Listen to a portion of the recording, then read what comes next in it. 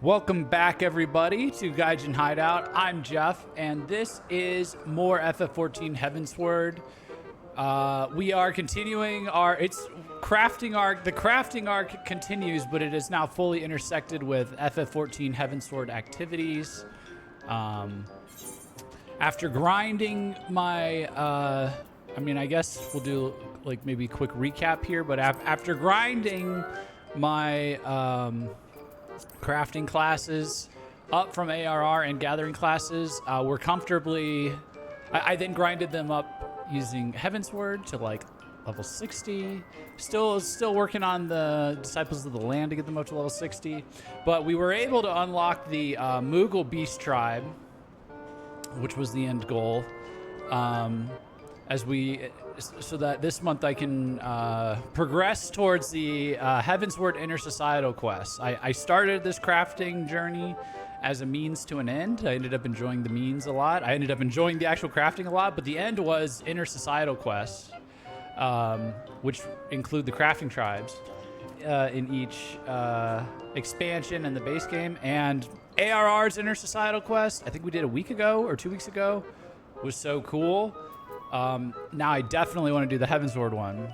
So we're going to progress a little bit of a Beast Tribe or two in Heavensward today. We've done all of the Realm Reborns, and we gotta get through a lot, it turns out. I didn't realize until last stream that I still have a lot to do with the Vanu and the Vath. I was thinking in terms of ARR. But we have the Moogles maxed out here, so we can do this. I think if I did it right, the quest will refresh and I can do more Vath and maybe unlock the Vath quest as well. And then we'll go and we'll do, look, we have like a lot of, what is this, blacksmith? Okay, so like this is where the real catch up is going to be as well, is we're only on like level 30 across. Our lowest, like about 8 of our different classes are like on crafting and gathering, or they're only on level 30 story quests. So we're going to keep leveling those up in parallel, or progressing those in parallel. So made it early for a change. Yeah, welcome. How much story does this game have? All the story, Quiet Doom. That's what's so crazy about this game, is like they put story everywhere. So like anything that's like a side thing has like side story that embellishes the main story. I found side quests that are like more interesting, or like they're about things that I find particularly interesting. Oh my god, what just happened? Virgil's Revenge. Oh my goodness, dude, thank you so much for the subs, man. Big shout out to you, carrying the channel. Big pockets, big pocket chatter, carrying the channel, it seems, lately. Loving this. Wow, congrats to all the people that just got gifted subs. I legitimately got jump scared by that, LMAO.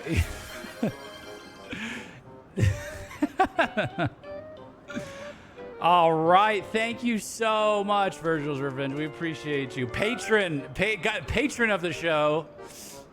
He's no longer friend of the show. He's patron, old school patron of the show, carrying the channel on his back. Virgil's Revenge.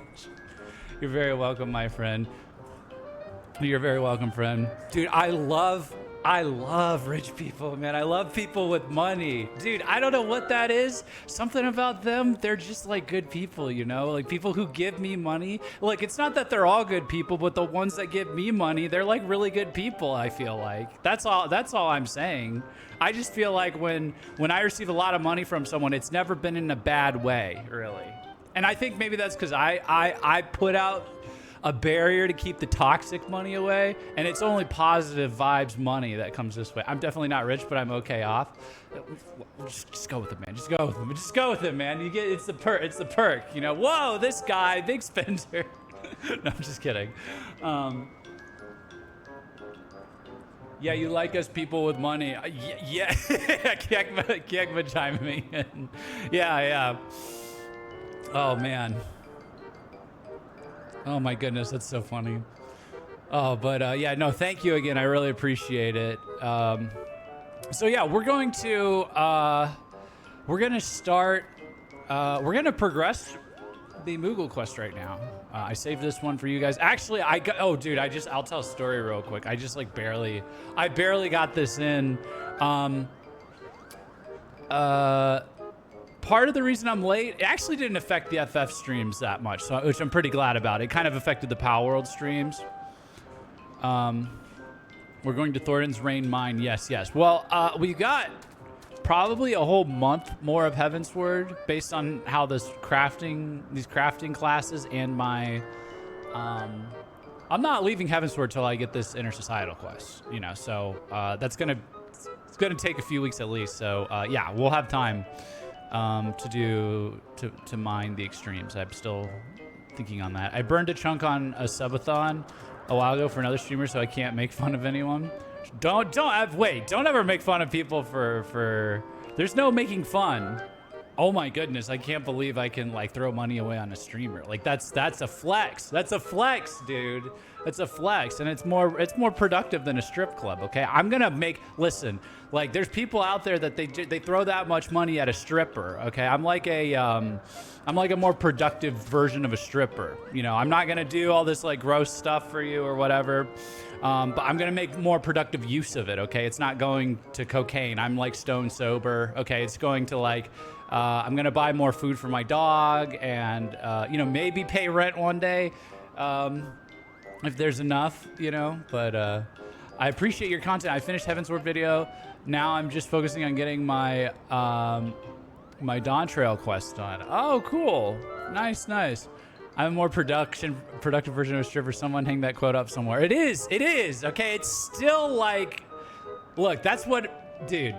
Why do you think there's like, you know, there's a whole genre of like, you know, streamers with like OF link in bio and stuff and tits out while playing like Minecraft or Pokemon or something, and nobody bats an eye? It's because they like intuitively understand this, that it's like, it's a sort of like, what's the word? Voyeuristic, like performance art. There's something wrong with you. You want so many eyes on you.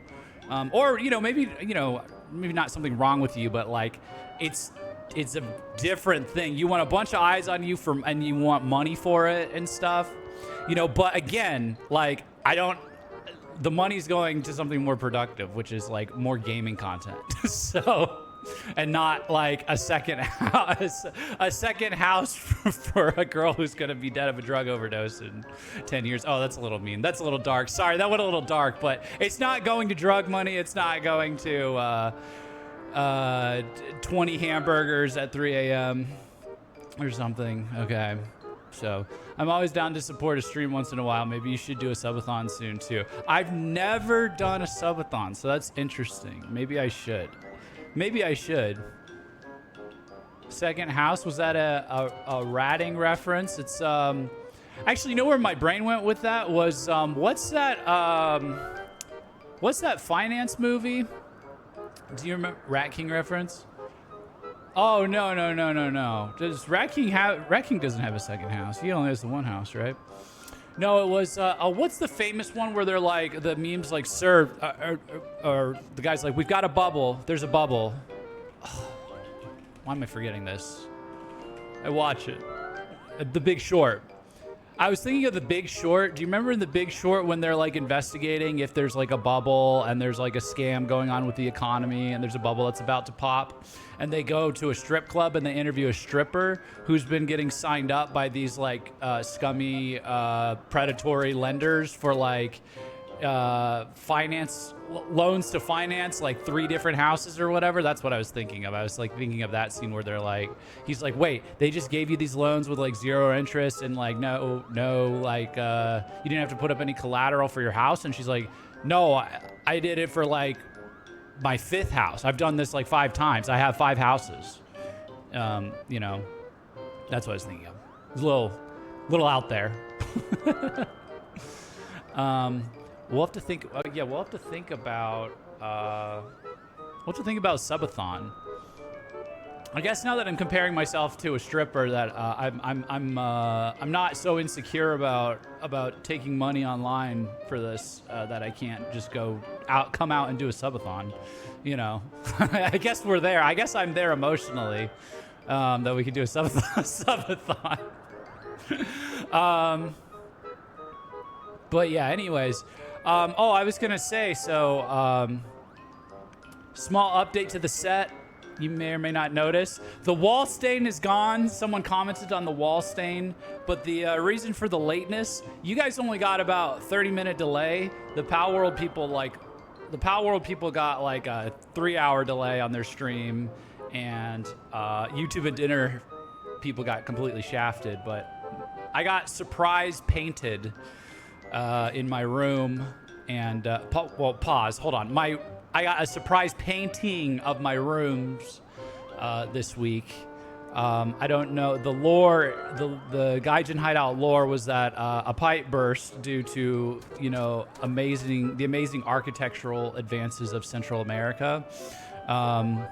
We had a leak where there shouldn't have been a leak, and water like flooded all through the apartment and touched all the walls. Then we were having the apartment complex cut out the bottom parts of every drywall that got touched because there's a risk of mold. I'm allergic to mold. And then they replaced it with another drywall. They put like this paste over it and sanded it down, and so that they could paint over it. My understanding was they were just going to paint over that and put like a floorboard on top or something.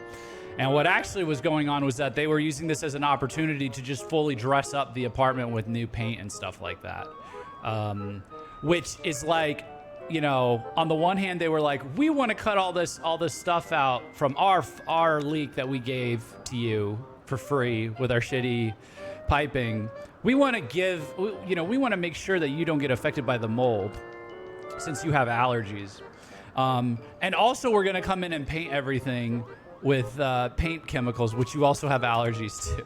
So I found that out on Thursday as they were doing it. They were painting the walls. And I was like, well, okay, so I'm going to be out of my room for a day or two. So we lost YouTube and Dinner. I preserved the FF14 time slots valiantly. They want to come back and do the hallways now. So it's just been a shit show over here. So that's partially why I'm 30 minutes late, is the Power World stream was late. And last night, so I overslept, and that was late because I was setting up my stream rig, and it's just been a whole thing. But silver lining of all this, I didn't ask for it. It was foisted on me, but no more wall stain. Okay, nice new paint job, no more wall stain. So I don't know. I guess it worked out for the best. You being late is already in the schedule, don't worry. I know, I probably could have just said nothing and they would have been like, oh, it's Jeff. But I want to keep telling you these stories so you understand why I'm late. I'm not going to sit here and pretend like I'm the most productive or timely person, but most of you have only known me since I've lived outside of America in a land of what is called Latino time, okay? I am beholden to an environment that is not your Western colonial standards, okay? These are enriched, cultured standards, okay? Where the conception of time is not, what do you mean like you gotta start like on time? That's a very Western thing. That's not how they do things here, okay? They say they're gonna be here in the morning and they mean the afternoon, okay? They say they're gonna get everything done in one day and they get it done in 2 days, you know? It's not lying. It's a cultural difference that you need to appreciate. And so when I am late, I am bringing that outside culture to you and enriching your palate. So you're welcome. For being, no, I'm just kidding. All right, but that is what has been going on, and it's gonna happen again next week, but we're gonna keep it under control because now that I know that that's happening, I yelled at everyone, so they're gonna be more cautious about it. But anyways, what a nice landlord. Yeah, it's great. And you know what? It's not even the landlord. It's the landlord's a good guy. I think. I hope. because he owns properties in America. So I hope whatever's happening to me isn't happening in America because it's not up to code for America. But I do think it's just his, probably his assistants, like his employees here. You have a personnel issue in this country, basically, and they'll just do stuff to save you money, and it won't be great. And you have to keep an eye on them, and if you don't, everybody that's involved with them hates them. So that's kind of more who we're dealing with. It's not really the landlord himself. So Latin chill, yeah, it's chill Latin culture. Just a nice chill pipe burst, nice relaxed removal of the mold. Fundamental misunderstandings about how humidity, moisture, and mold work, and oh yeah, no, it's been, and then the surprise painting. No, it's just been all very chill. Okay. Anyways, let's see here. Get me to Japan. In conclusion, we got to do the subathon so you can get my ass out of here and get me to Japan. Okay, get me to Civilization 2 or Civilization B or whatever you want to, however we refer to Japan. Okay. Our friends, get us to our friends in Japan, our best friends. Buff up. Oh, you want me to start the stream off with the buff up? All right. Okay. Well, all right, I will do that. Let's see. We'll go for some pull-ups real quick. Can you see it over here? You can still see it. Okay, great. I'm going to be off in the corner. I'm going to do some pull-ups because I am I don't know, I'm feeling it in my neck and shoulders. I need to do that. So, here. We made it to 4 last time. We're going to try and keep it at 4, maybe 5, and then I'm going to turn around and do the leg raises for the abs. We're trying to catch up the lower abs to the upper abs. So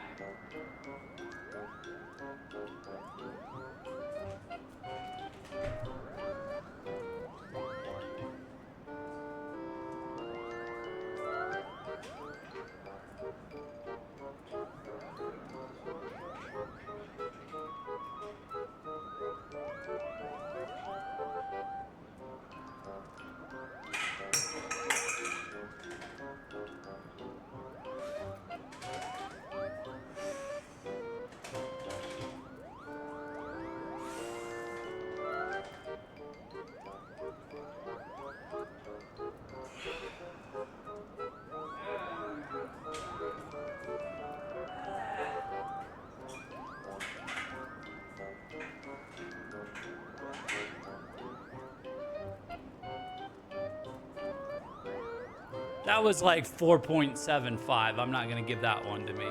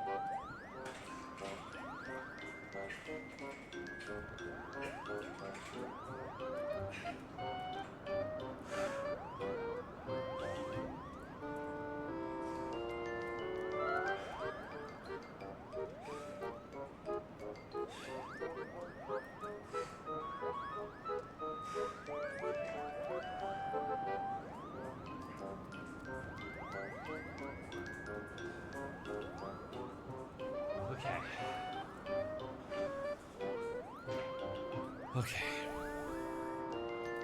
Yeah, I don't know what that bar is for if all it's going to do is get knocked off.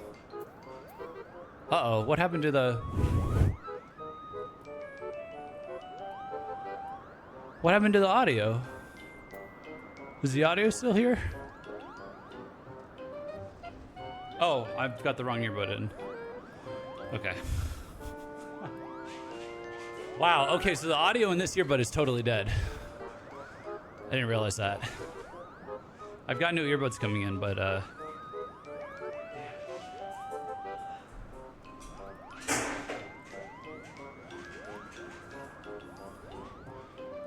All right. I hear Moogle noises for sure. Tommy's clamoring for more of my food. As usual, food thief over here. Oh, let me get him some water and then we'll start.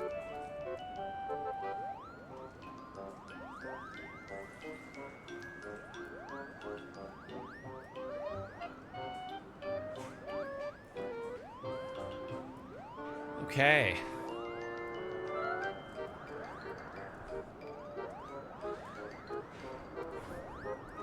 All right, now we can actually game a little bit.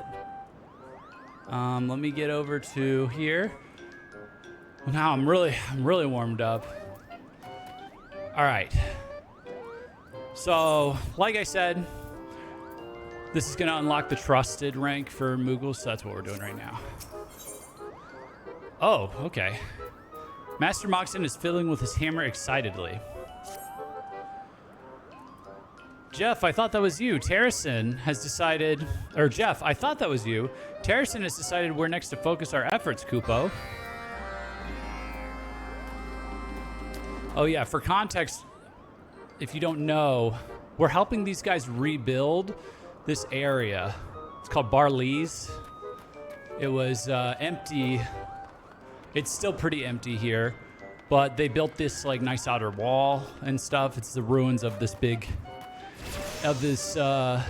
area called Zenith, where the legendary dragon Race Volgar resides and used to be a symbol of humanity's peace, humans and dragons being peaceful, and now it is way up in the sky, and it's only the Moogles and the dragons here. But since the humans and the dragons have made peace again, it's a good like peace building effort, you know, from all tribes involved. So this guy's here from Ishgard, who's formerly at war with the dragons to help them rebuild, and we're hoping this just restores some even more goodwill with the dragons and keeps everyone peaceful post-war. So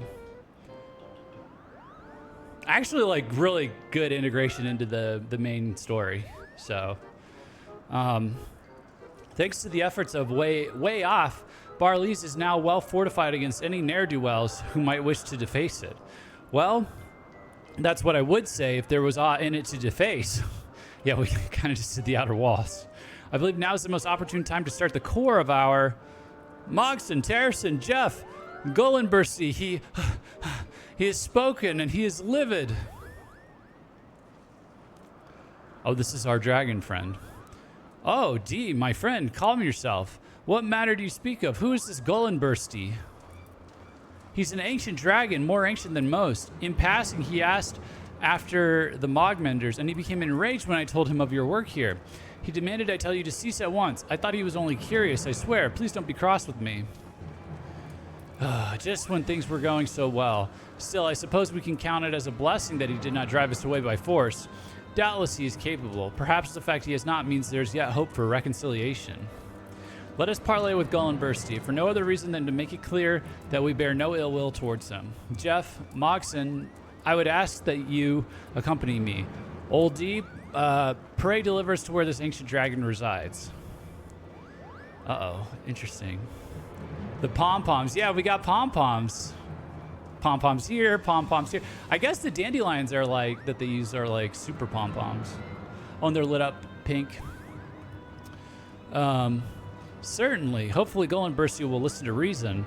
With luck, hopefully we can put this incident behind us soon enough. I guess I should do like a dragon voice for him. I don't know what a dragon voice would be like.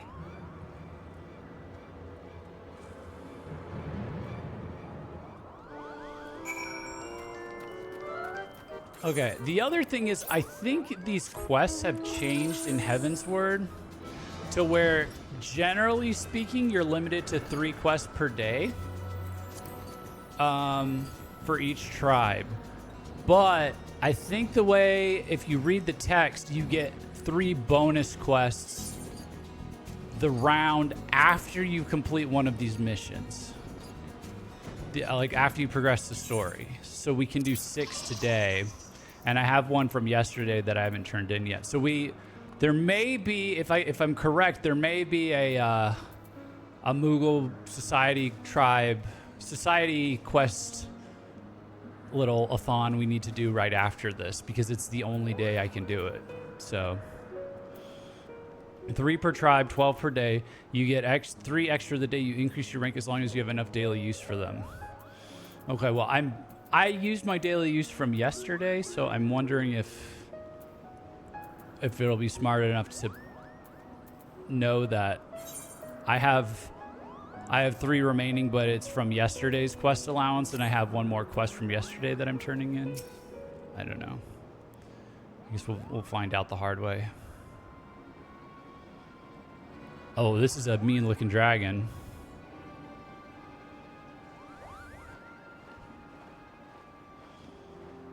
Showdown.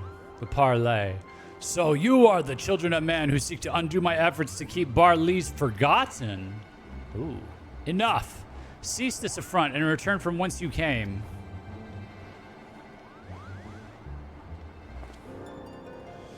Merciful Golem Bursty, I fear this is a dreadful misunderstanding. It is not by our own volition that we endeavor to repair the plaza. No, we are here at the behest of the Moogles, and in fact our role is merely to teach them of stonemasonry, not more.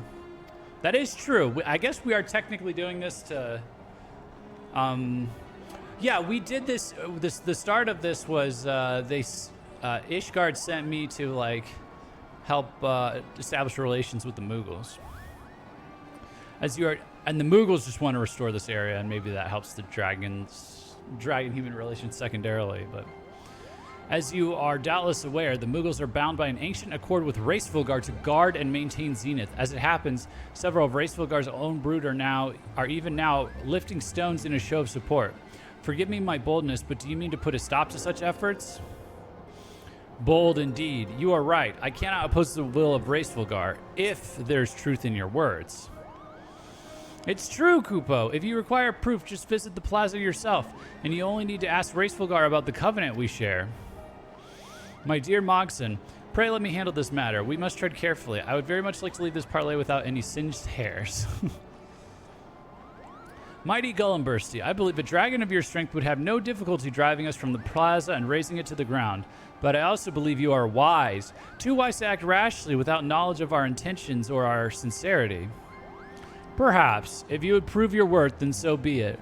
Restore the splendor of ages past to Barley's, and I shall oppose you no longer. Oh. That's it? We're already well on our way, Kupo. Rest assured, Barley's will be restored in no time. Wow, this guy's no tact. This guy, you can really tell he is the head of a house from, Durandare? From Ishgard. He's good at the parlaying. Diplomacy, yeah. Will it? Long ago, the plaza held a fountain from which flowed an unending stream. To build such a thing now would be an impossible feat. He's like, oh, he was like, oh, shit. I would expect no less than to be tasked with the impossible. To construct a fountain on barren land seems an unsolvable riddle. Do not fear, however, for we will find a way, as we have many times before. Won't we, Mogson? Naturally, Kupo. We'll show you the worth of the Mogmenders. All right. So we're going to get a fountain now? Excellent. Well then, my dear Golumbursty, we shall set to work at once. In the meantime, I trust you will see fit to allow our repairs to resume unimpeded. Very well, child of man. I shall tolerate your presence for the time being. W diplomacy, dude. Moogles have none. No, they have no tact whatsoever. No tact whatsoever, but they have a charming, silly culture that either rubs you the wrong way or but like you get over it and you participate in it. It's kind of fun. You're playing pranks on each other, you know. Okay. Well, not the ideal outcome. There's not for it, but to turn our attention to the task at hand. No, not only must we build a fountain, we must also secure a source of water. Golem Bursty is well aware of the fact that we are surrounded by dust and wind-worn brick, which is why he expects us to fail, but we shall prove him wrong. It would be best to first seek the wisdom of those most familiar with the land. Tell me, Moxon and Old D, how do you go about securing water for your peoples? Truth be told, I've never thought too deeply about it, Kupo. If our throats are dry or the flowers drooping, we just go to the springs north of Mogholm. Oh, so there's just springs here. We're good. When we wish to wash the dirt from our scales, we tumble into the nearest cloud. And when our throats are parched, we slake our thirst with the blood of our prey. Okay, so the dragon's not going to be so helpful here. Gonna lurk, gotta get to sleep. Have to be up in 5.5 hours. Have a great stream. Hey, sounds good, Virgil's Revenge. Thanks again for the support. And yeah, you have a great, I was gonna say great stream. Have a great sleep as well. Or you too. have a good sleep. Take it easy. The springs of Mogholm are entirely too far away, and somehow I doubt any fountain of blood is what Golem Bursty has in mind. How about you, Jeff? Any ideas? Perhaps we can make use of a spring crystal. Why search for a water source when we can make one? How do I know what that is? Spring crystals? The name rings familiar. Ah, now I remember. Crystals wet to the touch, yes? If I recall correctly, they are harvested in quantity from the Sea of Clouds and are used to keep the barrels of Camp Cloudtop filled to its brim. Or filled to the brim. Such an ingenious solution. Sea of Clouds from MSQ. Did we do something with these? You had to get one? Oh! Right! All the way back at with Emma. That's what Emma and I were searching for, right? And then he got kidnapped. Wow, that's a tie-in. Wow, holy callback. Holy callback. That's an impressive callback. I mean, I know I'm playing this part pretty late, but you would have only, or at least you could have unlocked the Moogles was like level 56. Pretty impressive callback and tie-in there, to be honest, for like a side thing like this. Such an ingenious solution. Golem Bursty may be stubborn, but even he should be impressed. I believe he would, my dear oldie. That settles it then. We must procure spring crystals. Of course, it would be preferable if we did not have to travel all the way to the Sea of Clouds. Can they be found near here? We are in luck because I often fly over a crystal that seems to have water trickling from its surface. I have a suspicion this might be one of these spring crystals you speak of, and we don't even have to go all the way over there. All that's left is to gather them then. Old D, show me where they are, and I'll bring back as many as I can. Golem Bursty will know our worth, Kupo. Nice. Well, I cannot deny Mogson's enthusiasm. However, neither he nor Old D have actually seen the spring crystal up close, and it would be a shame if what they brought back was unusable. Follow them so you might judge the crystal's quality. All right.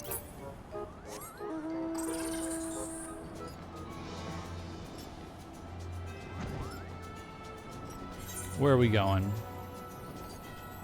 Whoa, we're going way up here.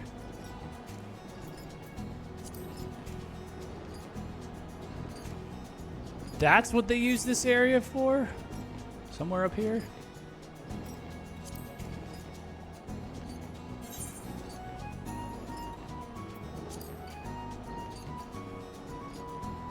No, it's this one over here, actually. Maybe. This is Old Tan. You also used to have to do side quests to level. They adjusted the XP rates and amounts in Shadowbringers, I believe.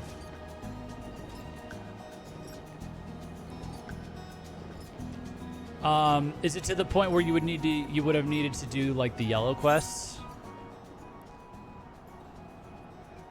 That would explain how they expected you to unlock it originally. Is they buried these in a sea of those yellow quests, and maybe Mogholm and what's this other place called?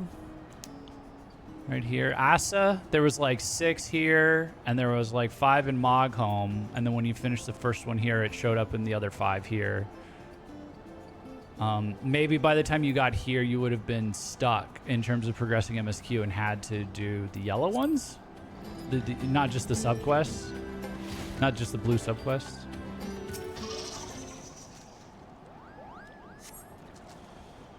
Water trickles forth from the crystal in thin rivulets, each running dry before reaching its base. It seems there's little hope that this can be used as a supply for a fountain. From the skies, I could not tell that this crystal was so dry, but worry not, for you are in the company of a dragon.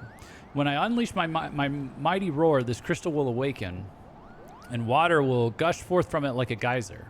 I simply need some time to gather my strength. 1 century should do the trick. Brother was around that age when he learned to roar. You can't keep thinking in terms of those timelines, old D. You cannot wait even 100 years? I pity you, truly. Well, I suppose we must ask Brother for his help again. I am certain this time we can skip the trial. Ooh, you're going to make me go all the way back. Oh, you know what? Here. So now I'm going to have to do that again.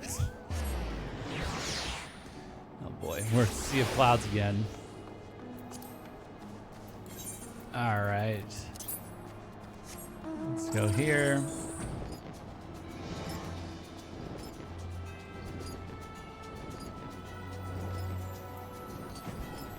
I think honestly, like traveling across the map with a nice vista, I still might prefer that to like a fetch quest in a closer area. I don't know. Well, I think it comes out to the same time. It's wasted, it seems. Well met. My brother tells me you wish to borrow my strength again.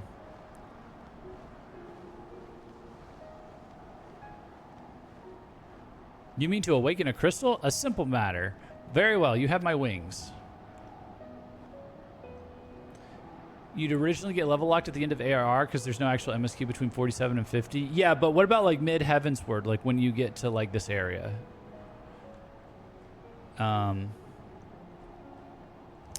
Like pre-Airy, pre-meeting with Racefulgar.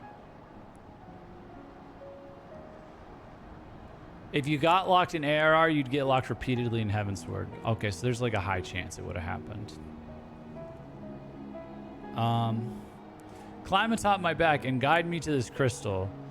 Old D, you stay behind me. Jeff, if we should become separated, return here and my brother shall summon me. MSQ alone did not give enough experience, period.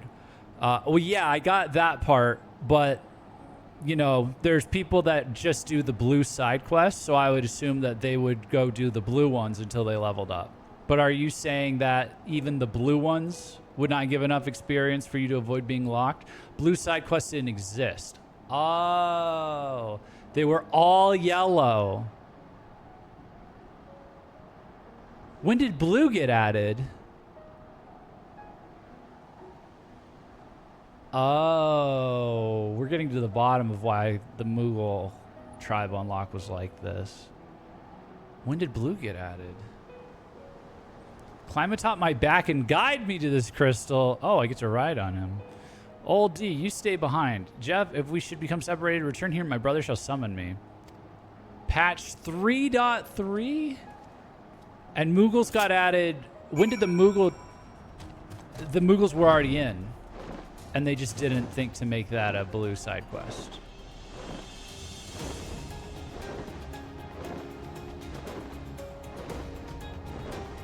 Moogles got added in patch 3.3?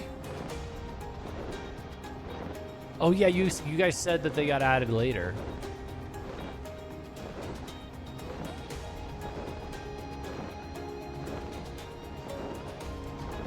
Makes sense they're not blue quests though. Did they make the other society quest blue quests in that patch, or did that come later? There's a bunch of things like that where new players would just assume they were always in game. Well, until we come across something like this, where it's like, oh, there's a bunch of yellow side quests to unlock Moogles and only Moogles, you know. And then you're like,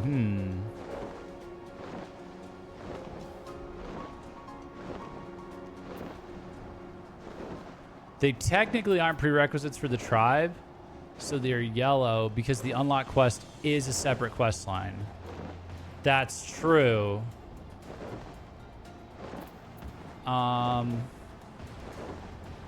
That is true. The things we do ahead of it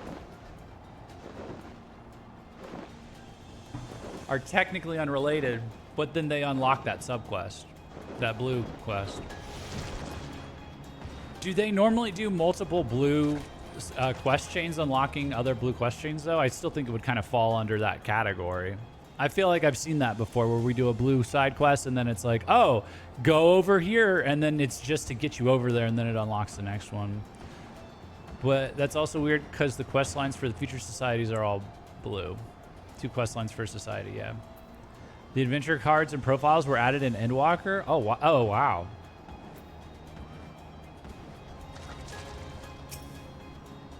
A thin stream of water leaking from the crystal. Look as if they will dry up at any moment. Speak with Oldie to ride way out. Oh, I can use his roar.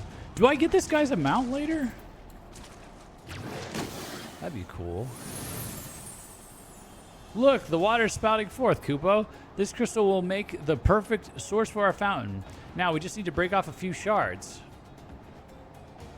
Oh, is he mining? I'm relieved. I could have just as easily shattered the crystal by mistake. Fortunately, I did not. I've gathered... Oh, he's just dancing. No, he is. I've gathered the largest shards I could find. Now let us be off to Zenith, and we'll show Golembursty that barleys will shine once more. All right. Speak with Golembursty at Zenith. We're going to warp.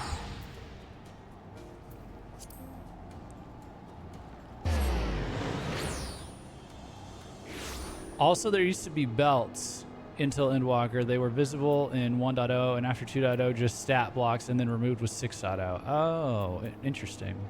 Like, without any word of a lie, most streamers that play FF14 would have heart attacks if they read the patch notes from ARR through Stormblood. That sounds like a fun video. That sounds like a fun reaction video. From ARR through Stormblood? Maybe that can be the post. I don't know. Would it spoil anything in Stormblood? Probably would, so we have to do it later. That's funny.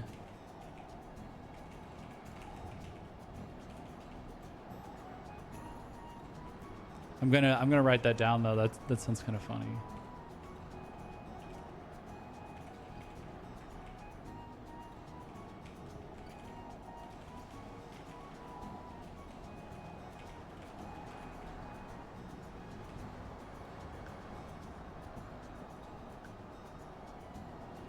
Like, Party Finder didn't exist at launch? I mean, I guess I don't know what I expected going in, because it is a bit of an older game. I was pleasantly surprised at how many convenience features there are, like Party Finder. Like, I had kind of assumed a MMO was, like, kind of like, there was going to be a lot of manual coordination and stuff. And now I kind of... I don't know. I don't know if that's good. That's ruined my expectations for all other MMOs, or if that's just normal in MMOs. But World Visit didn't release until 4.1. I didn't even know about that. Like, I didn't even think to ask about that because I was like, that's probably not a thing. And then you guys were like, no, you can just like switch from the crystal. I was like, in game?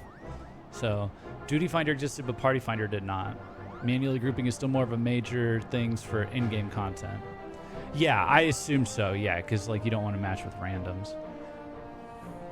I've still only actually used Party Finder like once, lol. Well, I use it when we need to get 8-man going. So I wouldn't have expected that to be there. There used to be accuracy, and if you didn't have enough, you simply couldn't hit bosses. Fuck that. No, fuck that. Good riddance to that. Data center travel didn't exist until Endwalker. That's a bummer. That's like, how do you visit your friend? This was my first MMO, and the random grouping did well since I was a solo player.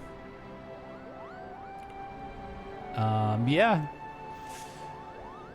Yeah, everyone's kind of polite when you group randomly too. I don't really mind. Because I've tried it off stream a few times. Oh yes, and you got a bonus if you were behind the enemies. I mean, I guess that makes sense. But that's more like some... Where would I, like, think that's from? Like Baldur's Gate? Do you see that in, like, Baldur's Gate 3 or something? Maybe? I don't know. I played Baldur's Gate 3 for, like, 5 minutes. And I remember, like, oh, I should go behind or something. At first, you were locked to your own world. Then with 4.1... you got the ability to visit other worlds in your data center. At that point, Crystal came into existence, taking worlds from Aether... Wait. You were locked to your own world. Then with 4.1, you had the ability to visit other worlds in your DC. At that point, Crystal came into existence, taking worlds from Aether and Primal to make it. Oh, okay. Then with 6.0, DC traveled released. Okay. So they like expanded and reorganized their servers at the same time as they made it to where you could visit their DCs at the same time, and they made it to where you could travel in your DC, and then they had DC travel added afterwards. Wow. Talk about building in public. Then with 6.0 DC travel released. Yeah, and at some point in the near future, we're going to get cross DC Duty Finder and Party Finder. Wow. Wow, that's sick. Xenoblade had improved accuracy when attacking from behind. I'm playing it right now, actually. Oh, nice. I hope I can get around to playing those one day. Are you playing the second one? I saw that they just rolled out the Switch 2 version of the second one. Or are you just... Or no. Testing for it starts in Japan in October. Wow. Apparently the European servers weren't actually European servers. They were in Canada. Same difference. It's kind of the same vibe. It's kind of the same vibe from what I'm gathering. From what I've gathered. Yeah, I'm playing the Switch 2 of Xenoblade 2. So did they like... Did they improve? I saw they changed some mechanics, or something. Did they improve something besides just the game? Or sorry, besides just the graphics, the performance. I saw some combos got added or modified. Evolution, yeah, they've really evolved. Okay, here, I've been on this dialogue card for a minute. Golem Bursty, we've done it. The fountain and barleys will flow as gloriously as before, Kupo. So, you have secured a water source. It was a team effort, Kupo. Jeff suggested we use spring crystals, and Old D told us where to find one. We've gathered more than enough shards to keep the fountain flowing indefinitely. I know of these crystals, but do not attempt to deceive me. There are none with the strength of which you speak. There were none, Kupo, but through will, perseverance, and determination, we were able to find a solution. Those words, it is nothing. Proceed, Moogle. He recognizes that phrase? With Way-Off's mighty roar, we awakened a spring crystal and now have enough water to make 5 fountains. Surely our deeds have proven that we are worthy to continue our work. Impressive, little one. However, your story tells only of the deeds of man and dragon. What has your kind contributed? Oh, he's calling him out on his bullshit. There is still much work to be done, and the spring crystal is but one component. From here on out, it's the responsibility of the Mogmenders to see the fountain completed, Kupo. Your words bespeak confidence, and more importantly, sincerity. Oh, they're growing? Moogle character growth? Very well. You may remain in Barleys. Yay! On one condition. Uh-oh. Rising from the fountain was once a statue, a monument to friendship and peace. You will see it restored to Barleys. A statue? We've never built something like that. What if it proves beyond our abilities, Kupo? Don't say that! Then I shall make the plaza dust and rubble once more. Well, it appears we have no choice but to succeed then. Gull and Bursty, the statue we raise will be even better than you remember, I promise. There's something unique about that one. Do you not agree? He's a good one.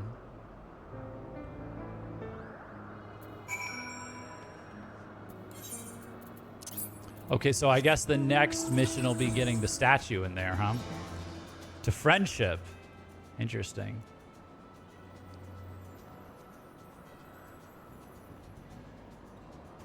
The only improved feature was that you no longer need to have specific blades in your party to activate their field skills. Oh, for Xenoblade 2. Oh, okay. Well, how does it look? Does it look a lot better? Yeah, all North America and EU servers were originally located in Montreal. Now they're in California, I believe. The EU servers are in California? That's such a major change, though. Oh, you're talking about for that? Oh, and now I guess you can now manually play mercenary missions instead of just waiting for them to finish. I spent so much time swapping blades around because of field skills. Yeah, the field skill changes a lifesaver. Damn.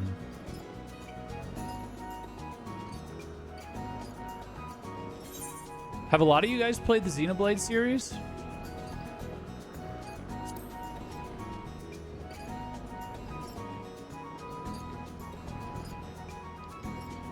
Dude, my November is like gonna be such a wild card. I mean, the one certain things we're just gonna be locked in on Stormblood, but like I just don't know. Like no games are coming out because of GTA, but it's like, and we also don't know when that Zelda game's coming out, so we may have to find another game to pick up. Unless we're still playing Power World by then. I've locked Power World to Fridays now that I've just beaten it. We're gonna do once a week on Fridays, like a hardcore mode playthrough, just for fun. But yeah, I really like August. I got one game that we can play around with at the start of the month, and then it's nothing but FF14 and a little Power World, just remnants of that. And then September and October are packed. And then GTA release date. And then right after that, like for the foreseeable future, it's like, oh, who knows what's happening. Just play Ocarina of Time. I'm going to. I've never played Ocarina of Time beyond like first 20 minutes in Kakariko Village on GameCube as a kid. I gotta play the remake. So I'm gonna buy it inevitably, but the starter subscription, which is $2 a month cheaper than the standard, used to limit you to 1 character per world, 8 characters max. Now it's 8 per world, 40 max, the same as in standard. Oh, that was another change for FF14. Oh, so there used to be a starter subscription. Evercold in January. I'm not gonna make it to that though, so that's off my radar, unfortunately. I mean, I'll be impacted by it, I'm sure, but who needs GTA 6 when Ocarina of Time? Well, yeah, plus, like, I'm on PC, so, like, I wouldn't even be able to if I wanted to. Plus, I'm not convinced that game's going to be good. Like, I'm just not going to... Look, a lot's changed in 10 years, okay? At a lot of different companies, all right? That's all I'll say. And I don't think half my audience even thinks GTA is good to begin with, but I think it's probably good. Like, I think GTA 5 was good when I played it, but then, like, my save file got corrupted on PlayStation, so I was like, ah, fuck this. And I never touched it again. But it was fine. Well, you'll have access to the new combat system and stuff. Also, they're adding new stuff to the Gold Saucer. Yeah, well, if you guys want me to, like, focus on new stuff from a Sprout's perspective, like pre-getting there, like how it impacted me, I can do that. You just tell me all the new stuff, I guess. I don't know. Oh yeah, the only things you won't have access to are the Evercold story. GTA as a series is boring, generic slop. It appeals to the lowest common denominator player. No, but you don't understand. It's satire. It's satire, Sasha. It holds up a mirror to American society. You don't understand. You don't understand. It's a parody. It's a time capsule parody of America at this point in time. It's not appealing to the lowest common denominator. It's high IQ. You don't get it? It's poor satire because reality is funnier. Hey, you know what? Like, I think people would have disagreed with you and maybe had a compelling case to, like, around GTA 4, GTA 5. GTA 6, I think you're totally right. You're totally right. Like, how can they satire what's going on in all aspects of reality right now? Like, it's just gonna, like, no, I think everybody really leaned into escapism because everything turned into clown world. So I don't know. Yeah, I don't know how it's gonna land, you know.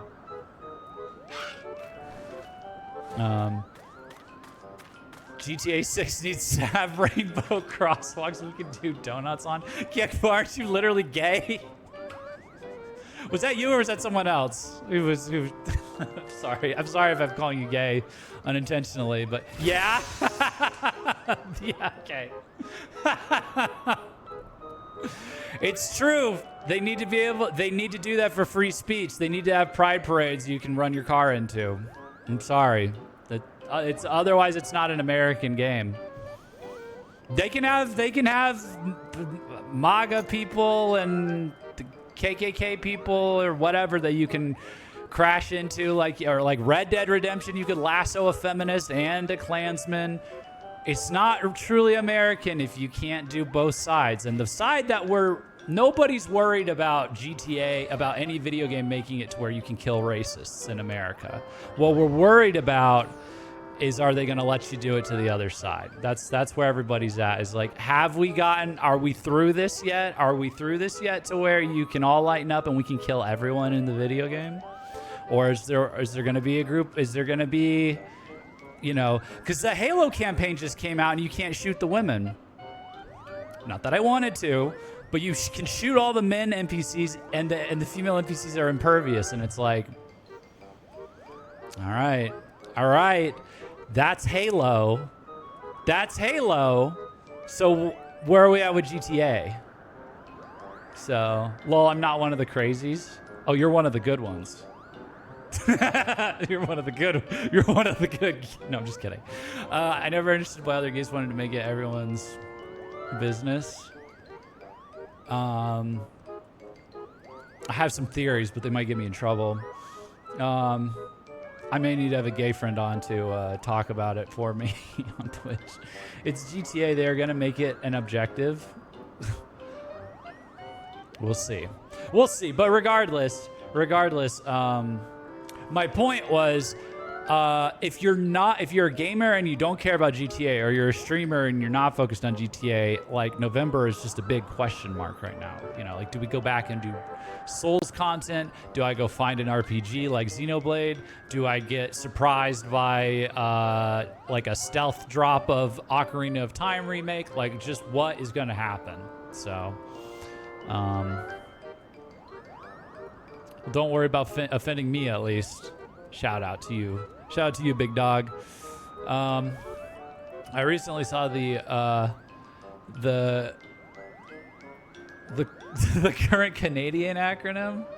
Oh dear, I don't even want to look. But a monument to friendship and peace in our latest challenge, Kupo. I suppose we could consider this the Mogmender's first commission. I must admit, I'm a bit nervous. Our reputation is at stake. So the dragon has requested further work be done in the plaza. Mogson, I have no doubt you and the Mogmenders shall rise to this challenge as you have risen to many others. Remember the wisdom I have tried to impart to you. I won't disappoint you, Terrison. Even if it looks like there is no way forward, I'll find one. Now, let's begin work on the fountain. We did it!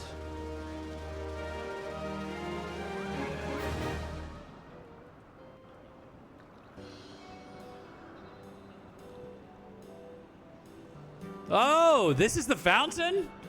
They put pom-poms in the fountain?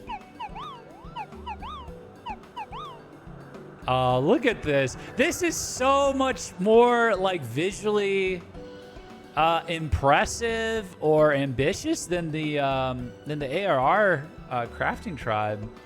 It's so much more rewarding. They really took that like prototype and just fleshed it out here. I like this. Thanks to your efforts, the Fountain of Barlis has been restored. Continue assisting the Mog Menders to see the repair of the plaza completed.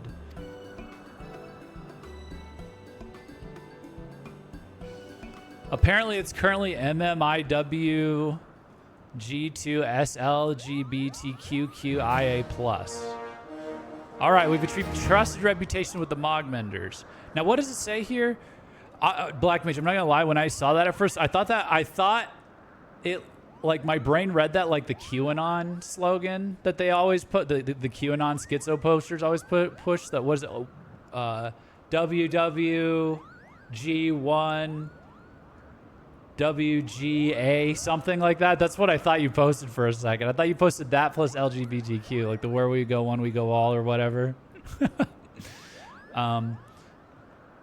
New Moogle Society daily quests are available from Mogek the Marvelous at the Plaza. You will receive an experience point bonus upon the completion of the Moogle Society daily quests. Furthermore, you will be able to undertake 3 additional quests from Mogek the Marvelous as a reputation rank bonus. This bonus is available until the daily reset time for Ally Society quests. Okay. So that's talking about just for right now, so we should do it now. These additional quests will become available after accepting all current daily quests from Mogek the Marvelous. Please be advised that you cannot undertake these quests if you have no remaining allowances. Okay. Well, the moment of truth that I need to see is if... Okay. I have one... Okay. My remaining allowances say 3, but it's because it's from quests I accepted yesterday. And it hasn't reset because I have this final quest that I didn't turn in yet from yesterday because I hit the cap. So let me just turn this in real quick and see what happens. See, because now we've already got 50 on that guy, on that beach, on that hoe. Okay, so now daily allowance is at 12. And I'm gonna accept this. What is this? Do you want me to read these, or I don't know? Are these new? Let me see. Well met, Jeff. I was just about to send for you. You see, the sudden influx of new recruits has us short on woodworking tools and supplies, leaving those who joined us more recently with no means to begin their training. We're sorely lacking in handsaws. You're just the artisan we need to make them, Kupo. By now, Mogwan should have secured the necessary materials with which you can do so. If you make your way to Asa, you'll be able to begin crafting straight away. I think that's an old one. Hasty conclusions. I think we've done this one. I know not what to do, Kupo. Several days ago, one of my Mog Menders stormed off when I told him searching the House of Letters for construction materials was a foolish idea. He's been absent for days. And being the hardhead he is, I'm sure he will not have returned until his collected assortment of planks, paints, and pilings large enough to prove me wrong. I fear this means he might never come back, for there is nothing of the sort in Aeltome. Only hungry predators seeking easy prey, and there's nothing easier than an overwork. Okay, I've been to this one. I know what he's talking about. Done it several times. And as you might recall, today is, or rather was, the day we began restoring the foundation, Kupo. A slight oversight, however, has left us with insufficient materials to do so. To remedy this, I've dispatched Mog Menders to the Landlord Colony and Aeltome to root for loose lumber and steel. They should have returned by now, but are nowhere to be seen. It is imperative that we sort out this mess quickly, so I would ask that you lend us your strength once more, Jeff. Please go and gather whatever they have collected and deliver it to one of my Mog Menders at the restoration site above, Kupo. Okay. Oh, and here we go. Here's the other 3. For Moogles in Peril. I also like that. Oh, Jojo says I also like when you do the Beast Tribes in Heavensward and onwards, you don't have to drop 100k gil on their amount anymore. Oh, really? Oh, that's nice, because that kind of put a dent in my finances for ARR. That acronym was used in Canadian Parliament recently. Yeah, I mean, from what I've seen, I'm not surprised. Canada's very Canada.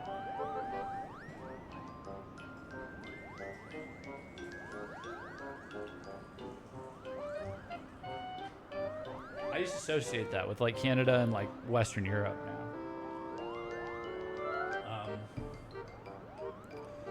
For Moogles in peril. Mogek is beside himself with panic. Oh, Jeff, it's horrible. Nidog's minions are harassing the Mogmenders again, Kupo. You have done us a great kindness in the past, staving off our enemies. But now they assail us at every opportunity and work is at a standstill. I say we fight fire with fire, or in this case, dragons with dragons, Kupo. If we beseech the aid of Way Off, I'm sure he will help us. No doubt you'll need to speak with his dragonling companion first. Time is of the essence, friend. Please hurry.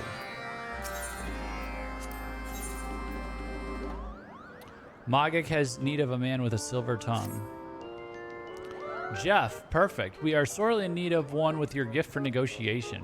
With every passing day, we find the stones that must be moved for construction to be larger and larger. The Mogmenders are at their wits' end, Kupo. Thankfully, Way Off has agreed to introduce us to dragons willing to help.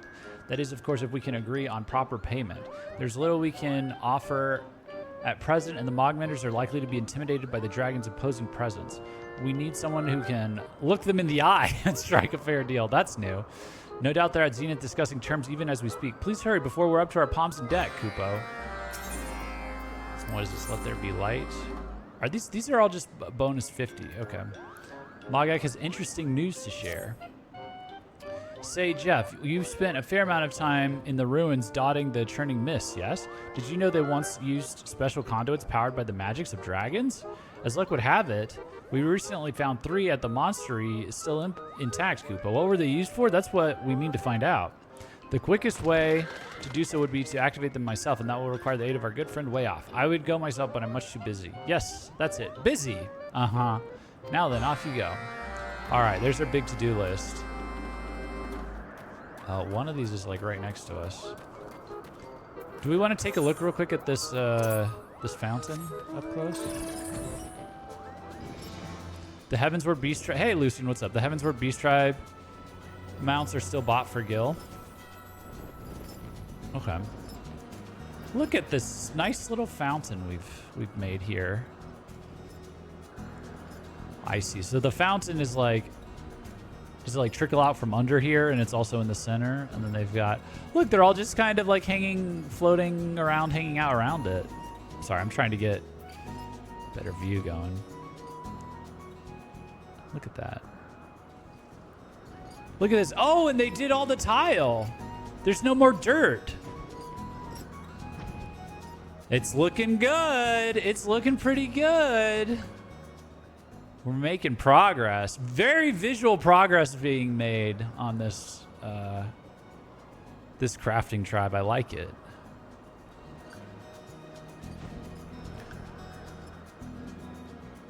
Remember to accept the quest with the class you need. XP if it applies. Yeah, I'm doing blacksmith, but I don't know. It's a lot of experience. I'm trying to get. Sasha generously gave me a lot of weapons, or main hand and offhand weapons and armor and stuff. But I think they all start at 62. But we'll see if we can get there from the daily quests. I don't know. Hello, son of man. What business brings you here?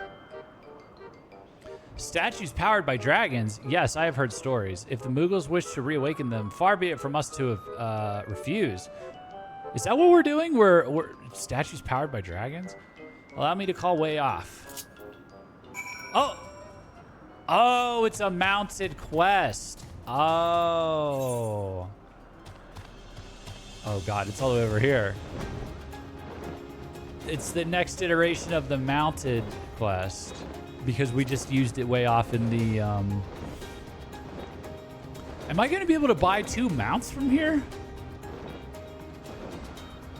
Yeah, the gear that's actually at 60 is a royal pain in the ass to craft. Oh, understandable.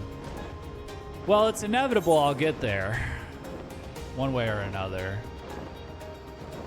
Or we'll see. We'll see if like the totality of the EXP you get from progressing a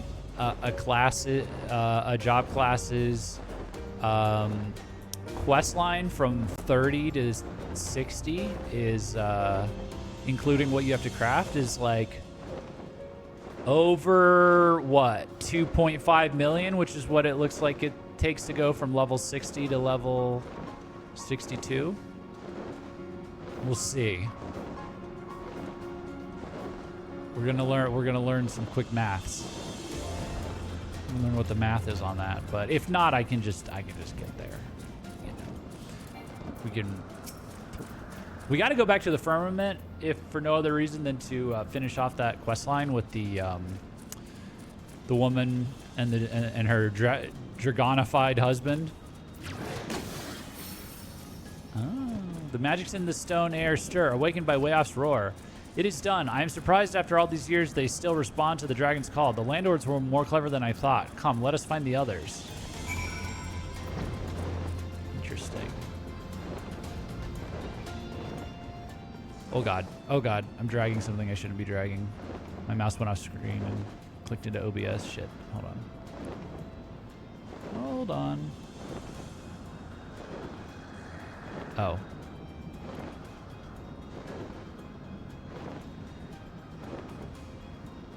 Okay, there we go.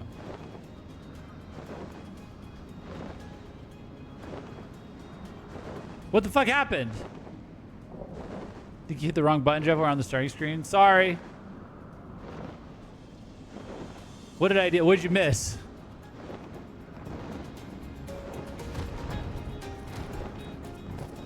I just like went off screen. I was like trying to like drag the camera and I went way off screen. Nothing other than you flying. Okay, all right. The dragon statue pulses faintly with a mysterious light. Have way off uses roar to see if it reacts. I have a second screen that over here that I manage stuff in, and it's seamlessly, it's borderless windowed. Maybe I shouldn't do borderless windowed, but it's so convenient. The magic's in the stone statue stir, awakened by Wayoff's roar. This one too remembers the dragon's call. I sense there's yet another statue nearby. We must awaken it. Is it up here? It would make sense if it's up here. Yep. Mystified Moogle.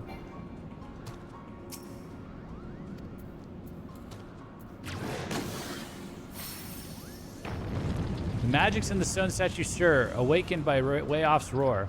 This statue marks the last. I know not what manner of device is driven by their power, but it will soon be roused to action. Of this I am certain. Kupopo. Or Kupopopo. Kupopopo. I'll be good, I promise. I'll be good, I promise. Huh? Phew, it's only you. I was resting my eyes when I heard a terrible roar, but never mind that. The statue is glowing. Did you do this? I'll have to inform the Mogmenders at once. Okay, so we're good on this. While I'm here, yeah, let's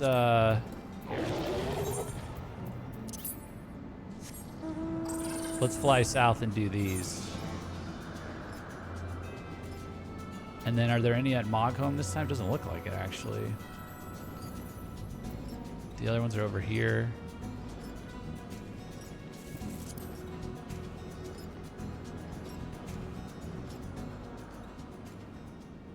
Also, here's the material list for the level 60 crafting gathering set.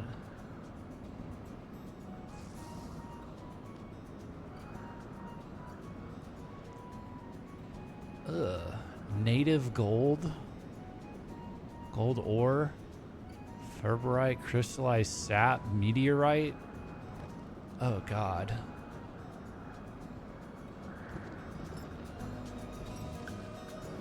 Yeah, mind you, I grinded blindly from 50 to 60, so I don't know what any of the gathering materials are yet, or the crafting materials that are used. Oh, I veered off course here.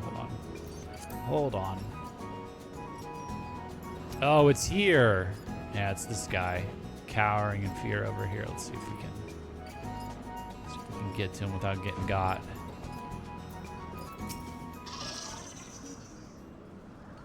Yeah. We know this one. We've done this one. I've done this one on stream.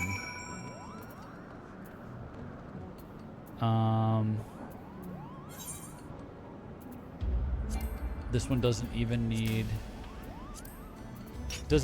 to be high quality, so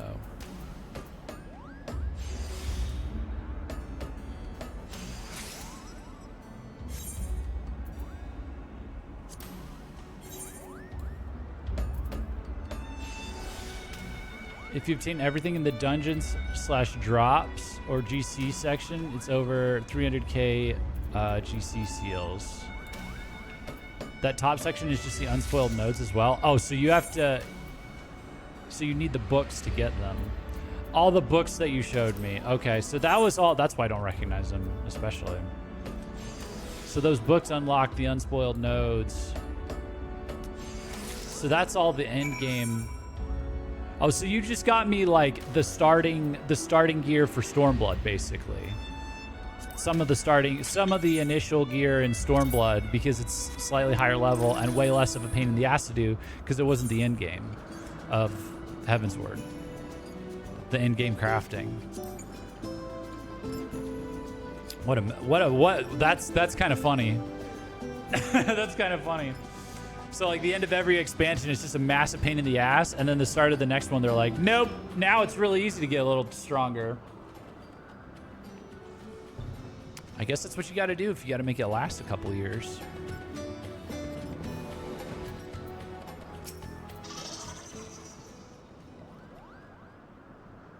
I've unearthed the large cache of metal bars, but try as I might, I cannot carry them for even a single ilm. You appear quite strong, Kupo. Please, sir, take them to the restoration site in my stead. Now what? What am I missing? This one over here? Kind of, sort of, not really, because like the gear set I'm working on my crafters now is likely to be good until 110. Though we haven't heard anything about changes to crafters / gatherers coming.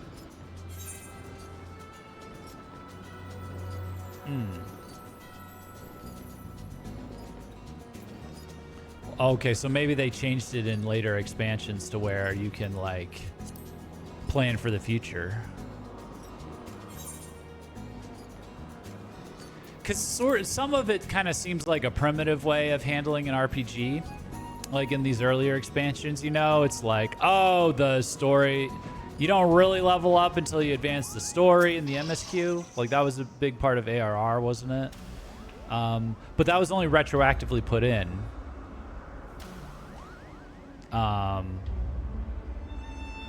Or yeah, you know what, never mind. Maybe that's not, because they didn't even start out that way. So I see the problem that they have, because they're like, how do we have an ongoing story-driven RPG in an MMO world, but then like we don't make it so everyone takes forever to do all the expansions when we want them to catch up to where we currently are and also buy the new expansion. But we don't want it to look like we've cheapened our RPG to just dump all the experience on you to get you there. They've got a unique problem that they have to solve. I guess they could just not solve the problem and just make everyone play the game for like 10 years and everyone's like, you know, if you started 10 years late, you'll always be 10 years behind, but that's probably not fun. Not good for community building. I've scoured this entire area and am confident that short of chopping down trees, there's no more timber to be found. While a few of the logs are a mite singed, they're no doubt still serviceable. Well then, I shall leave these to you, Kupo. All right. Oh, and we're close enough to Asa to talk to him.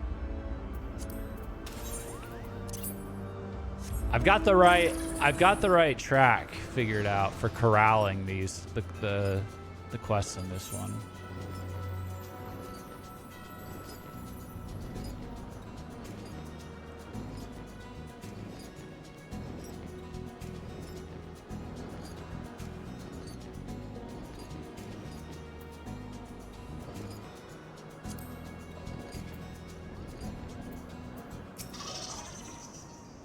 Magic mentioned... Oh, I've done this one. Oh, hold on.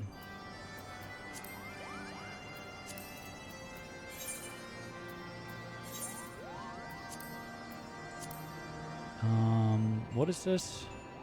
With a little help. Yeah, I've done this a ton. This one is also does not need high quality. The problem with skips is that those people also just have no concept of how the game works. For example, where are the heals guy? Is that a guy? Oops, hold on. Is that a meme? Yeah, that is the other thing, is like they do have to hit the sweet spot because it is an MMO. So you do need to be properly submerged in the world and the lore. You need to be properly submerged in the setting, taught the lore, and drip-fed the mechanics. Otherwise, it just looks like gibberish. Like this looks like FF14 looked like total, like it looked like Chinese to me, you know. Before, that's why you guys say sprouts are blind. But so. Jeff, you're right on time, Kupo. Did you bring them with you? Oh, I shouldn't read this. I've done this. It was that Quinn guy bought a skip. Ooh. The guy who asked where his heels were when he stood in 3 puddles. Bought a skip, ran into various obvious overlapping AoEs, died and blamed the healers, then gave the game a bad review. Dumbass played 10 minutes of the story, bought a skip, and jumped into a savage raid as Dragoon. Oh, boy. What the fuck? Let me see. Oh, this guy. Oh, you know what? This is a Path of Exile guy. This is a Path of Exile chud. This is a PoE chud. All this guy plays is like Path of Exile. This guy is the guy that caught Elon Musk like faking his Path of Exile account. I don't know if you guys remember that. Elon Musk went live to like show how epic of a gamer he was. This guy is like so, like, I think like, dude, I think he spends his life in Path of Exile or something. Cause not in a bad way, but just like he knew every little thing. And all his videos seem to be about it when I looked at his channel. But he knew every little thing to like call out Elon Musk, be like, this guy doesn't know what the hell he's doing. Someone clearly made this for him and made this account for him. That's so fun. But so then this guy just didn't know what the hell he was doing in Heavensward because he skipped.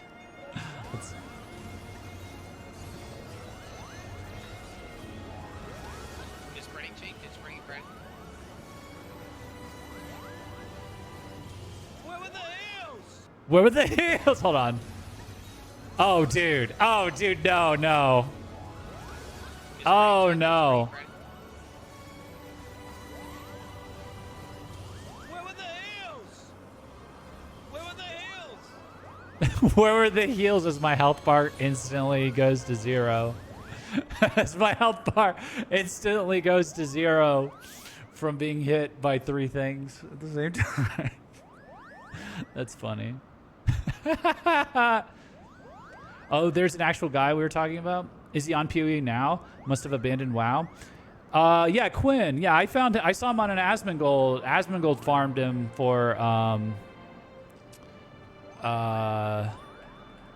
him for covering the Elon Musk thing because he caught the Elon Musk thing. But yeah, he's last I saw. I don't know if he started on WoW, but last I saw, he was all PoE, but I haven't checked in a year.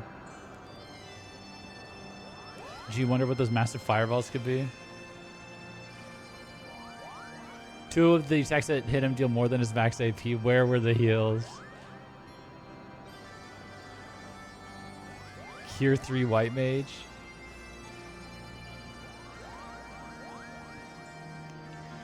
That's what you just have to be careful as a streamer when you specialize in one game that you don't let what is it? Is it Dunning-Kruger?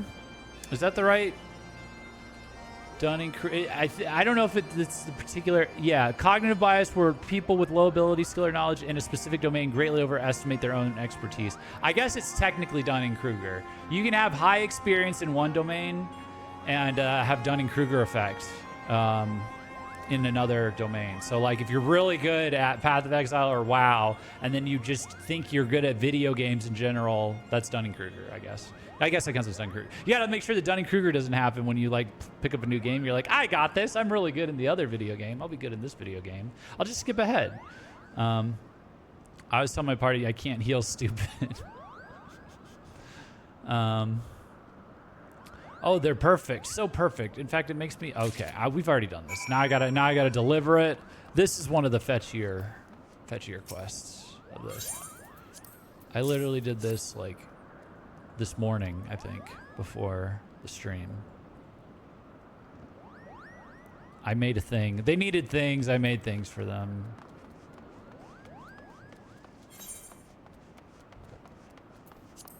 They needed hammers, I think. Yeah, but I guess I have to do these now. Make sure I do them after I finish a mission. I want to do the math on this. I think if I take advantage of this bonus quest, these bonus quests, I wonder. So I think that's 300, right? That we're gonna get. Okay, I have 50 from a carryover from yesterday. We'll have 300 today.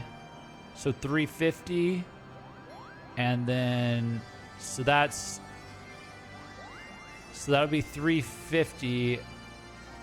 Okay, like 2.5 days.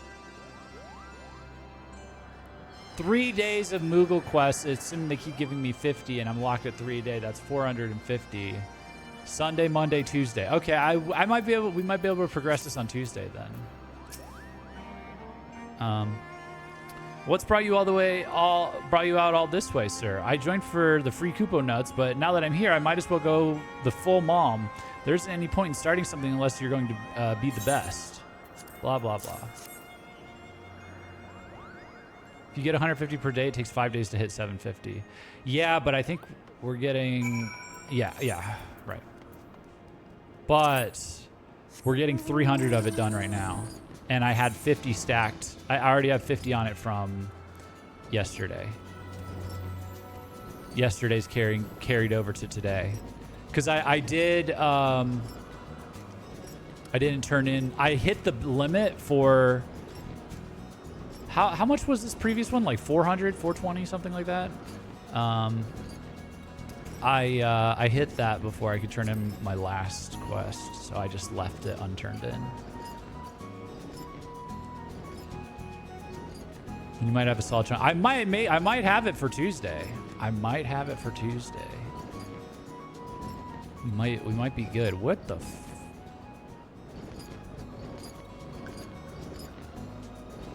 It still says up? What the fuck? Dude. Where are we going?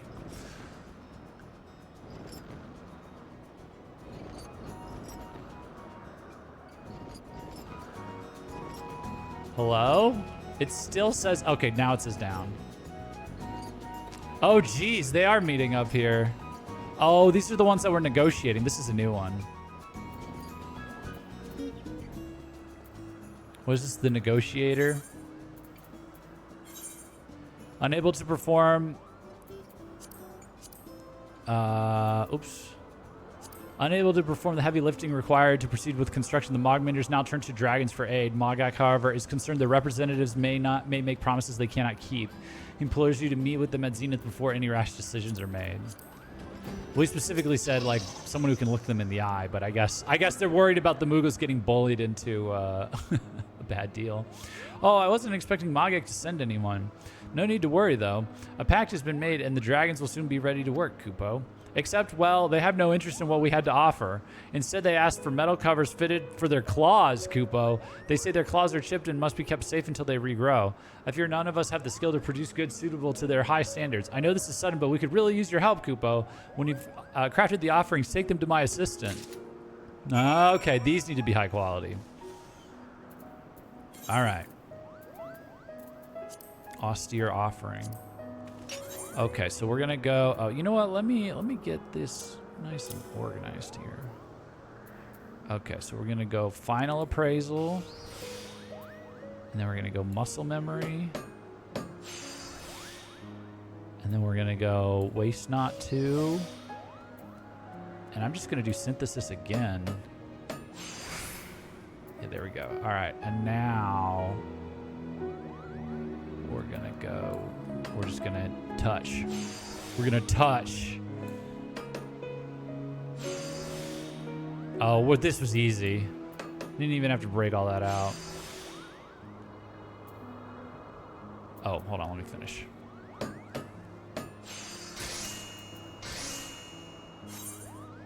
we'll do it again.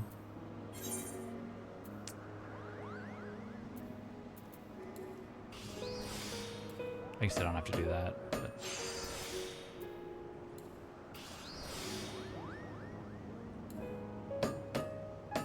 By the way, Jeff, on a crafter, have a look at the level 65 skill. It'll be in your actions list with P. Okay. Oh, here we go. Look at this. Nice. Dude, once we got Precise Touch and Buyer God's Blessing, it was like a whole different ballgame. Which was like 54 and 56. Or no, 50 for Buyer God's Blessing and like 54 for Precise Touch, I think. 53. 54 was Muscle Memory. Muscle Memory also good. Yeah, basically these three. This like changed the game. I started being able to swing way out of my league. 65. Restores 5 points of durability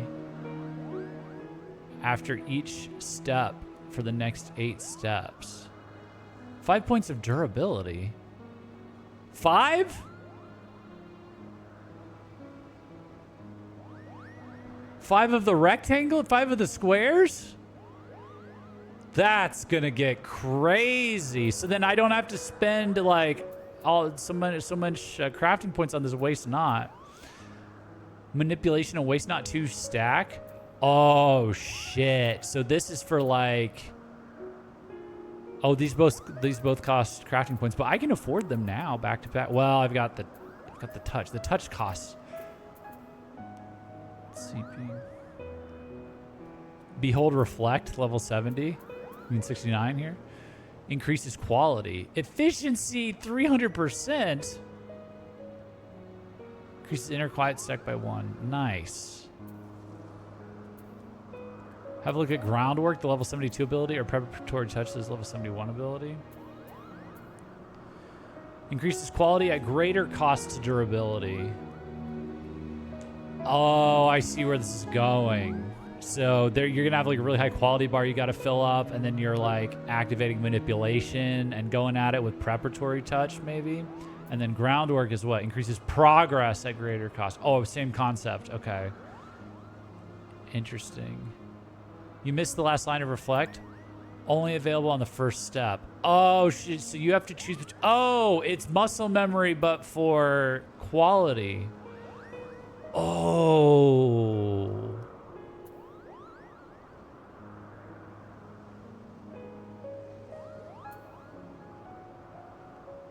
Interesting, though, because I'm not having the toughest time, really, with the progress. Because in my view, every use of synthesis is just another roll, like another RNG chance that I get a Precise Touch that I can pile on. You know what I mean? So like if I have to do synthesis 5 times, there's a good chance Precise Touch procs. And if I've got Waste Not on, it's not a big deal. Those are going to be good. Manipulation plus Waste Not 2, Preparatory Touch / Groundwork cost 5 durability.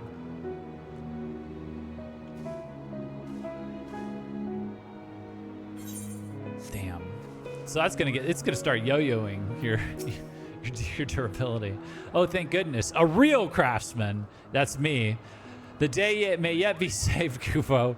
Please tell me you have what the dragons have demanded of us. Yes, I'm sure they will be most pleased.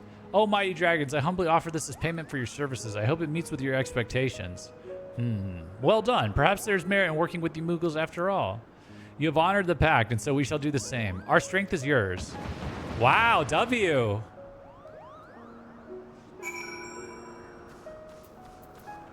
I think, is that... Oh, the Mindful Moogle is down here. Okay. Can I just jump? No. They're gonna let me. Oh, look, I can see it from all the way up here.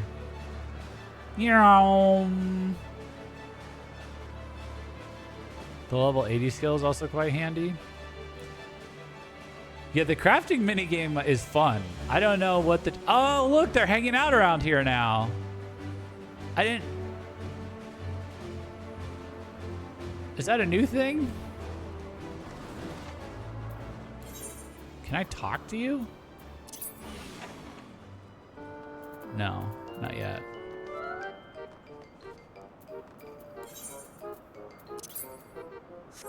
Only if they have like a title above their head, right? The dragons are starting to hang out around here now that they restored the fountain. That's cool. Mindful Moogle.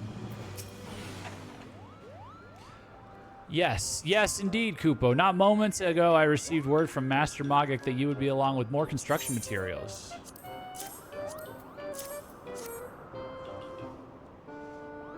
Now, let's see what our little scavengers managed to dig up. Excellent, excellent, Kupo. This is much more than I hoped to receive on such short notice.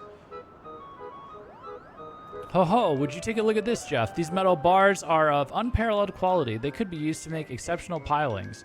Now, if only there was someone on hand with the talent and skills to do so. You'll do it. Or you'll do it? I knew I could count on you, Kupo. Oh, and when you finish, please see that they undergo one of Master Magic's routine inspections. Okay, this is an old quest, I think, because it doesn't even need to be high quality.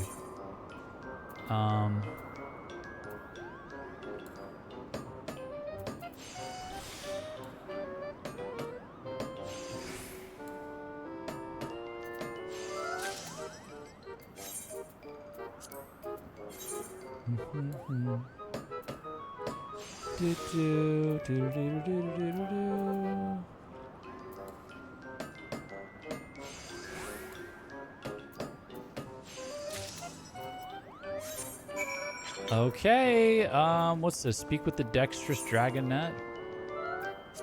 Is that? That's here. Okay. Wait, where is it? Here?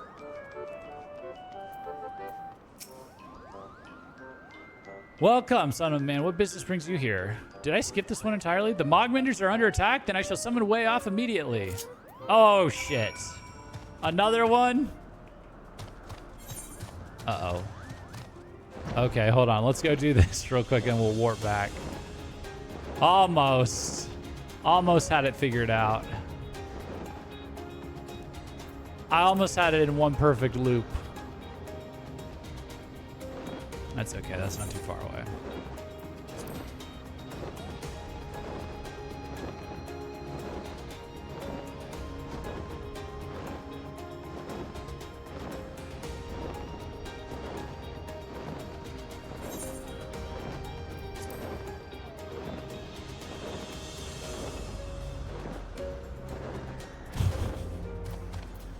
Be gone!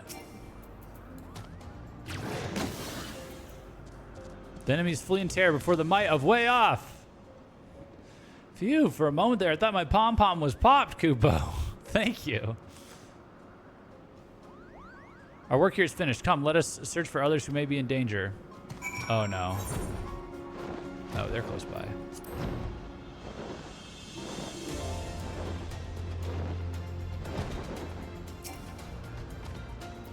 Be gone!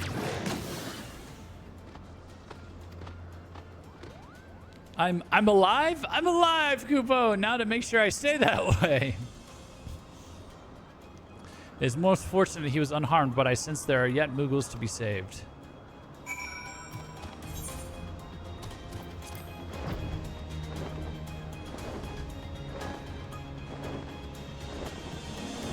Yeah, so if they have a fetch, so if it's a mounted fetch quest, I guess they keep all the activities in the same location, not too far apart. Minions of Nidhogg, blah blah blah blah. Be gone, dinosaurs! Oh, thank goodness. I think I need to lie down, Kupo.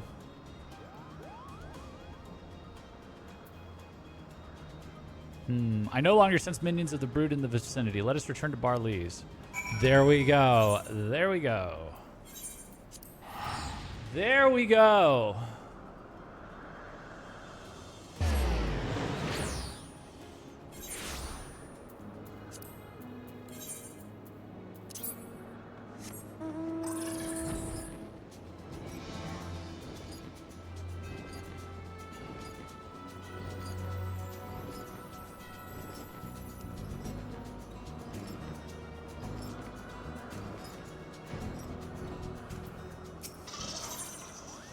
Look at all these greens.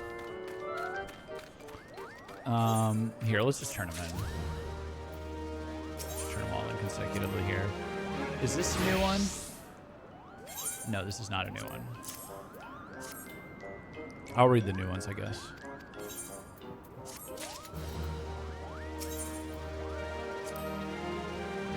You're back so soon. I trust all went smoothly. No, this is...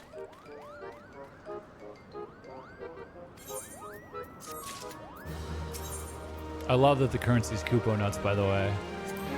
That's so good. The Mighty Hero returns, Kupo. You'll be happy to know all of the Mogmenders are accounted for. They're a bit shaken, but nothing a good day's rest cannot fix. I should hope the Brood will not return, but if they do, you can be sure we will call on you and weigh off once more.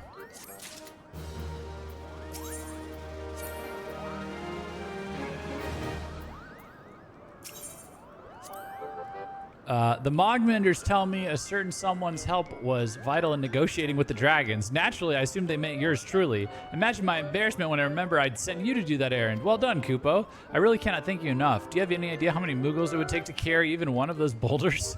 Neither do I. Just trying to imagine it leaves me exhausted. But with dragons handling the more strenuous labor, the Mogmenders can give more attention to detail. I dare say the monument may even turn out more marvelous than me, Kupo.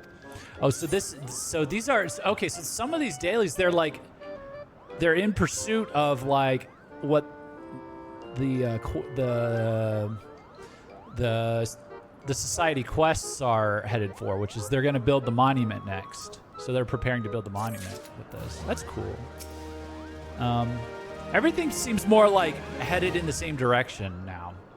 Like, it's not just... I mean, some of it's obviously kind of, like, made-up bullshit for you to do daily, but, like, it seemed much more like that with the ARR tribes than this. It all seems like we're all headed in the same direction of, like, the overarching story of this one, so...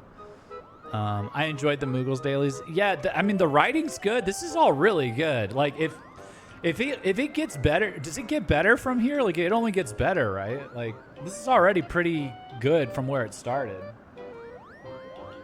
In terms of, like, the next expansions and stuff, I don't know. Like, if this was like because this got added later, right?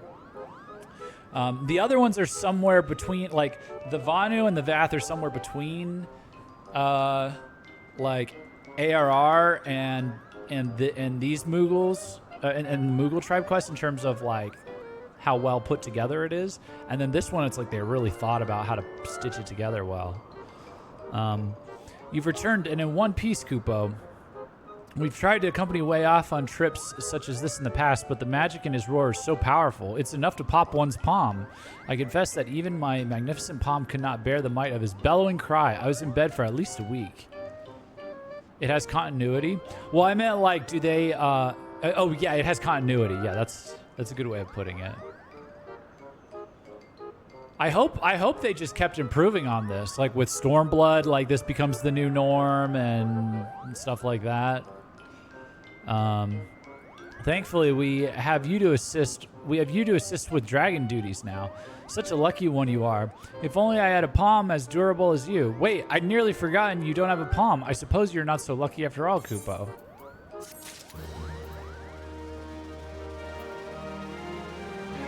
All right, that's that. So that's 350. So tomorrow will be another 150. That'll be 500. Monday will be 650. Tuesday I can do 2 quests and put myself over it, and then we'll have more to do on Tuesday.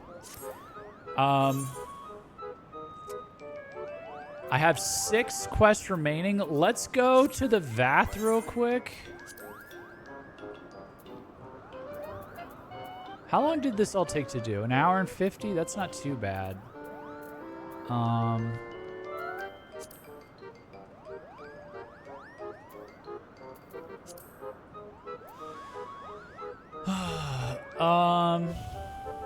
Let's go to the Vath real quick because I'm pretty sure that we could progress the Vath today. Oh, and then that's gonna unlock a bunch of new stuff. Well, I'll save the Vath stuff for off stream. Whatever they unlock, I'll just. Well, I may be out of.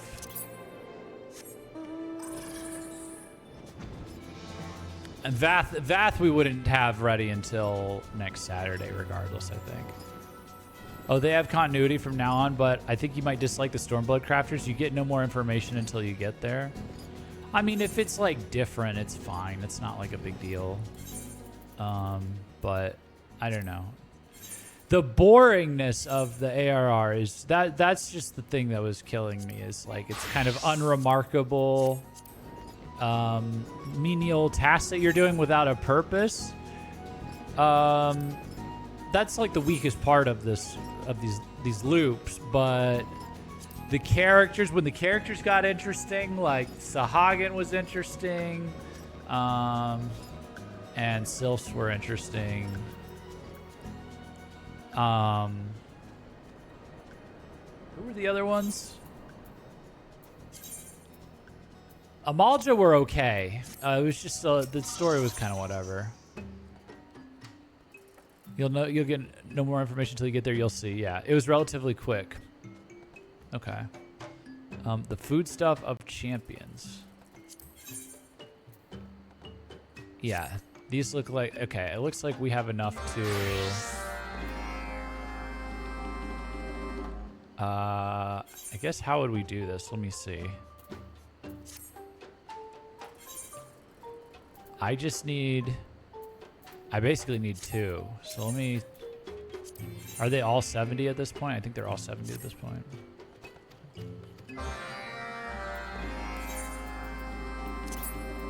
By the way, I have like nothing to spend my... Should I just start spending my Alagon tomestones on gear and desynthing it? Is that good? Is that a good idea? Can I spend it on stuff in Idleshire, like gear I already have, and just desynth the gear?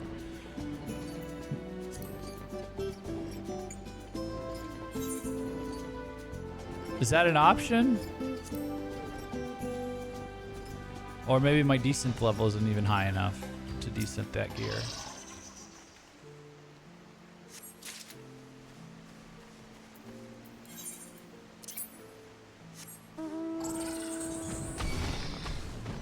I don't remember how that is gonna work. Leave decent stuff for dungeon gear.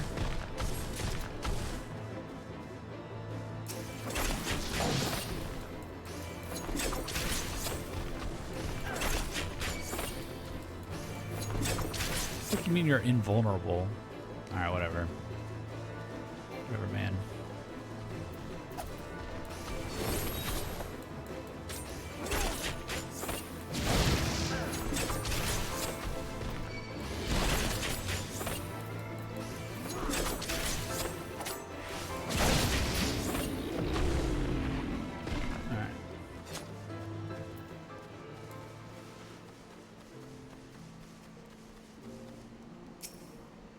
Or turn for seals on Grand Company. You can turn in Alagon tomestones for seals?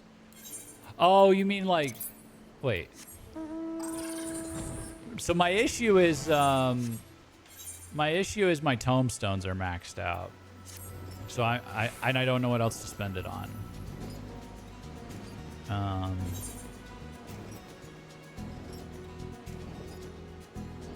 The gear. How do I turn it in for seals? Can I just sell them anything and they'll give me seals? Or is it like sometimes it's a daily request? Do they request like... They don't request like... That wouldn't be a daily request, I don't think.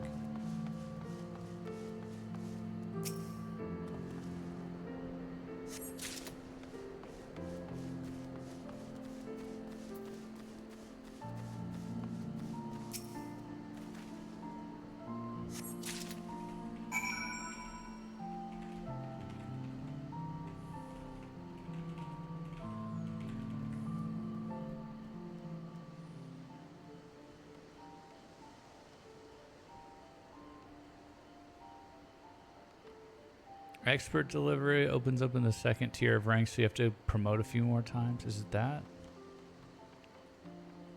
I don't know. But I'm just trying to do these Vanu quests real quick. Or these Vath quests real quick.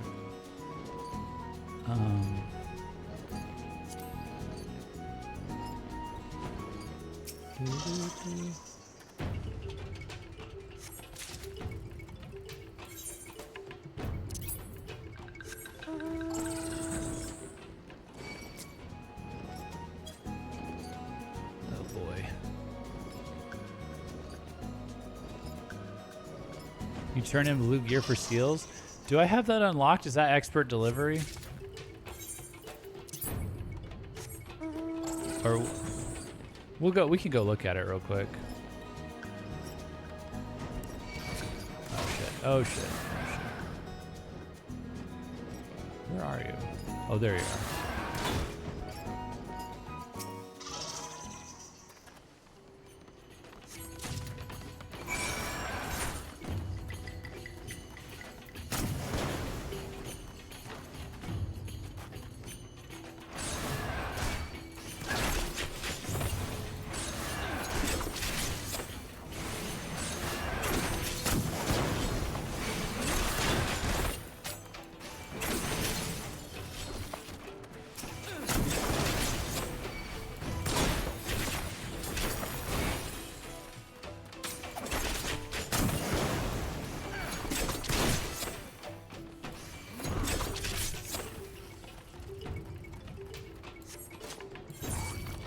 Oh shit.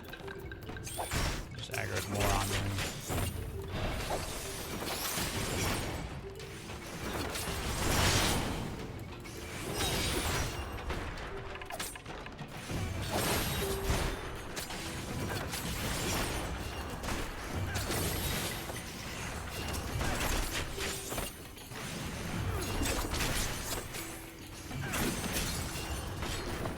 Get me out of here!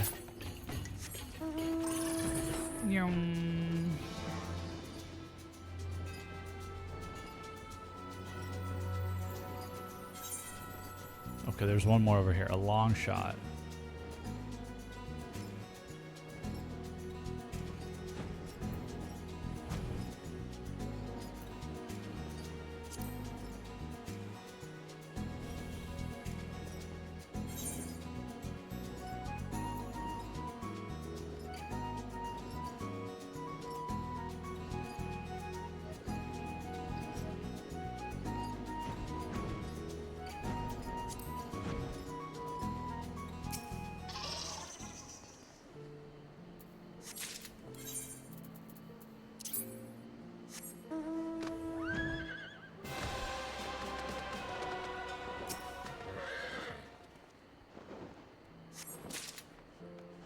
Okay.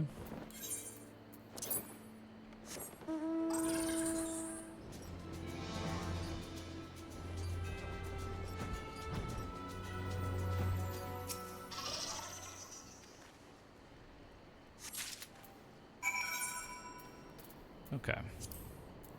All right, let me go here. I'll go. Let me check Limsa then. Let me check my Grand Company and see where I would do that.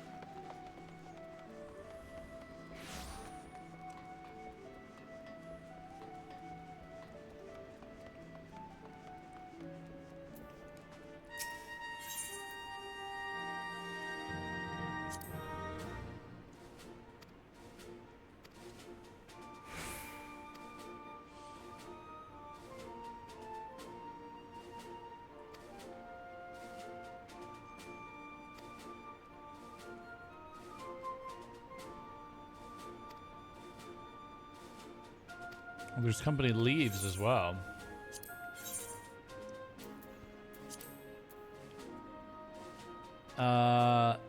You possess no applicable show all items. Oh.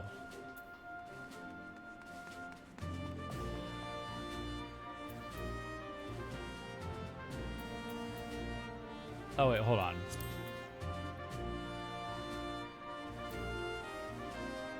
What was it on before?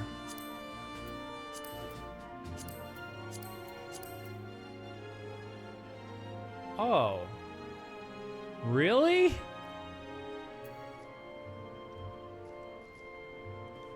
Oh, I'm gonna spend all of my tombstones then. Damn. Okay, yeah, be right back. Well, while I'm here, let's do this. Because I need to replenish my seals.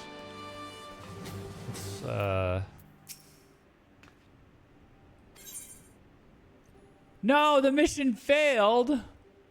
But everyone leveled up.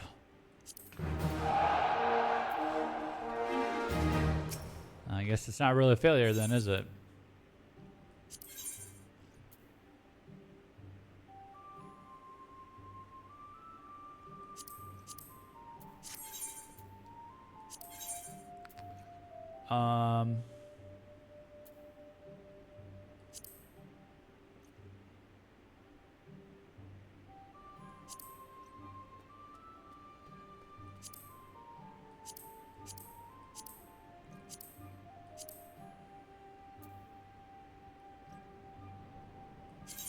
Let's try again.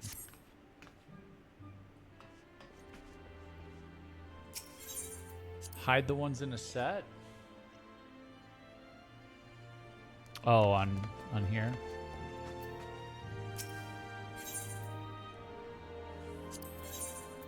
Oh, I feel so silly not knowing this. Hide gear set items. Hides everything. Oh, that means everything I've got in a set then. Good for me. Hey, good for me, I guess. Yeah, okay, then that means this will be really easy to find once in that menu once I go by this. Let's see.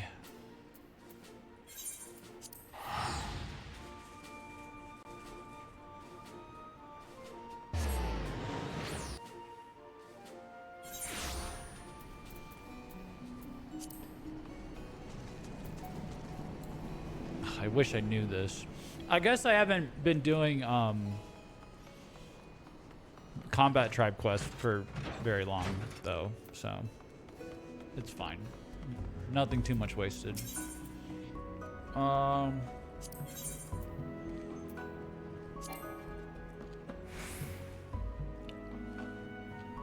interesting. Okay. I'll buy things I don't already have and wouldn't use.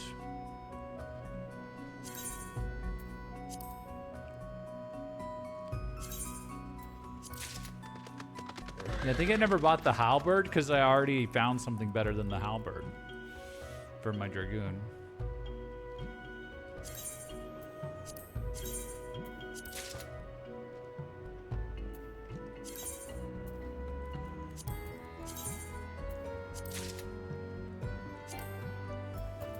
That's good enough.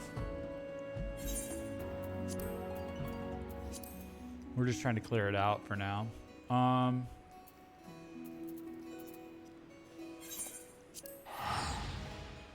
Wow, well, thank you for telling me about that. I didn't realize that's how that worked.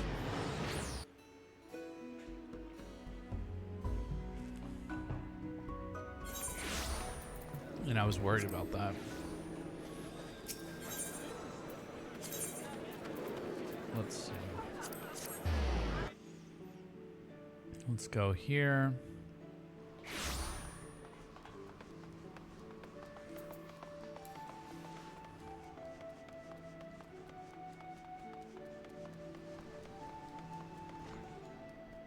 Oops, hold on.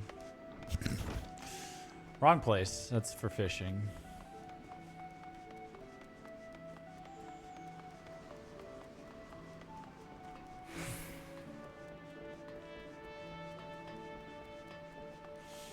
You're most welcomed.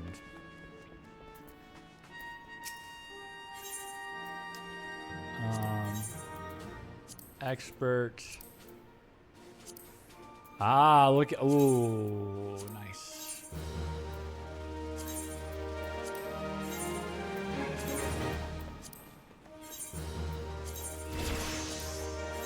There we go. Now we're getting somewhere.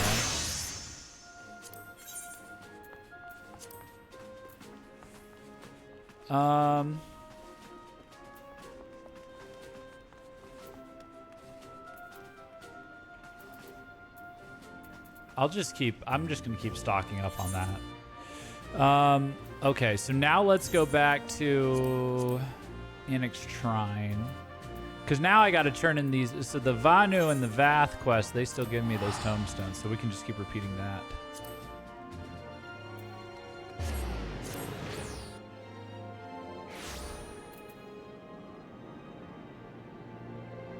Were those all worth the same amount, by the way?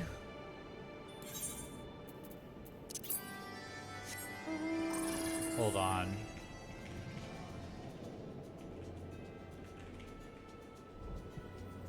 Wait a minute.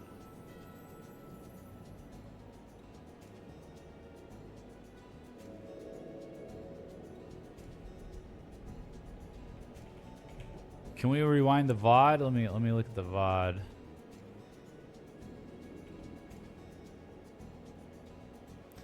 Experience or reputation seals. Let me rewind this VOD real quick and look.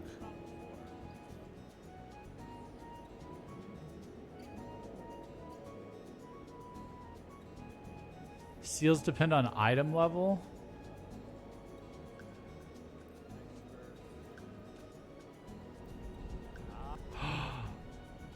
Ooh.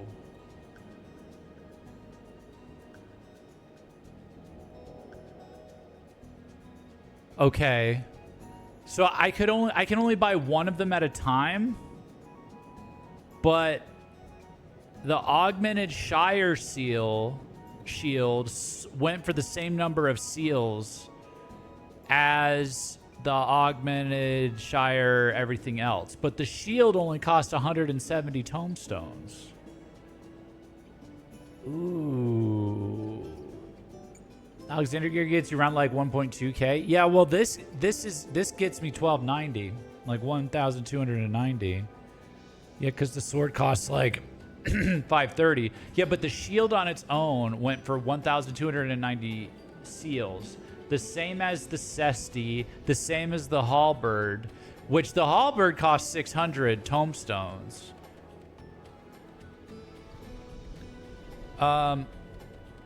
Here, let me. This is a audio-visual project here. Let me share the window so that I'm not. Okay, look.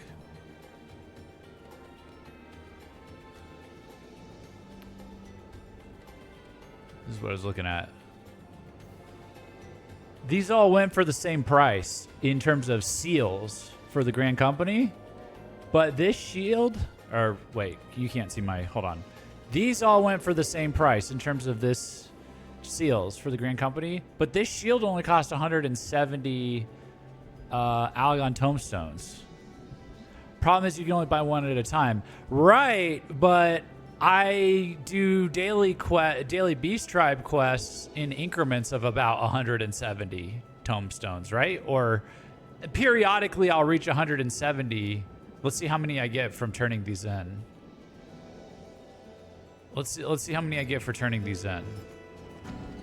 Because this is something I can just interweave into my daily activity here as I progress Vath and Vanu tribe dailies, because they trickle out tomestones, right? You can get the accessories too. So I'm going to point this out to you, Jeff. Each inventory is tracked separately. What does that mean? So look, if I turn this in,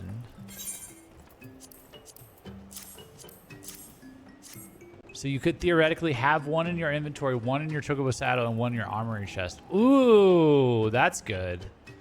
Oh, I like that. But even without that, even if we want to like keep it so we're not worrying about extra space. So this gives me 15. Okay, so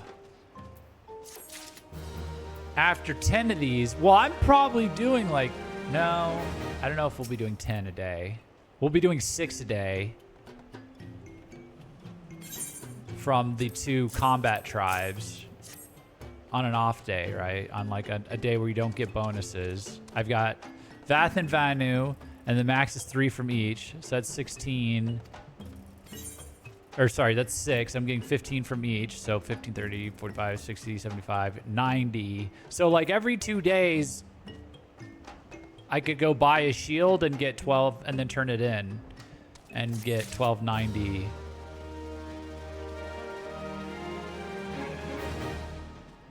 I hadn't realized that Jeff hasn't been doing daily roulette since he started doing his craft grind, has he? No, I haven't. I haven't because I don't want to like over level anything. All of my for Stormblood. I mean, unless I do I want to over level something? It's already over leveled, kind of. Like everything I have is 62 and up. So my highest is 65. I could push the Dragoon to 70, I guess, if we really wanted to. MSQ Roulette gives 350 tomes. I know, but that's extra time. That's extra time, and like, I only have so much off-stream time for dailies, so I'm trying to spend it on the Beast Tribes right now. So it's just, I'm thinking about this in terms of a side effect of running the daily Beast Tribe quests is that they rack up my tombstones pretty quickly. Or they did in ARR. Maybe it's going to go up a little more slowly with the new system in Heavensward. And so I was constantly like spending it on new weapons in the Shire, and then I ran out of new weapons to buy. And I was like, and armor and stuff, and I was like, oh shit, what do I even spend this on now? So this is just something out of the convenience of what I'm already doing. I know you can just get a whole bunch of them whenever you want, but MSQ Roulette actually gives between 450 and 500, occasionally more. Yeah, but MSQ Roulette takes 40 fucking minutes, you know. Whereas these, I can get like all of this done in like 40 minutes and have progressed my, you know, I'm taking steps to head towards something new and not watch the same damn cutscene and still get a little bit of that going out. So hunts are a good way to get tomes, but my system only tracks EU hunts. Yeah. The Vath Deft Arm is looking at the... I just needed to know what to do next time I hit 2,000.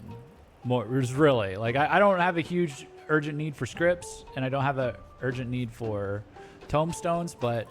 or just spend tombstones on anything, but I'm just incidentally maxing out my tombstones and feeling weird that I don't get rid of them. Because then I go and I turn in a daily society quest, and they're like, oh, well, you're not going to get these tombstones because you're already at max. You sure you want to turn it in? And I'm like, well, fuck. Yeah, I need to like progress this beast tribe.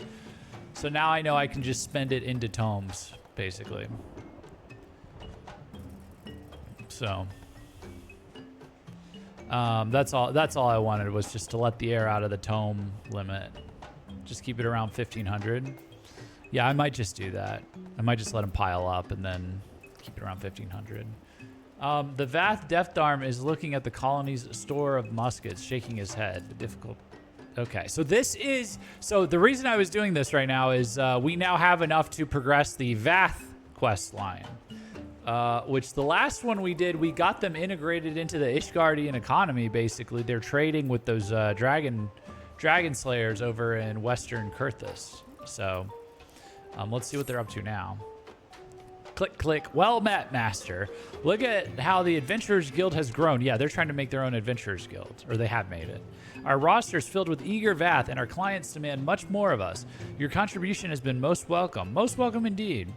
Though we no longer suffer from hunger, our safety is not yet guaranteed. The muskets we have stolen from the Nath have become unreliable. They rust and break easily. What kind of adventurer fights with such poor weapons?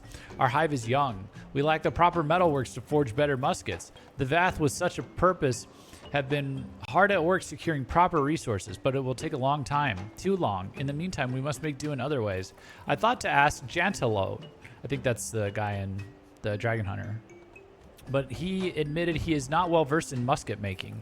He spoke of the goblins, said they know a great deal about metalworks, but he said they are constant travelers with no true home.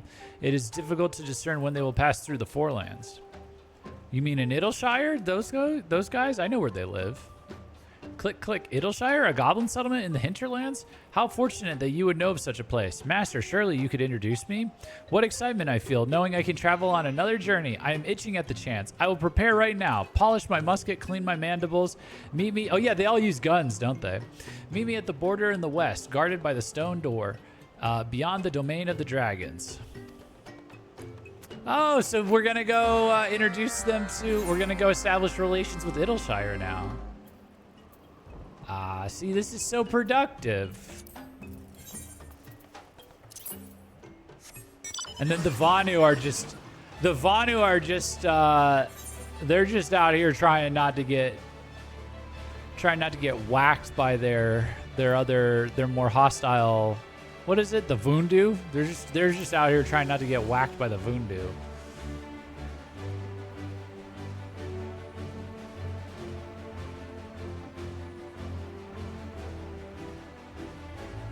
The Vanu are they're too much of a baby tribe to do what the Nath are doing. But the Nath don't have the Vath, sorry. The Vath, I guess, are far enough away and from their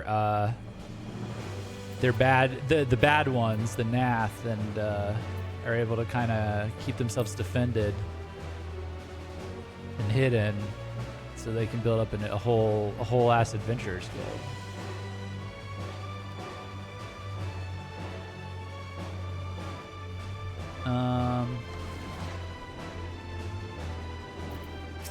Let's see. Click, click. Gentilo said the goblins are not like man. Could they be likened to dragons, I wonder, with gnashing teeth and... Master, they come. Who? Oh. It's the Nath. The bad guys.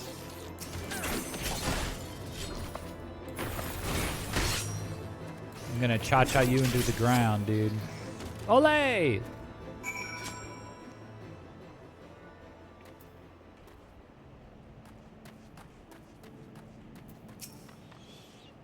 Vundu reminds me of Unga Bunga. Yeah, they're kind of in their Unga Bunga phase in general. Their voices were toneless but alluring. They repeated their message over and over. Halt your travels. Why do they interfere? It frustrates me, but I will not let them win. I will keep on to the hinterlands.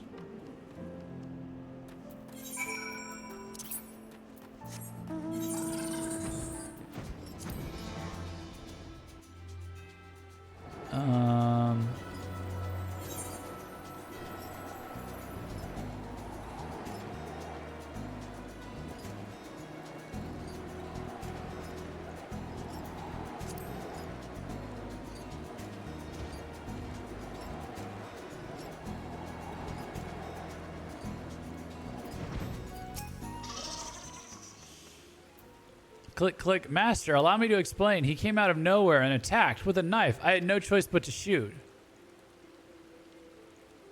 Illuminati? He was not from the goblin settlement we seek. Illuminati? He was not from the goblin settlement we seek? Somehow, I am relieved. His savageness reminded me of the One Mind. I was worried all goblins were like him. I was taken aback by his face. It was so... Click, click. No, never mind. Perhaps it is best not to say.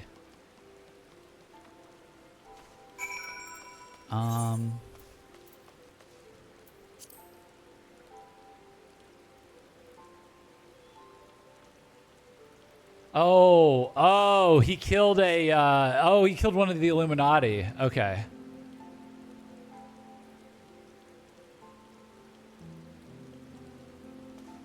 And then he was commenting on his face. Okay, speak with Slowfix in Idleshire now.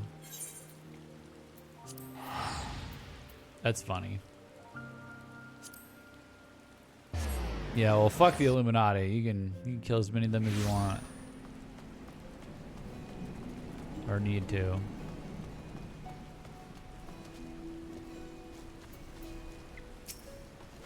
Here we are. What is this? Behind you, Uplander. Massive crawly bug armed with deadly weapon.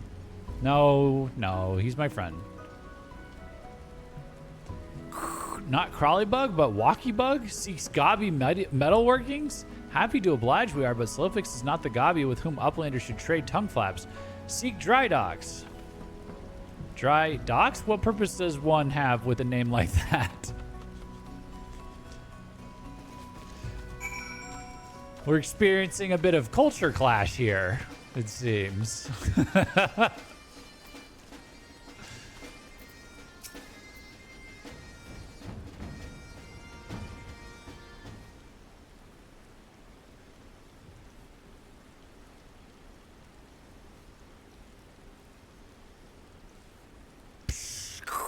Uplander needs hand lending? Drydox never tires of giving out busy tasks. Ah, a walkie bug. It has been many years since Drydox saw your kind. I call myself the Vath Deftarm. I am an adventurer, just like Master. You have met walkie bugs like me before? Before founding Free Nation in Idleshire, Gobbyflock traveled far and wide. When Drydox was small gobby, walkie bugs wielding boomsticks attacked our tent ring. I see. It must have been the One Mind who attacked you, but I mean you no harm. I have come to befriend the goblins. But I did not expect you to be such strange-looking creatures. Did Drydock's ear catch walkie bug right? Cannot tell skull from city parts, and he says gobbies look strange? Whoa! My apologies. I did not mean to be rude. Slowfix tells me you can make muskets. Very good muskets. Muskets are what I seek. Like this one. Walkie bug wants boomstick like this one? Even baby gobby with blindyfold can craft better boomstick. For Jingly Shine, Drydox will craft you build best boomstick. Gives word bond. Jingly Shine? I know not what it is. So I do not have any. I came to offer my services in exchange for boomsticks. No, Jingly Shine? So Walkie bug wants boomstick as quest prize? Very well. Collector's quarter is filled with debris. If Deftarm wants broomsticks, Deftarm must go and clear away. I decline. Clearing away rocks is no duty for an adventurer. Adventurers fight monsters. Procure items of great worth. Communications are breaking down rapidly here. I've had far worse requests than this, you know. Go and pick up the damn rocks.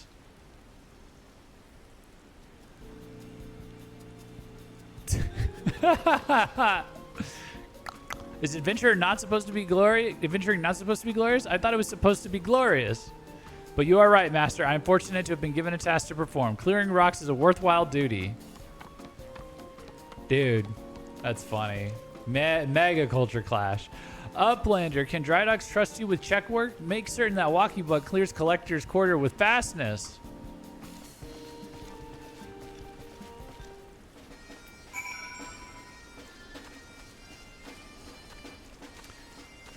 There was like less culture clash between these guys and the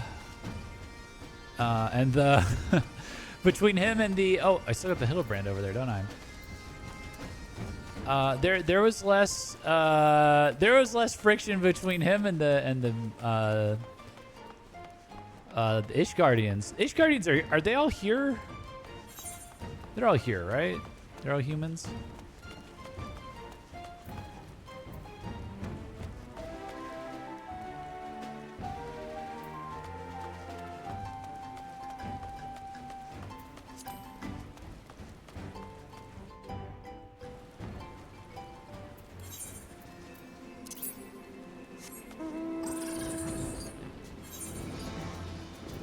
go over here.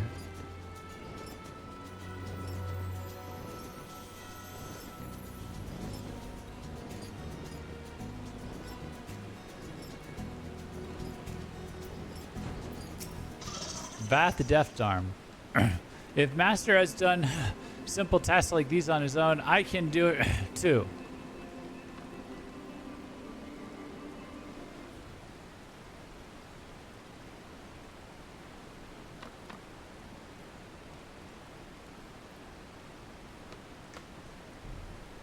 Pant. It's no use. It won't budge, and my arms are tired. Perhaps a snack will rejuvenate me.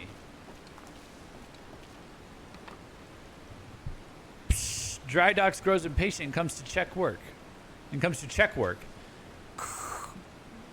What is this stinky sweet smell? It makes Drydox's belly do whirly turns.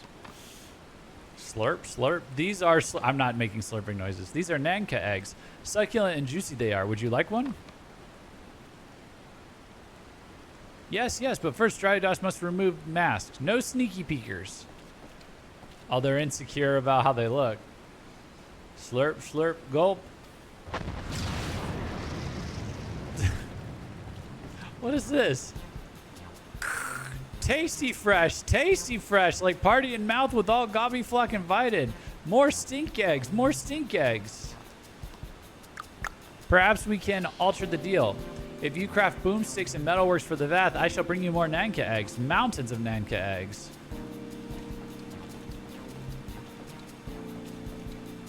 Oh, perfect. Tasty fresh, yeah. What a relief that the goblins enjoy the same taste as we. Let us return to the storyteller right away. Make the final arrangements.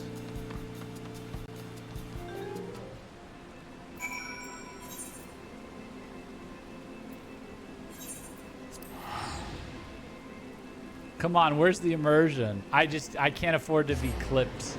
Slurp slurp, he says. I'm not gonna be clipped like that. Not yet. You're not getting me that easily.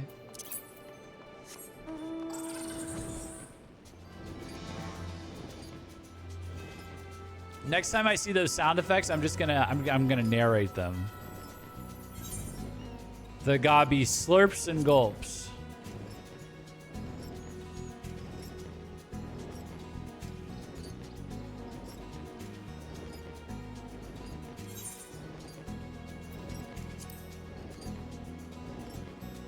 Let's see. Let's get back over here. Oh, who am I reporting to? Oh, yeah, the boss. The Deft Arm is not here. Did you not see him on the main road? Why does he always get lost like that? This bodes ill. He acts strange lately. We worry he may have strayed to heed the whispers of the One Mind. Be wary of the Deft Arm Hunter. Our connection to the Overmind has been sundered, but all Vath have a lingering link to the One Mind. Some have a stronger link than others. You must have seen his struggle with the Whispers as we have. The One Mind's thoughts against his. It is like 100 voices humming in unison. He is overwhelmed and cannot act. To be truly freed from the threat of the One Mind, his sense of self must be powerful. Powerful enough to overcome their Whispers. Is that why he was like slow to get back last time? I remember this.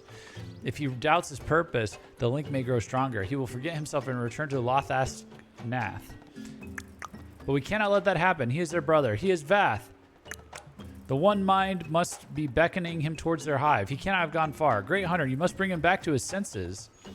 Oh, I was like, I remember, so it's been like a couple months, so you guys may have not seen it or may not remember, but, well, unless you've done this yourself, but like, the previous society quest for this,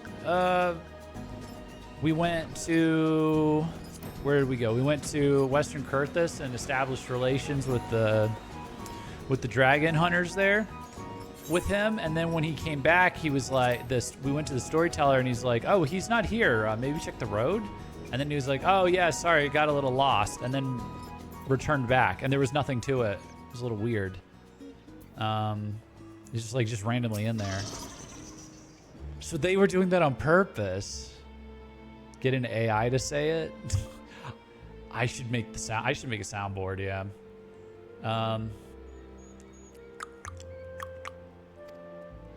With the chat in, say, use your keyboard or software keyboard to enter Deft Arm to call it to your pupil. Deft Arm! Deft Arm? Oh, is that what these markers are? Is there to like call them back to Lost Athnath? Yes, that is who I am. The Vath Deft Arm. I'm an adventurer. Oh, look, there's Nath nearby. But what am I doing so far from the colony? I shall hurry back at once. Oh.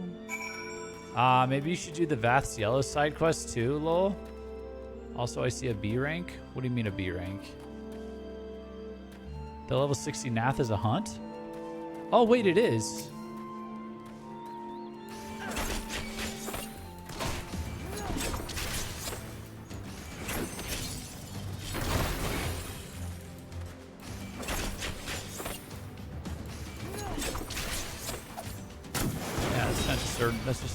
That's not just another. Oh, he's bigger. He's a big boy.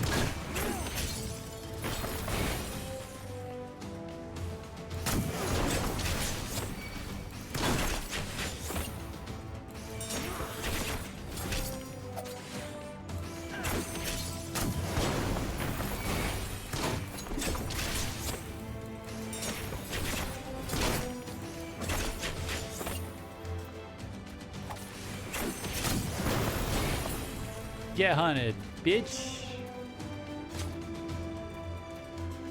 Nice.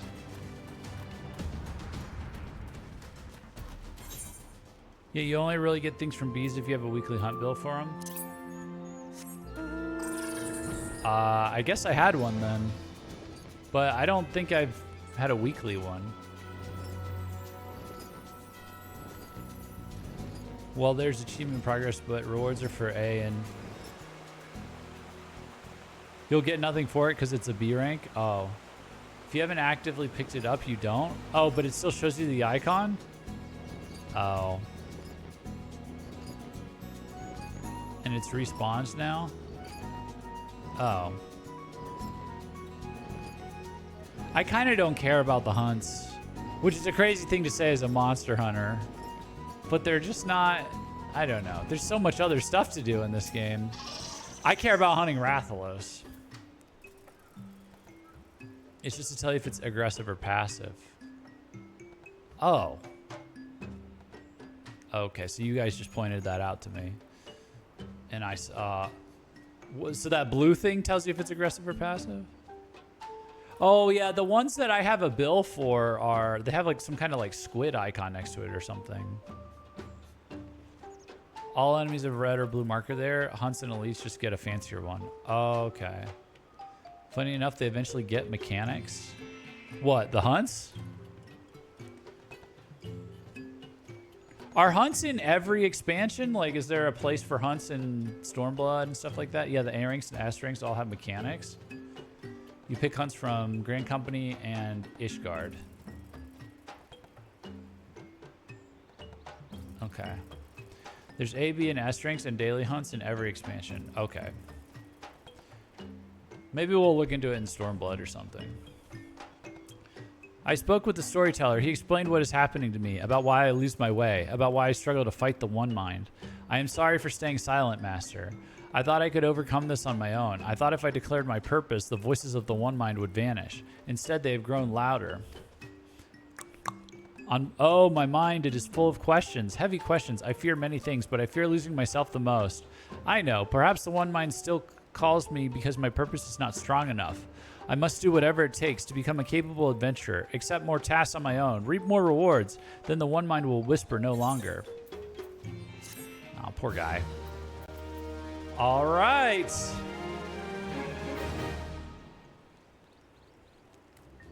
Oh, look. He's got a little armor smith going. They've got their baby chocobo, which is a scary thought because maybe they might eat him.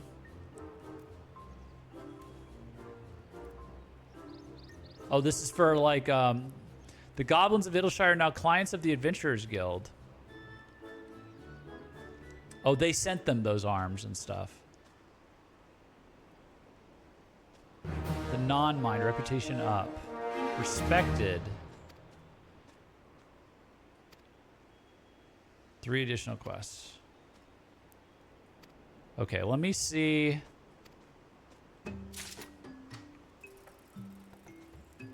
One of the Thanalan A-ranks was actually impossible to solo until you could one-shot it, because it inflicts a paralysis that lasts long enough that it'll reapply before it runs out. So you end up locked in place for like 80 seconds, get a couple attacks in because you resist the 4th one, then does it again. Oh, God. Okay, I've got 3 remaining allowances for today, which means I can accept this. We won't do these right now. I'll do these off stream. And this. These are the 3 bonus ones. And then we're just not doing anything for Vanu today. Okay. So that puts... So that's 7, 14, 21, 28. So I'll be at 280 after today. And then every 3 days, it'll be 7, 14, 21. So 280. So 280 today, if I remember to do all this today, goes to 490 tomorrow, goes to 700 Monday, goes to 910 Tuesday. Okay, so it won't quite be there for Tuesday. Okay, but Vanu will be there on Tuesday. Probably. Okay. All right, I think that's all I had for Beast Tribe today. So we can, let's switch over to,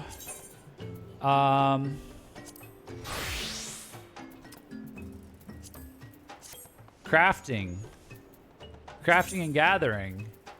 We have everything at level 30. Here, I'm gonna use the restroom real quick, but we have all of the lowest level of crafting class quests that we have across the board is currently level 30. So we'll get them all to level 35 or 40 today, at least. I think that'll be caught up to Culinarian, which is like the highest one I have. So, but we'll see about that. Let me use the restroom real quick, and then we'll fill up my water, and then we'll get into that. Okay, so I got all that Beast Tribe stuff done, and it took a while, I guess. But yeah, okay, I'll be right back.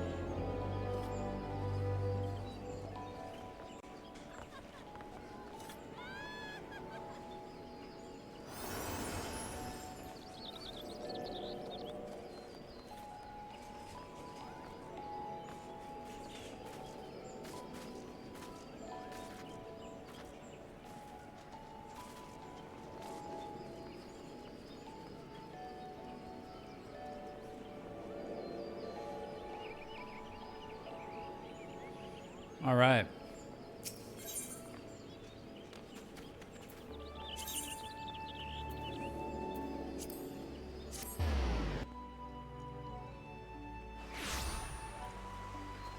You guys ready for more crafting?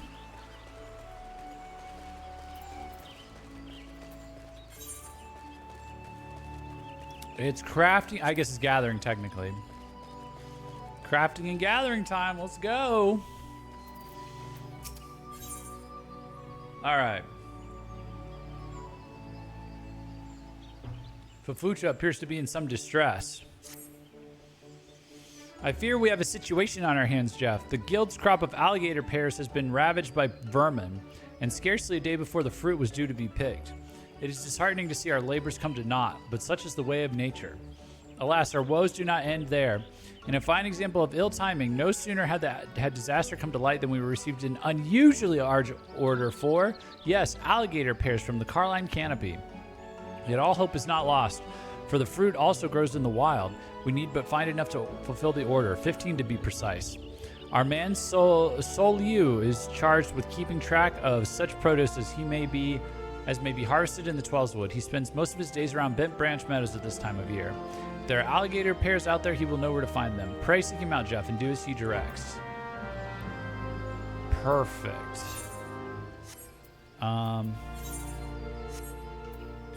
Actually, I'm gonna just I'm gonna hide these for now.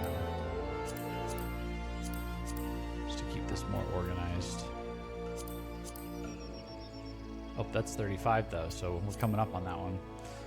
Okay, so alligator pears were, that was actually, okay, hold on. I don't need to warp to that.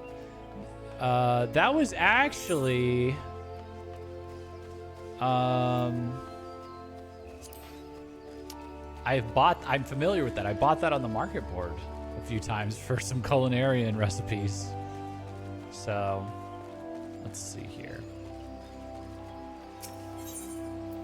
I think we gotta go.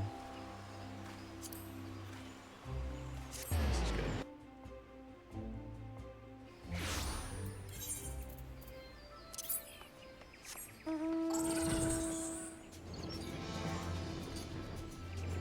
Let's go this way.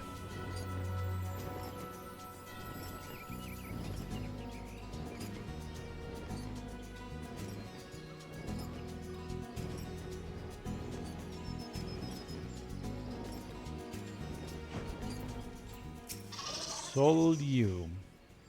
Looking for alligator pears? I heard the unfortunate tidings, yet all we can do is take it on the chin and cope as best we can. I recommend you search northeast of Quarry Mill. Wild alligator pears grow there, and were doing well when I last passed through. Barring pests, they should be ripe for picking right about now. Oh, and just so you know, the place you're going is no different from any other untamed quarter of the Twelveswood, by which I mean it's full of nasties. Botanists like myself avoid the area if we can help it, but it should be as a walk through a flower garden for an adventurer like you. Now, you'd best be on your way. Those alligator pears aren't going to pick themselves. All right, so let me just...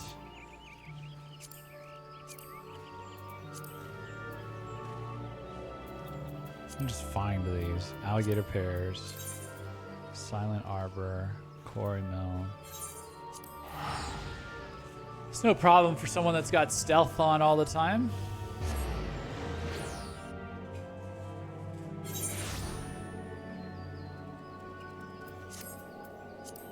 Not a problem at all.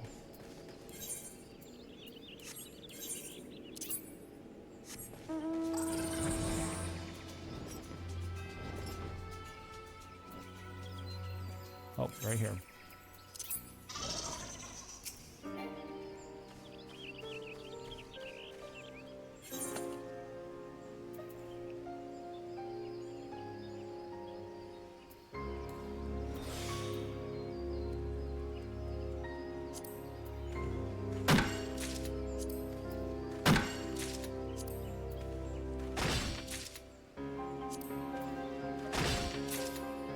Boom.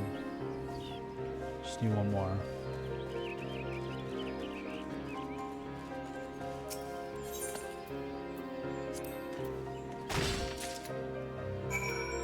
Well,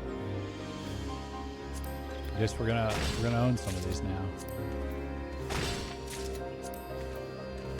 How's my inventory?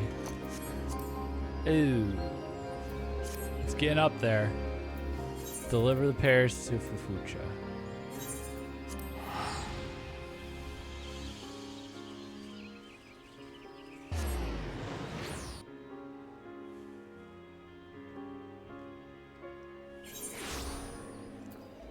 Yeah, we're probably due for an inventory purge shortly. Well, let's see. Let's see how much they pile in after this run of quests.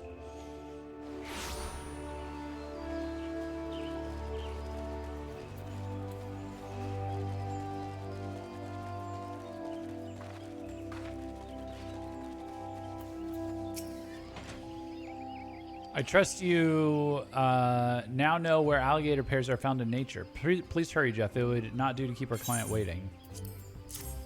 Here you go. 15 alligator pears, and just in the nick of time, you have spared us Mion's wrath. Lest you misunderstand, Mion is a reasonable woman, ordinarily. Mother Mion? It is just that much rests upon the fruit's availability. Alligator pears are to form the centerpiece of a new dish of hers, you see.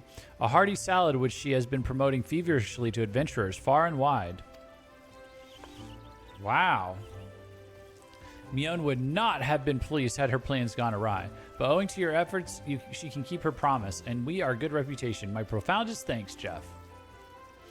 I trust you have learned a valuable lesson from this episode, namely, that we must not take nature's bounty for granted.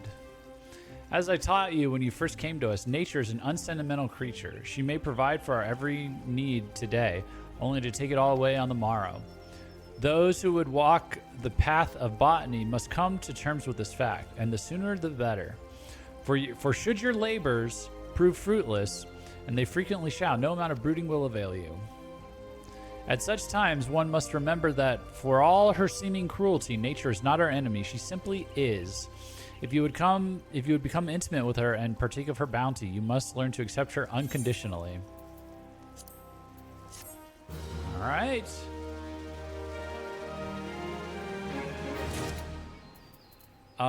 That is okay. What else is in? It's a carpenter and leather worker, right? So that's botanist done. Let's do. We do carpenter next, which is over here. But I need a decent what I was just given. That's where all the extra items are coming from, I think, right? Is the decent on this stuff? Well, a little bit of everything, I guess. Oak lumber. Okay.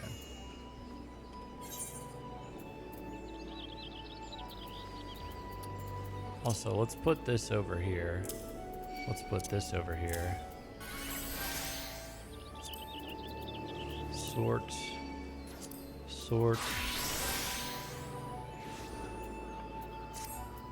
Oh, my food ran out. My dried plums, no.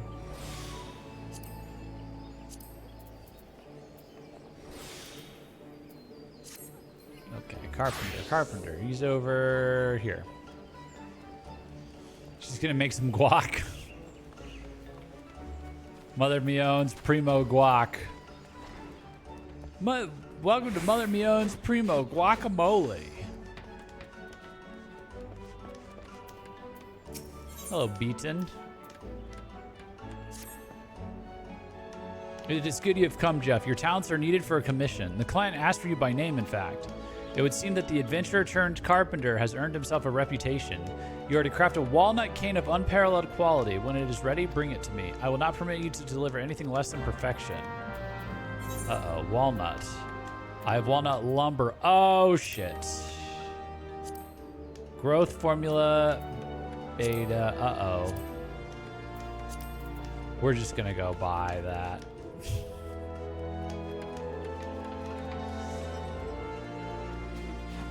So otherwise I gotta get the jellyfish whatevers.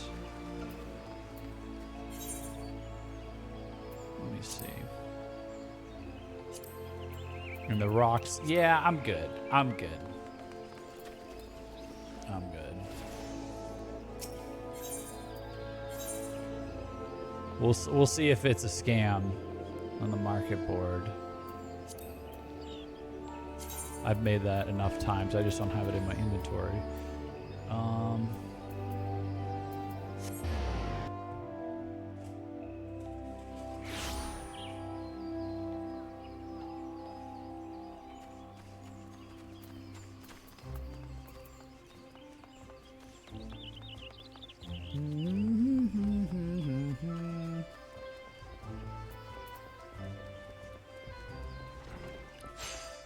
What are you all talking about? Oh, I didn't mean to go in here. That was my brain on autopilot. Returning to my love, Giva.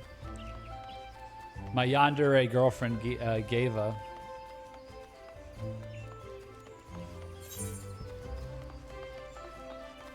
Or no, yandere? My tsundere lover. She's going from yandere to tsundere. She's in transition. She's in the transition phase. Hungriest streamer, always eating. I'm a growing boy. Listen, I'm 30-14. I'm a growing young man. I'm a growing young man. I'm gonna be 30-18 one day. I gotta keep eating so that I can take advantage of second puberty.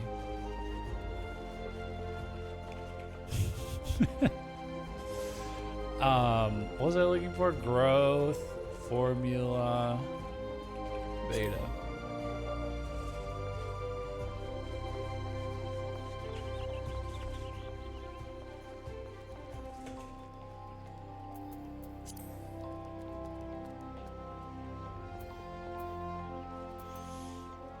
Okay, I guess I have to buy 63 of these.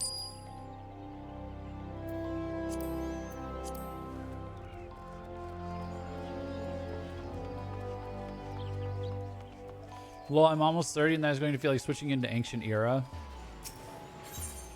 No. Don't believe the Zoomer propaganda about that.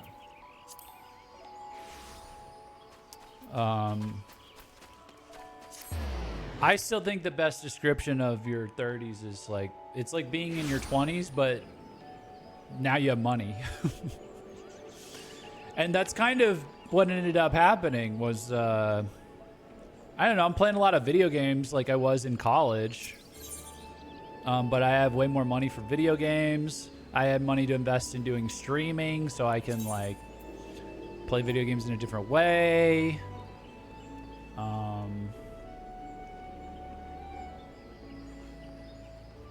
I did used to go out a lot. Like I used to be like a big social butterfly. But I travel now instead, you know, so. And that's everyone's general experience in their 30s. As long as they, I don't know, just with time. Just with time and not screwing up too bad in your 20s. Like, you have more money in your 30s than you do your 20s, so. But it's like this, it's kind of the same thing. Maybe you start to feel like you're getting old, but I start seeing gray hairs in my early 20s. You know, you start getting older in your 20s anyways. It's just more of the same stuff. If you take care of yourself and you know, you invest in yourself, it's, the 30s can be a lot of fun.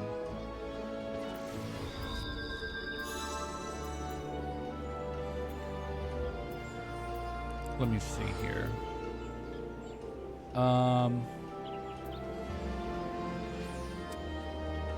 Where am I going? What am I trying to do? Oh, beaten.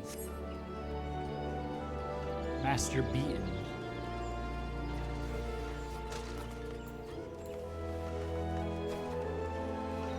Acquired Awana King.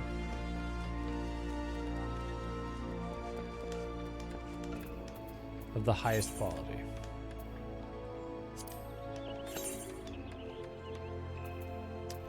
Okay.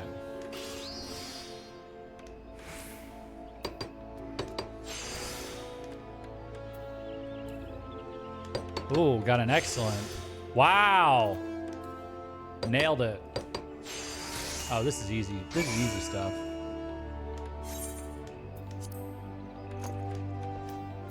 All right. There you go.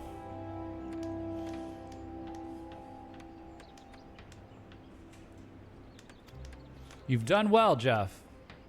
The gentle curve of the crook appears natural, as if it was destined to take such a shape. Indeed, your skillful application of growth formula has imbued this cane with new life, giving it the appearance of unworked wood. Wands and canes are perhaps the purest expression of the carpenter's creed, in that the finished product is a celebration of the wood's past life.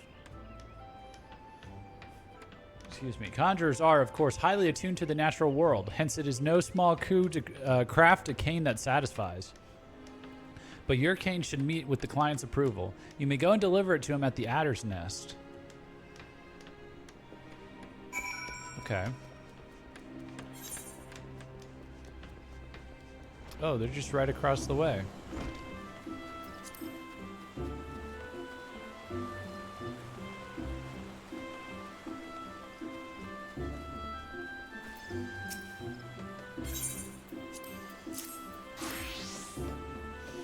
So this is Beaton's famed disciple. It pleases me that I can finally put a face to the name. I am Gerhard. Though I myself have no talent for conjury, it is plain to see that this cane is exquisitely wrought. Aye, the cane is not for me. It is meant for a conjurer recently assigned to my unit. Her name is Ponette, a talented but stubborn soul who has thus far resisted my every attempt to integrate her into our ranks. I have been here long enough to know that Gridanians can be rather protective of their city, and that this can manifest itself in a deep mistrust of outsiders. However, I cannot simply order her to set aside her prejudices. I need her to trust me of her own volition. It is my hope that by giving her this cane, she will at least accept my leadership. You will find her in Stillglade Fane. Please give it to her on my behalf. Oh, this took a turn. Where's that? Stillglade. Oh.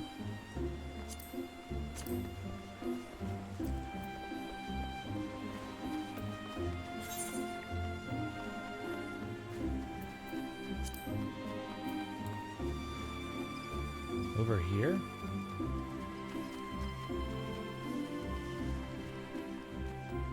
Conjurer's Guild? Oh, wait, yeah. Hold on, I'm not... Oh. Hold on.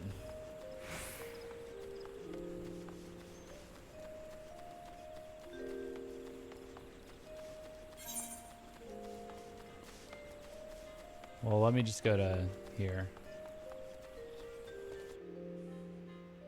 I'm not sure what's closer at this point. Oh, yeah, I'm right there.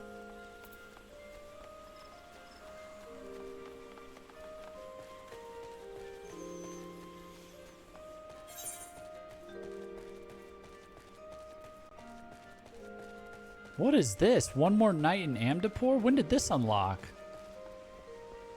Level 60?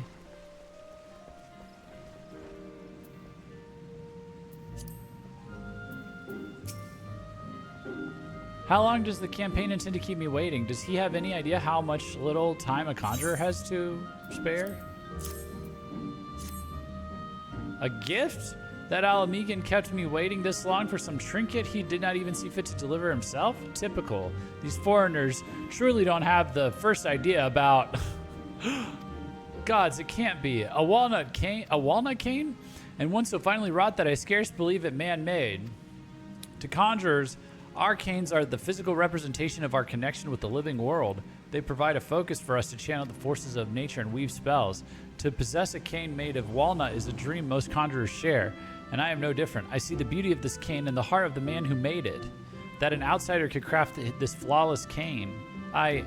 Forgive my impropriety, adventurer. I have never paid outsiders any mind, imagining them incapable of comprehending Gridanian tradition. Yet it seems that it was I who failed to comprehend. You have humbled me, adventurer, and opened my eyes. It is clear that you have worked hard to learn our ways, as has Captain Gerhard. Okay, now wait a minute. I did all the work. I'm a model minority citizen of Gridania, okay? I've been here for a full human year, God knows how many other years, And I've done all kinds of things. I'm the model minority. This Alamegan guy, he's just hopping on and taking credit. He hasn't worked. He hasn't worked to gain the approval of the Gridanians. He's not an honorary Gridanian. He just piggybacked off of me. What the heck? What the heck? Whatever, I guess. Though I do not deserve this cane, I swear that I will do my utmost to earn it. My thanks, adventurer. Should you meet with the captain before I do, please convey my gratitude. I'm gonna go back to that guy and call him an outsider now. It's one of the optional dungeons, Amdapur City Hard. It unlocked after you beat Heavensward. Am I missing a dungeon?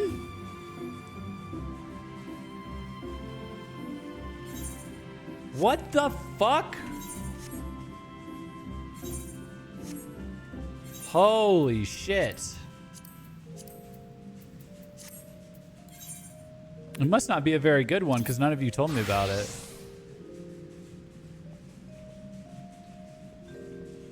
Isn't all the first story arc only a few months in game? I don't know. Well, they must not be very good. You guys didn't tell me about it. Brother Isumiyan requires your assistance to a matter he thought long since put to rest. Full glad am I of your presence, Jeff. The Twelveswood has need of your unyielding courage once more. Following your deeds in the lost city of Amdapur, we had thought the darkness lifted, its haunted walls freed from nightmare. Thus did we enter the ruins, the elementals at our side, intent upon returning that decaying edifice to the forest, only for our immortal companions to withdraw without warning. From their agitated whisperings, we later gleaned that an entity of daunting power yet lingers within the bowels of the city. And until this being is put down, the elementals appear loath to return. I pray you visit Raya Osena, where she waits at Camp Tranquil, and answer her plea for assistance. Well, damn. Where's Camp Tranquil? Is this outside of... Okay, hold on. Let's go. We'll unlock that, but... Also, I rather like Amdapur City Hard. Let's do a quick check, maybe. Here, let me switch back to...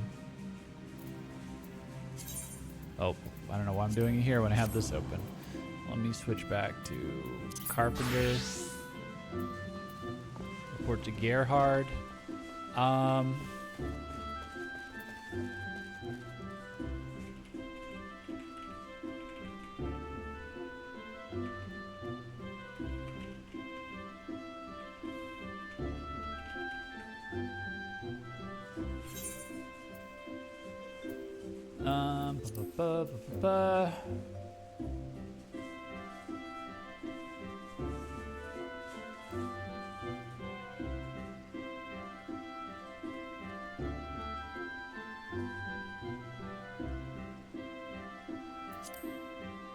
I might be missing a few.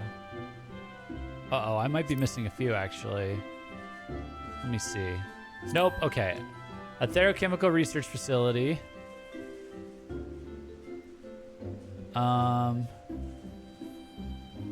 Never Reap. Fractal Continuum. St. Mosian's Arboretum. Pharaoh's Sirius Hard. The Anti-Tower. Lost City of Amdapur Hard, I'm missing. Sor Kai. Hullbreaker Isle Hard. Zelfatal. Great Gubal Library Hard. Baelsar's Wall. Somal Hard. Oh, okay, no, this is the only one. It's because it was hidden away in the Conjurer's Guild where I never go. I guess.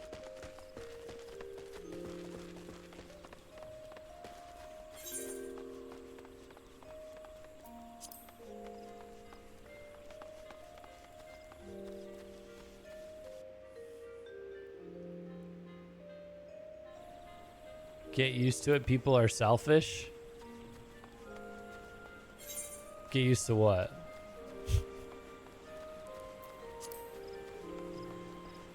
People hiding out in their, hoarding the quest, hiding out in the obscure parts of the map. I knew it would not be easy pleasing her, but I never doubted that Beaton's finest could deliver. I wonder, how is he? Still working too hard, I presume. So it goes. Anyway, Judy calls. Thank you again, Jeff. Please give my regards to the Timber Master. Timber. And now we can report to Beaton. Well, that was an interesting little side story. They just sent us down out of nowhere for this guy.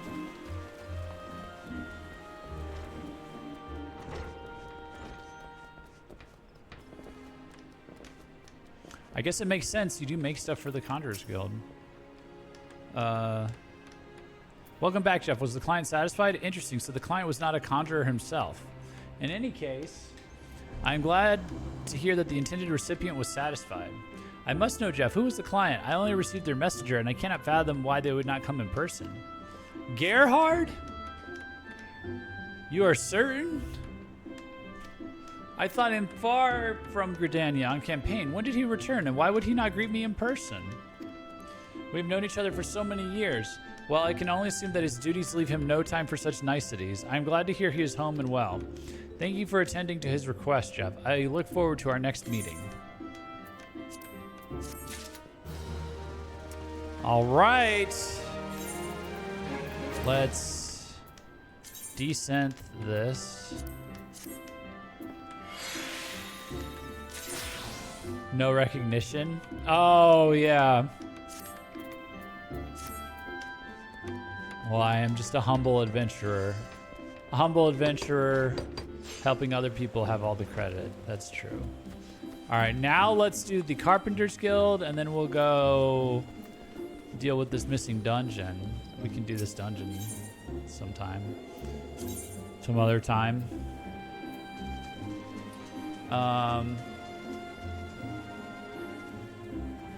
Or now, whichever.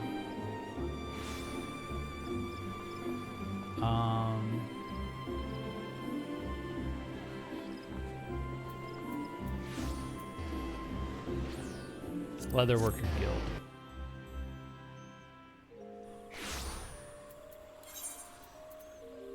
But I kind of feel like staying on task for this, so we could do it a different day.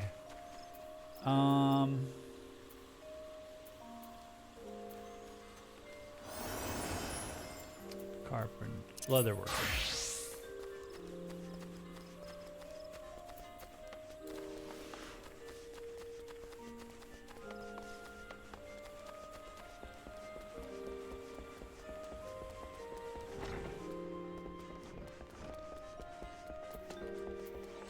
Gava, the Guildmaster. Guildmaster Gava has a special request. Experienced leatherworker. There you are, Jeff. Just the leatherworker I was looking for. Well, one of several. Much more pleasant right out the gate. Well, one of several I would consider asking, but that's beside the point. Okay, all right. Had to throw a little neg in there for me. All right. Anyway, I have a task for you. This up here. Anyway, I have a task for you. Mere moments ago, we received an older gentleman who demanded that we give his commission priority. Needless to say, I refused him without hesitation and had him thrown out. In retrospect, however, I believe his forwardness may have owed more desperation than mere impatience. Could you perhaps speak with this client on my behalf? I'm told he was last seen heading east in the direction of the market stalls. Of course, he may have gone further than that, but being an energetic adventurer, I'm sure you'll find him eventually. Interesting. Toadskins of the... Oh, brother. Toadskins. I think I bought some of those. Is that supposed to be a play on sins of the father? Like the Bible verse? The sins of the father passed on to the son? The proverb in the Bible? Toadskins of the father? That's crazy.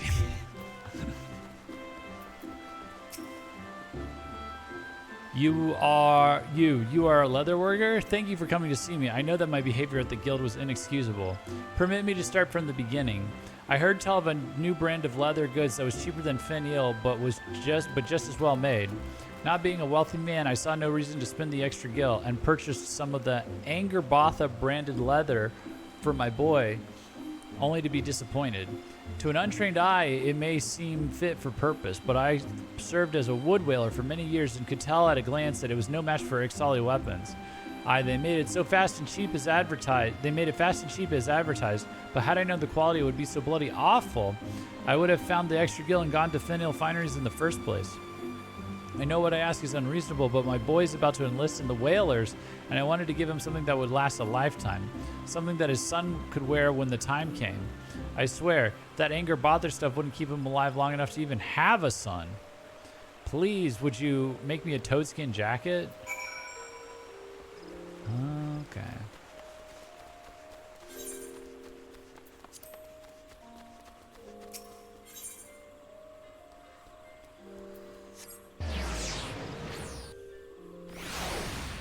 Gava, your girl. Yeah, she's warming up to me. She's warming up to me. She's getting to be... We're making progress. We'll get there. We'll get there eventually.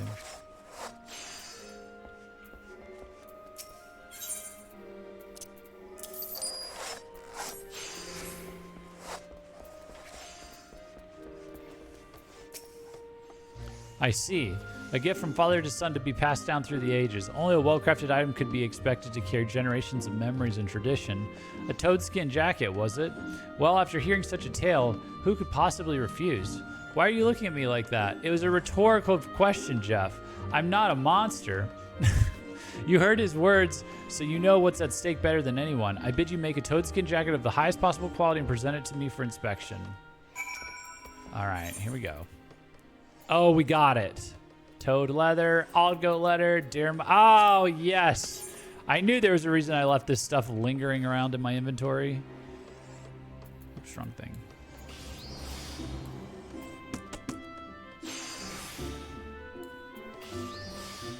This is probably entirely unnecessary.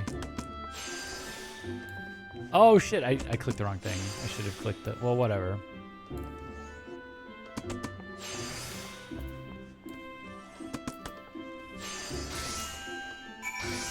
Boom.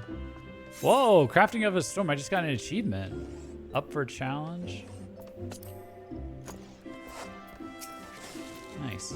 Remember what's at stake, Jeff. We needed a quality toadskin jacket that can withstand generations of wear and tear.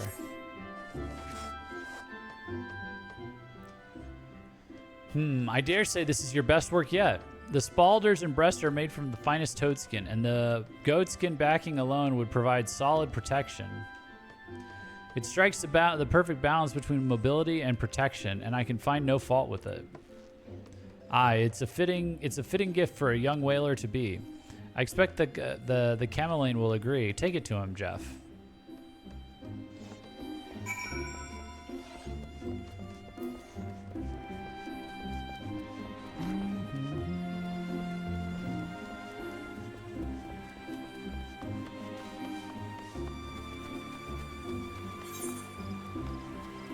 Wait, where's my warp point? It's over here.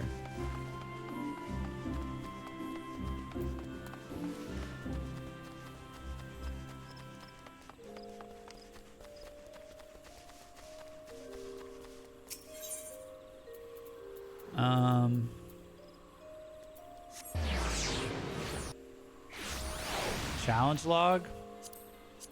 Is that what that was? Oh, yeah, you're right.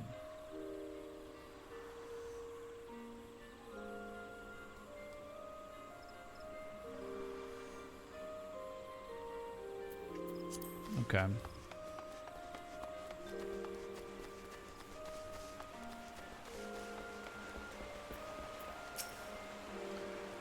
Why, oh, why did I have to think about the gill? Everyone knows finial goods are the best, and the best is no less than my son deserves. To think of him clad in that anger botha crap when he becomes a whaler. Praise the matron, a toadskin jacket. I could not have hoped for such kindness, and this craftsmanship is beyond compare. In fact, I do not believe I have ever seen finer leather equipment in all my years. My son will be thrilled to receive it. A craftsman that had never known battle could not possibly have made a jacket like this. Tell me, sir, are you? But of course, even Geva has seen fit to welcome capable adventurers like yourself into her guild. I hope you will continue to share your gift with the people of Gridania and give others the opportunity to savor your work.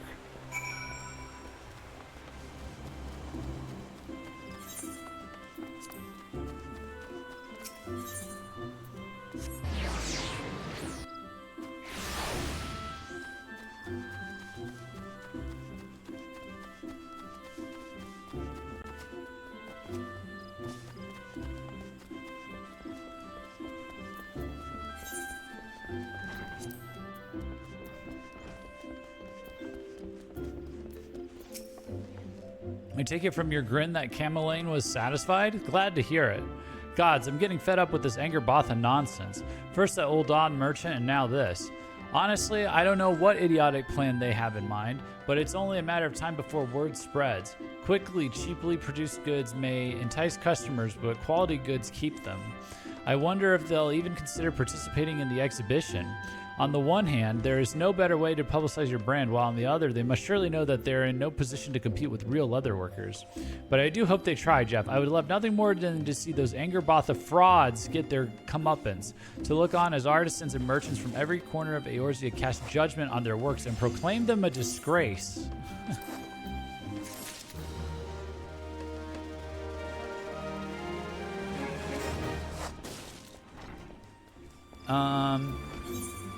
All right, so that is all of the Gridanian ones. So let's go to, I think, yeah, right? Botanist,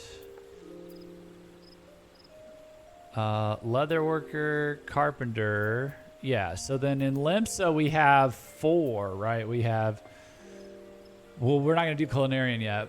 We got blacksmith, armorer, and fisher. So let's go to Limsa next.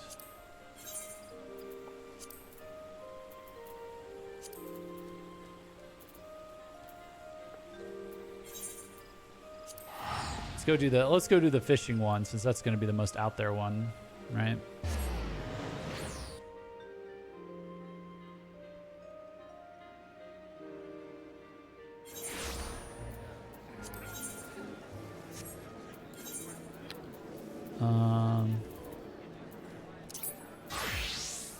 Fisher, and let's go to the Fisherman's Guild.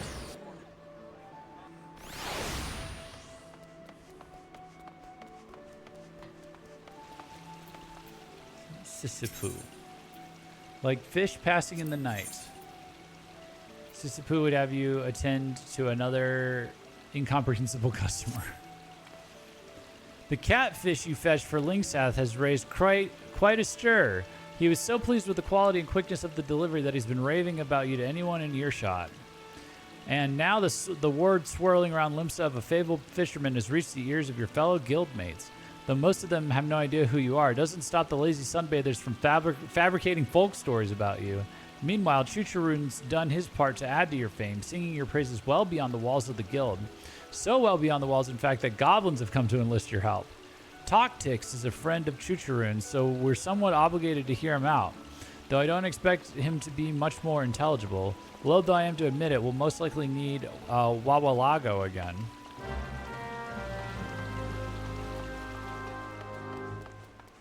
Okay.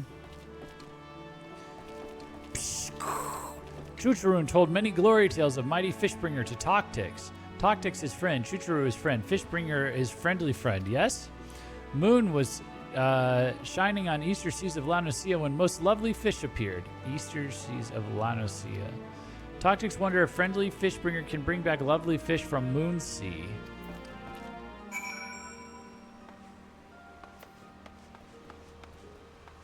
Speak with Wawalago. Oh, the Guildmaster.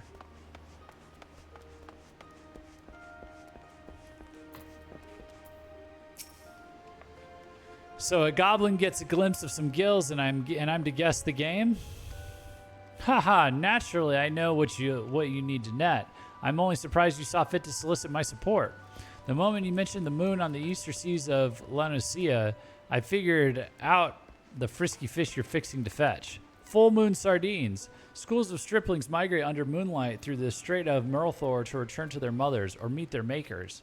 Tastiest time to take them, too. Pluck them plumb in their prime. From dusk to dawn, droves dip and dive down Bloodshore. Spinning spoon worms in the water will snag you some sardines and sate your sponsor. Dude, the alliteration is crazy. Is it nighttime? Oh, we could do this right now, right? Let me see. Do I have spoonworms? Spoonworms. How do I make...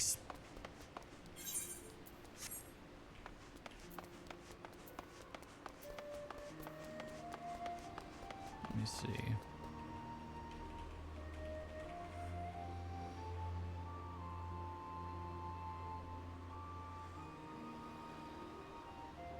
Okay, there's some...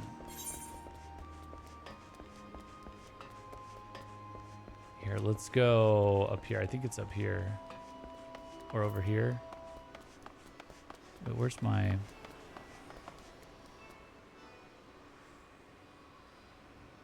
Oh, it's in eastern Lanusia. Lumsolomitsa, Shiny Hill.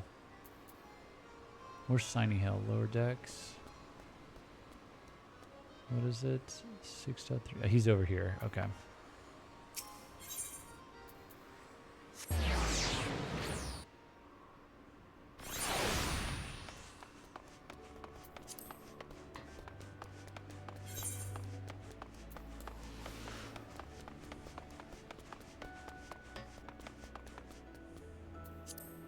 There he is.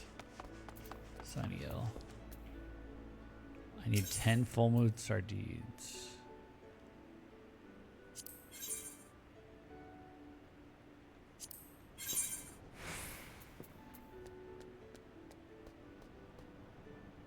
Wait, this isn't right. Hold on. Items. Spoonworm. Let's maybe do 20 to be safe, I guess. Okay, and then it said Bloodshore. Isn't that... He said Eastern... Lanusia... Bloodshore.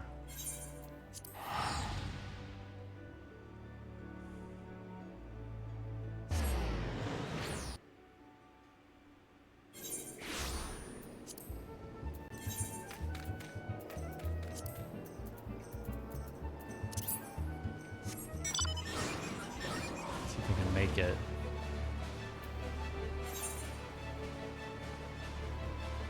Does this count as Bloodshore over here? Yup.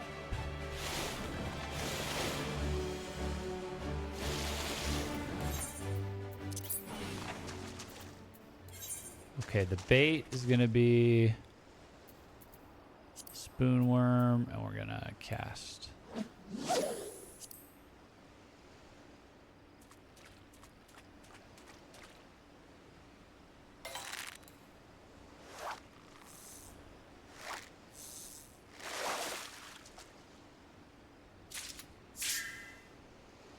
Okay, that's one. Oh man, I gotta do 10 of these before morning?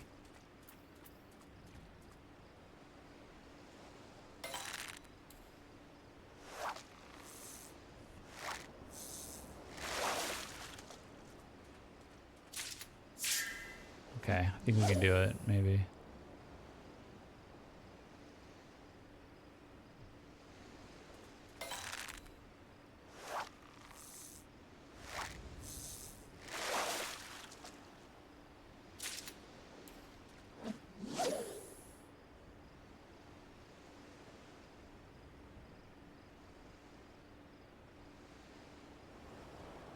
Come on.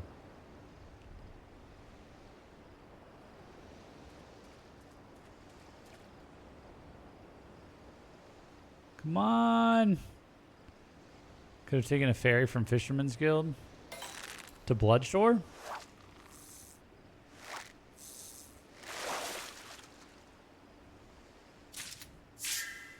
Ah, shit. Hold on.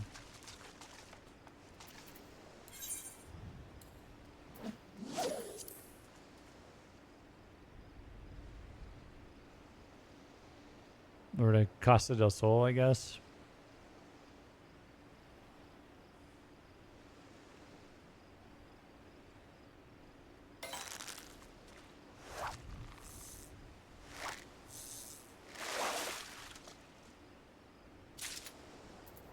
No, dude, this is painful. Come on. I need 7 more. I just had 3 in a row.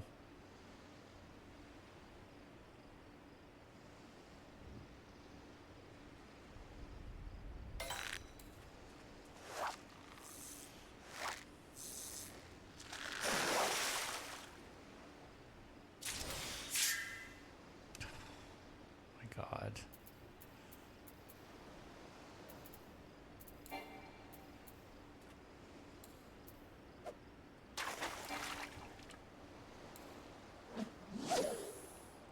It's 4:20. Okay, if it becomes sunrise and we can't catch him anymore, I'm just gonna buy the rest. Oops. Let me see.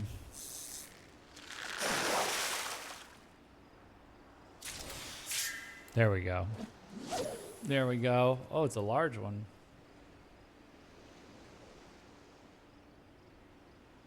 Use chum. Reduces the amount of time for the next fish to bite. Oh. Okay. Thanks.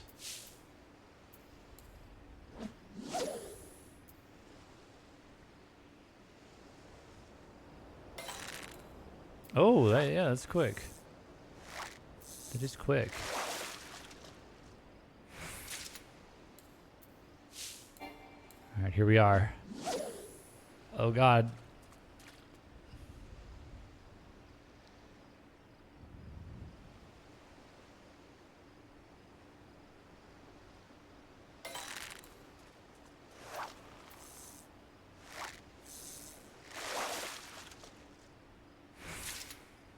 Uh-oh.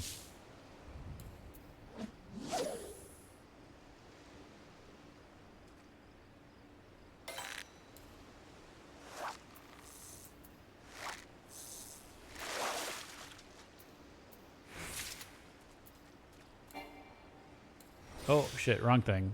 Wrong thing. What did I just do? I didn't mean to do that. Shit. I just wasted a ton of... Damn it.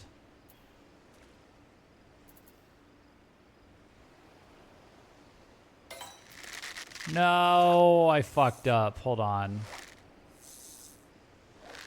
I misclicked. Now I'm hooking larger fish. Damn it. Lol.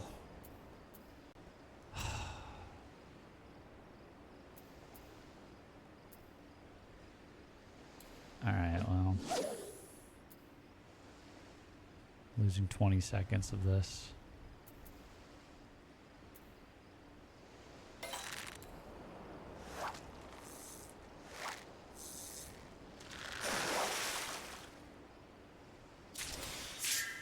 Oh.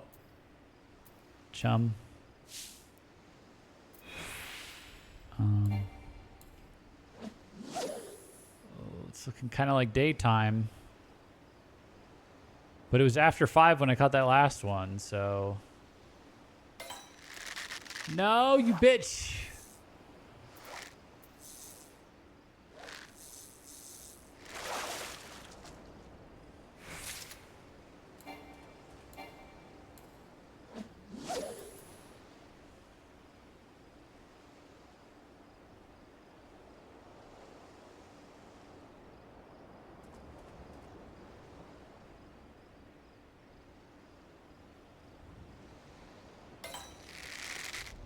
Come on. Oh, it might be too late.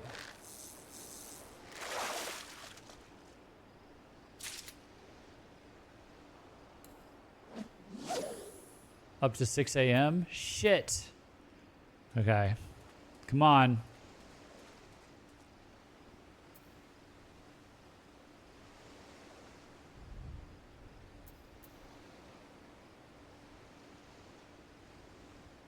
Dude, come on.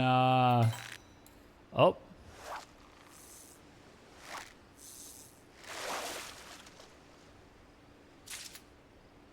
You piece of shit. You bastards.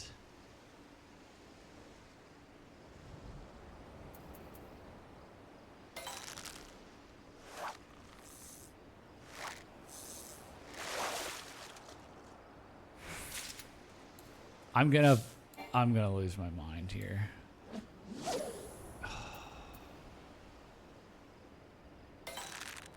Oh, please, please, please, please give me, please, come on. Come on. Oh my God, okay. Oh, I got it in, 558. I got it in 558. Oh shit, the music started. Oh, please count, please count, please count, please count. Let's go! Right at sunrise. Oh, W streamer luck. Woo!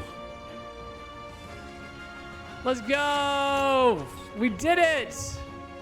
Okay.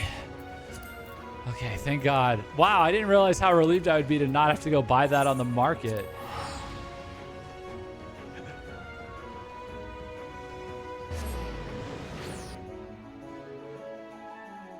Lucky, very lucky, yeah.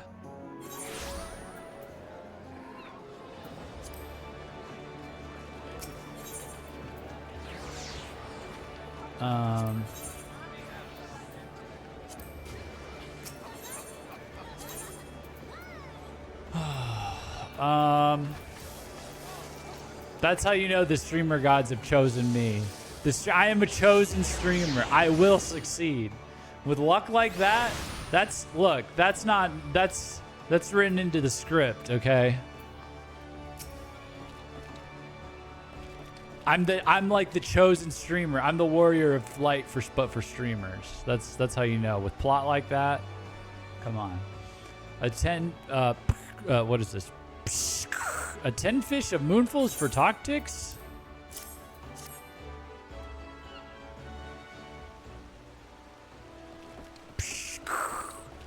Yes, Fishbringer has brought lovely fish from Moonsea. Ah, first catch of lovely fish is still fresh in brain case of Toctix. Toctix has dreamings to taste lovely fish.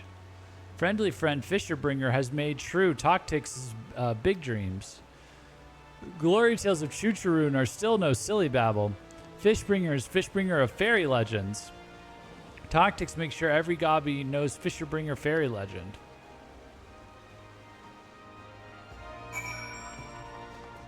All right, let's talk to Sissy Poo. What a silly name, by the way.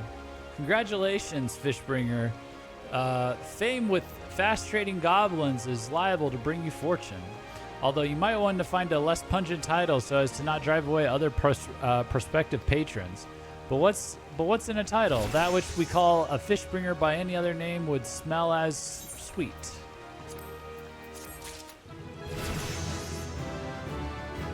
Oh, I leveled up.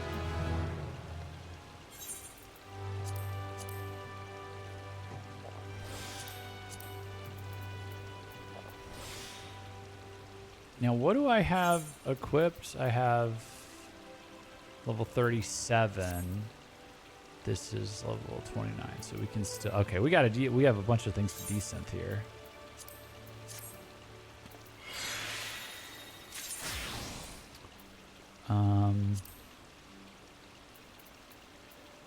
How did they... Oh, they gave me the spoonworm. Okay.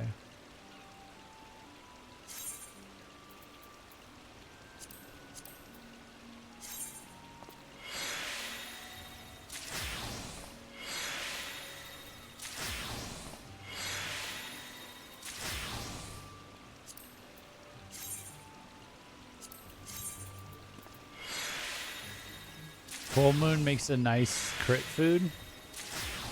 Oh, does it?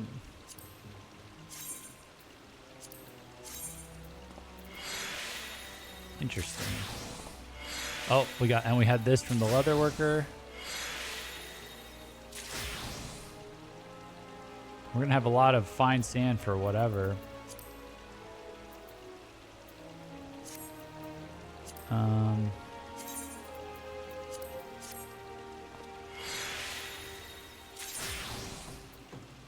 we go. And then we can do this.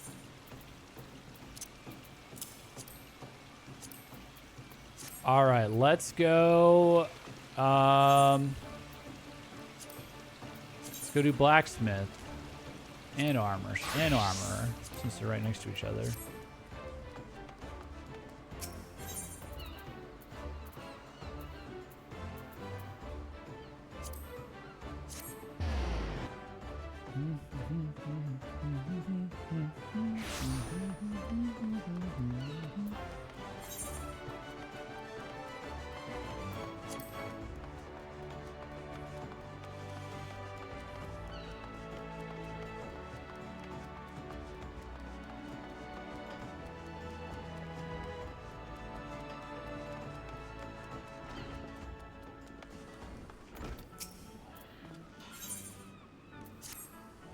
Been waiting for you to come and see me, lad. Seems you've got yourself an admirer, and I ain't talking about me neither. I'm talking about someone else.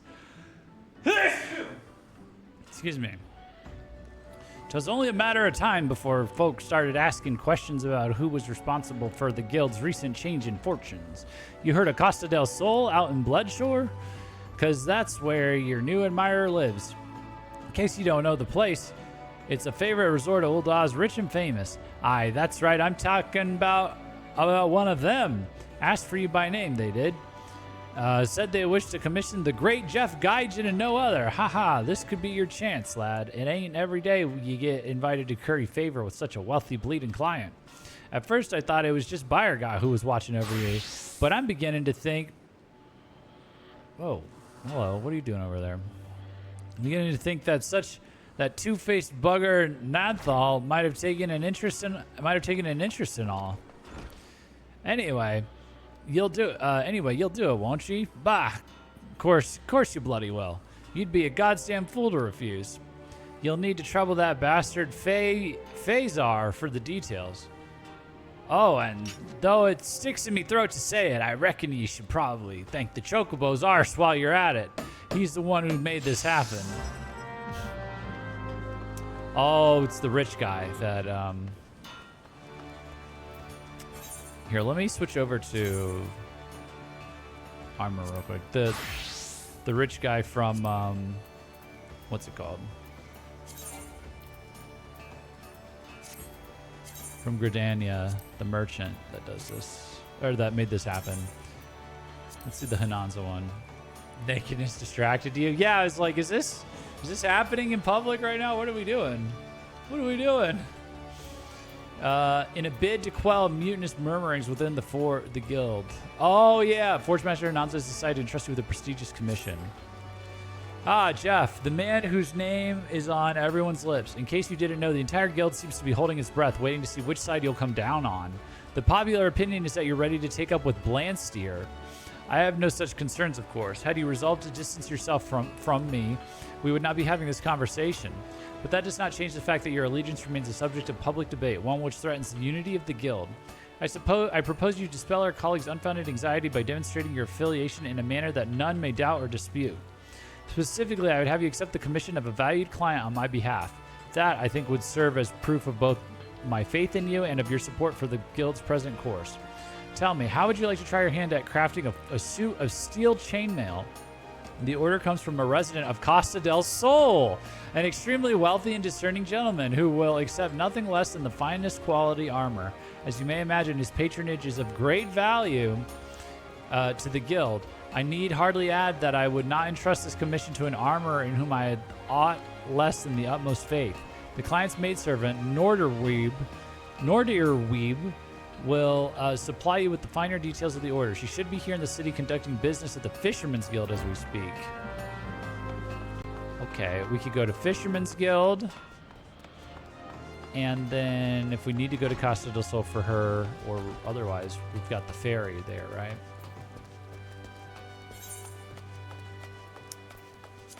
Let's see. You're doing good progress. Thanks. Yeah, I think I've got a good pattern down, right? We're going to get them caught up pretty quickly. It's honestly just a matter of how many of these I can tolerate and how many waves of this I can tolerate in a row before I'm like, I get tired. But here we'll be out of ARR with these quests eventually soon, right? Because it's the last one will be 50. I assume. What did he say? Fisherman's Guild.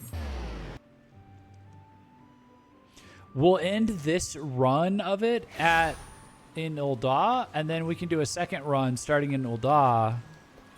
And I have I already have the we could start because everything will be at 35. I have this Alchemist 35 quest here already. And then we can end the next run in Limsa because the next Culinarian's Guild request I have is 40. So, greetings and salutations. What an honor it is to meet another of Limsa Lamence's famed artists. I'm sorry, a commission? Oh dear, there seems to be some confusion. I've already entrusted my master's commission to a veteran craftsman of your esteemed organization. Ooh. You are acquainted with Blandseer? His reputation precedes him, you see, and I saw little reason to doubt that a man of his experience should be assigned the task. Oh, but I do not mean to suggest that you... I merely sought to justify my own misapprehension. Regrettable though the situation may be, I would hesitate to shame your colleague by stripping him of his commission, given all the sterling work he has done for us in the past, I mean. Yet I can well imagine that you are loath to return to your superior empty-handed. Assuming the finished armor is of exceptional quality, my master will provide full remuneration regardless of the hand that forges the links. Mayhap it would be best for all concerned if you discuss the matter with your fellow armorer. Oh boy. Oh, Blandsteer. Uh-oh. Well, do we want to take this ferry while we're here? And just go to Costa del Sol real quick? And then we could deal with that. We could deal with that drama later.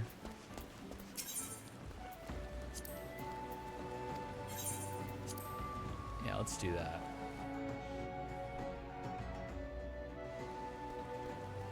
Unless I'm supposed to deliver it to Costa del Sol, in which case I'll be making a double trip. But it sounds like she's there in the Fisherman's Guild waiting for us, so... what is a soiree in the Sultanate?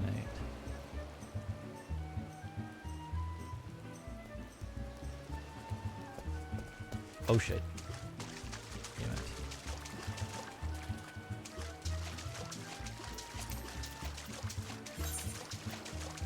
Wait, does this not...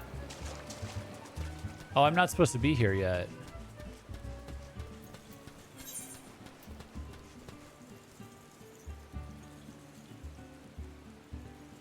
Oh, okay. I came here too early. Whoops. All right. Back I go.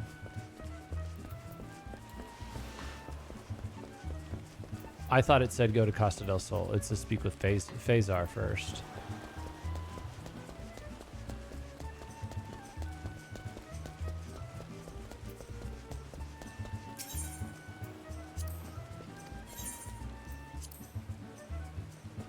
Okay.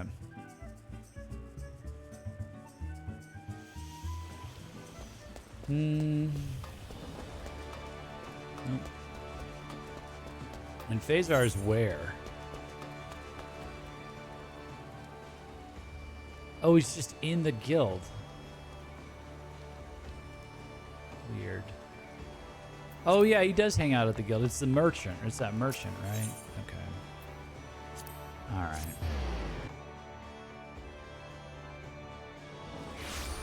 I just wasn't paying attention.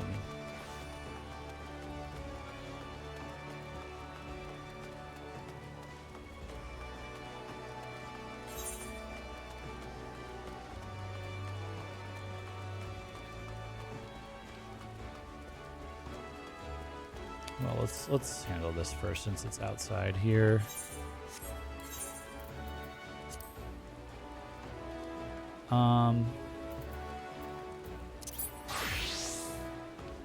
Oh, random trivia.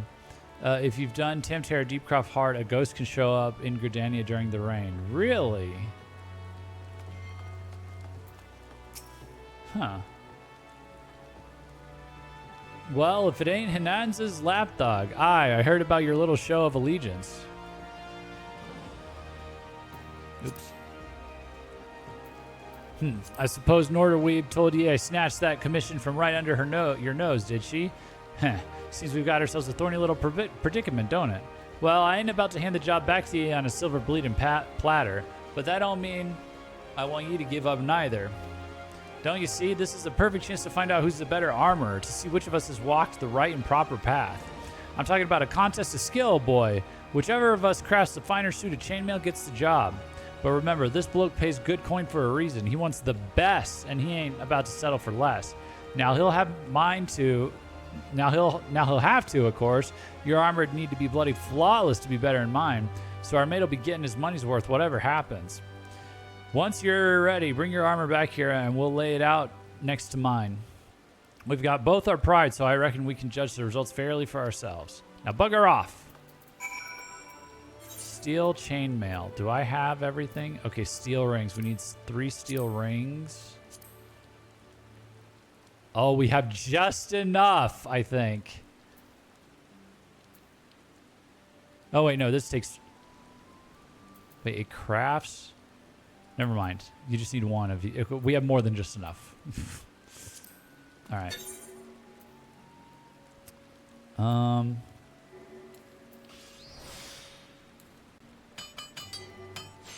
Could just make these really high quality.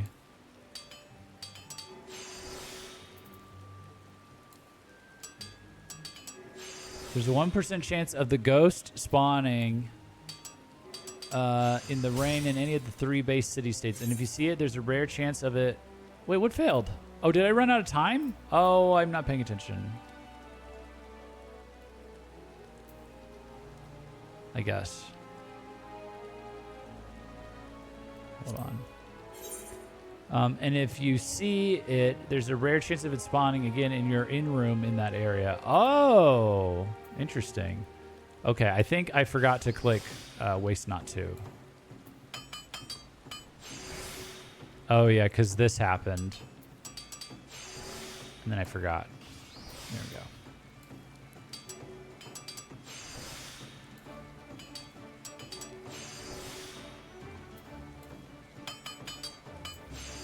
There we go.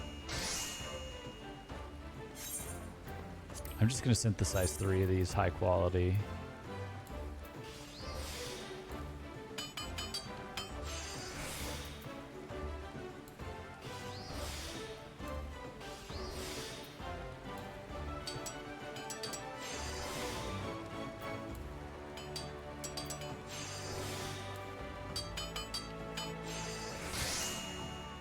So ready to learn about macros? No. I don't think so. Isn't that going to take the fun out of like learning the game? The mini game? I don't think we're at an absurd like end game stage of the mini game where you have to like memorize a 10-step process to use over and over again.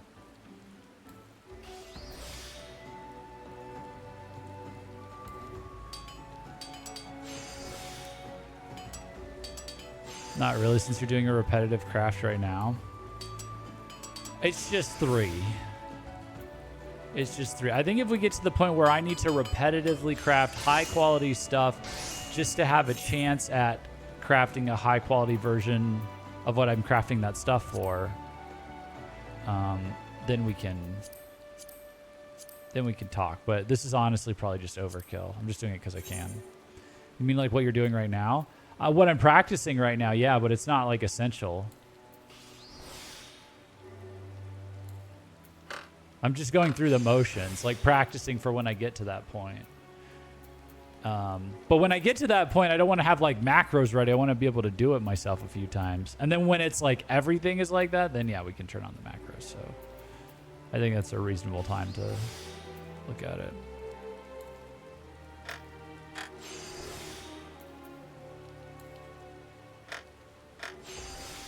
You have to make macros yourself manually. So you'll never have one just ready for you?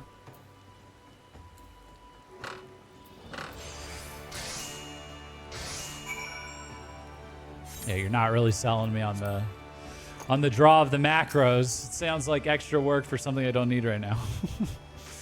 Well, pressure too much for you, lad?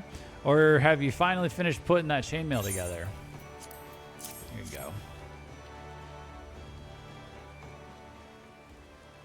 Right then, let's have a look, shall we?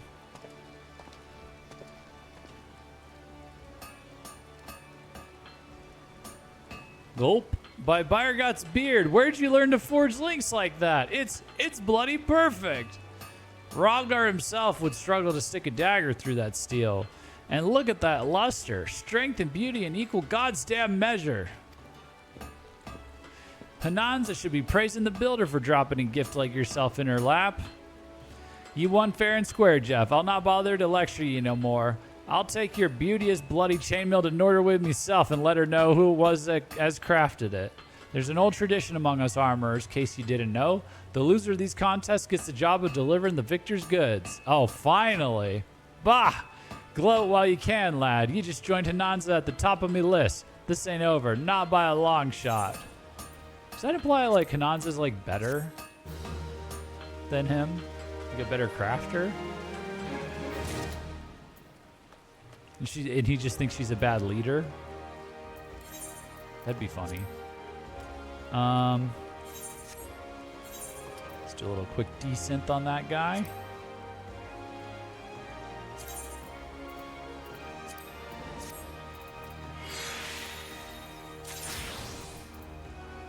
Toad leather, okay. And then let's do switch over to here.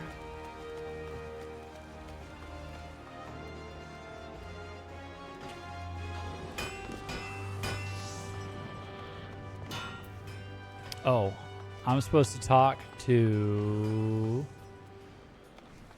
this guy. Well met, Smith. I gather you've heard about your commission. I trust you understand what an honor this is, as well as what's at stake. The client in question is a distinguished personage with tremendously high expectations. Should you fail to live up to them, it will reflect poorly on both you and your guild. As for myself, the last thing I need is a well-connected old Don telling his associates not to buy your products. Products I need to hardly add, which I should very much like to sell them. In short, don't fail. Now then, I believe I saw Miss Kusweeb arrive a moment ago. She's our client's representative. Go inside and introduce yourself to her. She will explain the commission.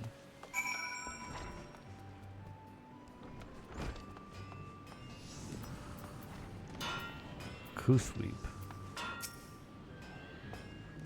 I've heard a great deal about you, Jeff Gaijin. Oh, hello.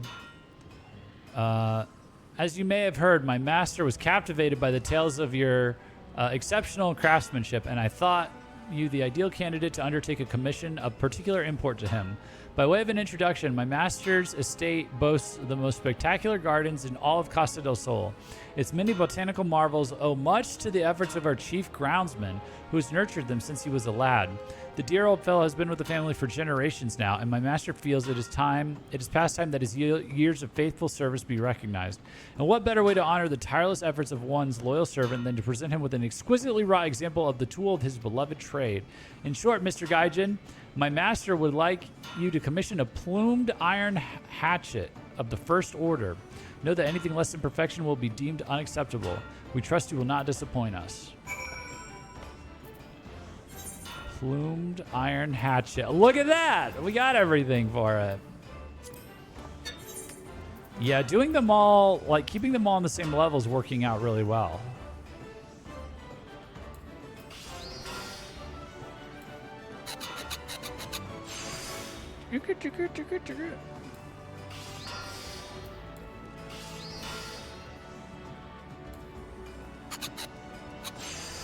Maybe you just can't accept defeat.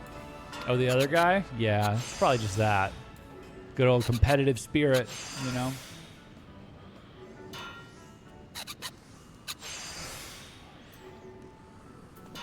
Are we good here? Yeah, we're good here.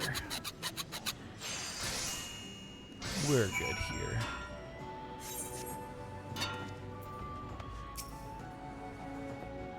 Do you have the hatchet? Here you go. The DJ. Wicket, wicket, wicket, wicket. My, though I count myself no expert in such matters, even I am sensible to this hatchet's quality. It is magnificent. Master Phasar's words did not do you justice. You are a veritable prodigy, sir. Your hatchet is more of a work of art than a tool. When I run my fingers along its smooth leather grip and gaze upon its flawless, sparkling blade, I find that I am moved. It seems a great shame to allow such a masterpiece to be used for mere gardening. But tools are made for a purpose. Mayhap as the blade dulls and the grip wears, it will gain a different sort of beauty. Ah, but I am beginning to sound quite like our chief groundsman. Such a gentle soul. I am quite sure that he will see the artistry in your creation. Why, it may even serve to inspire him in his own craft. You should be proud. On behalf of my lord, I thank you, Jeff Gaijin. Pray give my regards to Master Phasar.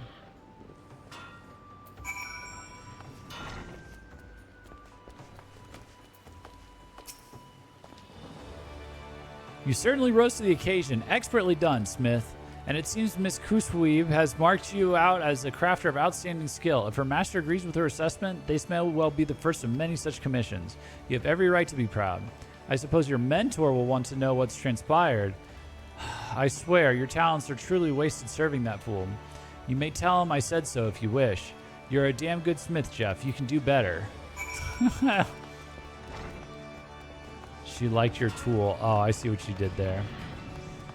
Oh, I see what you did. He's talking about a penis. It's a joke about his penis. She liked my penis. There you are, lad. Well, tell us how it went then. Eh? He said that, did he? Cheeky sod. Talking like he knows what it means to be a smitty. There ain't no one as knows better than me, and I've only ever wanted what's best for ye. I still remember the day you first walked in here, you know. 'Twas clear to me even then that you'd got a will of iron. Something in your eyes there was. Something as told me you'd give your all to the craft, not for coin or for fame, but for the sake of making something good. And that's just what we need round here. So don't let us down, Jeff. Stick with us and we'll do right by ye. Boom. All right, that's all of them in Limsa.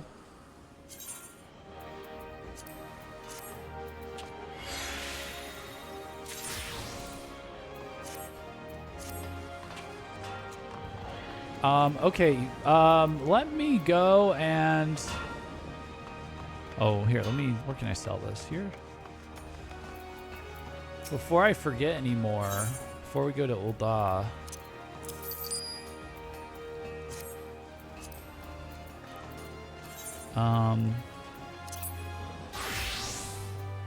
Let's go do this real quick. Let's go do this. Let's go unlock this dungeon so we have this dungeon for another day. Payback for the other day's penis joke? Oh, yeah. Little sequel, little follow-up. Oh. Oh.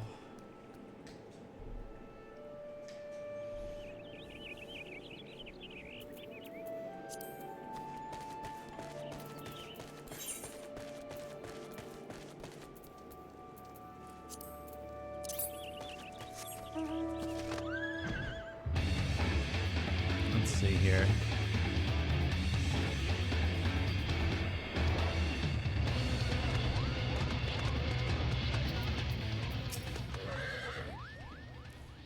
The intrepid adventurer who braved the darkness of the lost city. To no other would I entrust this task.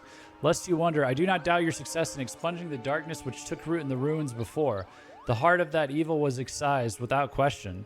But it would seem that some other power lay dormant beneath the stones all the while, its presence invisible to our senses. Plainly, however, that power is now very much awake. The elementals' panic attests to that. Quieting them will be no small task. While my fellows and I endeavor to persuade the elementals to rejoin us, I would have you venture into the city once more, find the source of this new disturbance, and do what must be done. The wood whaler Alphine yet stands guard at the gate. I dare say he has not forgotten you. Ask and he will let you pass. Where is this? Over here? Okay, and then we'll have it in our duty finder.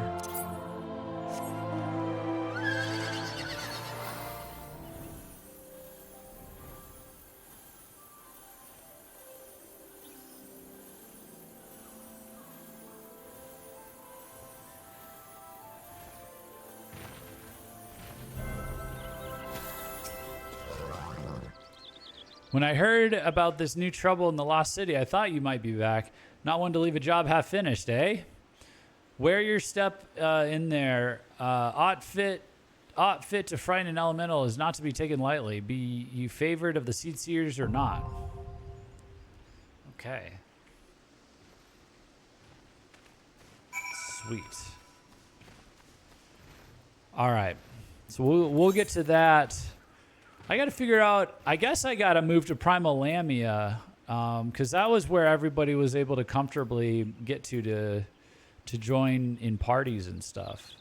So I got to look at relocating there, maybe more permanently, so I can keep doing this stuff. I mean, I know you can just like switch over there, but I'd probably just rather live over there at this point.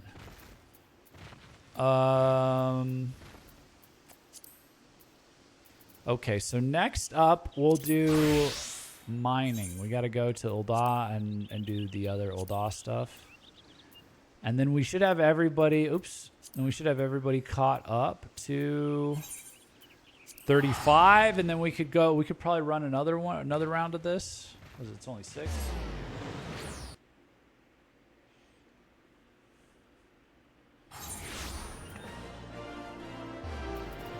Get the...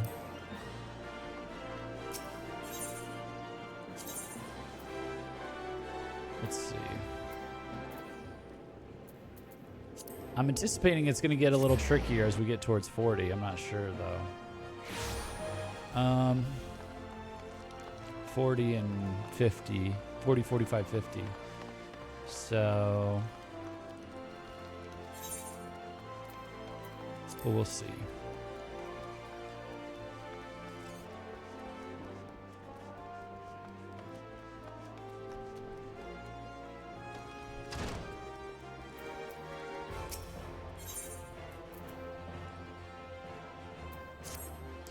Jeff, just the person. I was about to send for you. There's an order I want your help with. See, it comes from the Gladiators Guild via the vice foreman himself. You recall the time I had you procure obsidian? Well, this time I need you to find wyvern obsidian, which is a good deal rarer. How rare, you ask? Let's just say I've handled this stuff no more than a dozen times in my life. So yes, it'll be a bugger to find. But don't worry, you won't be working alone. It just so happens that one of your guildmates has volunteered for the task. And considering how difficult it's like to be, I've decided to have the two of you work together. Your partner's name is Wide Gully, and he's waiting for you on the far side of the stage. Go over and introduce yourself, and he'll tell you everything you need to know. Run along now. Oh, and good luck. We're going on a mining adventure, it looks like. Look at this guy. You must be Jeff, the Guildmaster's pet. I've heard much and more about you. They tell me you've got talent. Trouble is, you're an adventurer, and anyone with an ounce of sense knows adventurers can't be trusted. Adalberta's sorely mistaken if she thinks you're any different. Likewise, she's sorely mistaken if she thinks I'm going to help you find 15 chunks of wyvern obsidian.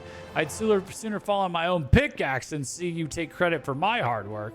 That said, I'm not about to risk getting kicked out of the guild for disobeying a direct order. Luckily, there are other ways to handle this. What do you say to a contest? It's nigh on as good as cooperating, and so long as the client gets what he wants, Adalberta won't have cause to complain, will she? So here's the deal. We mine for wyvern obsidian separately, and whoever brings back the better haul, that's to say the purer haul, is the winner. Simple, yes? Now, we both know I've been doing this a lot longer than you, and I won't have it said that I trounced a novice. So to make this more interesting, I'll give as long as you want, for all the good it'll do you. Oh, and you can even go and talk to the client if you like. His name's Roger, and you'll find him outside the Gladiators Guild. Might be as he can tell you something useful. I think this quest doesn't make sense anymore since they removed high-quality gathered items. They probably left it in because it's just going to be like, oh, what? The rocks you dug up are really good because of the adventurer. You're like the warrior of light, and you're good at everything you do. I think that's kind of more of what it is. Something about the way I swing my pickaxe has made it purer, or something.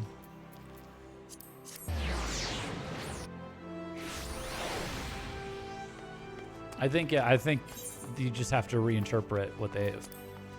I think they were just banking on you reinterpreting it. There's no real way they'd be able to remove it. Nothing is ever really made about you being better than anyone because you're the warrior of light. I'm not saying, okay, you took me a little too literally there. I'm not saying literally, but like as the main character, you tend to be really good at everything in whatever domain you do. The one exception to that is Gava in the Carpenter Guild. She's like, you kind of suck. You're okay. You're getting better. But everyone else, they're like, wow, this is like the best, purest armor I've ever seen. You're better than all the masters or whatever. And it's like, okay, we know what's going on here. So you use your tool better. Yeah. At this point, you canonically are not the warrior of light. Yeah, but you're still the main character is what I'm saying. So, like, you're progressing through, and this fits in line with all the other quests where they're just like, wow, you're better than all the other guys in our guild. And it's like, I just click the same thing as every other player, so.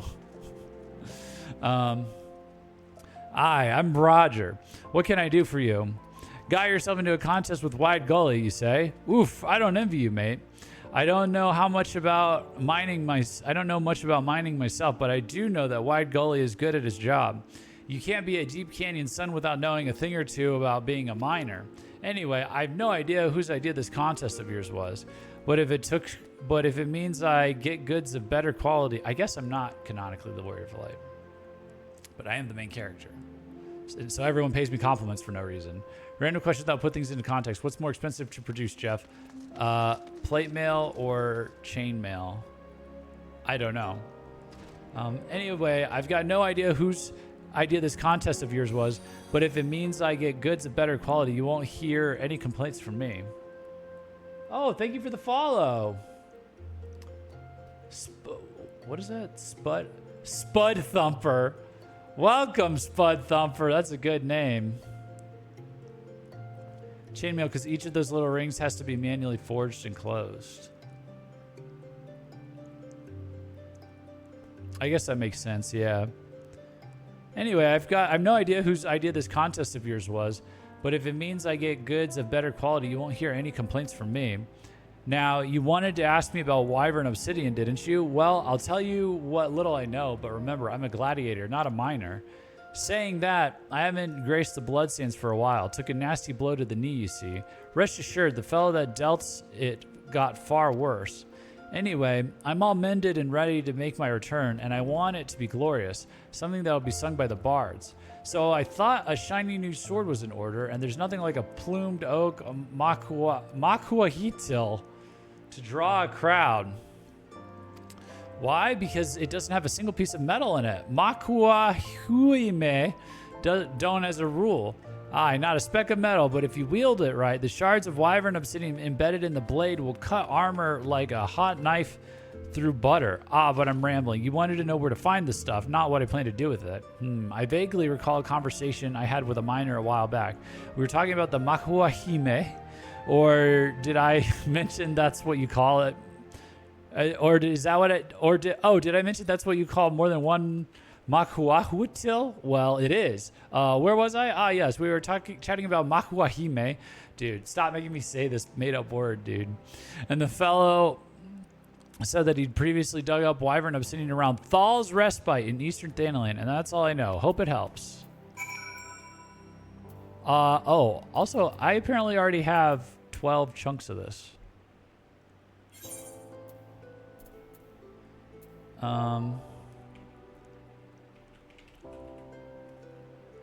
Wyvern Obsidian.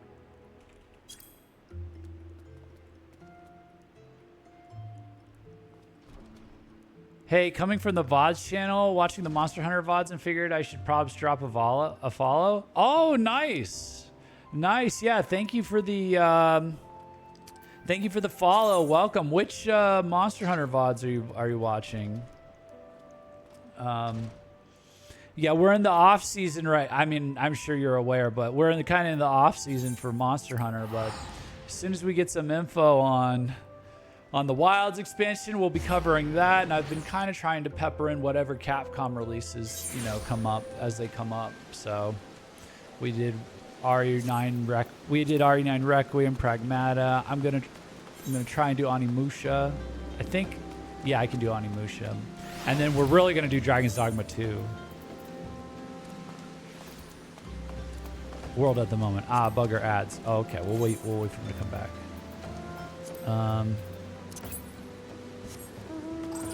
So this is gonna be where did they say this was gonna be?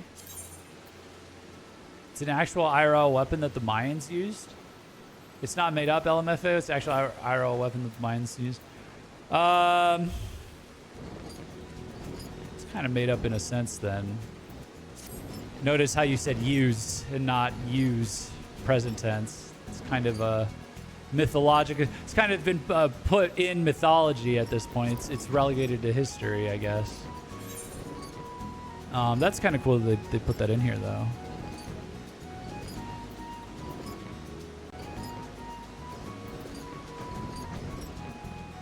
All right, but fine. It's not made up.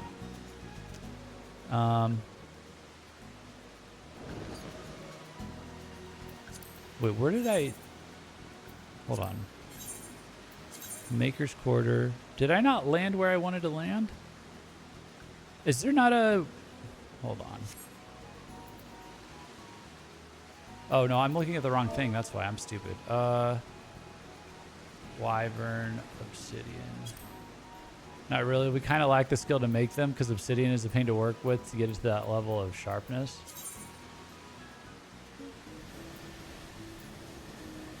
Well, we need a warrior of light in the making to come and well, we're just mining it. We're not crafting with it, I guess, are we? Right now, we're just mining it.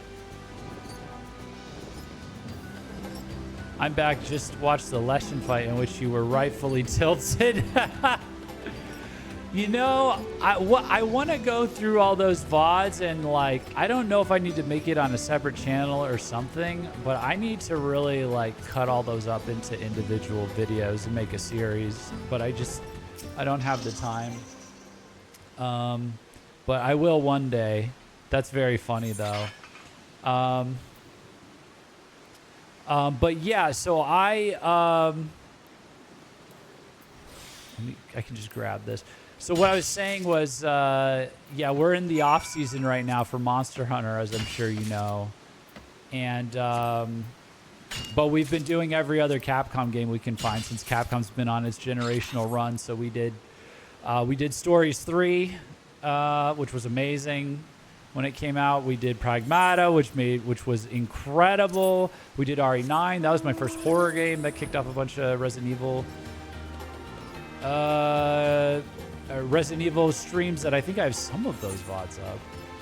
And we're going to try and do, we're going to aim for Onimusha when it comes out. And then I'm really going to be covering Dragon's Dogma 2 because that's where I that's how I got into Monster Hunter. I got really into Dragon's Dogma, and then I played Dragon's Dogma 2, and then people in chat told me about Monster Hunter and the crossover in, like, development from, like, how some of the Monster Hunter devs that worked on the monsters in Dragon's Dogma 2 were from the Monster Hunter team, and that's how I found World, actually. So, and Dragon's Dogma 2 is getting an expansion after Onimusha, so... but yeah, no, it's cool to see someone coming in from Monster Hunter. We will definitely be all over anything to do with Monster Hunter Wilds Ascendance when that comes out. So,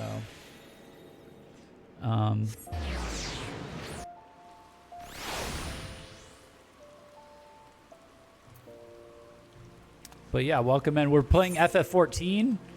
Yeah, Capcom has been doing well lately. Been wanting to pick up Stories 3, just waiting for some extra cash. Yeah, I would like it's honestly, it's probably my RPG of the year still. So did I go to the right place? I didn't go to the right place. No. It was very good. It was very good. You can easily get a good 100 hours out of it. But yeah, so we're playing FF14 right now.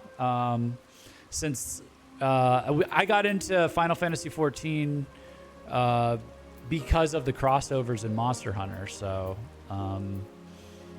yeah, at some point you'll see me doing the crossover in World, but then the crossover in Wilds was so crazy that I had to check it out afterwards, and they gave us a chocobo to ride on. Oh, I like blindly went here. I meant to go here. So we've been doing FF14 for like about a year. It's a very big game with a big story and a bunch of like side content. And the Monster Hunter, they have crossovers for Monster Hunter in this game, but they're buried deep in the, I mean, deep time-wise, I would say, you know, in the game. But when we get to the third expansion, I'm going to be able to hunt a Rathalos. Finally, after a year. That's how this started, actually, was to, I was like, where's Rathalos? I heard Rathalos is in this game. And it's been a year. It's been 500 hours, 500 to 600 in-game hours, and we're still not there yet. But we're close. We're close to Rathalos and Omega.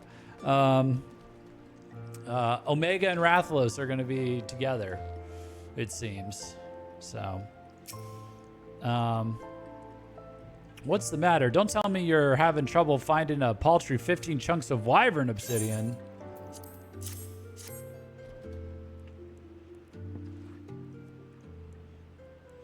Oh, managed to scrape together the required amount, did you? Well then, let's see your sorry specimens just for the sake of formality. Bugger me! They're black as night. This is some of the purest stuff I've ever seen. How in the seven hells did you find these? You, a mere adventurer. Grr, I'm loath to admit it, but your obsidian's superior to mine. Well, it might be as you've bested me on quality, but there's more to being a miner than that. You need to be able to give the client what he wants when he wants it. In other words, you need speed. Without it, quality counts for naught. Been trying to convince mates to start FF14 because I've wanted to do MMO. We ended up starting WoW Classic this week instead. Oh, okay. I see. Yeah, I just... I would have never really done an MMO. I'm more of an action RPG guy. But I like Final Fantasy. I like the aesthetics and stuff. So I kind of got into this one. I looked at WoW Classic. I couldn't really do it, but yeah. If you want to do it though, if you're looking for people to start FF14 with, or just try out the trial and stuff, we have a bunch of people in the Discord. We have people in Monster Hunter channel talking about Monster Hunter, and we got people in the Final Fantasy channel talking FF14, and it's crossover. A lot of them play both, so but yeah, I was by far the faster man, so we'll call it a draw, but mark my words, I'll best you next time, both on speed and quality. I'll see to it the obsidian gets to Roger. In the meantime, why don't you go and tell the guildmaster all about it? I care not what you say. All right. Ah, Jeff, how did you find working with Wide Gully? What? He challenged you to a contest? As if the tasks weren't difficult enough. I'm terribly sorry, Jeff. That was hardly fair of him. He's a born miner. What's that? You beat him? Truly? But he's one of the guild's very best. Well done, my lad. Eh? He claimed he was faster, did he? Well, speed is important, but Wide Gully set the rules, and by those rules you won, fair and square. See, what did he say? Like, he said... He was like, oh, managed to scrape together the required amount. Well, let's see your sorry specimens. They're black as night. This is some of the pure stuff I've ever seen. How in the seven hells did you find these? You, a mere adventurer. Grr, I'm loath to admit it, but your obsidian's superior to mine. Yeah, they just kind of retconned that as since there's no more purity with or quality with stuff that, with gathered items. They just kind of retconned that to just be like, you were just good. So you were just good. You were just really good. I think that's a slick move. They didn't have to rewrite that. So you've come a long way, Jeff. A long way. You make me proud to be your mentor. At the same time, though, I must admit that the miner in me can't help feeling some envy. but it's that which keeps a veteran like me on my toes, lights a fire in my belly, and I wouldn't have it any other way. Keep doing what you're doing, Jeff, and I'll do my damnedest to keep up. Ha ha ha. There we go. Impressing the redhead, yes. We'll have to check it out. Gonna have to lurk for now, but looking forward to watching some live content. All right, sounds good. Yeah, welcome, Spud Thumper. It's a great name, by the way. That's a funny name. I like the name. But yeah, sounds good. All right, let's do decent.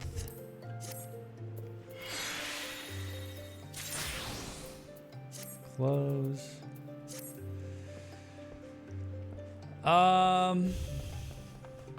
What do I have left? I have 2 more. And then Goldsmith. Yeah, Goldsmith and Weaver, right? Because this is 30. All right, let's do it. Let's do Goldsmith and then let's do Weaver. And then maybe we push 1 more. Or we save it for Tuesday. We'll see how I'm feeling. 1 more wave of this.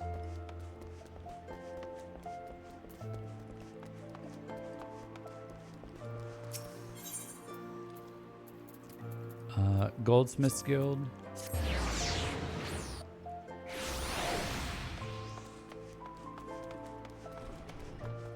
This is the girl with the crush on that other guy, right? Jeff, something awful has happened. It's Gigi. Instead of behaving better, he's acting even worse. A traveling merchant was here not a bell ago to discuss a potential contract with us. In the midst of negotiations, Gigi commented on the man's jewelry, claiming such tawdry baubles are beneath even a Lominson whore. Unsurprisingly, the man became quite upset and stormed off. Oh, bad robot. Our members understand that Gigi can be a harsh critic, but this foreign gentleman, Rorotan, was visiting us for the first time. If it were a guild member, he might have overlooked the incident, but he was a potential business partner. Gods, this is a disaster for the guild. We must make it up to him. Can you help me, Jeff? Before Gigi offended him, we were discussing a bulk order of malachite earrings. By way of an apology, I'd like to gift Rorotan a pair of these, the finest we can craft. If the gods are good, he will forgive us for the incident. You're one of our best, so I'd like you to craft the earrings. When they are ready, please present them to me for inspection. Malachite. Uh-oh. Well, I have the silver ingot for it. Oh, I'm down one. Okay. What do you mean I don't have the required material? Oh. Never mind. I'm down to... Okay, so we need raw malachite. All right. I don't think you can get that here, can you? You can! W! It was just the silver I needed, and I already had.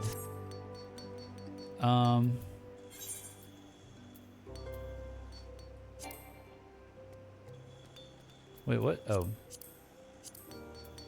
Oh, hold on.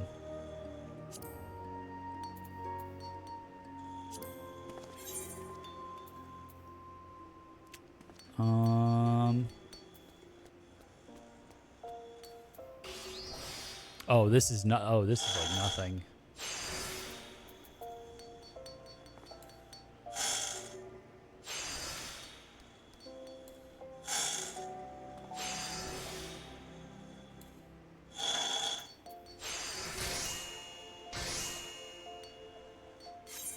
Okay, then we'll do quick synthesis.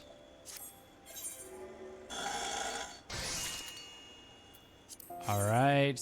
And then malachite earrings. And now these need to be... Oh, lucky me. They were both good. Okay.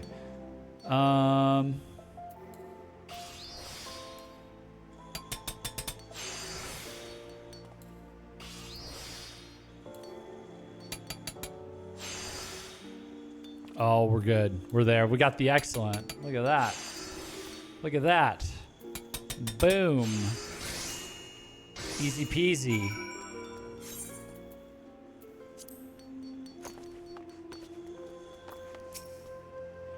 Are the earrings ready yet? I'm guessing she's going to have me deliver them to him.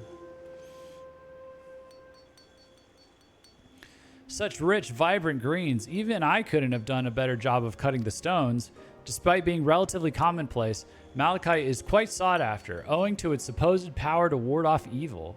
Pieces bearing swirls that resemble an eye are especially popular. Superstitions notwithstanding, it does indeed have some mild thaumaturgical properties. I must say, I think you've really outdone yourself, Jeff. I pray that Roroton will feel the same.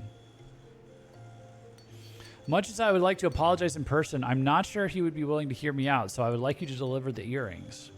Before he left, Roroton mentioned that he had other business to conduct at the Ruby Road Exchange. Chances are you'll find him there.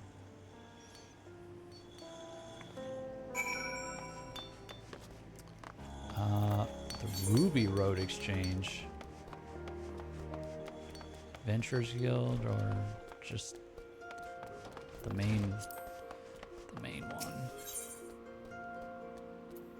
Streamer luck? No, I think it's because I think Sasha gave good advice when they said like do it all together, like level them all up evenly, because I think between the materials that they have me procure for every different little quest and the materials I get from desynthing the underleveled primary and secondary handed weapons that they give me, I think I've largely, a lot of the time, just had everything I needed. Which could easily have not been the case, because like in the 30s, I feel like, well, we'll see. I think level 35, maybe level 40 is like the worst of it. Like that's where I like skipped a lot of the materials. I kind of like blasted through around that. That's when I started really leveling fast. I guess in the 40s it'll be the same. No, I think for the 40s I had a lot of the materials. Oh, I meant the excellent. Oh, did I get an excellent? Oh, I didn't even see that. Oh, God, it's not a guild goldsmith. Let me make myself clear. I just wanted to discuss a potential partnership. I do not know what I have done to offend your guildmaster and her assistant, but I understand that I'm no longer welcome. Now, please, leave me in peace. Really now, I don't want to hear it. Just leave me.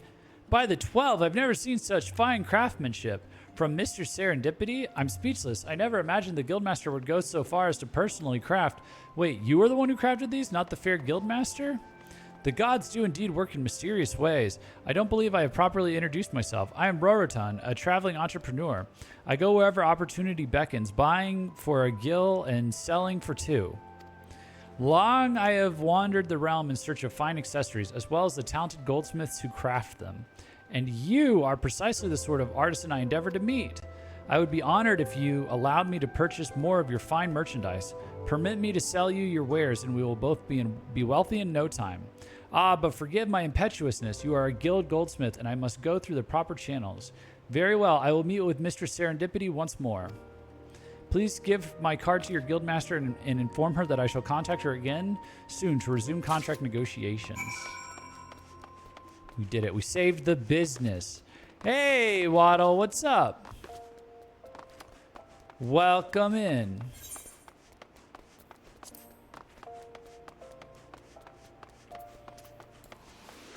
We are on our crafter grind, our crafter quest grind, in fact. So let's get this. Let's get back to Serendipity.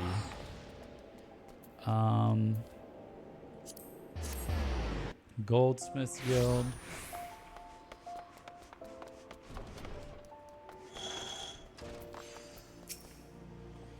Welcome back, Jeff. While you were gone, I performed some basic maintenance on Gigi. I'm not sure if I fixed the problem or if there even was a problem to begin with, but... Oh, but what about Roroton? Did you find him? Here you go. This is wonderful news, Jeff. Not only has he forgiven us, he desires a business partnership even more than before. I knew I was right to count on you, Jeff. There's something about your work that moves people, something that touches the soul. It's a gift, and it can't be taught, much as I wish it could. No, you've always had it in you, and as you grow more skilled, you'll only become better at expressing it. I'm certain that was part of Roroton's decision. Since we know he'll request your services when he next visits, you'd best work hard until the time comes. All right.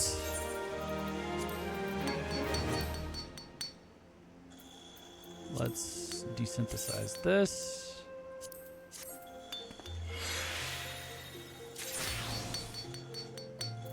And all right, we've got one more, and then everybody will be caught up to 35. Or caught up through 30, I guess, and at 35, ready to... Oops. 35 or higher, I guess. Okay, and that last one is...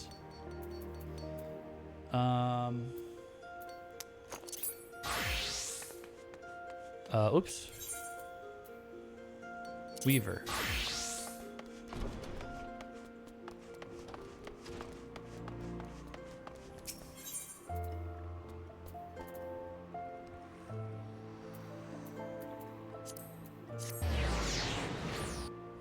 This guy's got... This one's got quite the character on it.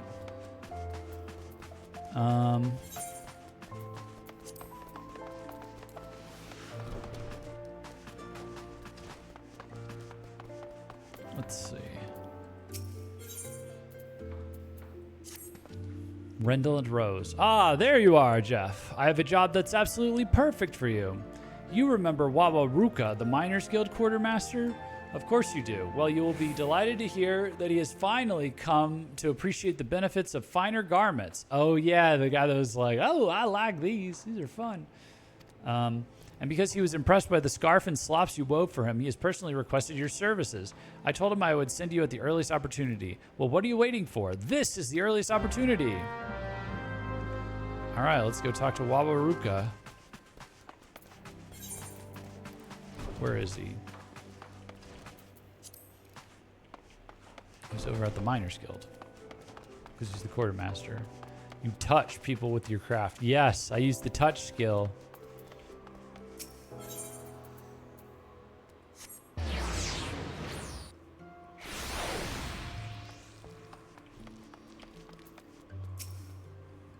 Hey, how's it going, Jeff? Big Rose sent you, did he? Big Rose. That's funny. I asked you, that's my rap name, Big Rose. I asked for you by name, you know. Any road, I won't beat around the bush. I want the best damn pair of velveteen gaiters you can make. I know. What's a bloke like me want with fancy shoes like that? Well, the thing is, there's this girl and, yeah, don't make me spell it out, lad. Trouble is, she's from a rich family. Proper rich, as in her servants have got servants. That kind of rich. Which is why I've got to make a good first impression. And to even have a chance at doing that, I need to get dressed up to the nines. I can't very well introduce myself to a lady at her looking like, or myself to a lady like her looking like me. Any road, I'm counting on you, lad. Oh, and I ain't letting Big Rose give this to me for free neither. I got my pride, you know. Wouldn't feel right wearing a pair of swanky gaiters what I hadn't paid for. What I hadn't paid for. What have I got? Do I have everything? Oh, I'm close. Undyed cotton cloth. I can make this. Let's go. We got this. We got this. Okay. Have I made velveteen? Oh, I've made this before. Oh, but we gotta make it high quality, right? Oh. Thank God I have that rubber from whatever. There's something I bought rubber for, I think. Boom.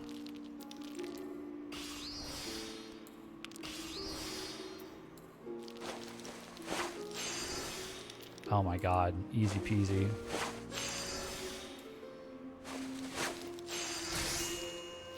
Boom.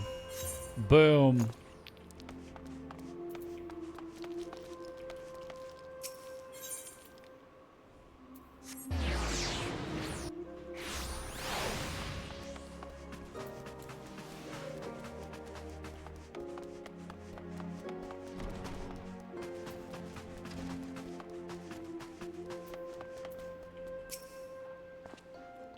Your client is waiting, Jeff. Do you have his gators?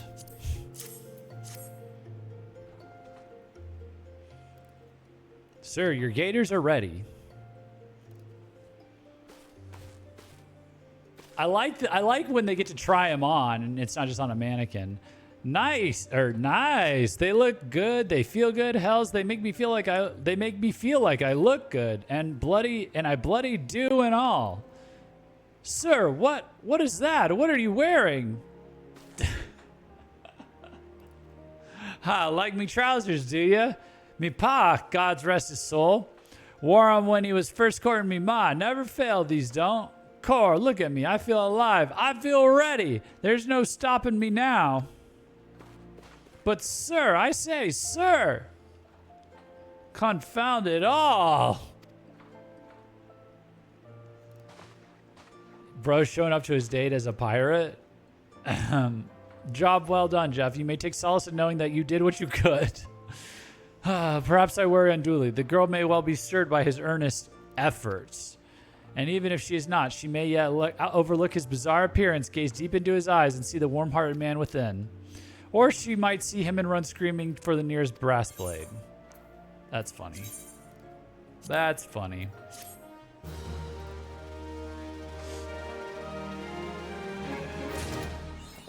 All right. Decent on this.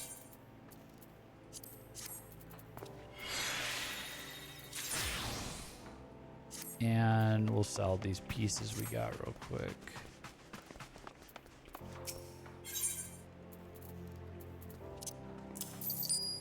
Okay, so let's do a run through real quick. So, botanist, next quest is 35.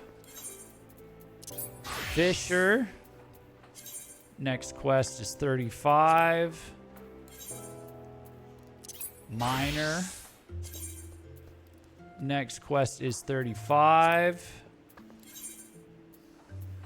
Alchemist. We skipped over this one, but we'll be including it next because next quest for Alchemist is now 35. So we've caught up to Alchemist, which was the first crafting job I ever did, and I overleveled it to 35 before I stopped. Goldsmith. Next quest 35. Weaver, of course, we're here. Next quest, 35. Leatherworker, next quest, level 35. Carpenter, next quest, 35. Culinary, I'm gonna skip that for a second. Blacksmith, we just did. Next quest, 35. Armorer.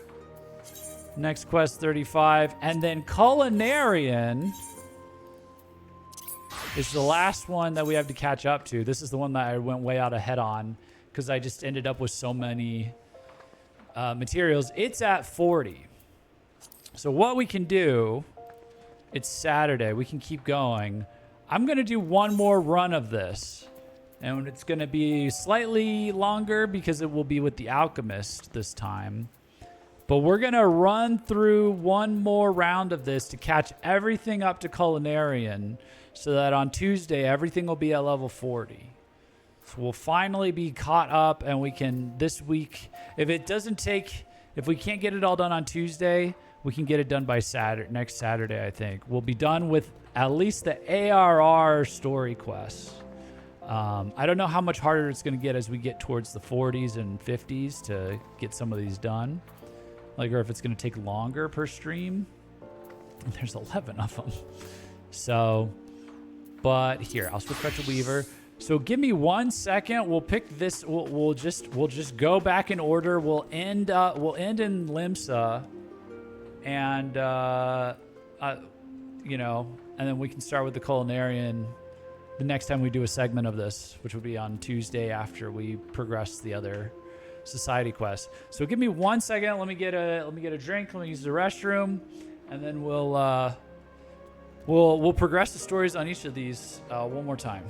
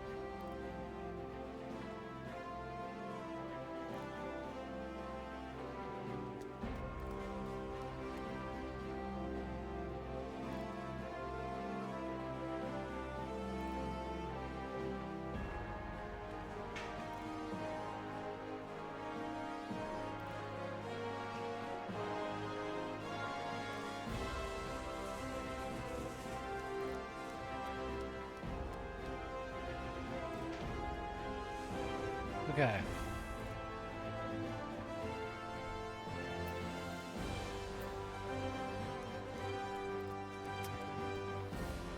All right. All right, let's continue on. So we're back. This is the Weaver. Let's see what he wants next. What does Red Rose want next? Greetings, Jeff. If you've the time to spare, there's a task I would like to assign you. Wawaruka has requested your services once more. It seems his previous attempt to woo Kokomo met with disastrous results, as I predicted. It would be best if he told you the rest. Now run along, you know where to find him. Oh boy. What sort of drama have we gotten entangled up in now? Yeah, I want to know how the pirate outfit went over.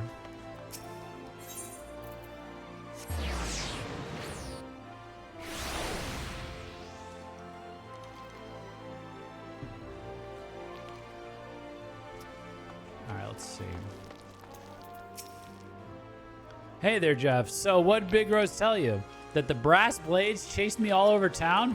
Well, it wasn't that bad, but Kokomo's paw did run me off, calling me a disgusting pervert and whatnot. But I ain't giving up on her that easily. No, sir. She's something else, my darling Kokomo. Is it because he was wearing, like, tights? Like, really tight pants or something? See, one day I was making a delivery to Baba Y's shop when those two... when these two boys walk in and start hassling the customers and staff.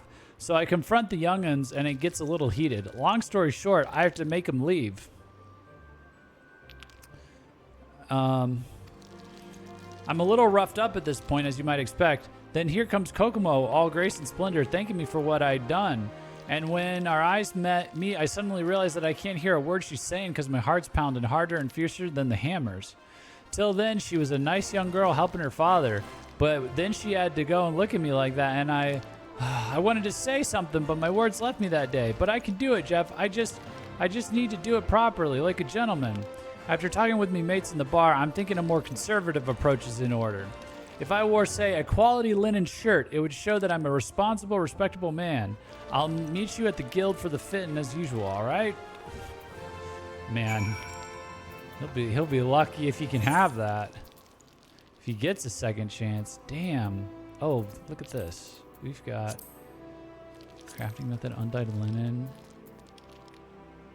Uh-oh. Shit. Oh, we're good. We're good. Some of the level 50 quests are very entertaining. Okay.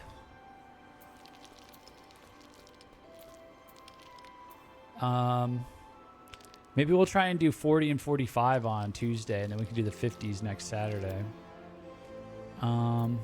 Those are the last of the ARR ones, right?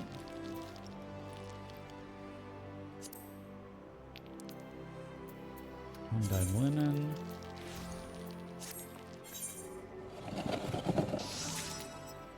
And then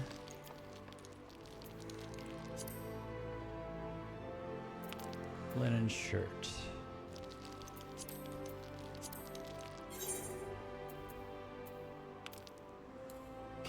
Yep, okay.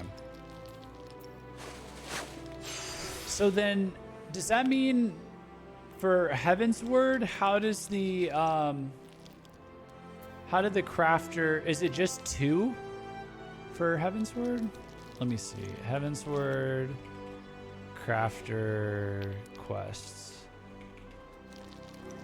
Oh God. Oh man. So there's like a lot more in Heavensward. 50, 52, 54, 56, 58, 60. Okay, we gotta keep... Oh, right, same as every other job. Okay. So there's a second one starting at 50. Okay, 50, 52, 54, 56, 58, 66. Okay. We gotta keep our pedal on our foot on the gas pedal all month then, I think. To be caught up, or the next couple weeks. And the crafts are going to get harder since they're Heavensward crafts. Okay.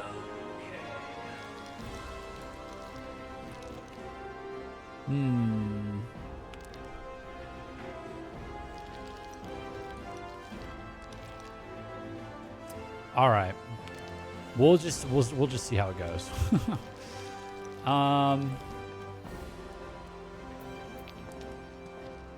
Waste not. That's what I need to hit right now, right?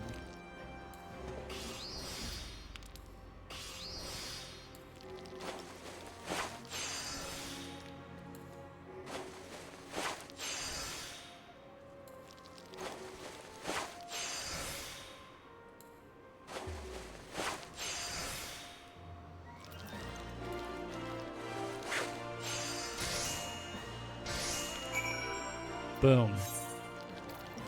Okay.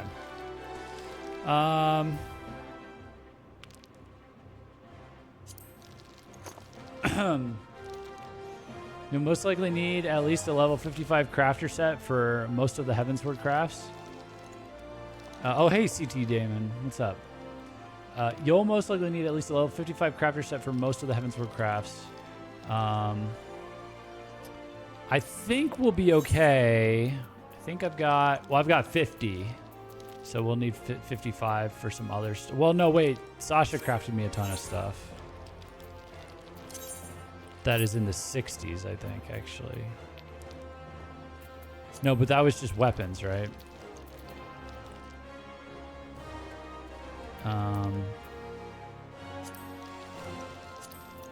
Or main-handed ones, right?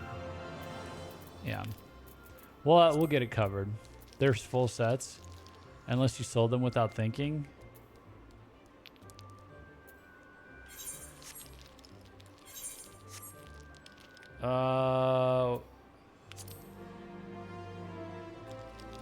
Which wouldn't surprise me because you've done it before. Oh, no, it's up here. Yeah. Yep, Sasha's got me covered. I just got to level everybody to 61. Maybe 62 for a couple of these. No, actually, wait. Oh, yeah. Okay, the weapons are 62. The armor, it looks like, is 61. Cool. Wait, that actually means... Hold on.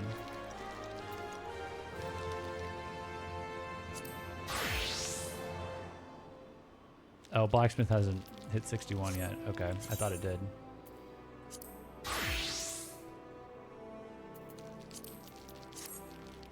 Okay, we got to deliver this linen shirt to Redolent Rose. I'm noticing that the shirt is... They're not addressing whatever was wrong with his pants. I guess it was like these red, super tight red pants he had on.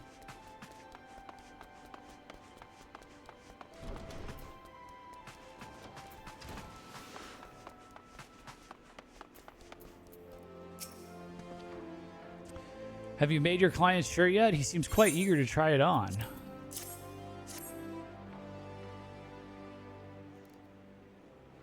Well, I think we can all agree this is far more appropriate than a leather harness.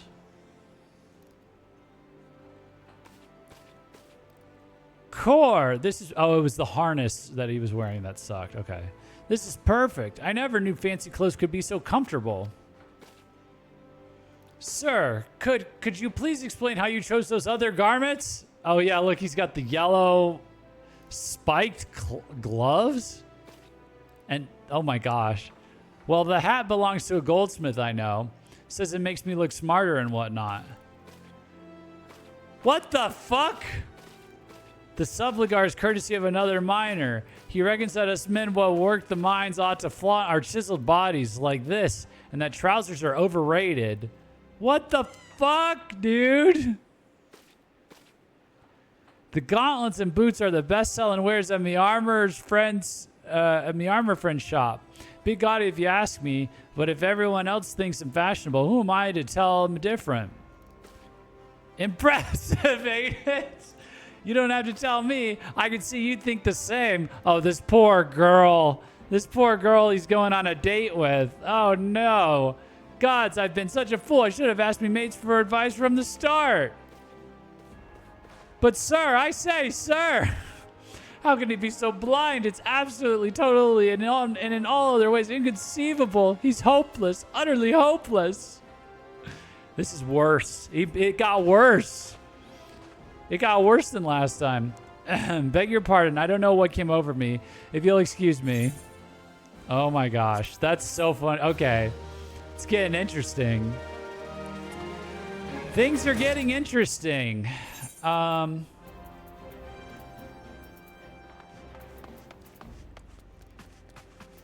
Wait, did I even get anything that time? Oh, interesting. Where are we at with the needle? The needle is level... okay, it's level 50. Nope, we don't need that. Some of these I don't have level 50 on yet.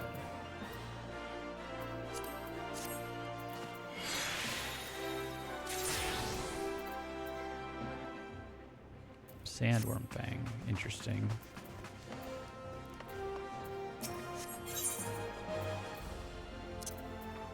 Okay. So let's do okay, let's go, since we're next to the Miners Guild, let's do the miner. Well, the mining is gonna make us like leave the city probably. Let's just collect all of them, I guess. We'll go to the Miners Guild, see what they want. Other ones we might be able to finish up faster or like more immediately. Or who knows with the Miners Guild even.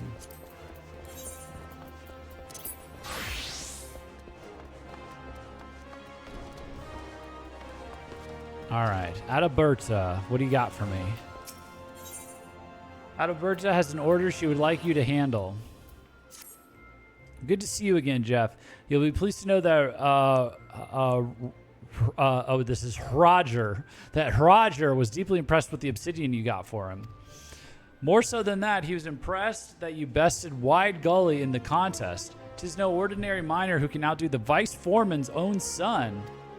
Lest you wonder, I knew full well who Wide Gully's father was when I tried to pair you both up.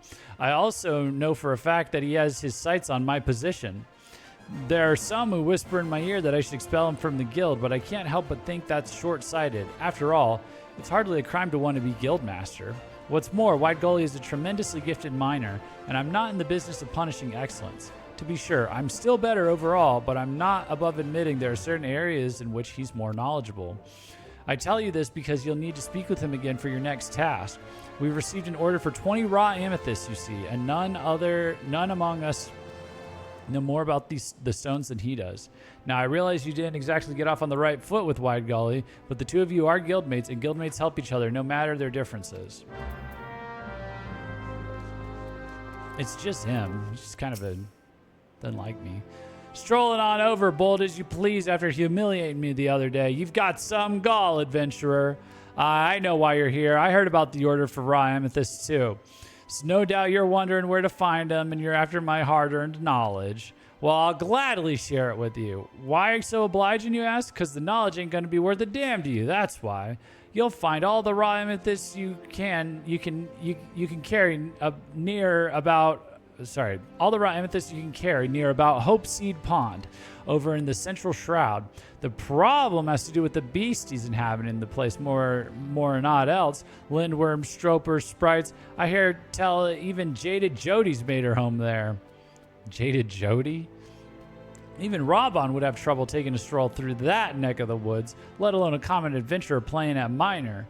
I don't expect to see you back here with 20 hairs on your head, much less 20 of them stones. Gah ha ha ha. Okay, so we got the 20 raw amethysts. I guess he never got stealth. I guess he never learned about stealth, huh? I guess he doesn't know about the stealth move. But, okay, so let's go to the other ones, which are... Mammoth's on fire. We just did Weaver's Guild, right? Okay, Goldsmith's Guild, and then Alchemist's Guild. Awesome. Oh, here, let me just... Actually, there's nothing to start with the Alchemist Guild. I have it. Let me just... After relaying Dietrich's suggestion, you find yourself assigned the task of creating an uncommonly potent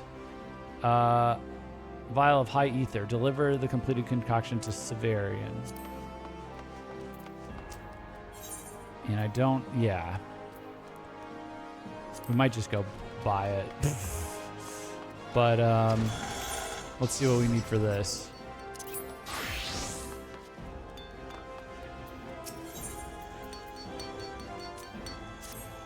I've been waiting for you, Jeff. You remember Roroton, the merchant for whom you made those exquisite earrings? He paid a visit not long ago, hoping to find you present. In fact, he was positively heartbroken that he couldn't speak with you in person. Ahaha, it's hard to believe he was once so furious with us. It's as if that unfortunate incident never happened at all. But returning to the matter at hand, Roroton has commissioned you to craft a firebrand. One of peerless quality, of course. When you've finished, I must insist that I evaluate your work. It's not that I don't trust your craftsmanship, but Roroton is an important client, to say the least. Okay, firebrand, silver ingot, old goat horn, eye of fire. Uh-oh. Fire rock. Okay. We're going to the market. We're going to the market. Personally, I like the conclusion to The Alchemist more than the rest. Several people have told me that The Alchemist quest is very good. Or was like the best one, or up there, so.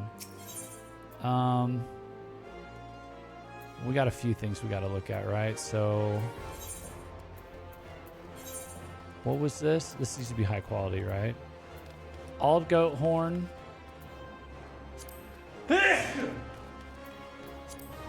Excuse me. Olive goat horn.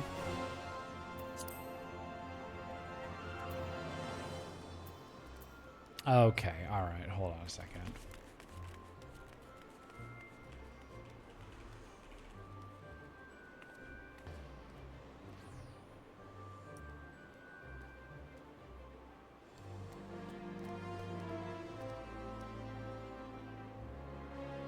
All right, that's about, yeah, that's honestly like about as good as it's gonna get for the old goat horn. You can mine the jewel stuff. Yeah, but I don't want to. Well, I guess I already got to mine the other stuff. Oh, I was gonna see how expensive it is.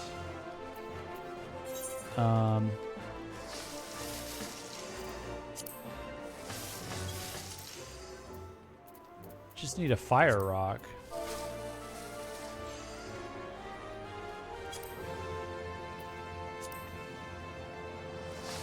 Oh, they're crazy. What? That's crazy. Okay, all right. All right.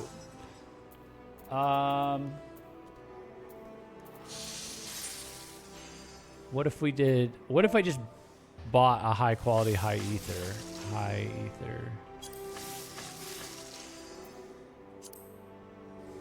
Oh, they're dirt. Well, hold on. Yeah, it's dirt cheap.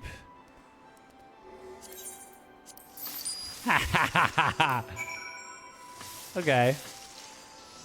And then the raw amethyst. Okay, so we need. Let's go find fire rock.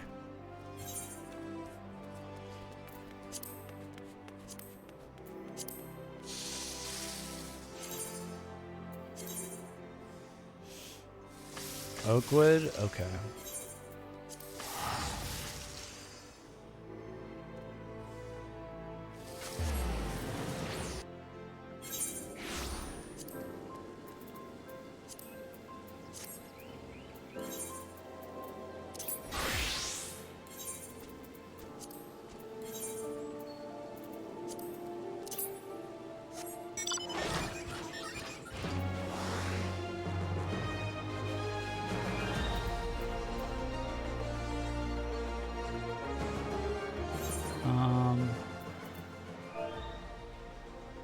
Oh no, wait, it was fire rock.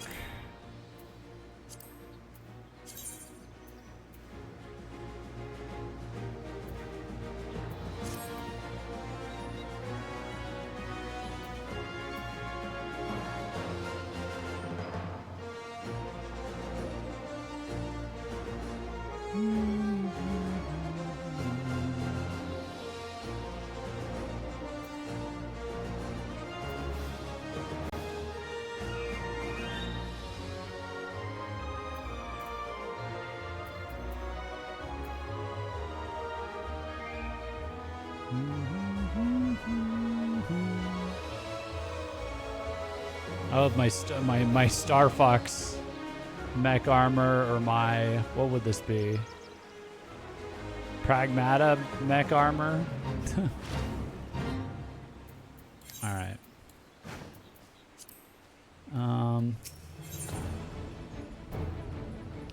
Fire rock. Yeah, we'll just get a bunch of it.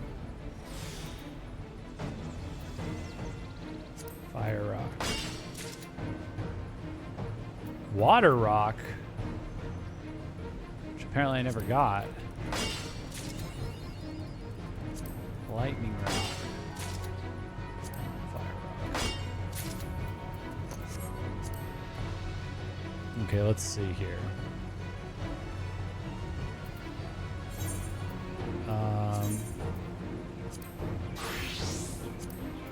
Goldsmith, Firebrand, crafting method. I've made this before, right? I just need the one, I guess.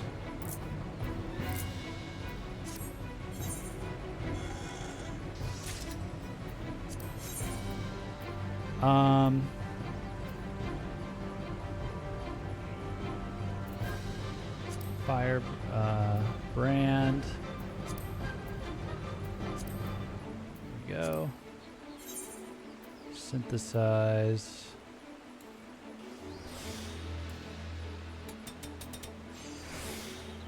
Final appraisal.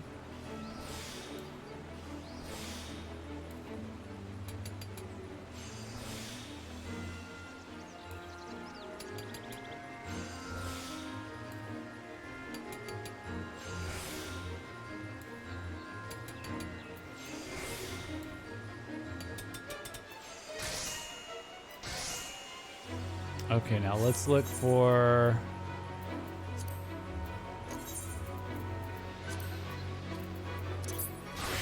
raw amethyst, Sorrel Haven. Oh. Why did he make it out to sound so scary?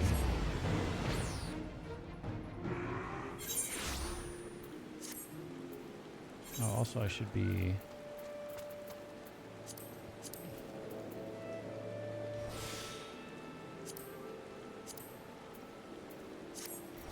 Let's keep eating this stuff.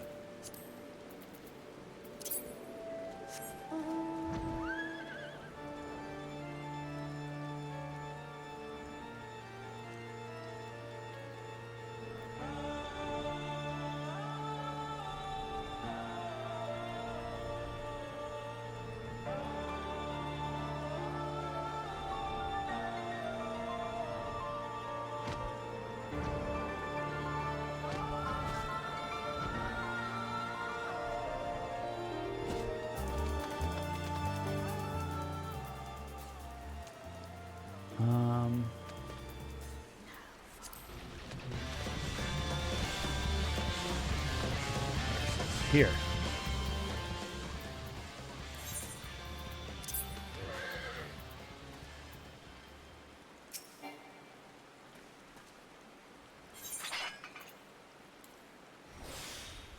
Raw amethyst. Apparently I never got any of these.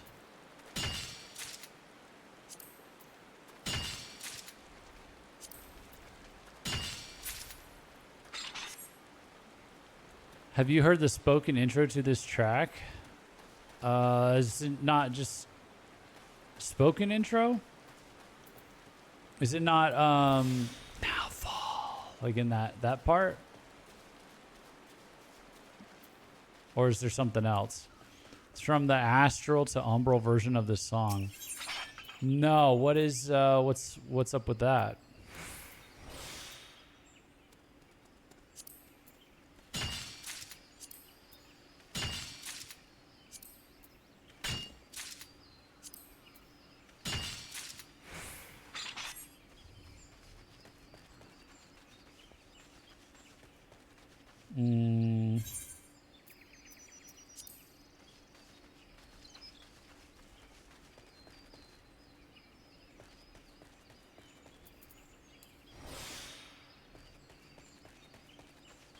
go over here.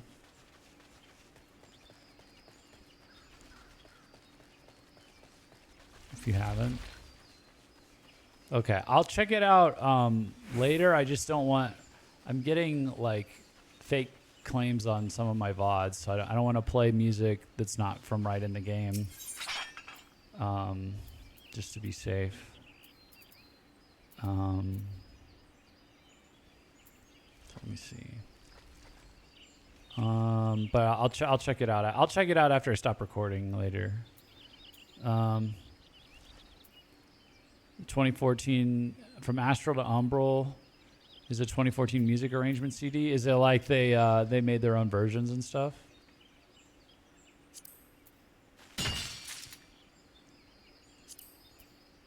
Like they remade versions or something? Reimagined versions? Remastered? Well, I guess remastered is not changing the intro part. It's the official versions of in-game tracks by the official band of the game, the Primals. Oh, cool.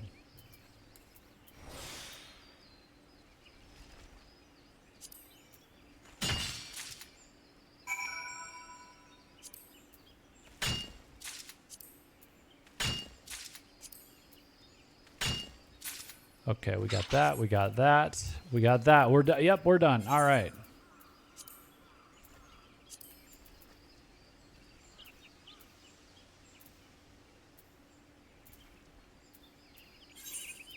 Back to Ul'dah.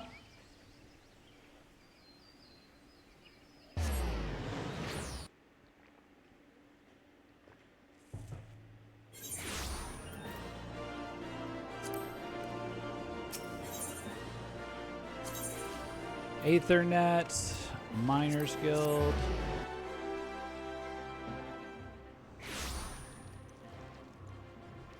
It's because of the Stropers? What is that? What is that?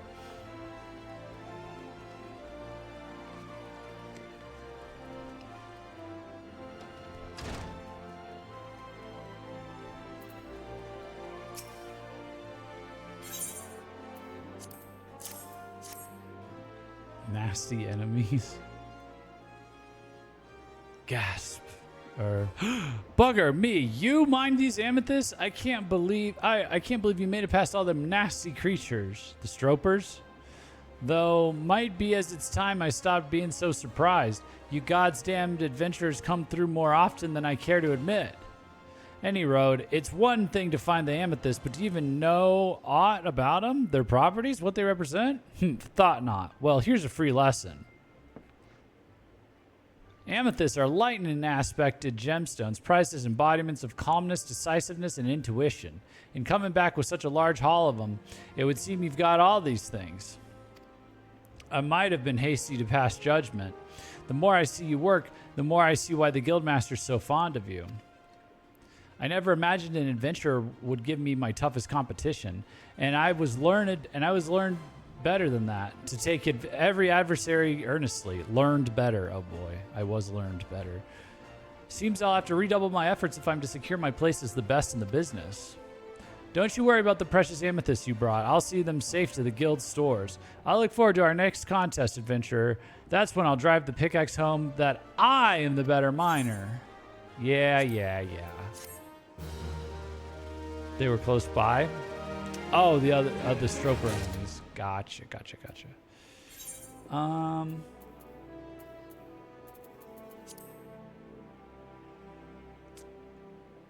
Let's see. Let's descent this.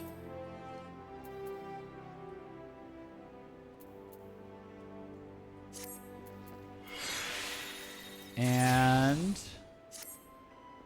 let's switch over to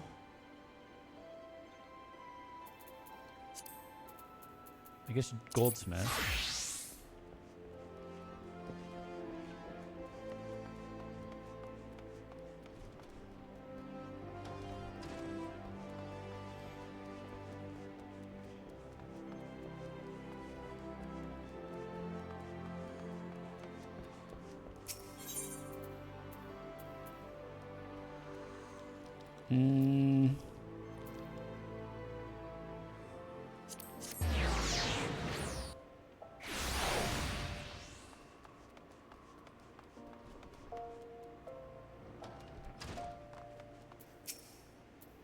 Is the firebrand ready yet, Jeff? Let's see. All right, Gigi. I know this is your first evaluation in a long while, but I'm sure you can handle it. Nay, GGG, firebrand, burn, burn, make it burn them.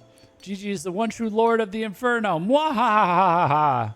No, Gigi, no. What did I tell you? No fires. Please forgive him, Jeff. I might have knocked something loose when performing maintenance earlier. Oh, and now he's just a killer robot, apparently.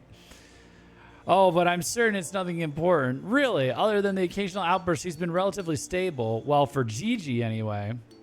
Ah, yes, the scepter. I must say that you've once again done a marvelous job. I'm particularly impressed by how well you set the eye of fire in the scepter. This gemstone is the focal point of the design, both aesthetically and practically speaking. It is what allows the thaumaturge to channel the ethereal energies within. And it's what transforms the piece from common instrument of death into stunning work of art. Any veteran thaumaturge would doubtless be satisfied by both the quality and efficacy of this firebrand. I just know Rorotan will be happy to receive it. I say we give him the gift that keeps on giving. I say we give him the gift of fire. Gigi, there will be absolutely no gift giving on my watch. Have I made myself clear? Oh my goodness. That's so silly. You can leave the rest to me, Jeff. I'll see that Rorotan receives your firebrand and nothing else. No gifts of fire, please, GG. You psycho.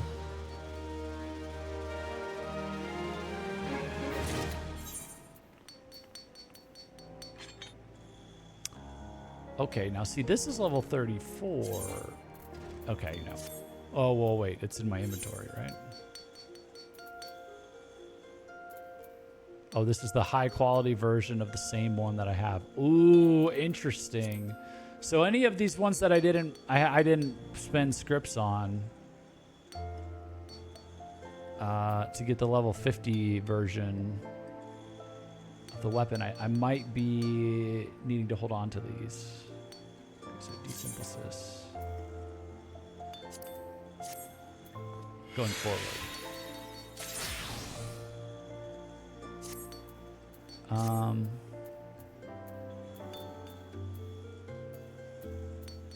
Okay, what's left? Alchemist.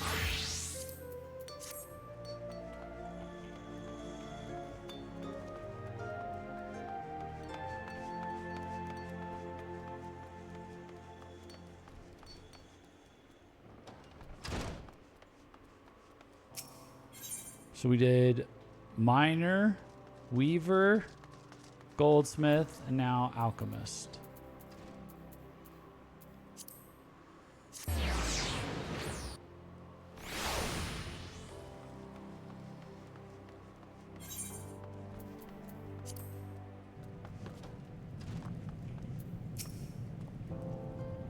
How does your work progress? Have you succeeded in concocting that remarkably efficacious high ether?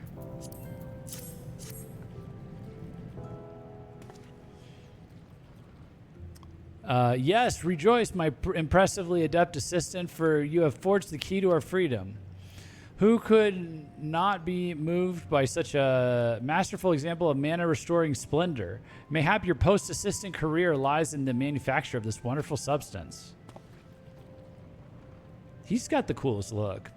You would, I suspect, need to purchase coffers that they might overflow with coin. Even among alchemy's more incredible inventions, the manufacture of ether stands out as a singularly profitable venture. It is an innovation that changed the face of battle. Mages were no longer limited by their natural reserves of etheric energy. A few swallows of alchemical brilliance and a sorcerer could fuel another barrage of spells. It cannot, of course, sustain their powers indefinitely. As we've already discussed, any potion taken in excess becomes the equivalent of poison. Oh, interesting. Yeah, I like the alchemist look. Yeah, it's pretty sick. Oh dear, was I lecturing again? It is difficult to contain my passion for alchemy with the goal of my labors looming so close on the horizon. You have accomplished a minor miracle today, my dear assistant. With all obstructions to our research thus adroitly removed, let us move on to the final stage of experiments.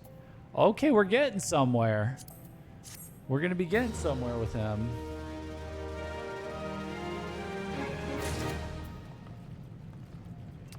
All right. Might made right. Oh boy.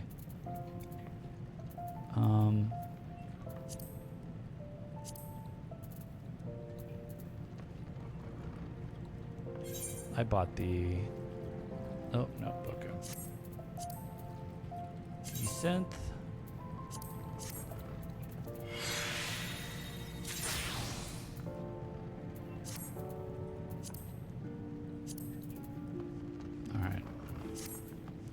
All right, that's Ul'dah done.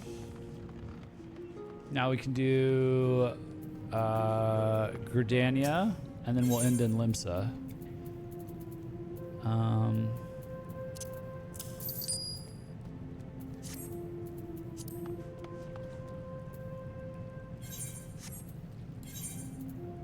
right, so let's do Botanist first. Let's head on over. Good old Gridania. Good old Gridania.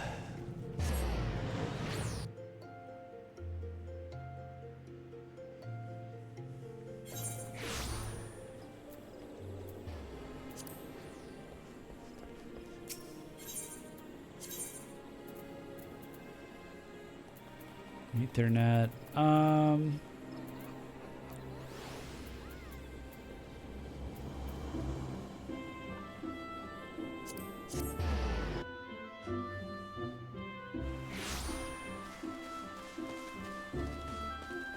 I think Gridania has got kind of had the most boring collection of the quest lines so far. We'll see how it continues. And I think Ul'dah is the most interesting characters, and Limsa is kind of 50-50. Limsa is kind of all over the place.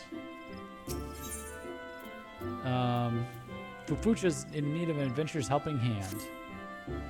Ah, Jeff, you couldn't have come at a better time. A dear old friend of mine has found herself in a predicament and is in dire need of a botanist's aid. Normally, I would not trouble you with a request of such a personal nature. This task, however, should serve you nicely in your training. A contingent of the Gods' Quiver has just returned victorious from a hard-fought battle with the Ixal, and my culinarian friend Yanni has been tasked with overseeing a feast befitting the occasion. Unfortunately, she's suffering an untimely shortage of a key ingredient. I would ask you to harvest 20 laurel leaves, which can be found amidst the lush vegetation to the northeast of Little Alamigo in southern Thanalan. Then bring them to me for inspection. Laurel leaves.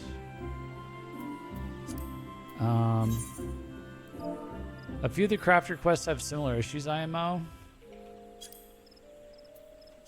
Yeah, it's a lot of I mean, if the...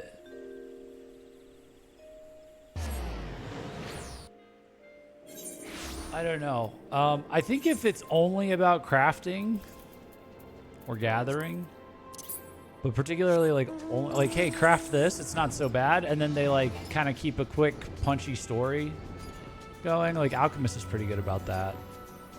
We don't even really know what the Alchemist story is, but it's just felt very tight.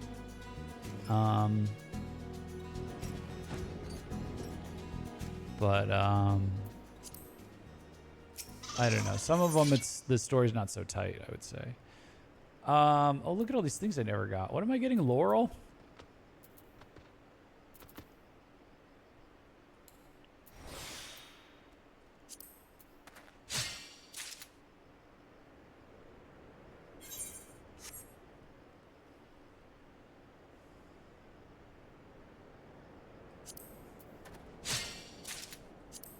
Need them for my log.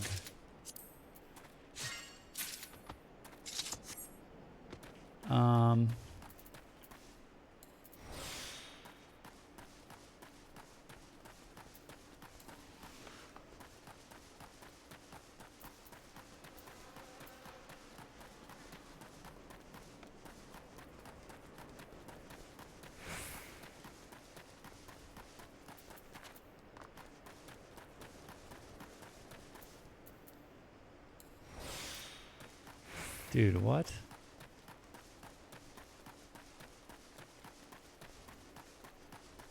Is this even...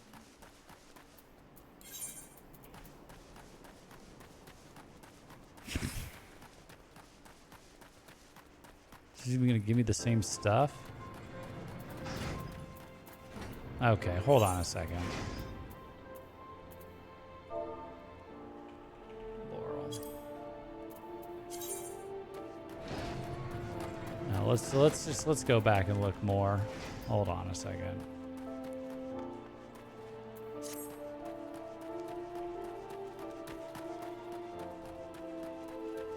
I didn't realize I walked all the way over to Little Alamigo.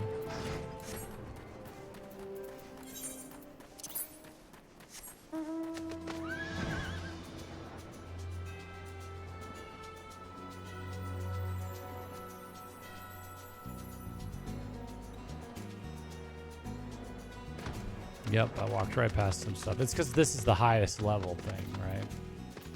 Or the, yeah. Okay. Laurel.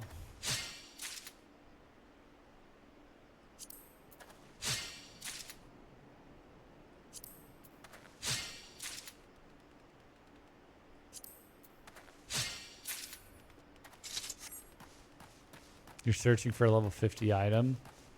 Oh, that's why. It's sending me over there.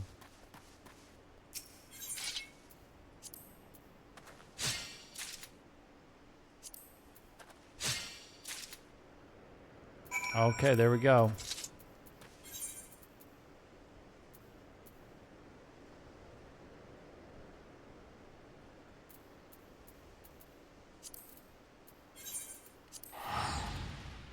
There we go.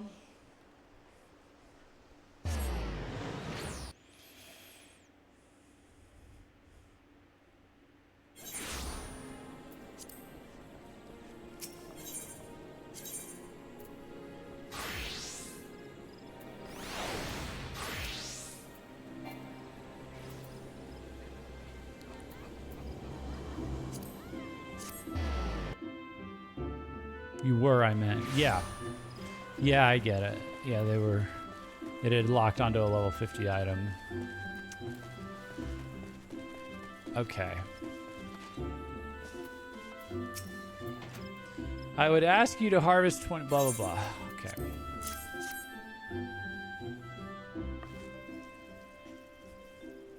Let me see here. 1920 and nary a withered leaf among the lot. Yanni will be pleased as peas. Speaking of which, Jeff, do you know why Laurel is so prized by culinarians across the realm? Not only does it boast a most pleasant aroma, deep yet not overpowering, the perfect accent to a savory stew or seasoning for a steak, but it is also known to stimulate the appetite.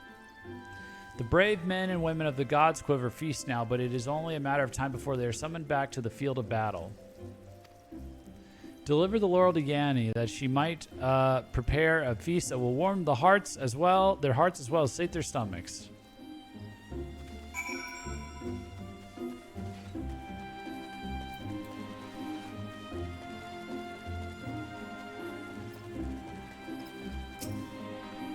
Greetings, my friend. Are you perchance the botanist to whom Fufucha entrusted my order for laurel?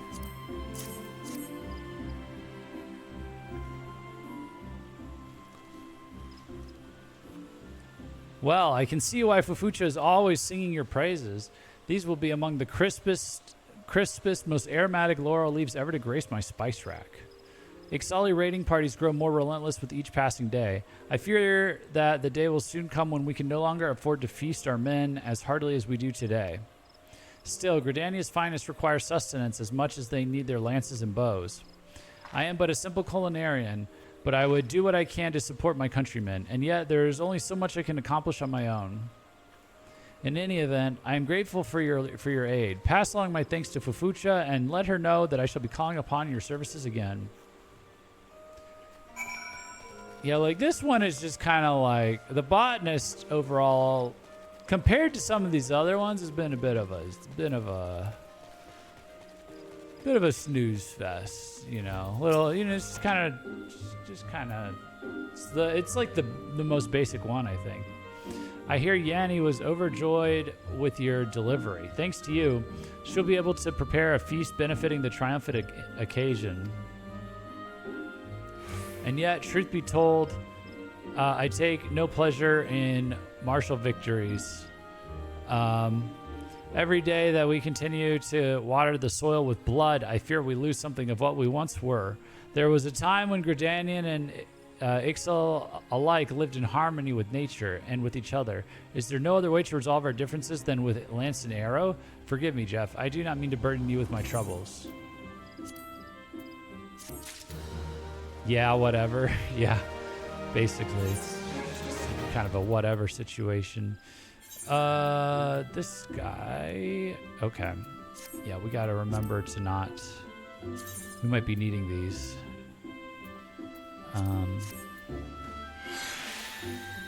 Weapons soon. Okay, let's go to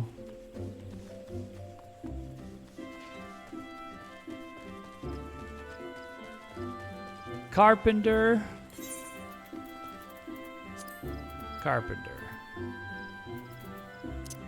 Oops. My least were botany, mining, leather, armor. Yeah, the armor one's kind of like, I don't know. It's like I just don't care about the internal struggle too much there. I like leather worker because of the character. Yeah, mining's kind of whatever. The gatherers are just a little painful just because you have to go on. It's just literally fetch quests every time, you know. So let's see.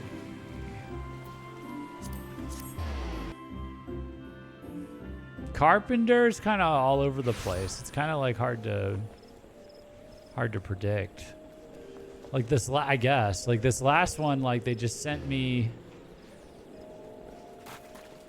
on this random.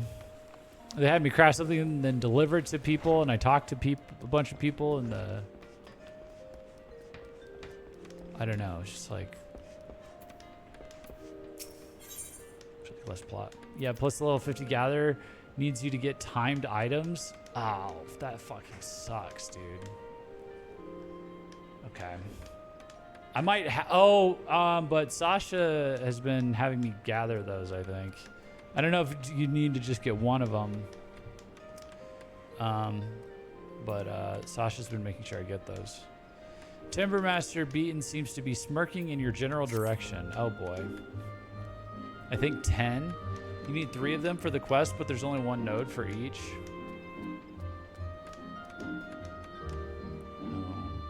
Well, if it isn't Jeff, you grow more popular with every commission. I guess if we do them all on the same day for level 50, I should be able to be on when there's a node active. Well, if it isn't Jeff, you grow more popular with every commission. Take that walnut cane, for example. You remember, don't you? The one you crafted not long ago? It must have left quite the impression on Gerhard, because he has once again requested your services. This time, he would have you craft an oak longbow, a quality longbow, but I presume you already knew that. Gerhard's squad is considered one of the finest units in the Yellow Serpents. Okay, so the Gerhard thing's going to be ongoing. They are oft tasked with dangerous missions which carry them into hostile territory. Our soldiers should never want for the best material. I trust you will not disappoint, Jeff.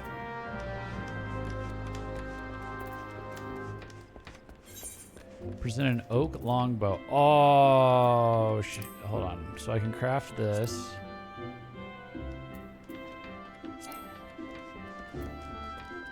Oh, hold on. I think we gotta go gather something real quick.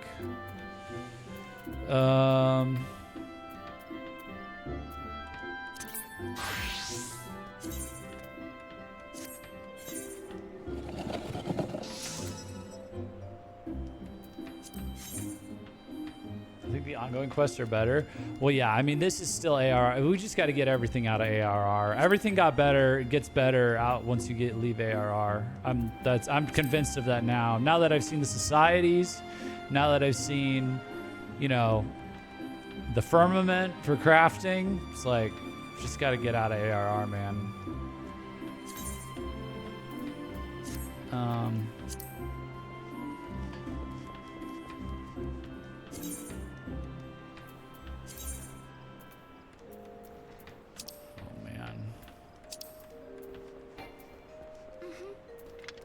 Fuck you, I'm unable to teleport this time.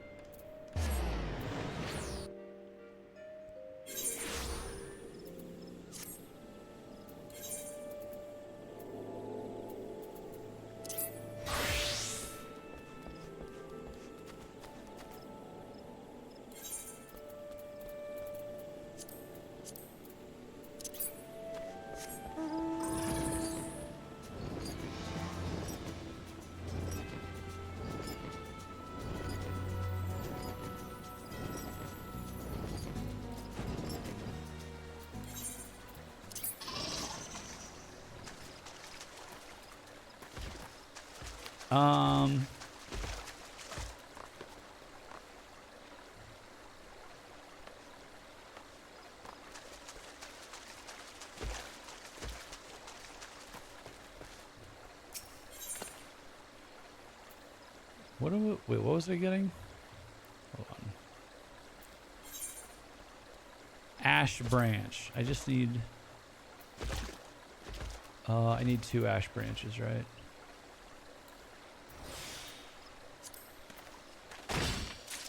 Well, now I have 3. Great.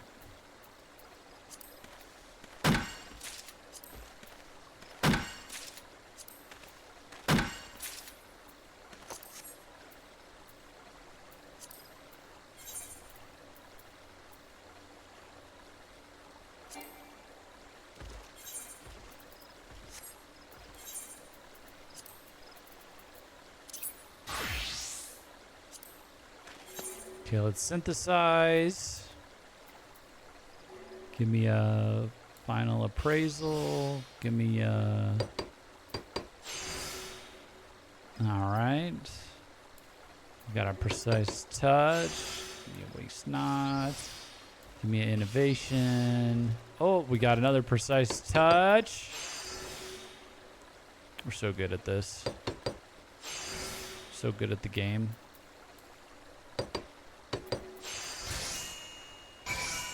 All those hours I spent grinding in the firmament, totally worth it. Okay,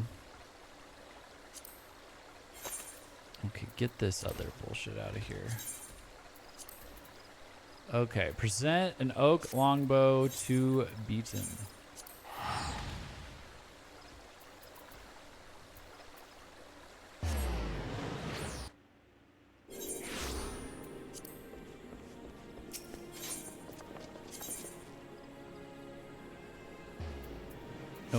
It's right here. I gotta say, I'm glad I made up my mind about doing the crafting now and the society quest now, to catch them up to where I'm at before we go any further. Because this is a grind. This is quite the grind in and of itself. It would have been brutal if I had waited any longer. I can't even imagine doing. I would like quit the game, even if I went to like end game and we're like waiting for new stuff to come out. It's like, oh, I'll just go back and do the gathering crafting quest. It's not, you know, even if I have all the time in the world, the fact that it's so much to do and like you want to keep doing it, but then it's just like you just get burned out or something. I can't imagine like 100 something levels of this. So I'm so glad we're catching it up to the more I do this, the more I'm like, oh, this is worth it. This is worth it. It gives me more time to edit my videos for Heavensward. You know, if we need more time, I can put out a video just being like, hey, if you're wondering why I'm still in Heavensward, posting Heavensward videos, I'm down a crafting rabbit hole. Here's what we've been doing. But like, I'm just so glad. I'm so glad we're catching it up. It feels like so right to do right now. So, because I have ARR plus 1 expansion done basically, and it's like I see the difference even with these things, and it's like night and day. It's kind of crazy. Yeah, paid off. Yeah. Big time. Marvelous. Simply marvelous. Some carpenters claim that oak is ill-suited for use in longbows and that other woods are far preferable. But I would say you've chosen your materials well. This particular specimen is both hard and elastic, and I see no reason to believe it will take a permanent bend. Of course, we have you to thank for that. The finest materials are nothing without a skilled craftsman to mold them. Indeed, this longbow is a testament to your ever-growing skills. Gerard will approve. You may take it to him at the adder's nest. All right, let's go to the adder's nest. And it's going to be really fun to like discover the beast tribes and, you know, be able to do the crafter tribe immediately, be able to do all the dailies immediately as we're playing through the MSQ of Stormblood. That's going to be really fun. Ah, Jeff, do you have that longbow I requested? Oh, I do, sir. I do. My word, I see my faith in you was not misplaced. I have a young archer under my command who will be thrilled to receive this. It's of critical importance that my squad keeps its weapons and armor in good shape. Our reconnaissance missions often require that we spend weeks in isolation without any form of support. In fact, we leave for our next mission on the morrow. Unfortunately, this means I must once again postpone my visit to the guild. If Beaton complains, just give him a piece of quality lumber on my behalf. That should provide ample distraction. He's always been more passionate about his work than anything else, but I imagine you learned that long ago. Until we meet again, Jeff. As long as you're having fun.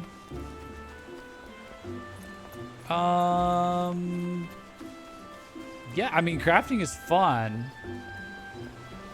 I would say the actual crafting process, the grind, is way more fun than the quests. The quests have not been fun, but that's because I don't know. I think if I did them when I did the rest of ARR, they'd be more fun. They're getting more fun. Gerard was satisfied then? Good. Another mission? I understand. It's just because I've been in Heavensward, so I've been exposed to like more fun already with Firmament, with Diadem, with how they handle everything else in the game. So you go back to like, I would like hate to have to go back and level like another class, another warrior, another Disciple of War job class, and then job. Like that would just be so miserable. But at the start, I liked doing that, you know, because it was new. But now that I've seen better, it's like, you know, I've got my 10 war jobs, 10 and counting. So I think I'm good. I understand. We are both professionals with responsibilities that cannot be ignored. Even so, it always gives me cause for worry. I do not question his ability as a commander or as an archer, but irrational as it may be, forgive me. I am cursed with an overactive imagination. It is nothing. Never mind. Wait, what? We shall speak again when next I have a commission for you. I feel like there's gonna be some drama here. What did Gerard say?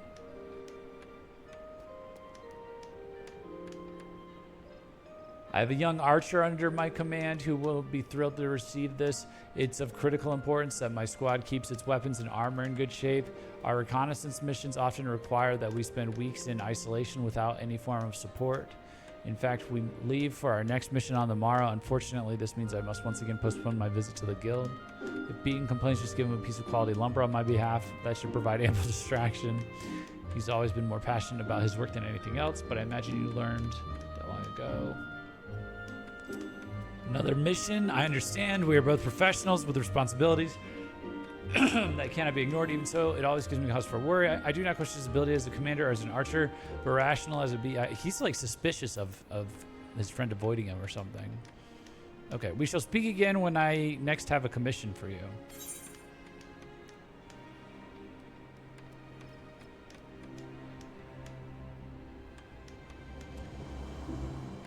your perspective is skewed. Well, you're probably just not supposed to like grind these all to catch up like this. It's just totally not how you're supposed to do it for any kind of these jobs. That's why when we do Stormblood, we're gonna do a little bit at a time, a little bit at a time, a little bit at a time, you know, across everything. Like all my job quests and stuff. You know, I'm gonna do like MSQ. I think I'm gonna do like MSQ until I hit like level 61 of the MSQ, and/or I like get flying in the first area, something like that. And then I'm gonna do level 60 of each of my different like job classes that I have, and then other side quests or whatever, and then we'll progress. And then when it's like, oh, it's 60, we're 61 to 62. Okay, now I'm gonna do 61, or wait, it would be.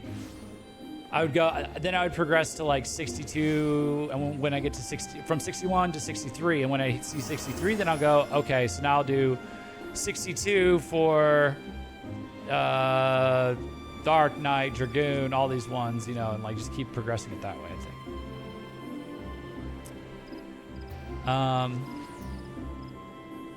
We'll see if we can keep them all together, and then we'll do crafting at the end. Besides the beast tribes, which we'll find. Let me see. What are we doing next? Leather workers. Give me 1 second. I'm going to get a little caffeine just to wake up a little bit, just to finish this up. I've literally put off leveling another warrior class, lol. White mage and archer are the only ones left. Oh man, no, I've got several others. I never did like black mage or paladin and stuff, so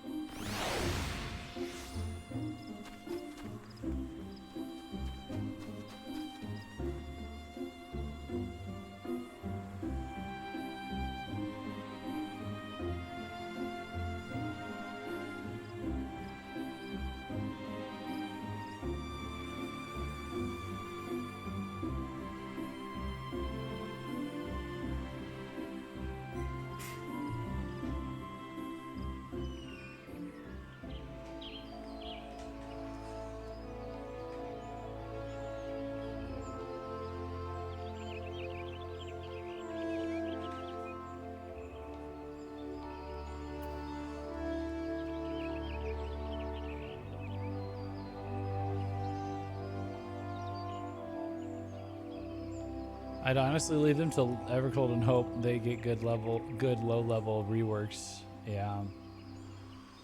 Currently, I have Black Mage, Samurai, and Dark Knight at level 68 and up. Oh, nice. Yeah, I have. Here's what I got. I got.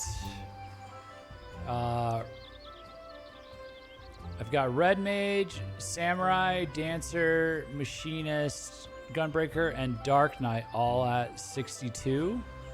And then Scholar, Summoner. Where's Summoner? Summoner and Warrior at 63.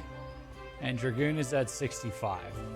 So I stopped doing my dailies so that I don't overlevel them too much for Stormblood. But that's where we ended up. That's what I'm bringing into Stormblood. All right, leatherworker time.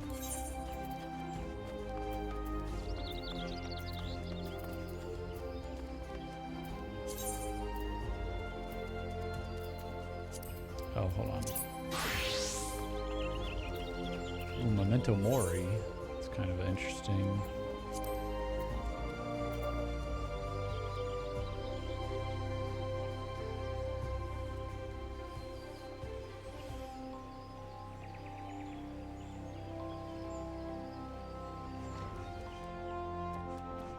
You had a glimpse at the later content, which is better. Heavensward content, yeah.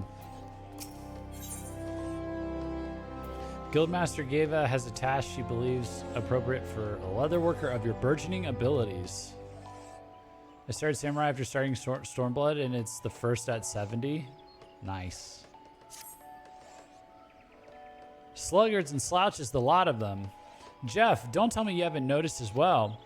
Uneven seams, slipshod stamping, the work produced by the guild's rank and file in recent days simply isn't up to snuff. Whether it be the impending exhibition, or this whole Anger Botha business that is distracting our craftsmen, I do not know. What I do know is that if they don't get their act together, and soon, we're at risk of actually losing business to those charlatans.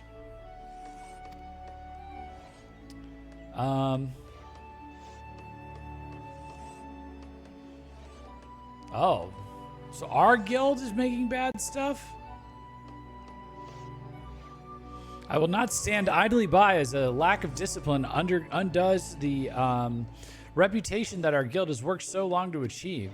Someone needs to remind those slouches why they became leather workers in the first place, so I've decided that person will be you. Yes, you, Jeff. Surprised, are you? Ha!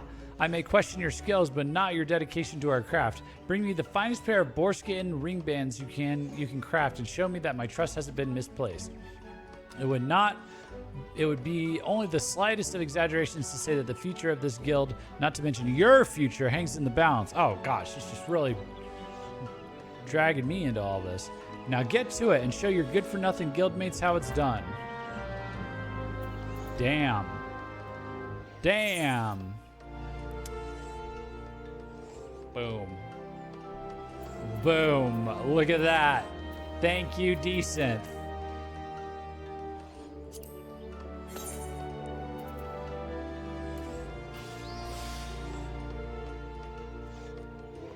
Is that the right thing? Yeah.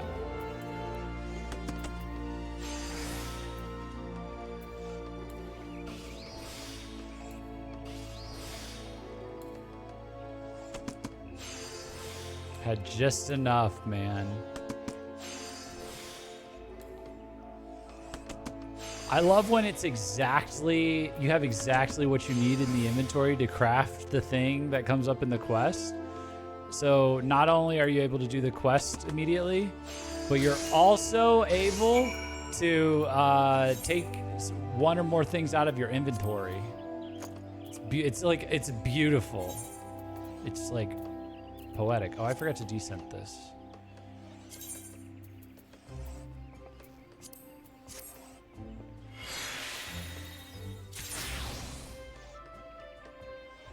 Ooh, steel rivets.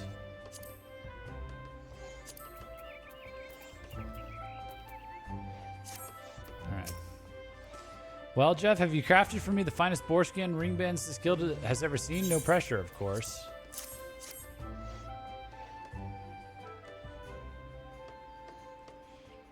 Is that a smudge? One could hardly call this perfect. You put that smudge there, I bet. It wasn't there. It wasn't there when I finished. Fortunately, it is not perfection I sought of you, but pure, single-minded devotion to the craft. And from the moment I took this ring band in hand, I knew you had not let me down. Clearly, you possess a keen understanding of the ideal ring band. The boarskin, light, sturdy, and resistant to friction, is reinforced by steel links to afford protection without weighing down the wearer. Clumsily crafted ring bands have been known to distract those that would wield magic. Yours, however, are so well balanced that one might forget that she's wearing anything at all.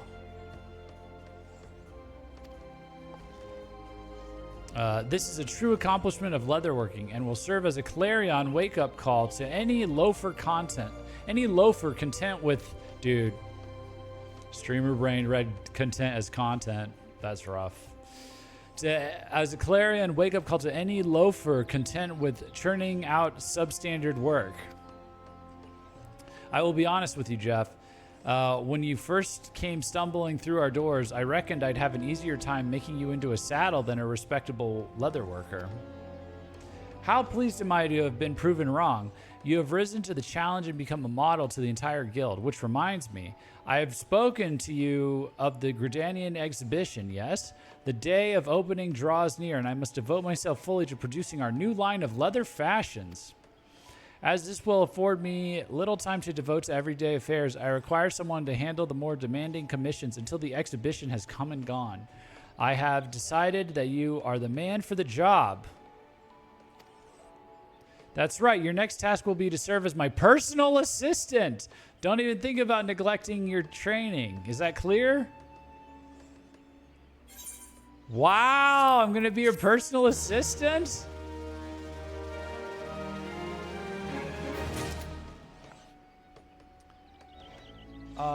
The Gridanian exhibition. I'm gonna help her get ready for the exhibition. Damn. We've come a long way, chat. She used to hate us. She used to be our biggest hater. And now, I'm her personal assistant. And you know what happens between bosses and their personal assistants. We're almost there. We're almost in, chat. We're almost in. It's been a long come from behind victory, but hopefully it becomes a come from behind victory, if you know what I'm saying. No, all right. Hey. That was inappropriate joke.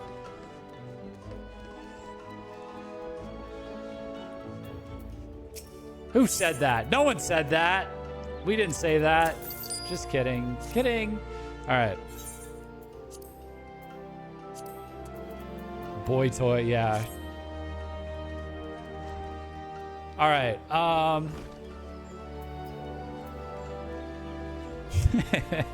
Okay, I think that was all of them for Gridania, right? Botanist, leatherworker, carpenter. Okay.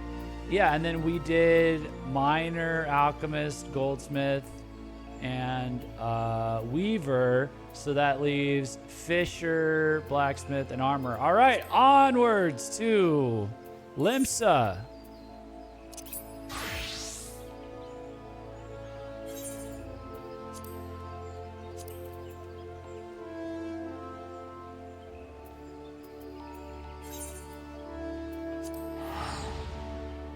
All right.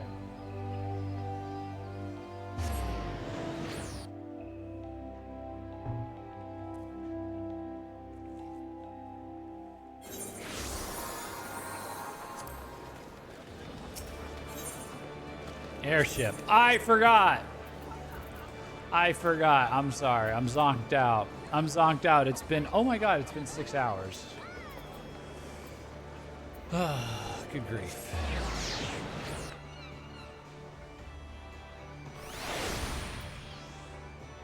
I forgot.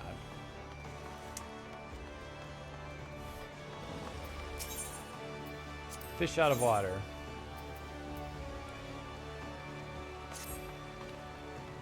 Your goblin friendly friend was looking for you earlier. He was hoping you'd make his fishiest fantasies come true.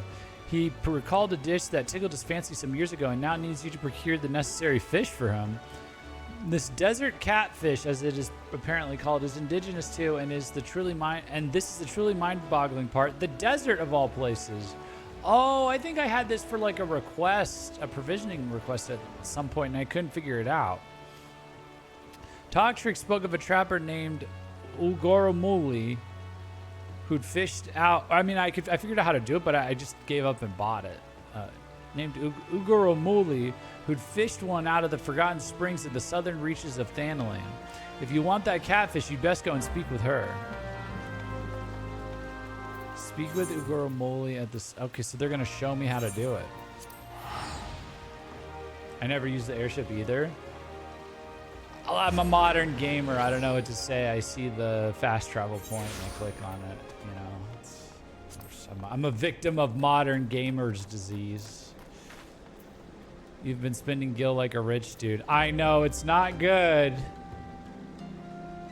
Hey, so it's not great. I don't know if you can see the gil count there, but we were at 3.5 before we fell down this crafter arc, and now we're at 1.8 mil. So we're gonna have to pull up. We're gonna have to pull up pretty soon. Spoiled, yeah. Well, whatever. The house, it's $5 million for a house. I'll just never get one, I guess. I fucking guess. I don't know. Friend of Toctics, you say? Sure. Dune fished my fair share of desert catfish. Never eat them, though. Know that much. Only ever use them as sandworm bait. Thought of eating desert catfish hasn't occurred to me until the goblin devoured it before my eyes. Still wouldn't touch them myself. Different fish for different folk, as they say. No problem fishing them out, though. Can even tell you how it's done. It just comes down to the right bait in the right place. Nothing to it, really. Easy as dropping a line with some sand leeches at the fishing hole east of Bayergot Strike, near the Amalja encampment. Not the same as sea fishing here in the dunes, mind you. Real test of your reel out here. Trick is to hold on when it flails. Only takes one to make a good day's haul. Good hunting. Sand leeches? What was the hint you guys gave me that there'll be a vendor nearby that might sell it? Sell the bait we want? Junkmonger? Motherfucker.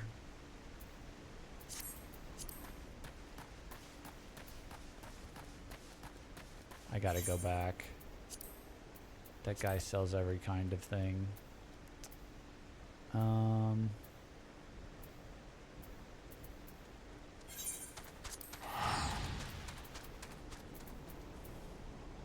I had over 1 million, went down to 50K crafting. I'm back to 400K. Yeah, I think once we just stop the crafting and start Stormblood, I think we'll be able to replenish a lot. 5 mil is not that much once you fall into the treasure map rabbit hole. Speaking of which, now that you are in Heavensward with level 60 gatherers, you can start on treasure maps. I think I have one of those. Is that what this is? Time-worn boarskin map? I haven't, like, activated it yet.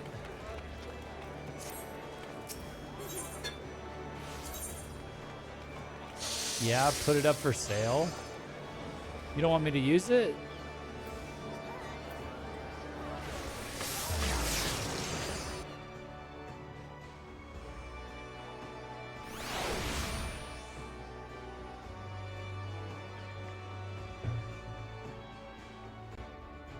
I legit don't think you can. I don't think you've done the quest for it.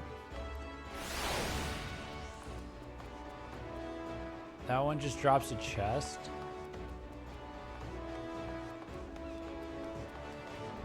You'd need Decipher.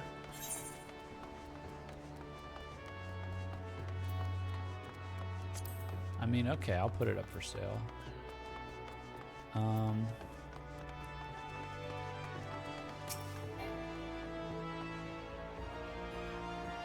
Oh, fuck. I didn't realize I'd been on Siren this whole time. Okay, hold on.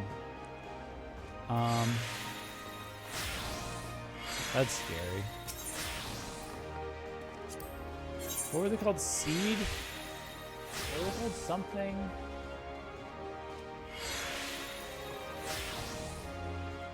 Sand leech? Hold on. Desert catfish. What that?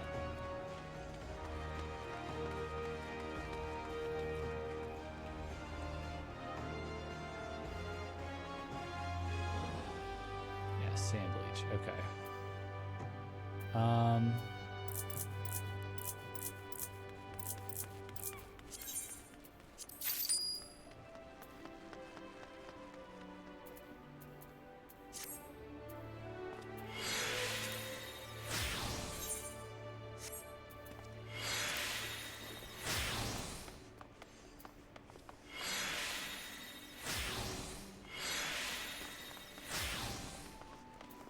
All right, let's go.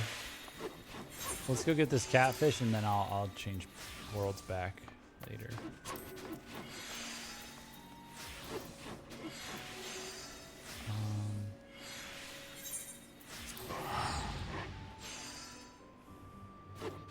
You want the quest Treasures and Tribulations in Eastern Lanicea?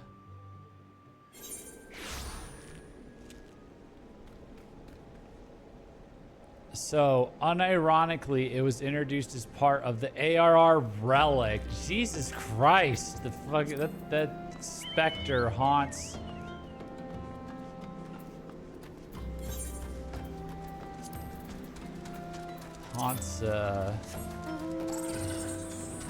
this whole base expansion.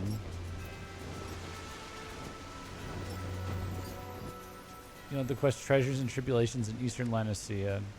But yeah, trust me, treasure maps are worth it. I made like a million in a single night, and that's before selling the resources from it. So I'm mistaken, but it's involved in the relic. It's released in patch 2.1.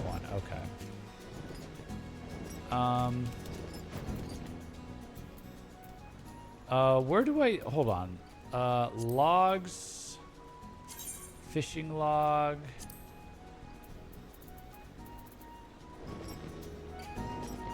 I think we just fish here. Or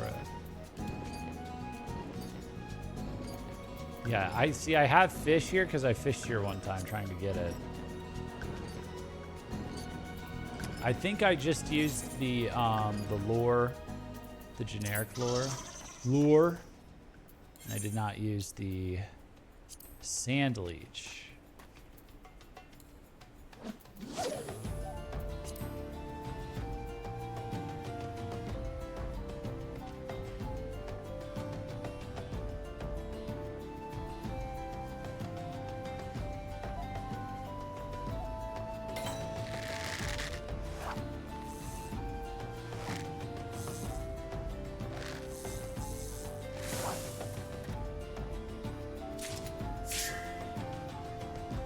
Okay.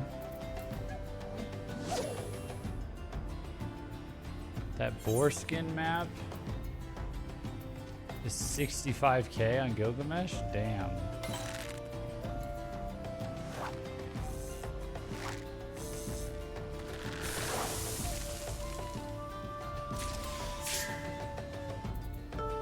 Do we got a mooch?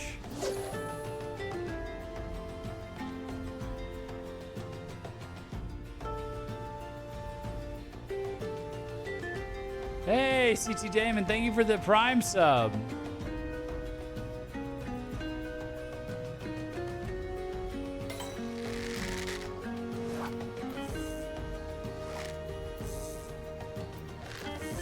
Ready to learn how to really fish, Jeff? Is that with, Whoa! With patience, you do... someone showed me how to do this. It's... increases the chance of landing large-sized fish by 50% by reducing hook efficiency by 40%, but then you use this to like counteract that. Negates inefficient hooking status. Certain fish with a strong bite with a weak bite. So it's when it's got lots of exclamation marks, you use this one to pull it up. Yeah, and when it's 1, you use green. Yeah, I'm hip. I'm woke. I'm woke on this. I'm woke on the patience question.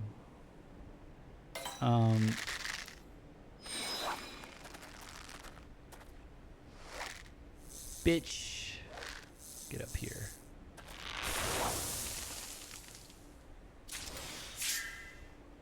Okay. Well, I just need the fucking... I think I just need the fucking catfish, though. And the desert catfish, I don't know if is... Am I in the right place for it? Desert catfish.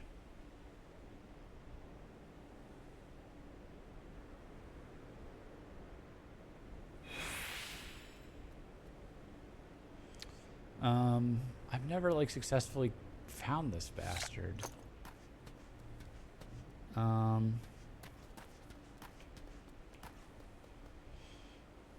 Show me your map. Is it? It's not further down. I thought it was.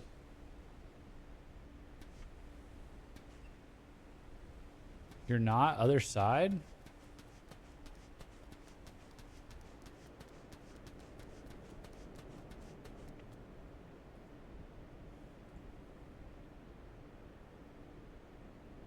Oh, X25. I'm seeing someone. X25, Y36. Oh, like in this little islet here or something. That's crazy.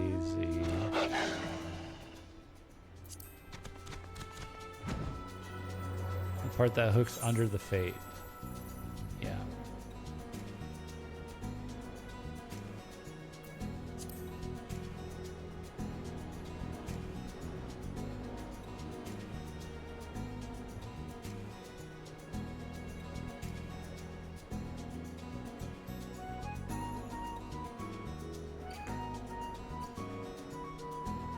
Should be a bit of hassle. There's a mount roulette action. Well, yeah, but I put it in my command panel to save space.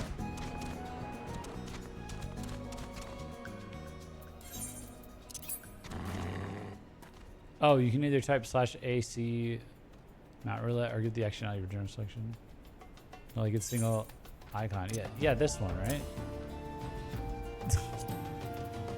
I guess I should put it back, but it's right here. I didn't see it in there. Yeah, I don't know, I took it out of here. Let's see. Oh.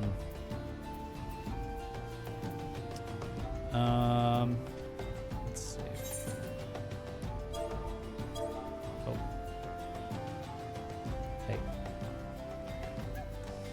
All right, let's try this again. Bait. Sandwich.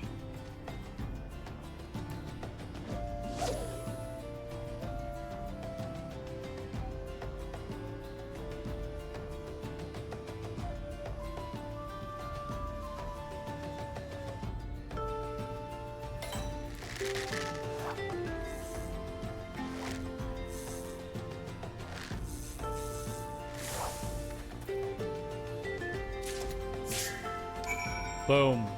There it is. There it is. Okay, let's go back to Limsa. Let me get back on Gilgamesh.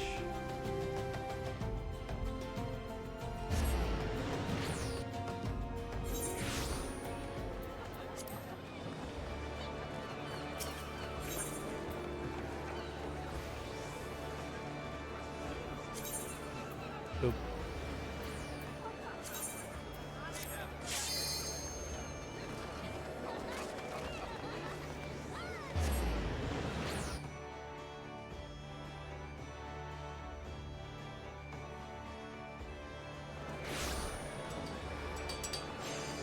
Okay, and let me go sell this before I forget.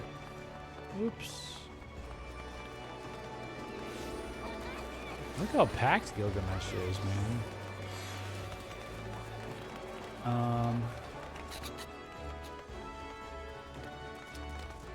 Bell. Give me the bell.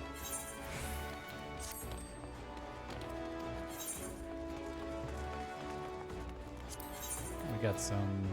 Made me some money. Nice.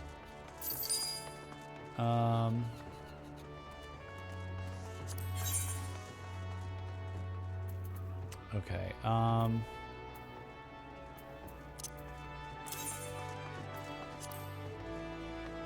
Dude.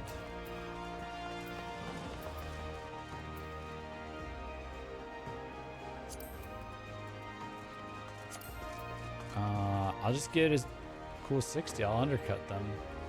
I'll undercut the bastards.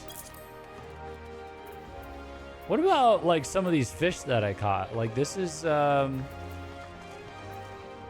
this was like pretty high level. Sagoli monkfish. Oh yeah. Oh yeah.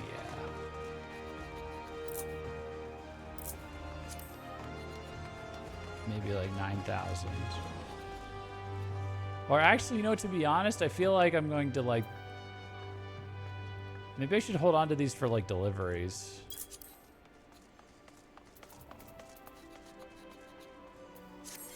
Actually, let me check his inventory.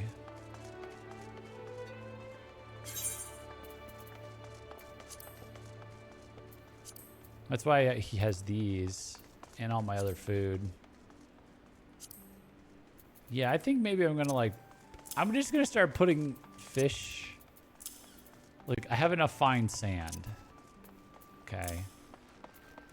But I think actually Sagoli monkfish is what I was going for before. For one of the deliveries. I don't know.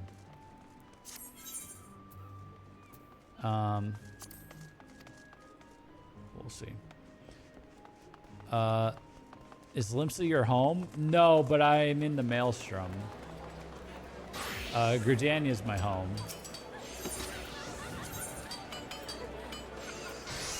I'm in the, but I signed up in the Maelstrom. In Limsa, so.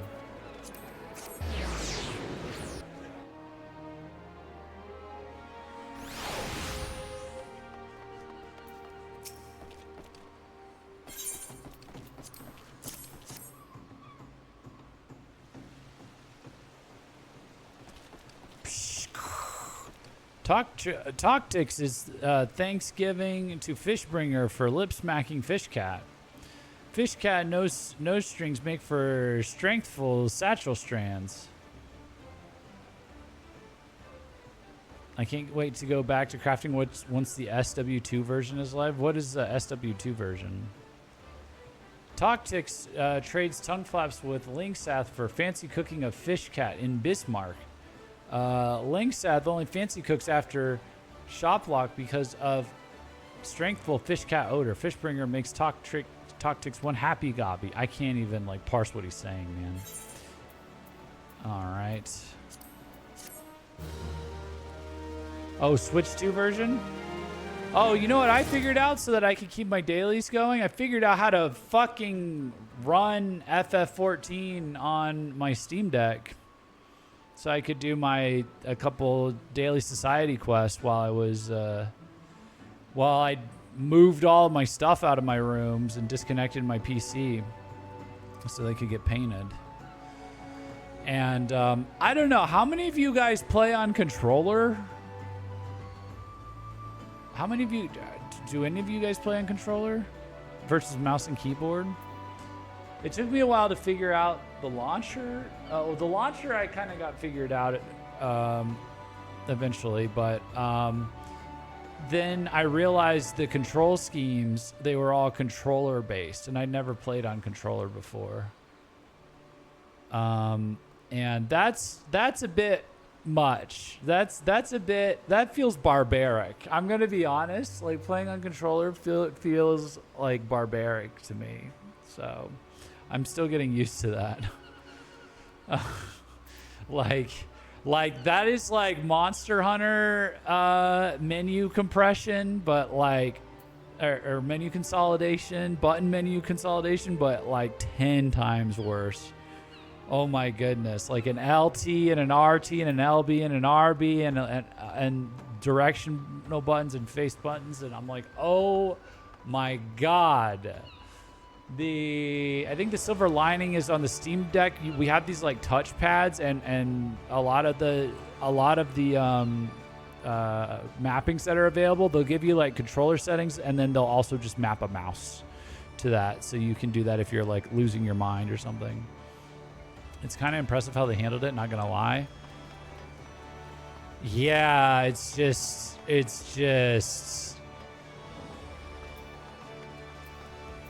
it's impressive, but the next generation of MMOs needs to fix this fast, okay? Or it just needs to be on PC like this forever.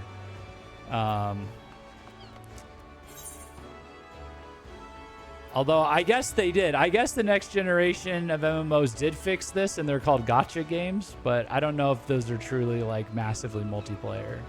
But it seems like everyone plays gacha games instead of MMOs if they don't play MMOs. Gacha games aren't MMOs.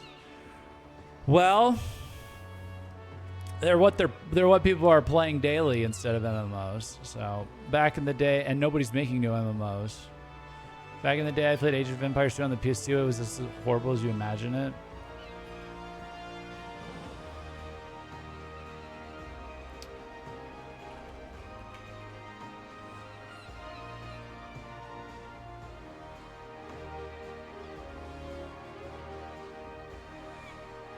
You know what's funny about Dragon's Dogma 2 is that the developer said they're playing daily because they have daily quests to take care of.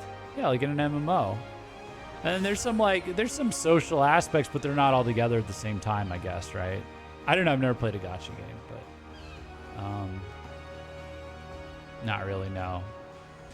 Dragon's Dogma 2, or Dragon's Dogma 1, Dragon's Dogma Dark Arisen, the developer said the idea for it came from, what if you took the concept of the MMO and you removed all the inconveniences that came from existing in a giant open world, but that was massively multiplayer and online, like having to wait for queues, having to be in a party and like be cooperating with people, like all of the like the grind, all of the reasons half these systems exist. Just take that all out, and just your party is just always going to be a bunch of really smart NPCs that we put like special AI on, so they kind of have their own little lovable, janky feel to them, kind of like a person.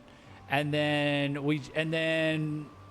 so they did that, and it's like one of the best games I've ever played. They took all the all the annoying parts of the MMO out, which was the people parts, and then it turned out like the systems that you have to have in order to connect everyone just collapsed. It like refactored beautifully into like, oh, now it's just a giant open world action RPG. You don't have to worry about tick whatever, lag time this, whatever that, you know.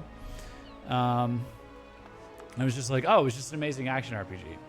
So literally the only thing Dragon's Dogma that felt like an MMO was the overly empty fucking world. Yeah, that was a bad idea. Dragon's Dogma got panned for it. It has a cult following, and it's like extremely fun. It got panned by IGN for it. Okay. Literally the only thing about Dragon's Dogma that feels like an MMO was the overly empty fucking world. No, it was probably the giant bosses that you could climb on. Oh wait, you can't do that in an MMO. You have to stand in a puddle, and then you have to time yourself to be out of the puddle before the invisible ticks finish. You know. Welcome to an MMO. Bad. Bad. Dragon's Dogma, you can climb on the monster and stab it in the neck. Good. Ding. There's a reason there's no actual ARPG MMO. Yeah, I think it's because the gaming industry has shit tier server side developers. That's why. Like, I don't think they've invested in like god tier server architects. I don't think they're working in game development. I think they're working for like critical systems. So that's probably why.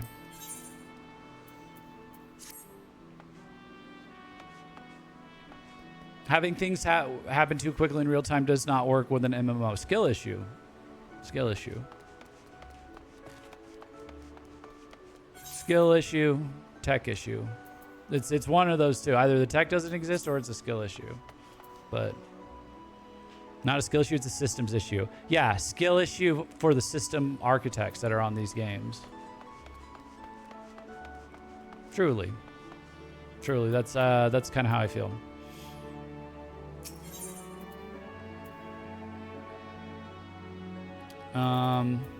They need to get that fixed. They need to get that fixed. I don't know. The text exists. The thing is, nobody's willing to pay to upgrade the architecture needed for it. Okay, so skill issue. It's a skill issue then. You could say willing. Maybe you can't. Maybe they're too poor. Maybe they're too poor. Maybe it's a skill issue at the business side. It's at a developer somewhere in the developer, the company that is the game developer. It is a skill issue. So somebody lacks the vision to understand that it's a worthy investment.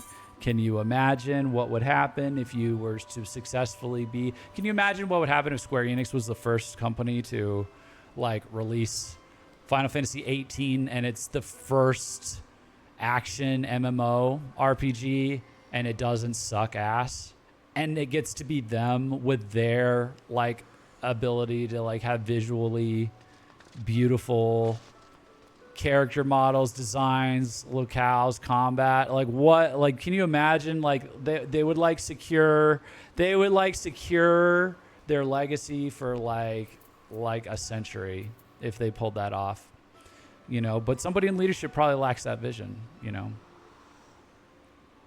Maybe when Square Enix stops paying for mobile games nobody plays. Yeah. Because the devs do not control international internet infrastructure. It would collapse. It's not Square's problems that national IPs have garbage infrastructure. Just work around it. You know, I mean, like, then target the ones that have good infrastructure. Leave the other ones out of it. It's the ISPs that refuse to upgrade infrastructure, not the devs. They don't. They don't in Japan. They don't in Japan. They don't in Thailand. They don't in Vietnam. I could, if you're talking middle of America, middle of USA, Latin America, they don't in California or whatever's in California. None of them have the infrastructure needed for it. Black Desert Online, another Korean MMO, also an ARPG. Is it an ARPG?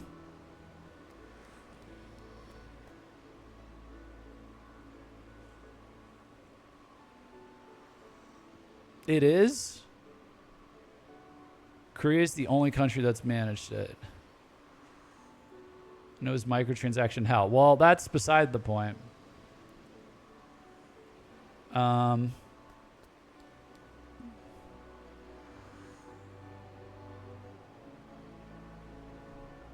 Yeah, but all Korean MMOs have one common problem. They are somehow more pay to win than gachas.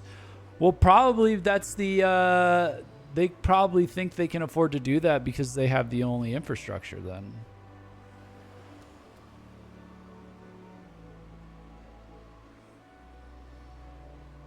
But how is it possible if it's in Korea?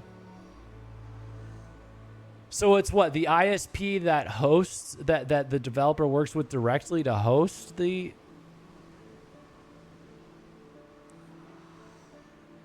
It would just, so whatever developer makes it, they need to have an ISP with like Korean levels of architecture that they won't upgrade to.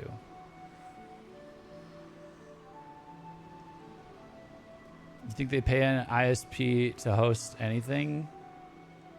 LMAO? I don't know. I don't know. I'm trying to figure out if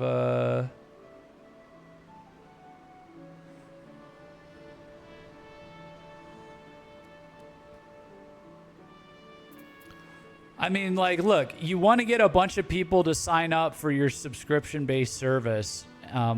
Why would I do that when I have Elden Ring? That's the problem you have to solve. And you can come up with every single little excuse and logistical excuse and infrastructural excuse that you want. I'm kind of coming at you from the Steve Jobs but for gaming perspective, which is I don't fucking care. The consumer doesn't fucking care.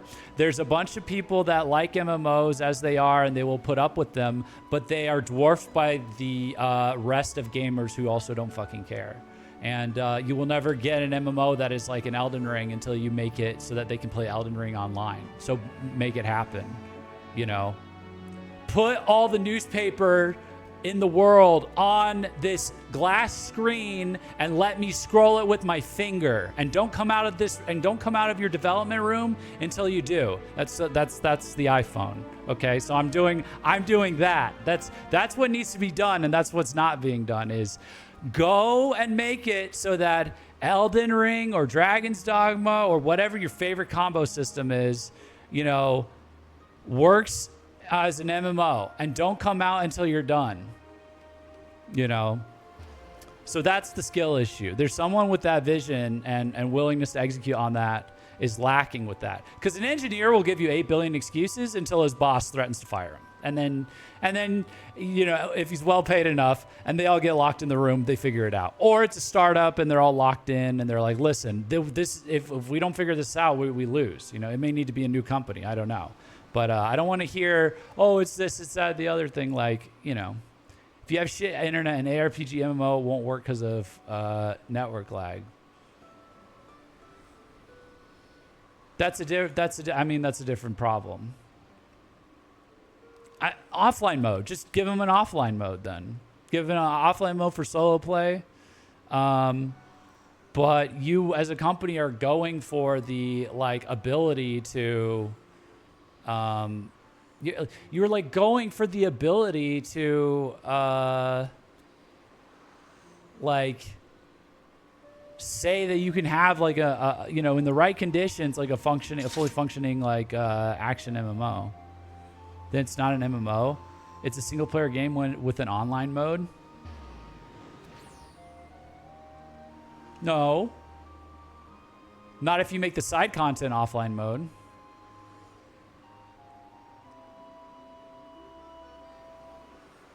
Exactly like Monster Hunter?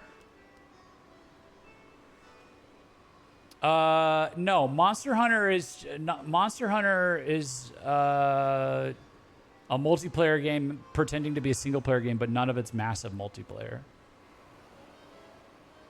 It's a single player game. It's an optional multiplayer mode. It's built for multiplayer. They build it for multiplayer, but people interpret it as a single player game. But it's irrelevant because all of the like social features, they don't come close to like a MMO structure.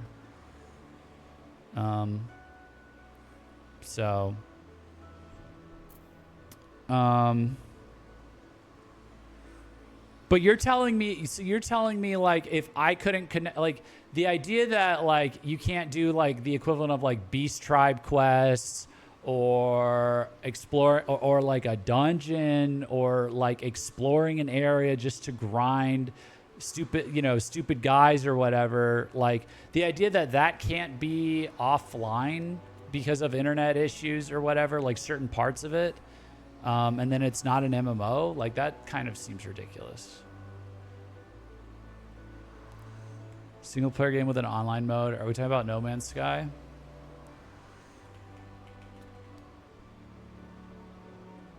A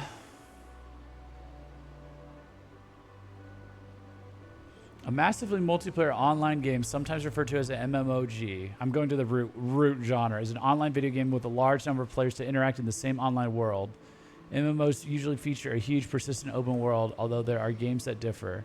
These games can be found for most network-capable platforms, including the personal computer, video game console. Smart MMOs enable players to cooperate and compete with each other on a large scale, and sometimes to interact meaningfully with people around the world. They include a variety of gameplay types representing many video game genres. Yeah, there should, I mean, like, everything I'm seeing with the MMO part that is like, okay, we're all in the same world, and right now it's all nighttime in Gilgamesh, and there's this node that's available for mining at this time, and there's this thing that's available, there's these enemies are out at this time. All that's on a schedule, and that can be cached. That can be cached locally. And then, like, if you lose connection or your connection's not acceptable enough or something like that, then you can just, you can get a message that says your connection's not strong enough. You can play in offline mode. Nobody will play a single player game that uses real time to determine when you can gather something. Well, nobody with bad internet would play their game then. They would only make it for people with like a good enough internet to play then.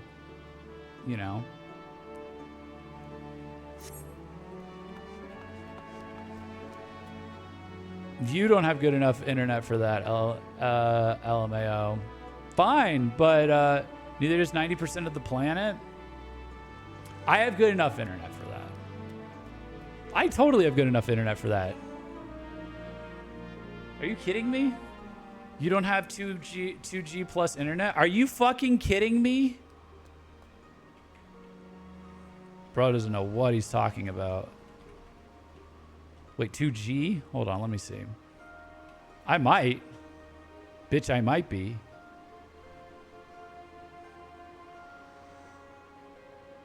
I'm not far away. Let's look at what I have unused right now with streaming. I'm not far away. I got like a quarter of that. Starlink caps at 400 gigabit. Starlink is shit. Megabit. Starlink is shit. I can't stream on Starlink very well. At least what we have. But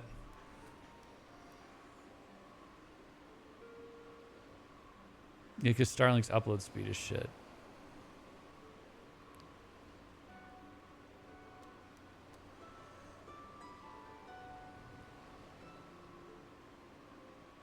There's got to be a way to do it. There should be a way to do it. They should force ISPs to upgrade it. Someone has to get rich enough to force to like lobby governments to like mandate ISPs to upgrade their shit. That's all. Pff, you're funny, LMFAO. Why are you defending mediocrity?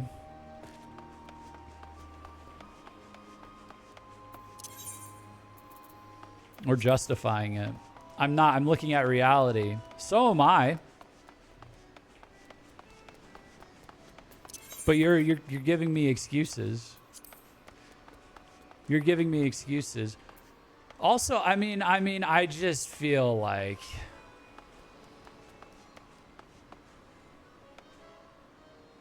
yeah, there's no way. Like there's a critical system that I'm sure I can find a critical system that has similar like intensive real-time requirements, whether it's in the military, first responder, something to where like that latency is like that issue is taken care of. We have this. We have this in another field where if we have something like this in another field where if it doesn't work, you go to jail or someone dies. So it has to work. Something about like behind the fundamental principles of like the problem, this exists. And it's not being applied in commercial software because you don't need to. And if you did, you would be able to do what you're trying to do. Distance, you will not get near instantaneous communication outside of short-range communication right now. Sure, but why would they care about the general population? Even some of the biggest streamers have ISP issues. Sure, but why would they care about the general population having that? to make more money. To make more money, just like have the higher speed internet so that you can like play the more addictive video game. You know?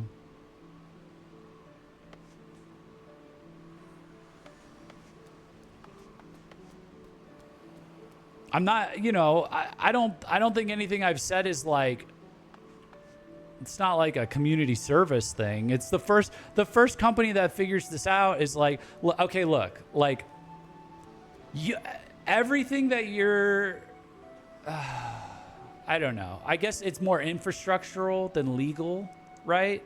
But it is a legal issue, right? Because it's just all the ISPs collectively are just refusing to modernize, you know, to like keep up with what people want, right? Or like what people would need for something like this. ISPs are not willing to put the money to upgrade their infrastructure. That sounds like there's not enough competition in the ISP space. They own it. They can do whatever they want with it. Yeah, that sounds like okay. So I mean, then like that sounds like we need to break up the ISP monopoly. Many places in the U.S. have one provider. Yeah. There's not. Yeah. Okay. So then it's the same issue behind internet censorship then. Because that's where I followed internet censorship issues down to was like ISP monopolies. 3 ISPs cover 90% of Canada. Yeah.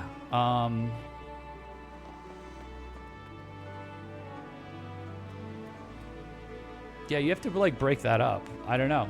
So then that's the issue. Every problem currently stems from capitalism. This is the opposite of capitalism. Or it's the logical conclusion of capitalism, I guess.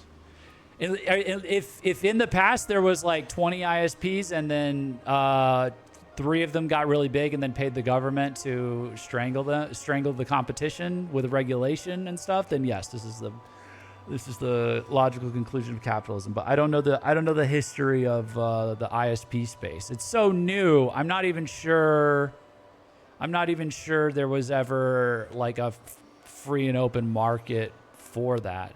But if it's so few, they don't want to spend the money.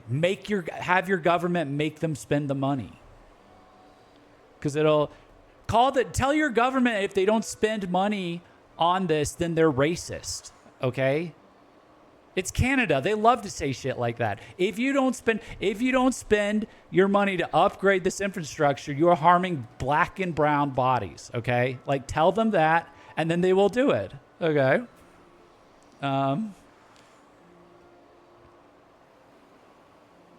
Again, they don't care.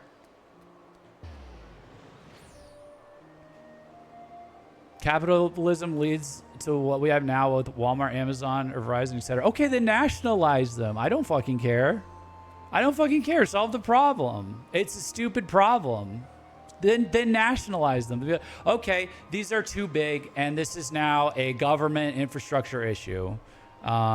You stole all this technology from you got all these ideas from like our military anyway. So we are taking it back and we're going to run it, high speed. Nationalize is where socialism comes in, something like that. Sure, whatever you want to call it, but I don't think it's socialism just because the government decides that they should. They should be running something that the private sector's too greedy or stupid to run. So, like the government should nationalize AI. Why is like some random like creature from Silicon Valley like allowed to like create a weapon of mass destruction? Like that should be owned by the state. That should be owned by the army, and probably is.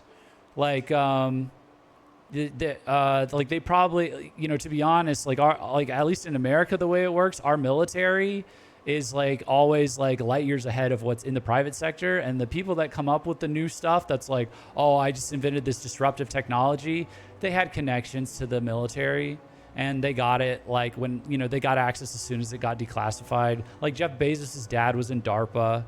He's in Amazon now. because we decided that that infrastructure is safe enough to be out there, AWS, all that shit. The iPhone, they were using the technology that's in the iPhone to spy on the Soviet Union like decades ago. So like there's nothing stopping the government from being like, none of this is original. This is like our technology, like the shitty versions of our technology that we've admitted exists and released to the public. So you're causing a nuisance by improperly using it. So we're just going to take it back over and run it publicly for you. Like that would be what you would do. So socialism, exactly what you're describing. Yeah, sure. Yeah, I'm kind of like a socialist. Yeah, I could be a socialist for Twitch. Twitch is very nice to socialists, aren't they? Yeah. No, it's like I'm like a socialist.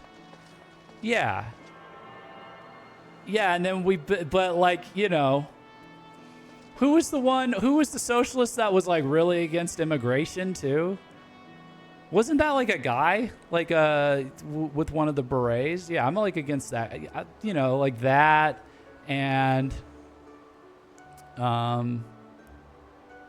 Jeff Bezos doesn't like socialism. Jeff Bezos wouldn't necessarily get nationalized though. Like he's doing like a good enough job. Like you only do it to like industries where they're like demonstrating, where there's a critical need for what they're doing, but like they're doing a bad job. Like Jeff Bezos, you can order groceries and get them the same afternoon. Like that guy deserves to be a billionaire. Like it's fine. You know, you would nationalize. I'm saying nationalize. You're saying socialism, and I keep saying nationalize. I don't know if that's exactly how that works. I'm not coming at it out of like a this belongs to the people kind of a thing. I'm saying the owners, the private citizens who own these companies or like operate these companies, are doing a bad job. So I want the nation's, you know, the state to do it in the interest of the nation. So I don't know if it's socialism. You can call it that if that feels good to you. But shared ownership. Factories, tools, and large businesses belong to the public, the workers, or the state. What's the last three words in that description? Well, they don't belong to the workers.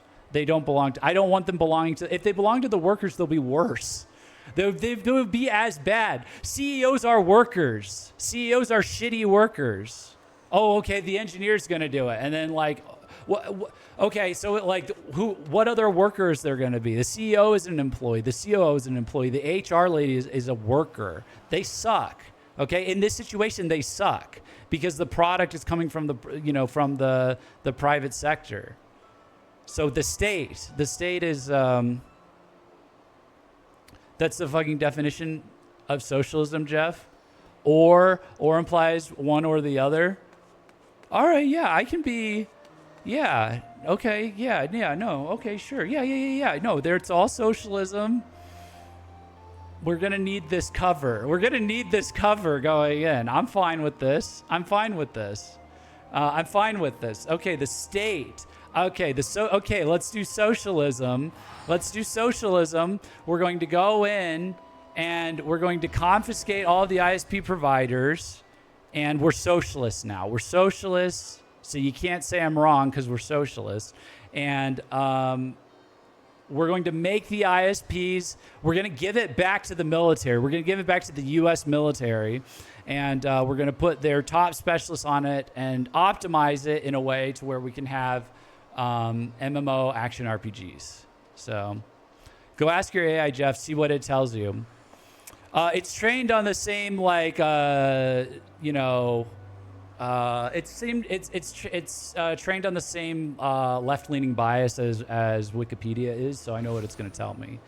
But yeah, that's fine. We can call it socialism. I don't care. Listen, I don't care. Like it's totally fine. I live in a country that is like a socialist country, and it does a lot of things that are like the average person that's like a socialist in America would really not be a fan of.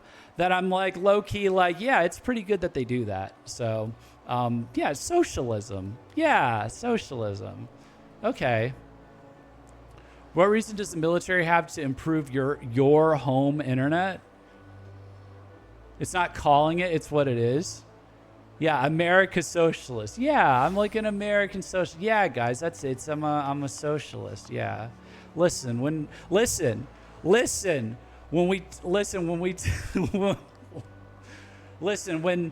when you lose your right to vote, it's going to be because of the socialists. Because you're too stupid.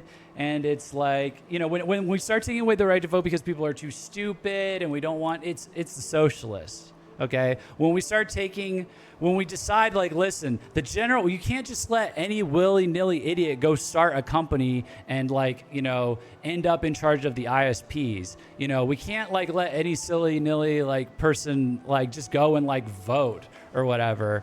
You know, we call this socialism now. We're going to call it socialism now. I think it's good optics. It's probably good optics. We're already losing our rights. Okay, so then there's like no problem. Oh, boo fucking who, you're losing your rights. There's no calling it. Jesus fuck. Yeah.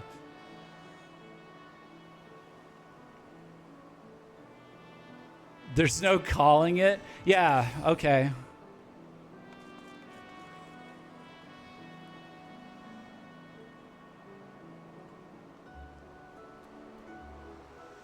It literally is the definition of socialism. Okay, you defined it as the thing, therefore all instances of that thing belong to what I want it to be. I understand. No, I understand. I understand.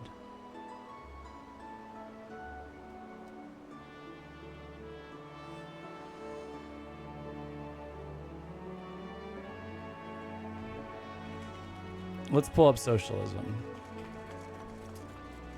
Economic and political philosophy encompassing diverse economic and social systems characterized by social ownership of the means of production. Social ownership is a type of property where an asset is recognized to be in possession of society as a whole rather than individual members or groups within it. Social ownership of the means of production is the defining characteristic of a socialist economy and can take the form of community ownership, state ownership, common ownership, employee ownership, cooperative ownership, and citizen ownership of equity.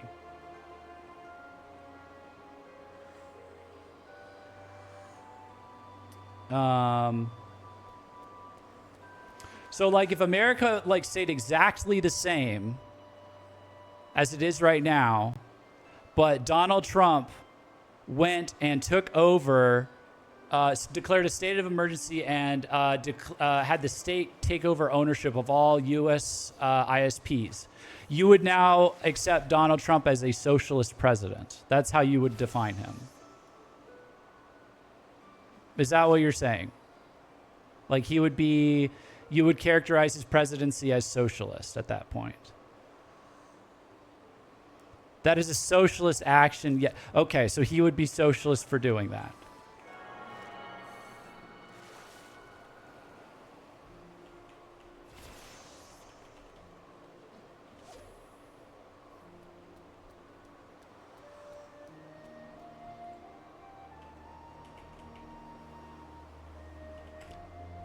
You're sure you sure you wouldn't call it something else?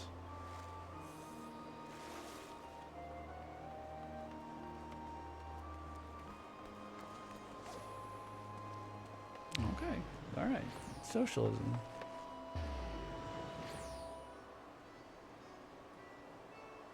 It also falls under authoritarian. That's just like a vague thing.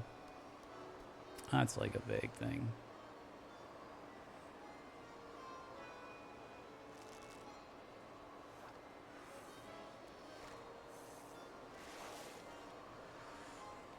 There hasn't been a fascist government that's taken that's taken that action.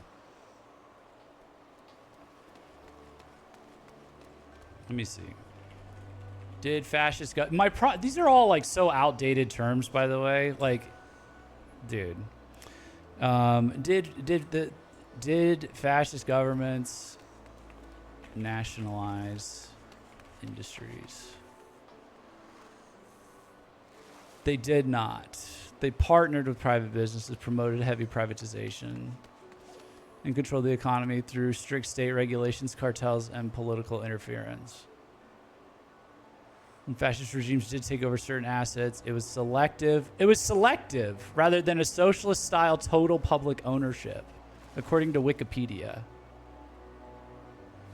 I'm saying a selective thing. I prefer socialist. Listen, we already said it's socialist. We're going to pretend I didn't read that, okay? I prefer socialist. We're going to say socialist. Not really. They're all modern.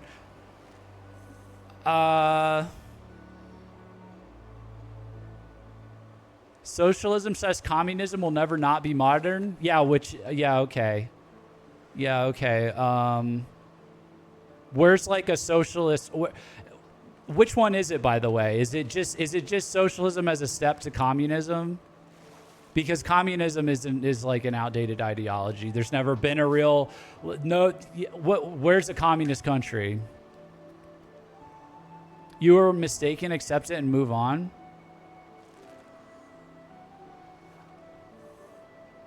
No, I don't accept that you can. I find it highly convenient that socialists are claiming the concept of the government coming in with guns and seizing control of property rights of someone's private property as exclusively their thing. I think that's a highly convenient thing to do. I think you've given insanely broad definitions, and you are calling everything socialist. I've heard people call like the government gives you anything and that's socialism. Also, by the way, that plays into the hands of capitalism. That plays into the hands of the capitalist class in my country when you do that, because they love any kind of free handout is socialist. Any kind of the government like doing anything for its own people is socialist. Oh, this is socialist, which means they're going to promote all this other bullshit too, you know, that you didn't sign up for. Like, we could take it case by case. We don't have to ascribe to an entire ideology. Oh, you're a socialist. Oh, Donald Trump wrote me a check during the pandemic, therefore he's a socialist. That's like kind of the mindset you're trying to enforce on me. Except it's not. That wouldn't be so convenient in that case. But I guess now I can say, like, hey, listen, I don't think socialism is a good idea because it gives rise to figures like Donald Trump. So, every time a communist country has tried to exist, who destroys it? Oh my God. Oh, yeah. Oh, yeah. Uh-huh. Uh-huh. So you're saying it lost? Is that what you're saying? Who destroys it? So you're saying it lost, in other words.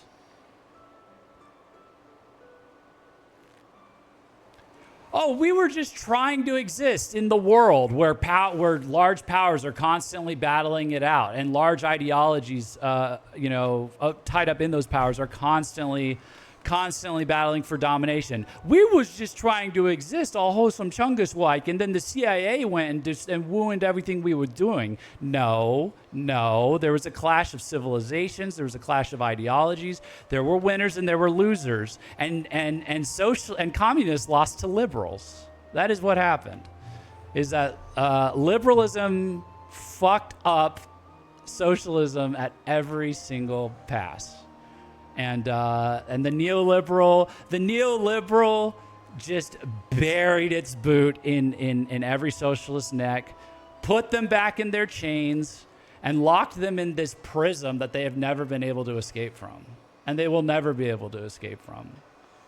So, when I talk about things like, let's have the government go in and seize control of this group of companies for this one specific purpose, I'm not appealing to some nonsense fantasy that you will ever have real communism or real socialism, which is just as retarded as when a libertarian says, well, that wasn't real capitalism. I'm not appealing to some ideological claptrap that you are spouting out in my chat. I'm talking about one specific pragmatic action that you could do with the state, because the original complaint was these companies in the market won't do it. It's like, okay, if they won't do it, you have to go get the state to do it. If you want to call that socialism and that makes you like sleep better at night, knowing that like, oh, we called that socialism, then sure.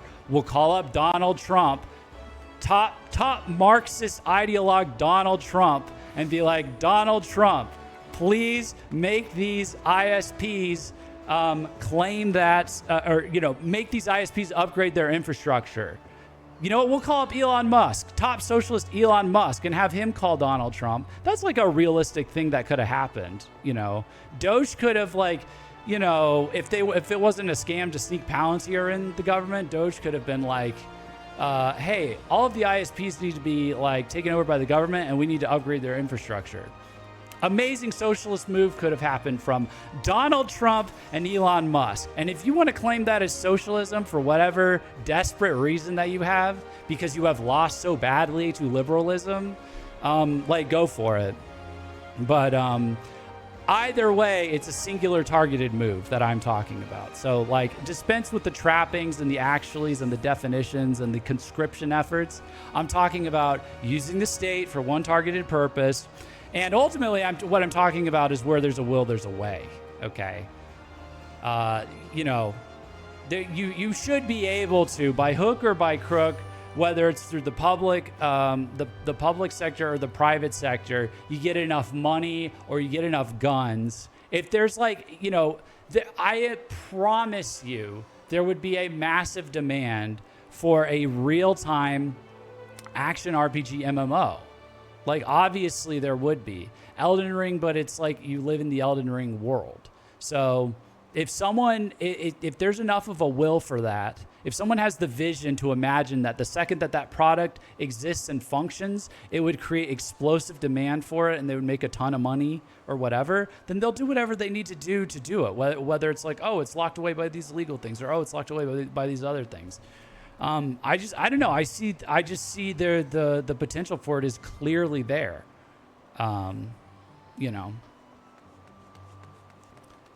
Elden Ring is fucking niche, child. Elden Ring is a mainstream game. But whatever you want to call it, whatever. Are you kidding me? Elden Ring.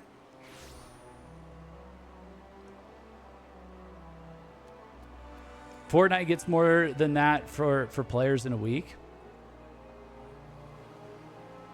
Fortnite's a new phenomenon, though. Fortnite is like, hold on, top selling video games all time. Fortnite is a platform. People don't look at Elden Ring and Fortnite the same way. They would look at, or Minecraft for that matter.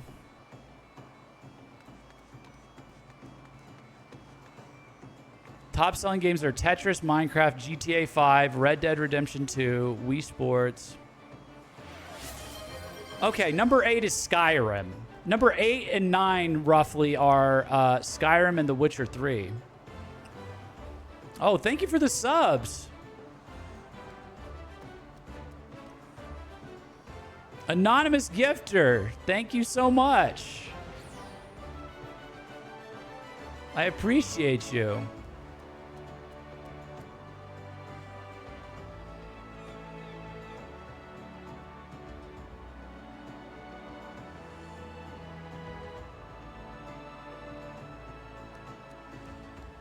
I'm just scrolling up and seeing what retarded stuff was said in response to my shutdown.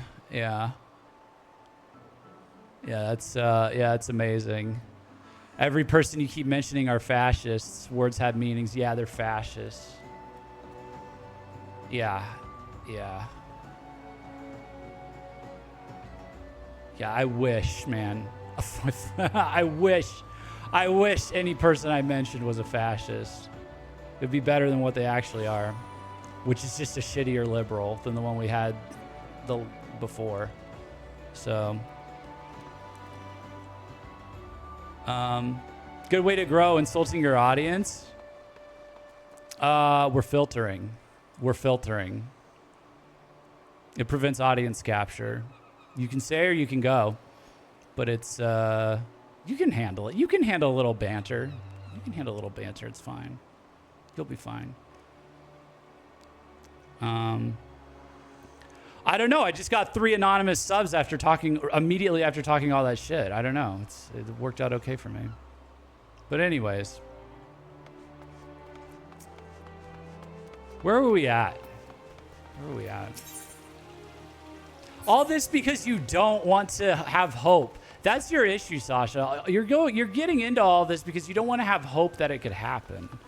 I'm trying to provide you with scenarios where it could happen.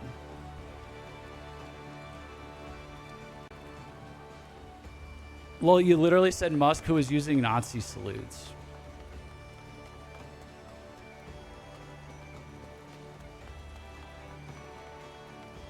And you think he was doing a Nazi salute? Do you actually think that? I think that's funny if he was. But even if you are, that doesn't make you a fascist. They're dog whistling to far right people, but nothing about what Elon Musk does is fascist. What would be fascist about what he does? He went in and was arguing for deregulation. What is... He wanted more immigration. Same with Donald Trump. Donald Trump, he goes and he says, I mean, you just have to be realistic about these things. He says, open the, he said, they were dog whistling with signs that said mass deportations, and there are no mass deportations. He just, he uses ICE to create publicity stunts that are inhumane, and it drums up the attention of his base. He throws red meat to his base, and it riles up liberals and the left because they think he's a fascist. But they stopped putting out the deportation numbers this year, which is illegal, by the way, because the numbers are so low. They're abysmally bad at their job. And it's because he's been installed in there for your typical neoliberal neocon purposes. Not neocon, but your typical American politician purposes, just on steroids, which is help your corporate backers, help your Israeli backers. And that's all he's doing. It's the same thing, but it's just more brutish and ham-fisted and obvious than it was before. And there's it's so much more naked, and there's less ulterior, there's less there this time. But to call that fascist, that exists anywhere? What? Because they're signaling that they're trad, or that they he said something mean and now he's fascist. It's go read what fascism actually is. Go read The Philosophy of Fascism by Giovanni Gentile to understand what fascism actually is. And he would be an insult to fascists, not because he's a good guy or something, not because he's not gonna cause a bunch of pain and suffering or destruction. I'm not saying it to talk you out of any criticisms you have of Donald Trump. It's just categorically not true. This is just a cheap rhetorical trick that liberals have been using, to criticize Republicans. It's when a Republican says Joe Biden is a communist. It's all right, I've got people in my chat that are really obsessed with socialism. Do you think Joe Biden is the first step to socialism, which then leads to the communist utopia? Fucking no, obviously not. Anyone that voted for Joe Biden voted for the lesser of two evils if they were on the far left. Okay, it's the same concept on the far right. So calm down with the fascism thing. It's give me a break. That's delusional.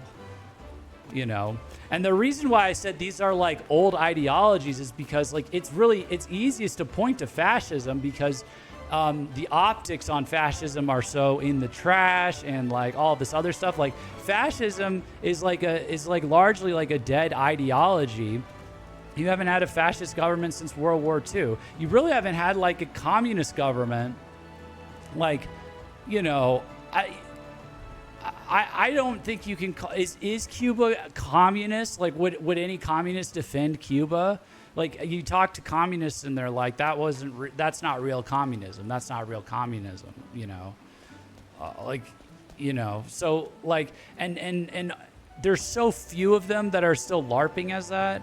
You know, the one that I live in, you know, they call themselves socialists, but they only took socialism because they were overthrowing the American, like, parasitic government that had, or the parasitic government that that America had propped up to, like, you know, rape them, you know, with like their corporations or whatever.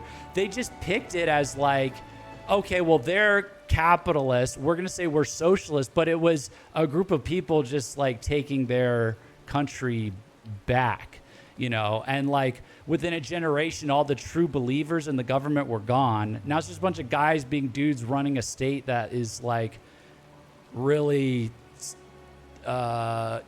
it's just kind of whatever. Like, it gives them free healthcare, and it tariffs everybody into poverty. But the people don't care because they don't mind being poor. They have other priorities. It's like, I guess is that socialism, or was that just like, you know, one tribe of people and they picked an ideology? Like, if the United States was like, I don't know, if the United States was socialist and they took over this country, they would have picked like capitalism and freedom and been like, oh, it's a new Jeffersonian revolution. Like, these are all like, you know, previous century ideologies that people like, they call to, but it's like not relevant in the modern era. You just have liberalism dominant. You just have liberalism like supreme. Like, everybody's on the dollar. Everybody is, you know, like, everything proceeds according to the neoliberal plan. I'm not even saying that as someone that's like like that's a good thing. It's just like, can we, you know, don't bring all this weird ideology stuff into it. That's like, it's pie in the sky bullshit. You know, the things I describe, it's like one particular thing, you know, one particular set of actions. That's poorly run socialism, which is why it tends to end up collapsing. Oh, okay.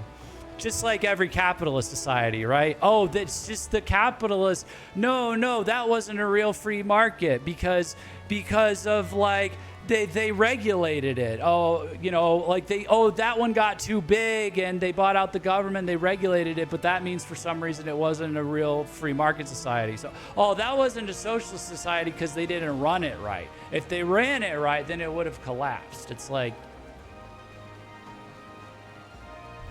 I think they all just collapse. I think people like capitalist countries because they're good for like on a time limit, and then all of the wealth ends up in the hands of the oligarchs anyway. And I think people like socialism if they can get in on it at the start or be rich throughout it to benefit from it.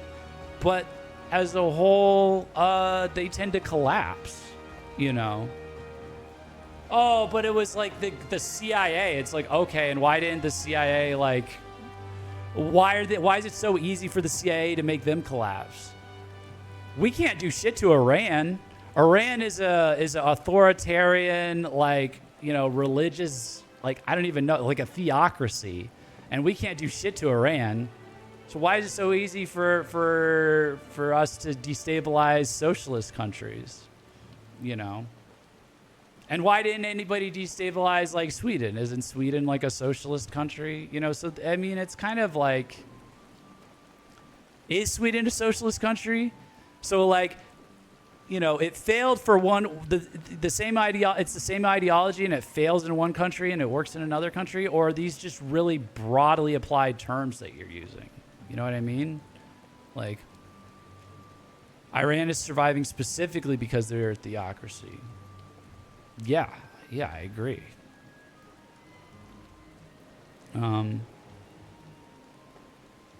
neoliberalism and centrist have always led to fascism. I think you have like a horrible definition of fascism.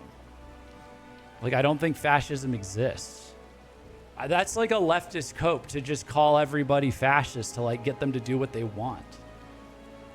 But that's not like actual fascism. That's like that fishhook theory nonsense or whatever, you know.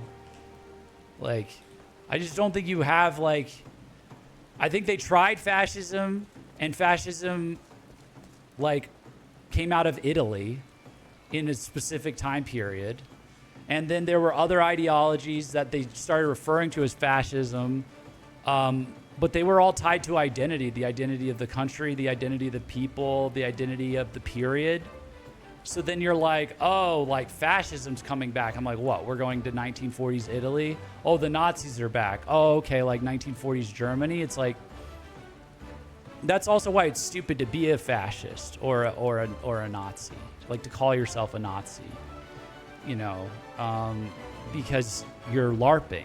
You're LARPing as like that ideology has much more to it than just like economic systems and stuff like that. It's tied to an identity, you know, like phalangism, like Spanish phalangism, I think was really tied to like Catholicism, you know. It'd be like calling Iran fascist. It's like, what does that mean?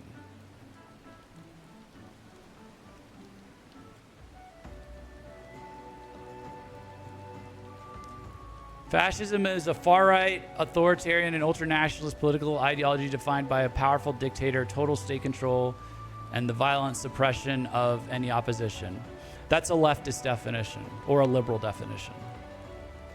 I would go read how actual fascists define fascism. The ones that succeeded in getting it and putting it in power. I wouldn't define like, you know, I wouldn't take the liberal Wikipedia definition of fascism. I think you get a bad understanding of that, you know. Like if you read Marx to understand communism, you should read Giovanni Gentile to understand fascism. That's the Merriam-Webster definition. Yeah, that's the liberal consensus definition. Yes. Like fascists lost like 80 years ago. I'm sure Wikipedia has been updated to reflect, you know, the definitions that were put in by the ideological victors. You know, I really just wouldn't I'm sorry, just go to the source material. You've read Marx probably. Go read Gentile. It's close. It's just not like, you know, you'll do this thing where people do this thing where they tie it into like anything bad that's happening with corporations and stuff. And it's like, it could just be like bad things happening that aren't fascism, you know? It's like and you'll have this with like Republicans too. You'll have this with like boomer Republicans that'll call everything communism or socialism. And it's like, just like how you haven't read Gentile, they haven't read Marx. So get on that. But it's not a good definition. And then to take one suggestion of a policy that I want to do and cast it under any of these in the year of our Lord 2026, when the only thing that seems to win is liberalism, neoliberalism, is just ridiculous. Okay? So, you know.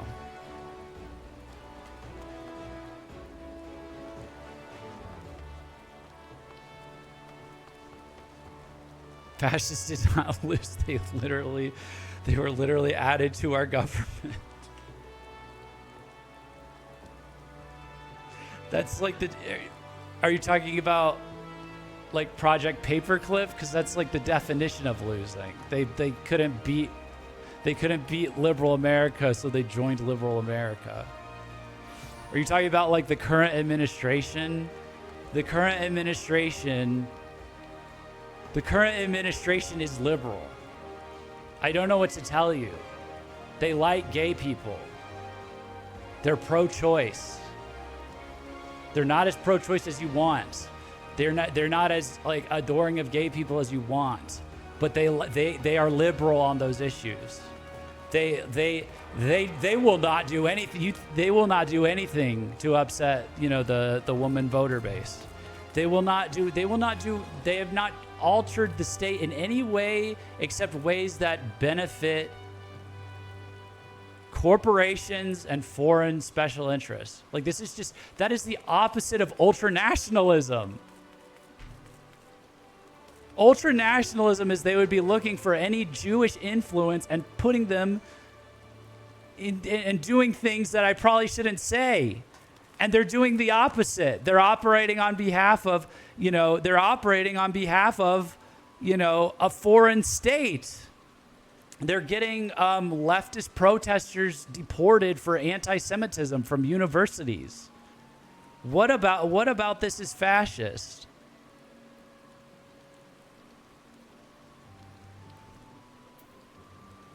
If you're talking, I don't know who you're talking about.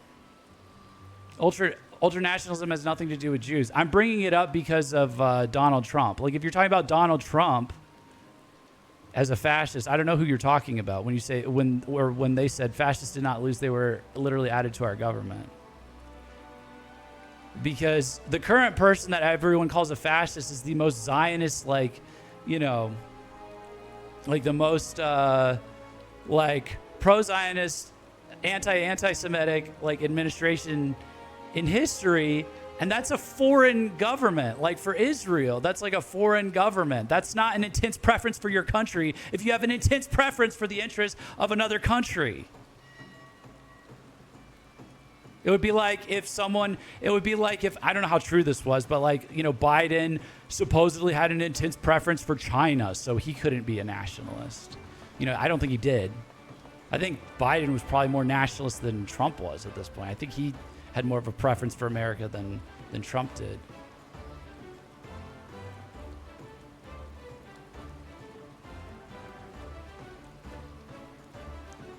Now you're just like, Zionists are literally fascists. Everything is fascist. Like, dude, everything is fascist. You could say Israel is fascist, like the government of Israel is like pretty fascistic. I would say you're getting pretty close with Israel. Zionism is a separate ideology. The original Zionists were socialists. What are you talking about? The originators of the Zionist project, see, you just don't know anything about any of these different things. You can't differentiate between government structures, political ideologies, the philosophies underpinning them, the practical political applications of them, looking at any of the policies individually, living in them in the real world, having any sort of realism. You can't hold any of those in your head. Its bad thing is fascist. I'm sorry, that's just not serious. Both Biden and Trump are Zionists. So are both Biden and Trump fascists?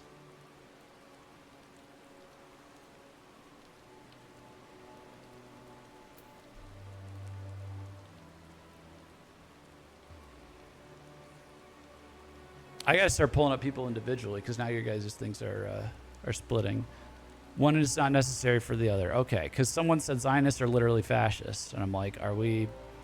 Yeah, I don't know. It's everything's literally fascist. But it's still just everything I don't like is Hitler. Everything I don't like is, or Mussolini, I guess. Everything I don't like is fascism. And I'm like, you can just not like it, but properly classify it. You could just say fucking asshole or something. You don't have to say, oh, it's all fascist.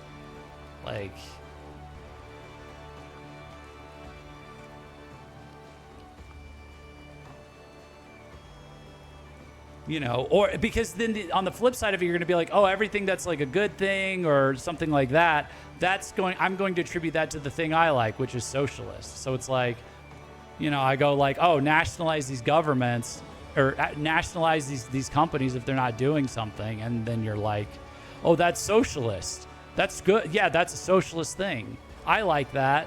That would be socialist. And it's well, I don't think I need to embrace all the principles of socialism to just correctly identify that when companies aren't serving the public good anymore, the state should come in and,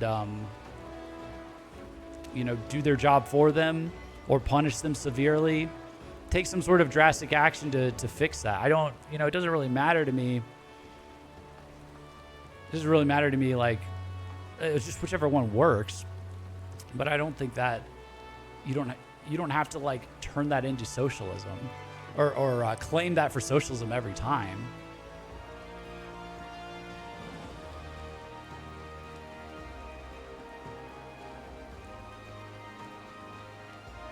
They meet a definition, so the word fits. They meet an optional criterion for your definition. That is a huge stretch.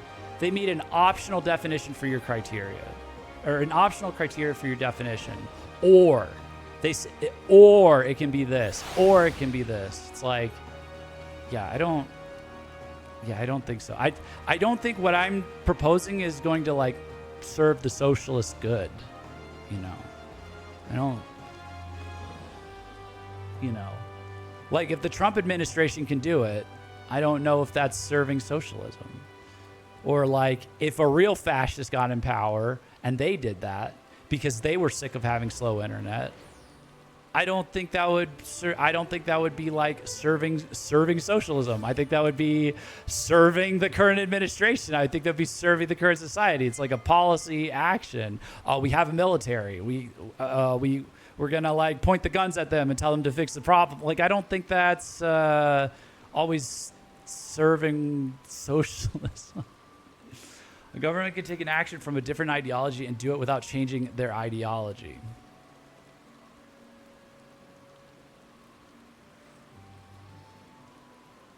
That's why I call it a socialist action. I don't know. It seems a bit much. It's like, okay, like, so like a country providing healthcare is like, that's a socialist action. That's always a socialist action. Like a social program has to be socialist.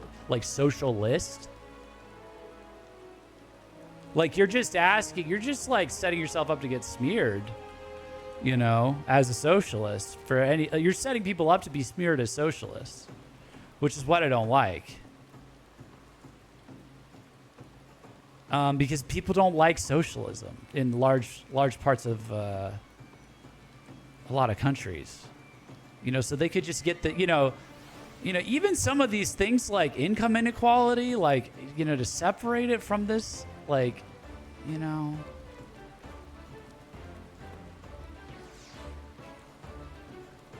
People don't like socialism because they've been told it's bad and all the issues that other countries have blamed on it.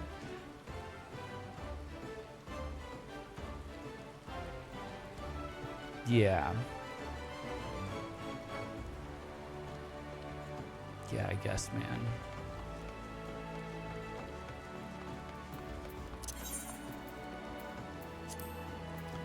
I'm not the biggest fan of capitalism, but I mean, socialism has it's pretty convincingly bad rap, man. And it's a lot easier to like tell people like, we just want to like pay for, we just want free healthcare, than to be like, we want socialism, you know? Like, I just don't know if you want to go down that route. So, okay, we're way in the weeds though. Let's like get back on track before I get lost here.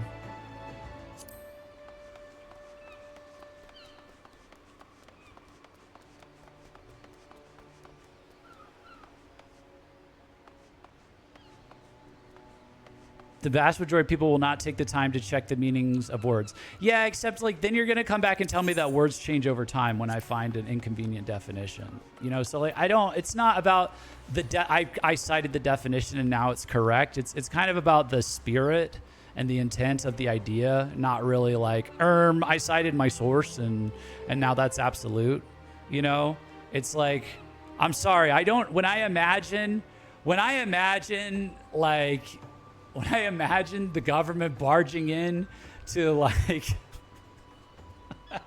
when I imagine the government barging into like a tech company and purging them of like all of their like inefficiencies and optimizing it and stuff, I just like don't think of socialism. And I don't think that's complete.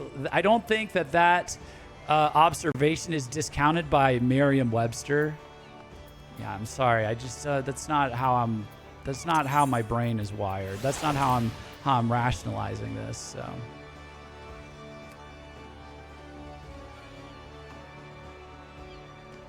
People are scared of the word socialism, not what it does. No, I think they're scared of the complete ideology socialism that you keep trying to like lump everything else into, to cargo cult the rest of socialism in with. I think that's what they're scared of.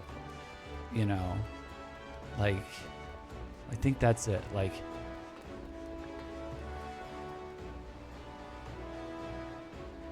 had a family reunion with all my extended family. Headed home tomorrow morning, excited to finish Endwalker when I do. Damn, Waddle. Thing is, healthcare isn't free. So true, Black Mage. But you know what I meant. See, now I gotta work on my terminology. Healthcare paid for by taxes. There. That's better. Been grinding the fuck out of the MSQ. Nice. I'm trying to wrap up. I guess, did we finish this? We finished this, right? I lost track of where I was. Yeah, we did. Okay. Desynthesize this.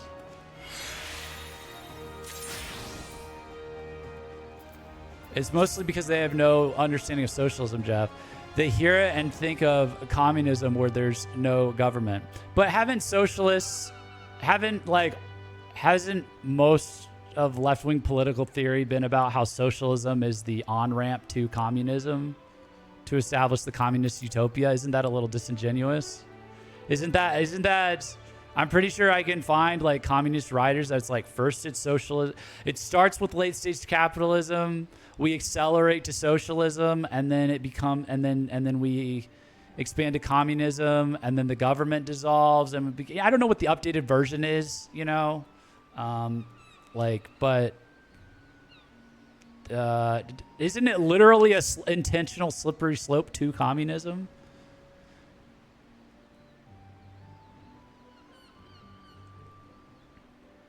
Not really. Yeah, I don't know.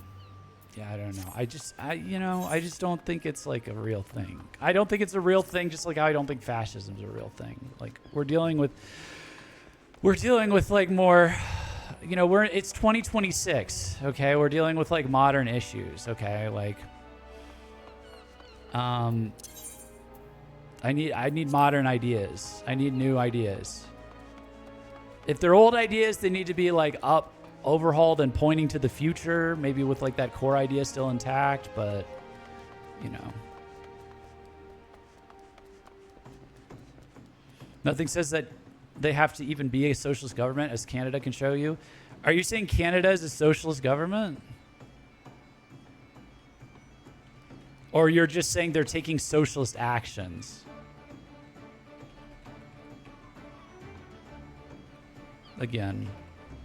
Which again, I feel like that's just conferring like benefits onto socialism.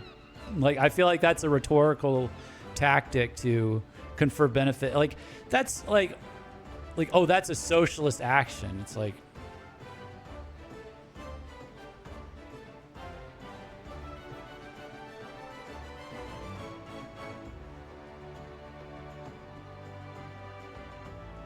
because I'm not like for like economics, I'm really not against anything that as long as it works or doesn't work.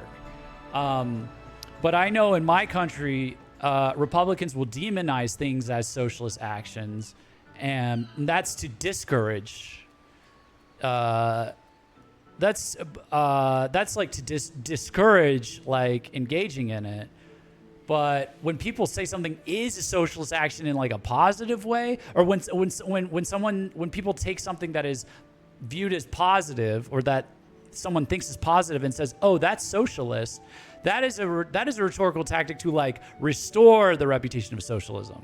So just like how there's ideologues that are like, they have like an ulterior motive to tear down socialism because they're like super there's something else. And they don't want the competition. Socialist ideologues would take things that you like and say, oh, that's socialism. Hey, when Jesus said turn the other cheek, that's kind of like socialism. Like, or that's extreme. That's kind of an extreme one. But you know what I mean? Like, oh, like the government did anything, that's socialism. Anything useful, that's socialism. Hey, when we're all nice to each other, that's socialism. Jesus would be 100% be socialist going by his own actions. Yeah, like that kind of a thing, It's like, okay. Yeah, I see what you're doing. Yeah, like I see what you're doing. I couldn't care less about the reputation of an ideology. I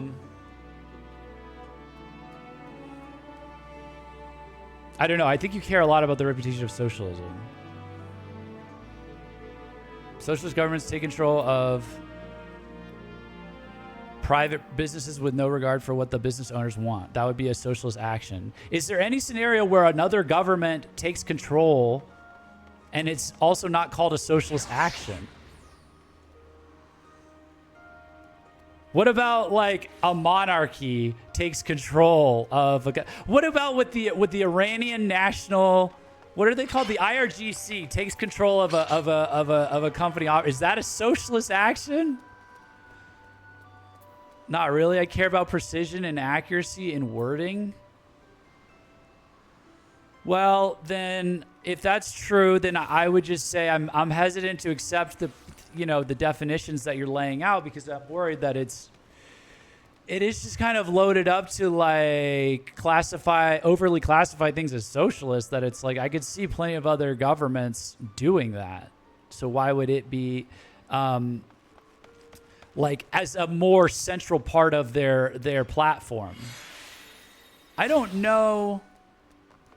Yeah, again, they can do something. Yeah, but that's because you've already just accepted this doesn't even apply to governments, what you're saying. You do not need to be a socialist government to do socialist things. You have it's like a circular, I think you've got circular reasoning, because you've defined what socialism is, and then you're like, oh no, that's a thing because of what I defined it as. But your definition was so broad that it covered like several different things. And like, I don't know that like, I don't know if that's like, I don't know. You keep bringing up other governments. Yeah, because most other governments aren't socialists. You're the weird one here, okay? How many governments in the world are actually a socialist? 5. Okay? So everybody else, they've got a government that's something or else. There are 5 explicitly Marxist-Leninist or /socialist-oriented single-party states in the world today: China, Cuba, Laos, North Korea, and Vietnam. Additionally, 10 to 15 other nations feature constitutional references to socialism or are governed by dominant leftist parties, though their actual economic models vary wildly. So you have 5 that are definitely socialist or beyond, and 10 to 15 that are not quite socialist. So everybody else, so this definition is not useful for everybody else that lives in a country that has a government that is like not really like oriented around socialism. Because like a liberal democratic government can easily like, intervene with the state. A fascist government, if there was like a fascist government, like they could obviously intervene with the state. Like that's what the state is for. It's to intervene on behalf of the people, on behalf of society. Most European countries are democratic socialist. So is that socialism, democratic socialist? Or is that just branding? I'm going by the generally accepted definition of socialism among the expert community. Oh, okay. You mean the ones that are already all favorable to socialism?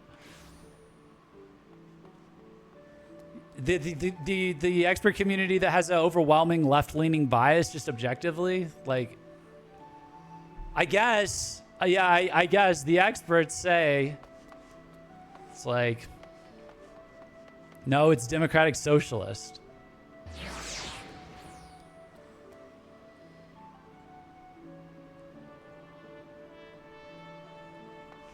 How come we never hear this with capitalism? How come every country that's capitalist is just capitalist? It's never like America's a capitalist country. It's never what it actually is, which is like a mixed economy, you know?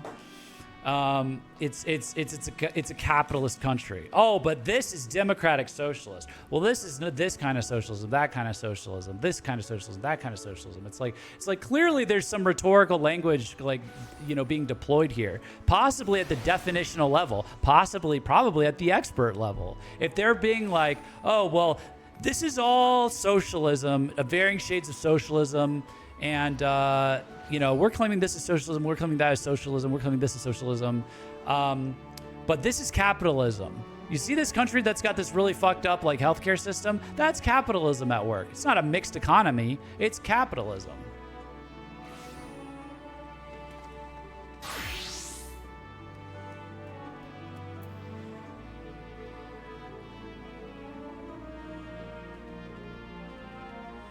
Capitalism is an ideology, not a government.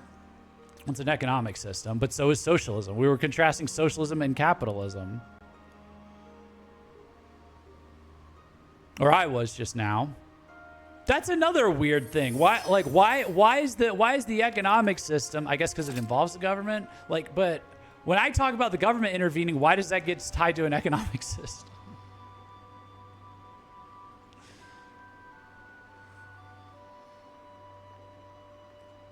No, capitalism's an ideology, man. Come on. There's capitalists.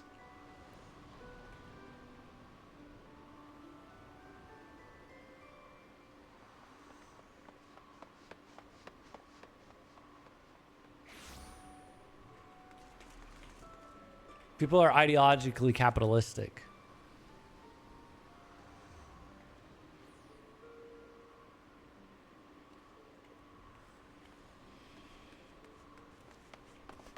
Because they all intertwine. Okay. So how's the crafting going? We're distracted.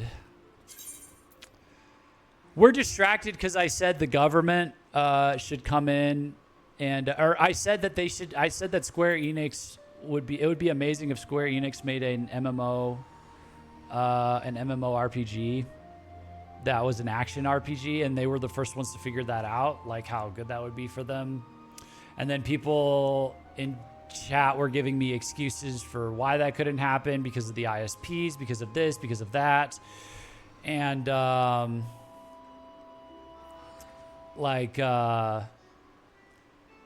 and then I was basically like, well, the government could just come in and like take over the ISPs and make them do that. We should get them to lobby for the government to like upgrade the ISP so that they can support systems like this. And they were like, that's a socialist action.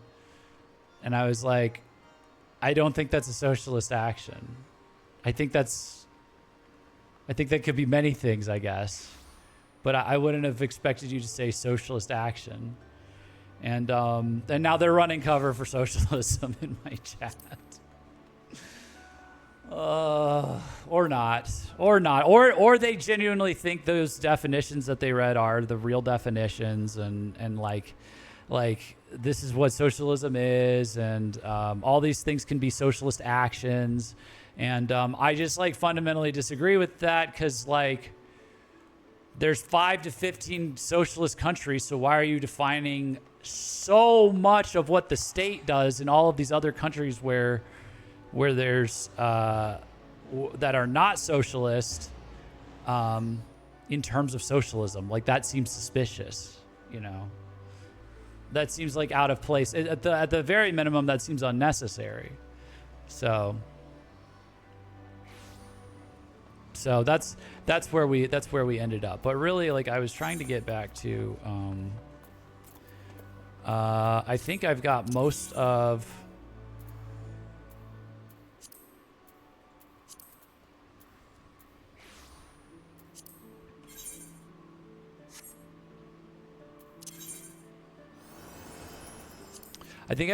these done. I think I just need to do the blacksmith and the armor quest now. Let me run through them real quick.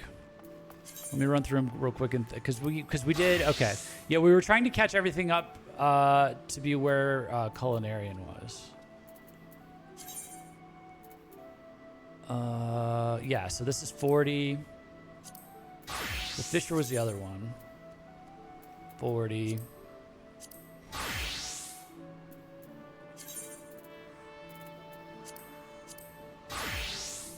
And then, yeah, then we did Ul'dah. We did all these other things.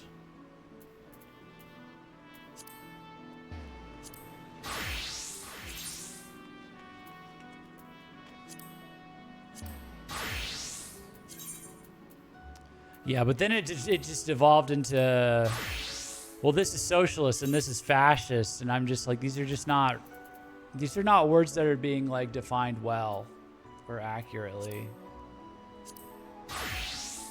And they're old. These are old ideologies. But I'm fine with being called a social. I like optically, I guess socialism's it's kind of in. You can't ban me for being a socialist. If I want the state to take over technology companies to make them do what I want, I guess I should just call it socialist, since it's already in Merriam-Webster. All the experts agree. I guess everyone's going to think I'm a leftist socialist, but if everyone is a leftist socialist, then I guess we'll just do that. I guess, yeah, we can do that.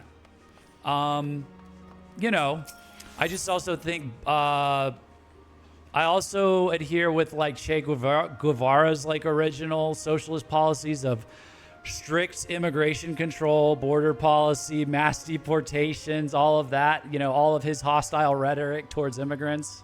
I guess we're all really socialists if you think about it. I think we can find some socialist thinkers that have a lot to say about some very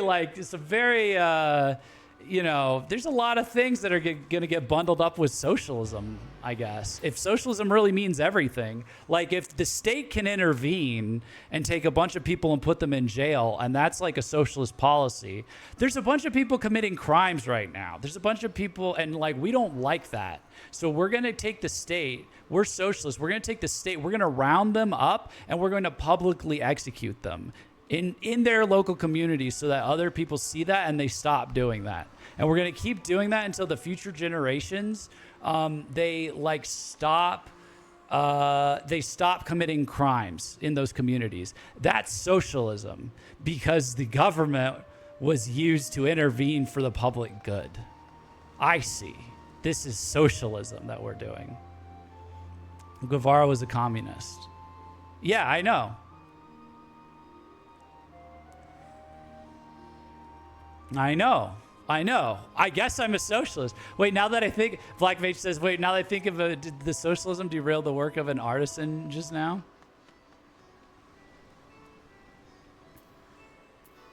Yeah, I guess. Yeah, I guess. If you really want to get technical, capitalism should also be gone by your idea, since it's some 600 years old. I'm fine with that. I think anytime people bring up capitalism, I kind of roll my eyes, because they're either a libertarian who's LARPing and out of touch with how the economy works, or they're a leftist who is LARPing in some sort of sense and is also out of touch with how the economy works. Like, it's like, this is the fault of capitalism. It's like, oh, yeah, nice dinner convo, bro. I hope she sees this, bro. You know, like, I hope that got her wet, bro, because it's not doing anything else for anybody, for the rest of us. When you're like, this is capitalism. It's like, yeah, man, like finance and technology, and like they're colluding. They've turned the government of my country into like a platform to serve the interests of like every country except its citizens, and fight wars for Israel. And that's capitalism. And it's like I guess, you know, yeah, that's what I think of. That's what I thought of when I heard of capitalism. You know, they're like, this is the problem with capitalism. It's like, no, I think it's the problem with the people specifically that did that to my country. And I think if you changed those people, you would see, you know, the system. I think the same system that we have, it could be used to help my country, and instead of the people that it's helping instead, you know. And I actually don't think the system matters that much. I think what it matters is who the people are, what their identity is, and where that identity is tied to, you know. So, because China doesn't seem to have a huge problem in like advocating for its own self-interest, whether it's in its communist era, its socialist era, its capitalist era, its like social conservatism era, you know, it doesn't seem to have any problems regulating any of that. And that's because like the people who are running China are Chinese. And the people who comprise China are Chinese. And when they're here in Central America, they're still Chinese.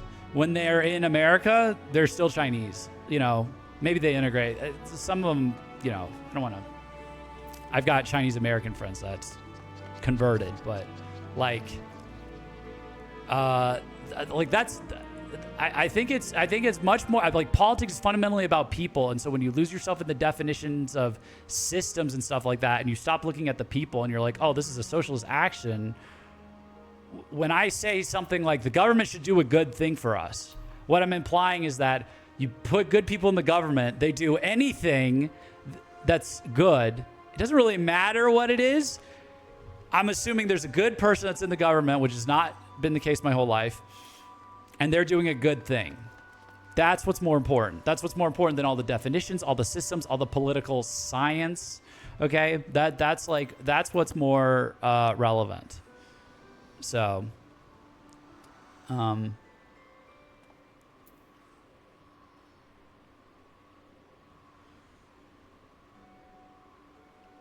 guess socialism is bad for the working class. Wait, look at him. He's not even doing his job. He's lost all incentive to work. You talking about me? I'm trying to get back to, I don't know. It was too late to have this discussion. I'm trying to get back to the aft castle. Do the blacksmith and the armorer. Capitalism needs to be guided to prevent monopolies, etc. Yeah. Yeah, I agree, but we're like 10 years past that. Or 20. Or when did that, when was that law passed? We're like 10 years past that. Over here, at least. On an unrelated note, it's kind of shocking that no one seems to care about how an African American was the first trillionaire. I know, it's so racist stuff. They were someone was calling Elon Musk a fascist, I think, earlier too. So that's where I just kind of was like, oh yeah. Yeah.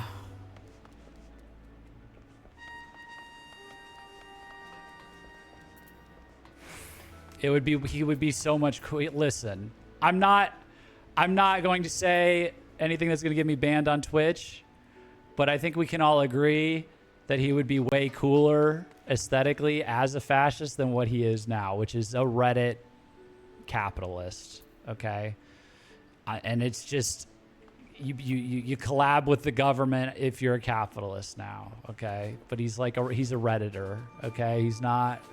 I think he would be cooler as a fascist or a socialist, frankly. Fascism and socialism both have excellent aesthetics, all right? But he's, I think the jumping like this, I think the my heart goes out to you thing that people like to call a Nazi salute, but for political points, but I see as a trembling autist, like doing a weird gesture, like, I don't know. It'd be kind of cool if he was more extremist, to be honest with you. I just can't go along with the LARP. I'm sorry. I just can't go along with the LARP one way or another. I'm so sorry.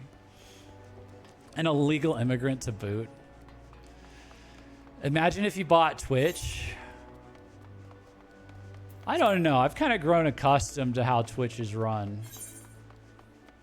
I've kind of grown accustomed to the inmates running the asylum. I don't think some of the things I've said I could like get away with well, Twitter's pretty awesome. Twitch mobile still sucks. I mean, Twitter X is awesome in terms of what you can say. But it kind of sucks as an app. You have to like find a really insular community. It kind of turned into Twitch. You just kind of got to find your niche community. And then, I don't know. It's like a feeding frenzy of like people trying to engagement bait and stuff. It's not very good as an app. I think TikTok still reigns supreme, to be honest with you. So, and he had nothing to do with that yet. So, okay. What time is it? Oh my God. That went too long. Oh, it's been 8 hours. Okay, let's wrap this up. Forge Master, I'll have to think about who I want to buy a company if I want an app to get better. Because that's like a harder question to answer than I would think. Because I don't think it's Musk, but I don't know. Bezos owns Amazon, so Bezos is good at infrastructure. He's good at e-commerce, but I don't know who I'd want to buy the app. I guess TikTok needs to buy it. I mean, and TikTok's owned by who now? Oracle? God, I guess Oracle's got to buy. I mean,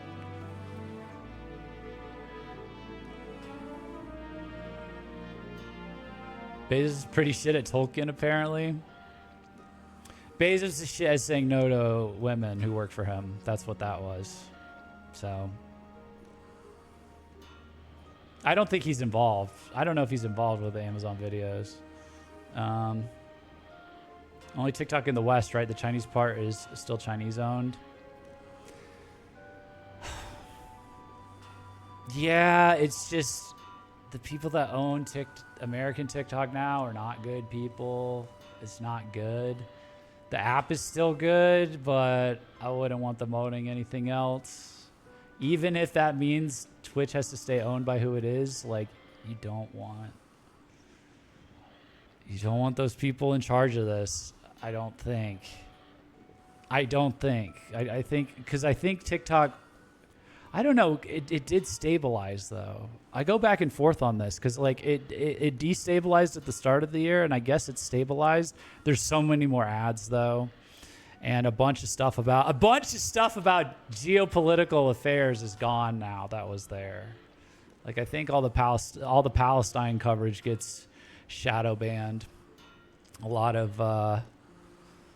of talk about who runs the government gets shadow banned. It was pretty free and open.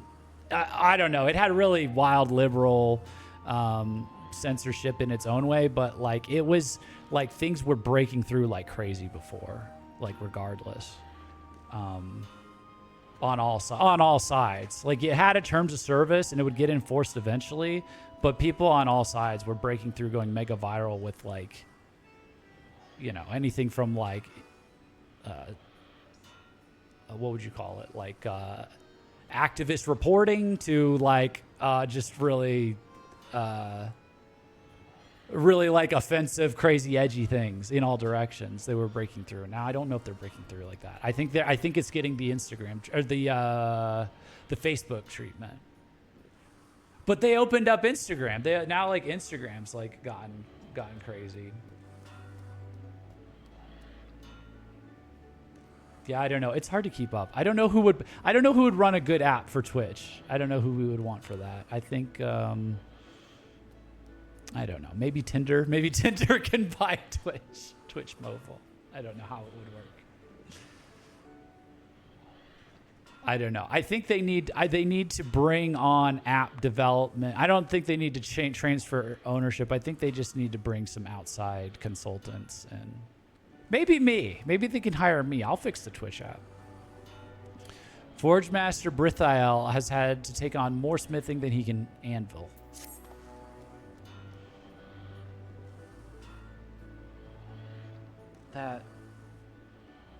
That pun, man. I wasn't ready for that pun after all this. Oh, okay. Ugh, something evil's brewing in my belly, I tell you. Can't seem to keep anything down. Too many at the wench, I reckon. Couldn't have come at a worse time either. With Phasar breathing down my neck. Now, when it comes to the market, you've never met a tighter miser than old Phasar. But at the Coliseum, the man throws gold at fighters like water at a fire. They know it too. They ask their patron for a new blade, and once they get their blade, now it's sharper, bigger, sharper, shinier blade. Before you know it, I'm wasting me waking bells, forging weapons for folk what ain't got arms enough to wield them all. Oh, this isn't country. This is pirate. Don't get me wrong. I'd gladly take the Whoreson's coin, but I ain't up to it this time on account of me condition.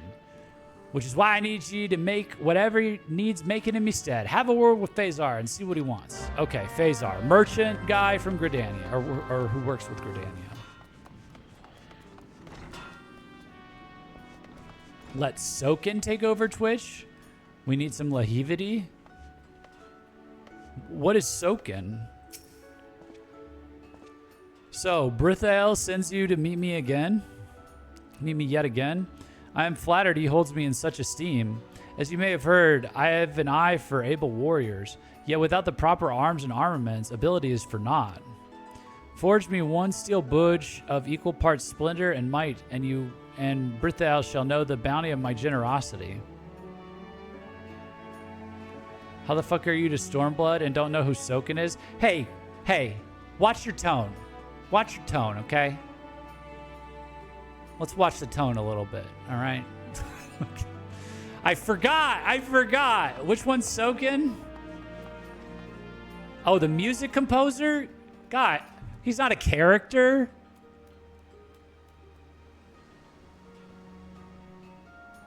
And you want me to know that? Come on.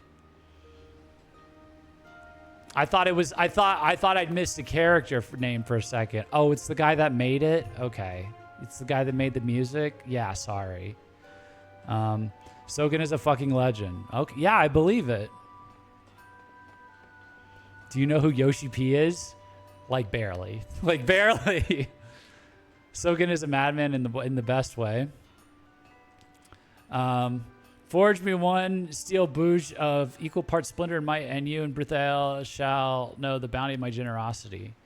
But fail me, Jeff, and I may be forced to reconsider my arrangement with Naldik and Vimelis.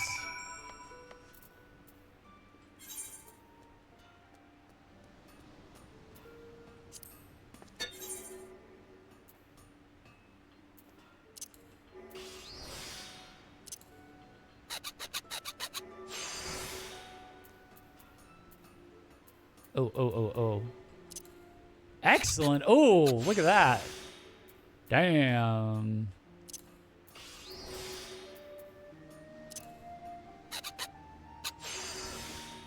Fucker turned a cardboard box into an instrument. That's cool, but they do that in like sound design, like all the time and stuff. You saying he uses it on stage? I used to really be into Miyavi as a guitarist, and like in his early indie days, he had like a wooden box that he had made that had like a drum kick on it and like a tambourine attached to it, and he would play slap guitar and then like hit the thing, and it would like hit the drum kick, and it would like hit the wooden box, and it would make the tambourine shake as well. It was pretty fun. He turned it into an instrument in a live show for a piano song. Okay, that's just anarchy. What are we doing? No. Just recently, they didn't have the music finished for one of the cities revealed for Evercold, so we just whipped up a song in one night as a temporary stand-in. Oh, God. Look, I don't think Sogan would actually be a good owner of Twitch, like, inherently, but I can't say for sure I think he wouldn't do a better job than currently. Well, what do you guys want to see improved from the new ownership of Twitch? Is it the mobile app?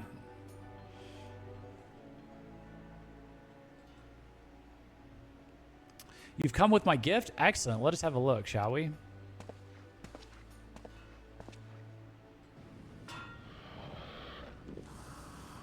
I demanded nothing short of perfection, and you have exceeded my expectation, Jeff. A finer bouge I have never seen. A well-wrought oak haft with a solid steel blade, more than sharp enough to slice through sinew and bone. Many an auroch's neck shall it cleave. I cannot wait to see it wielded. Yes, the glory of the steel bouge you have forged for me shall be sung in the screams of all who stand before it. Ahem. I see my trust in you was not misplaced, Jeff, and I trust I shall have need of your skills in the future. Oh. We'll see if we need this one. Honestly, yes, lol, the mobile app drives me crazy. Implement the AV1 codec already. That would make things so much better. Oh, I made it to... Oh! We actually leveled up Blacksmith. Look at this. I can use Sasha's armor that they crafted me so graciously. Let's go. Oh, wow. Wait, that looks cool. I'm not even going to reapply my Race Fulgar armor. Glam armor.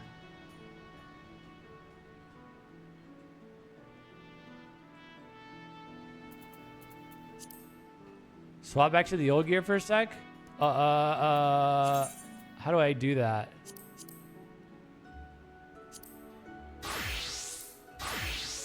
Okay, like that. Swap to the new gear on the screen with your stats. Look at the difference. Okay, let's look at the difference. Yeah, so this is a jump, right? Because this is level 50. Okay, these are all level 50. And then what Sasha made me is going to be level... Yeah, good call. Good point. Yeah, this is good thing to look at.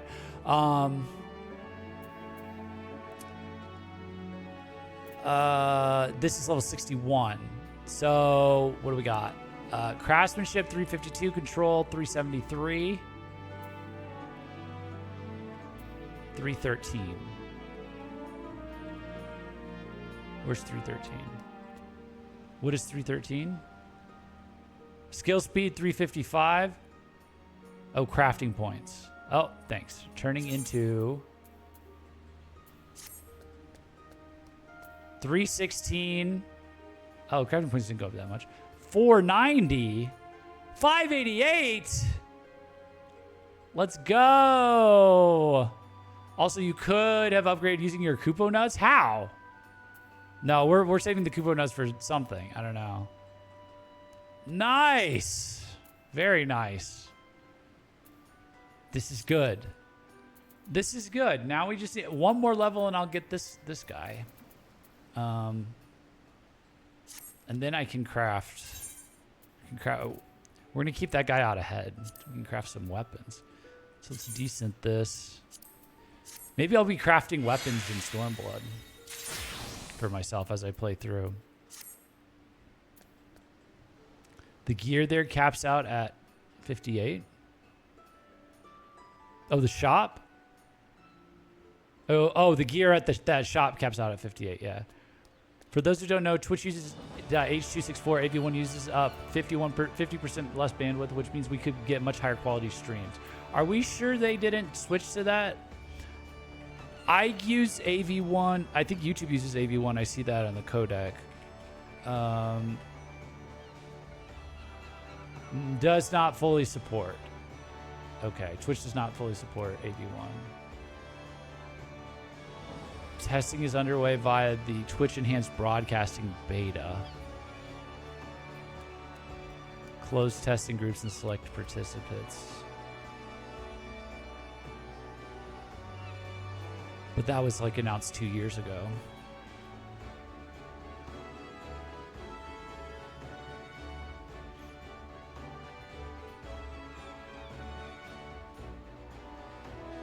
You'll get big crafting point upgrades once you can equip the accessories.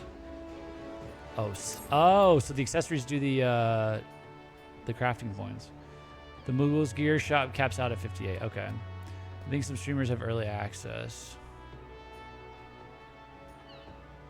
But H.264 means actively paying for a worse experience. AV1 is open source.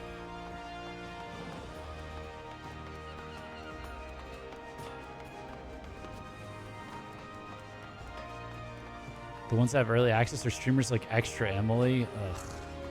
Dude.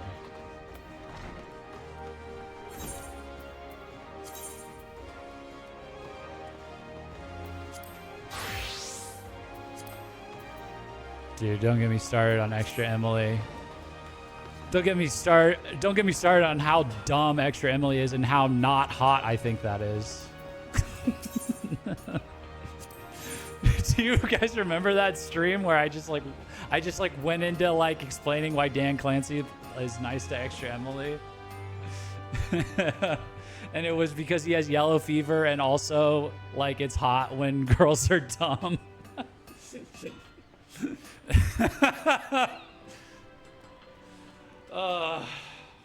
That was such a good take though. That's so true, isn't it? Why is Dan nice to anyone? Yeah, because they're hot and dumb.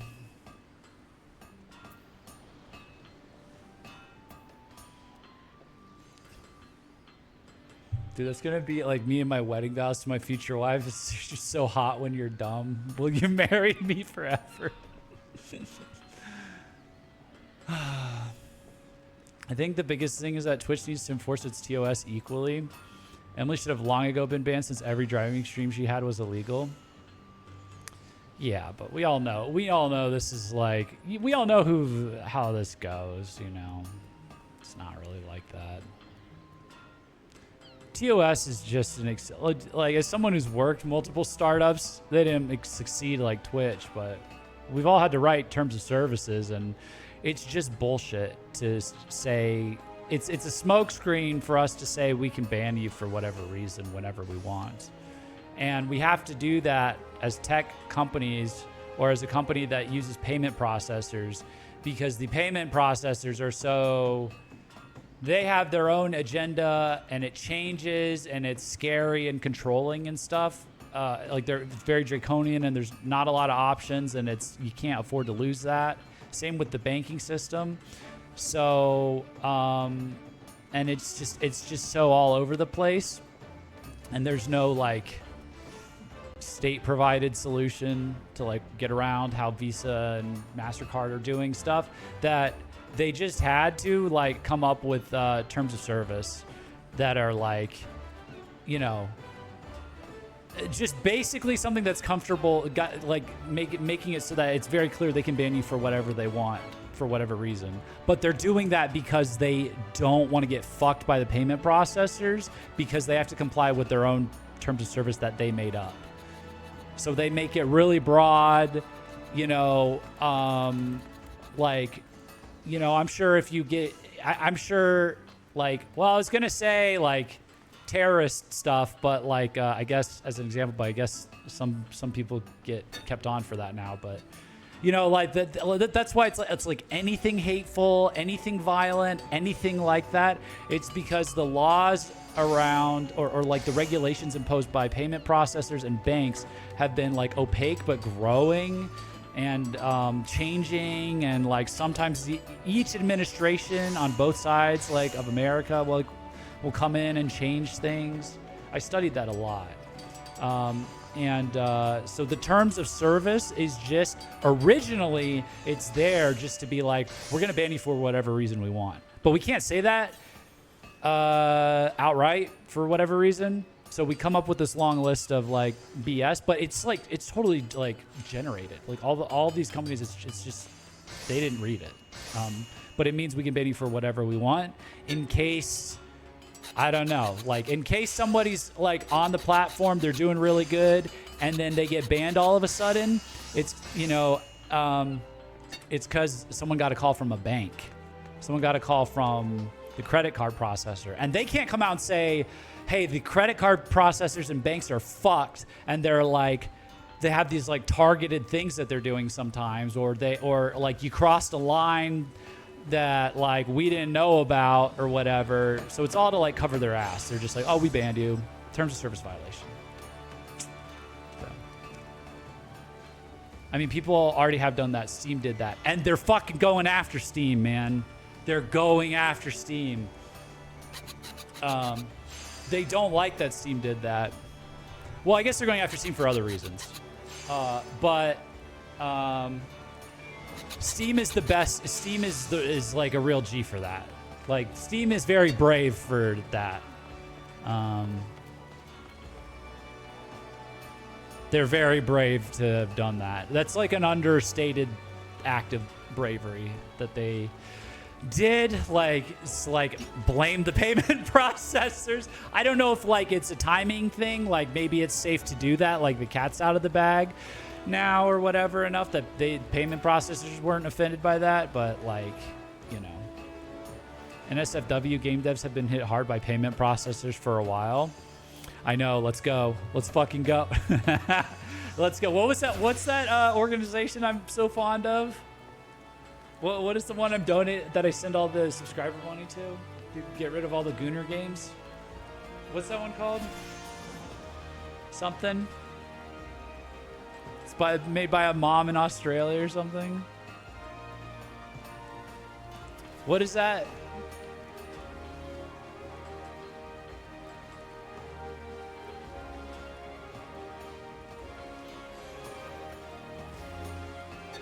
What is that?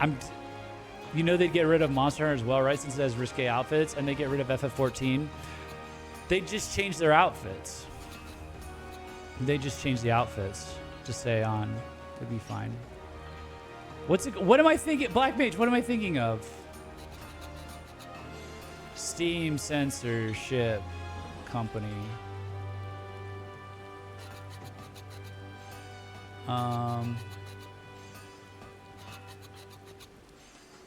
Collective Shout. Collective Shout, yeah. Oh, shout out all the sweethearts at Collective Shout. Making finally getting rid of all the garbage, cleaning up all the filth, cleaning the filth off of this industry. God bless Collective Shout. God bless Collective Shout. Cleaning up the filth, putting the burqa back on the games industry. Thank God. The Gooner apocalypse. Who knew it would be ushered in by a few moms from Australia? Who knew the Gooner cost would be ushered in by just like a mom with a vision and a bunch of money? No, I'm kidding. I'm kidding. I've never donated to Collective Shout. But that's what you fucking get. But honestly, Collective Shout is what you fucking get for not standing up for free speech 10 years ago, when the same payment processors were being weaponized by people to ban people that were making content that was much more offensive than porn. So that's what you fucking get. Now you don't get to goon. Now you don't get to like jerk your little neener to your fucking gay ass gooner game because you didn't stand up for true free speech and freedom of expression when it counted. So it was easy enough for a soccer mom to make a non-profit and weaponize it against Steam. That's what you fucking get. Thanks for normalizing that. Thank you. Thanks for sitting. Gamers rise up and then sit back down. You know. So now it gets to be your problem. All of you. It's all your. I blame all of you. I blame all of you. None of you stood up for Pokemon Clover or any other offensive, you know, hateful games or whatever. I mean, you could be thinking of any number of things. Feminist Frequency, Sweet Baby. There's quite a few organizations who are trying to inshitify games. No, I'm talking about Collective Shout. I was talking about the one that was like trying to get after the ban the Gooner games. The fuck was Pokemon Clover? Nothing. Anyways, greetings, Jeff. I hear word you bested Blandseer in an armor's contest of skill. An impressive feat, one of which you should be proud. Something I should be allowed to stream and I can't. But I'm afraid you've made a most troublesome enemy, for he is both persistent and vindictive. As you well know, I speak from bitter experience on that matter. Rather than you dwell on this unpleasant rivalry, however, I would have you focus on your craft. Ready your hammer and pliers, Jeff. There is much more to do.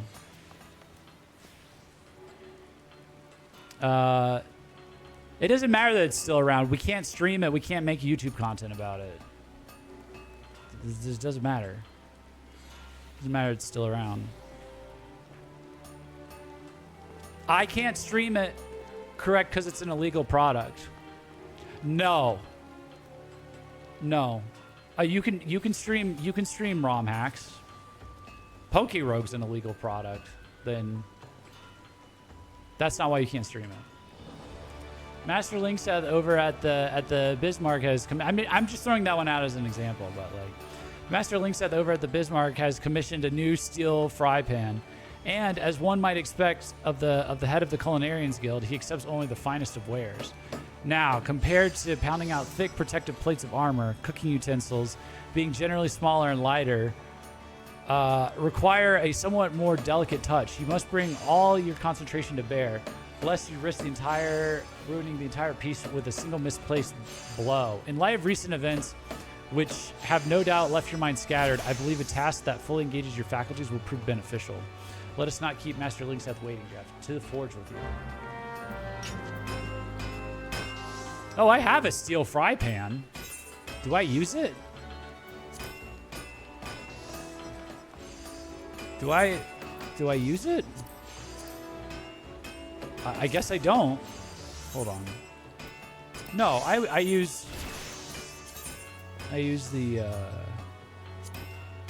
oh fuck, no I do. Oh no. Hold on.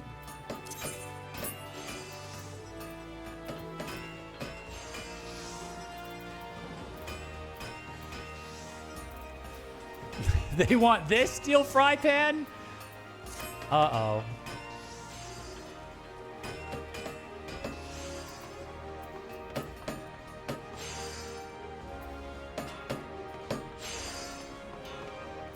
Also, one of the funniest images ever is that side-by-side comparison of the old feminist frequency banner or whatever and the three hosts.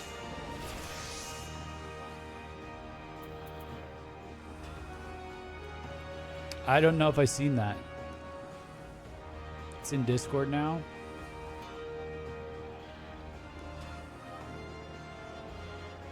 Dude. Dude. Oh, man.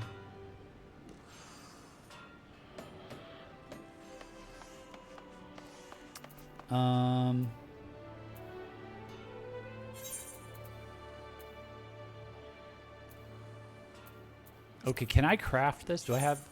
I guess it doesn't matter. I guess I can just craft... I can just... Oh, armor. Why was I in culinarian? Oh, to check that. Okay.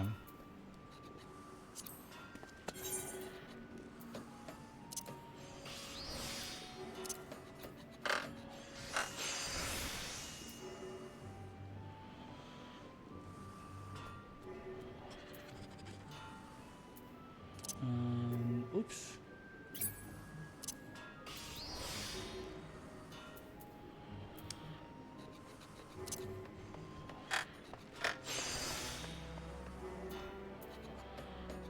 Oh, this is, oh, hold on. Is this, it's gonna take a little effort. I'm fading, man. So we gotta make sure we don't fuck this up. Took just the smallest amount of effort. We're fine. Would you believe if I said I have never used the action that stops a craft one point before completion? I don't remember who recommended that to me, but I'm glad they did. This is the point where macros work wonders. Oh, so you can just kind of be zonked out at your computer and just let it craft itself, I guess.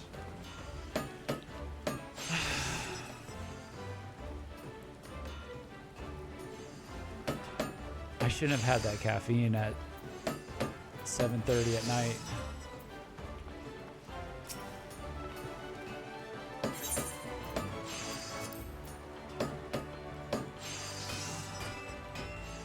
One of these is not equipped, I hope. Oh. We figured out, we found out which one's equipped.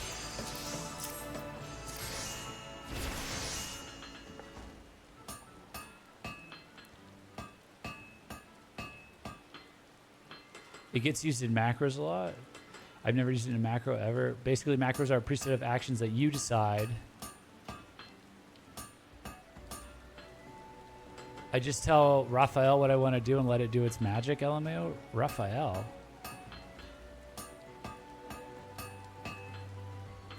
It'll always do those actions in that order when you hit the one button.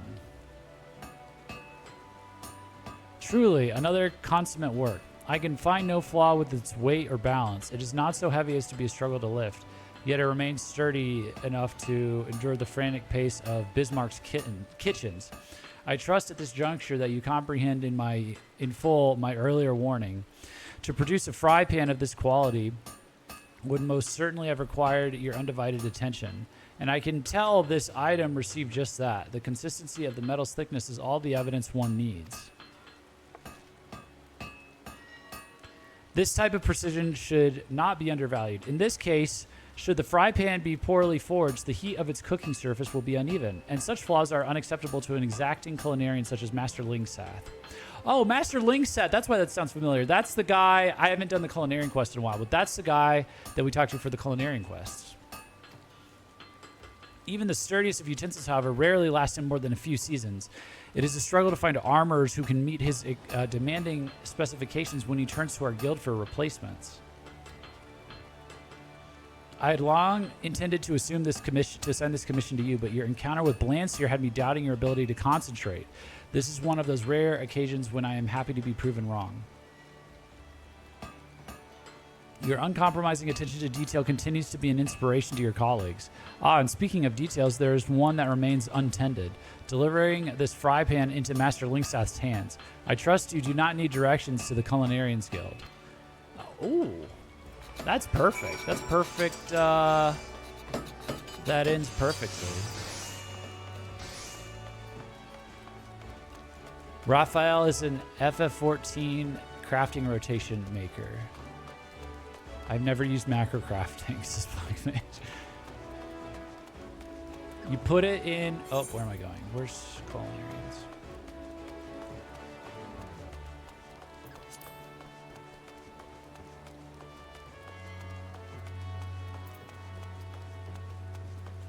You put it in. What did you say? You put it in your. You put in your stats.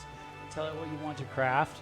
Select your food, if you're using any, and let it run. It'll give you a series of actions and a macro for it.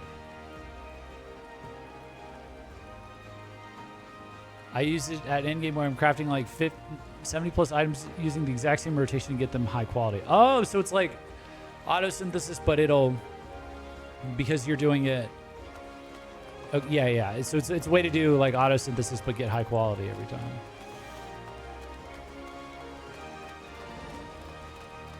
Majority of the people crafting in Limsa are most likely using a macro for multiples of items. I didn't mean to go here either. Okay, give me 1 second. I was trying to hold out till we finish the stream. I gotta pee like a racehorse. I will be right back. I'll be right back, and then we're gonna continue this. Don't go anywhere.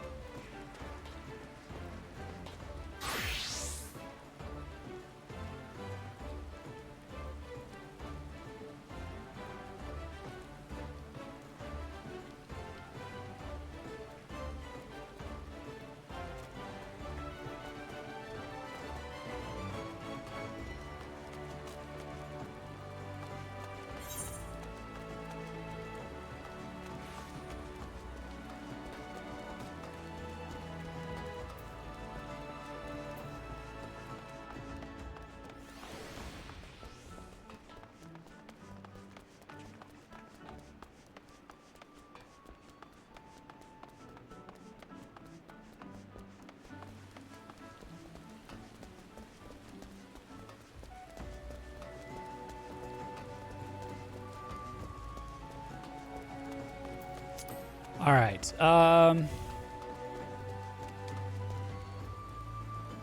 Endgame items are often very hard to craft, and one mistake can fuck up the craft, so it helps to get the exact ability rotation you need. Let me log in. Am I going to be doing endgame crafting at some point? Like, I don't know. Am I going to care that much? I don't know. Am I going to care that much about endgame crafting? Like, we have so many more expansions to get through before we get to that. I want to stick to the schedule, which is like we're unlocking beast tribes to do intersocietal quests, and we're integrating crafting because I do like it into my gameplay loops here as we head into Stormblood. But I don't know if I don't know if I'm going to take it all the way, you know. I don't know if we need to do macros this early. Although the Universalis thing was nice. You know, the Universalis tool people told me about. Put it this way, you can either spend a ton of time grinding tomes, spend a fuck ton of gil on gear, or craft it.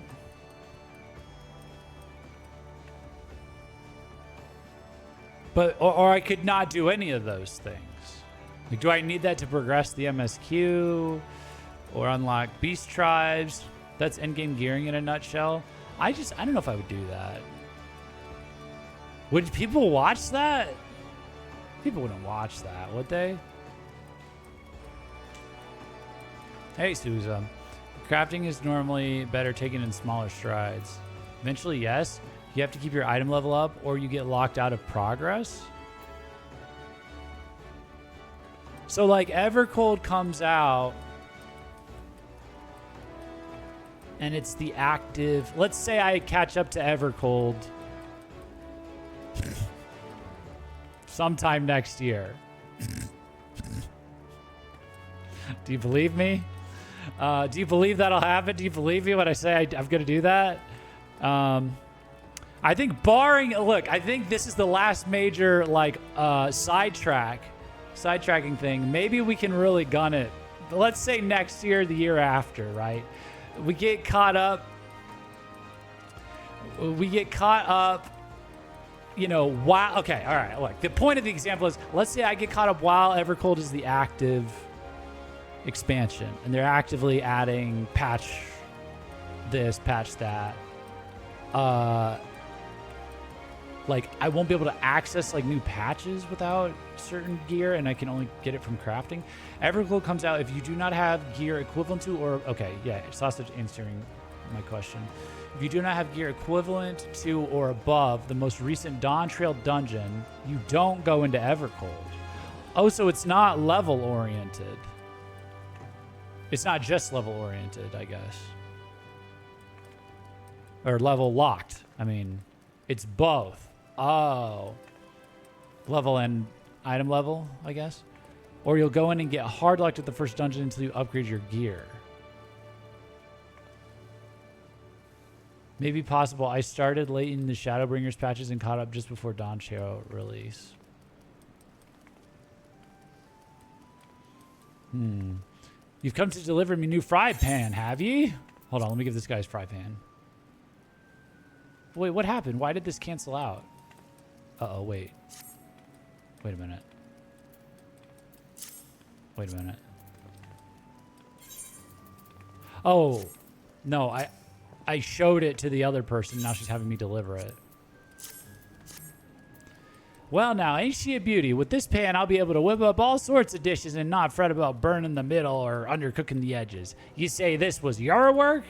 Only the Forge Master herself has ever been able to make utensils what I'd consider worthy of the Bismarck.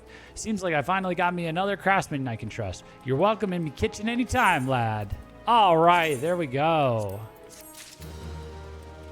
Okay, we're done. We did it. We did it by hook or by crook. We got a little... I honestly ran out of steam and got sidetracked a little there at the end, but we did it. We've accelerated 2 full rounds. We've accelerated 2 full rounds of the crafting story quests, crafting and gathering story quests. We've progressed. I can't even talk. Oh my god.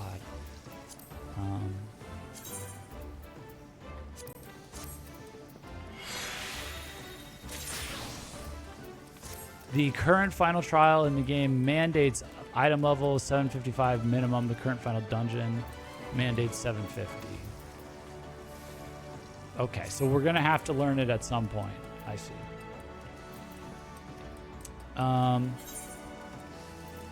Yeah, we can, like, look into it at some point.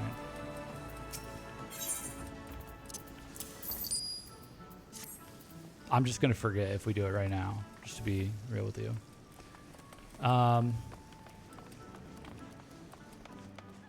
a side note, just to throw you for a loop, you love to throw me for a loop, Sasha. You love to throw me for a loop. What? But look, let me show real quick. Let me show off everything here. All right. So, botanist. Next one will be 40. Fisher. Next one will be 40. Miner. Next one will be 40. Alchemist. Next one will be 40. Goldsmith. Next one will be 40. Weaver. Next one will be 40. Leather worker. Next one will be 40. Carpenter. Next quest will be level 40. Culinarian. You already knew. Next quest will be level 40. Blacksmith. Next quest will be level 40. And armorer. Next quest will be level 40.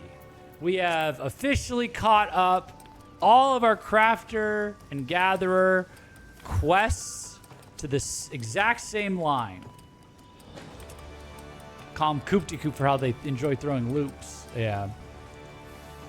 I have 649 crafting points, 5,812 craftsmanship, and 5,086 control. And it takes me that many actions to craft an ingot in HQ. How many actions? The food I use adds plus 100 crafting points and plus 115 control. So my crafting stats are 746 crafting points, 5812 craftsmanship, and 5201 control.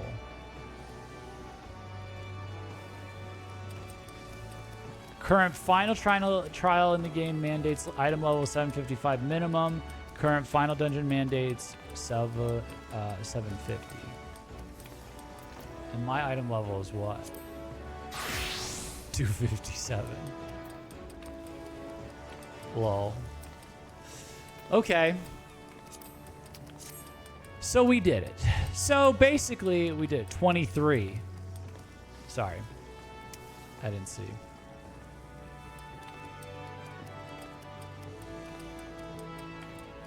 So it takes you 23 actions to make one ingot. Oh boy. That's wild. All right.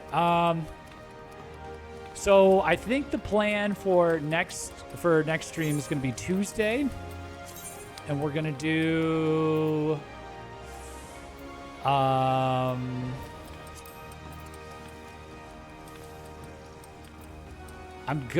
I think I can get the Moogles there.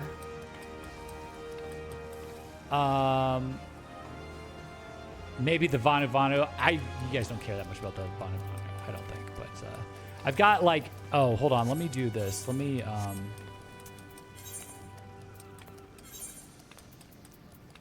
unhide. Oops, not these. I've got these like bonus bath quests I need to take advantage of today. But we'll see. At least, if nothing else, we'll have the Moogle tribes to progress on to level 5. And maybe the Vanu. I can't do math right now. I'm tired. And then we'll try and progress everything together after that, and we'll see how far we get. Maybe it would be 3. I don't know. Today was 2 sets, and that kind of took a lot out of me after doing the Moogles, the Moogle tribe quest. So it may just be 40 and 45. We may just get everything up through the.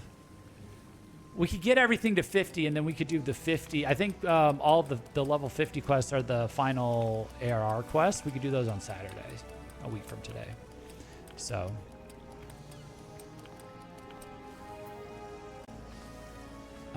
23 actions to craft 1 pre-craft. For the next set I plan on making, which is for healers, requires 76 of those crafts. It takes 20 for the final craft, of which there would be 15. So 91 crafts for a full set.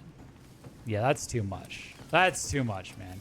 That's too much. End game, Jeff, we're going to come in with 1 roll. We're going to have decided 1 roll, 1 set, crafting what we have to. Probably still have to use the macros. But we're going to... Oh, I've picked 10 classes, and there's going to be a few more combat classes that get picked up along the way, but they're going to get whittled down after Stormblood. After I finish the stories of the ones I'm interested, they're going to be whittled down to just the role quest ones, and then Yeah, I don't know. I don't even know after that. So there's a reason crafters make so much gil, and it's the fact that I just couldn't be fucking bothered to do all that. Honestly, it's fine with the macros. It still takes time, so you just hit the button and do something on your second screen.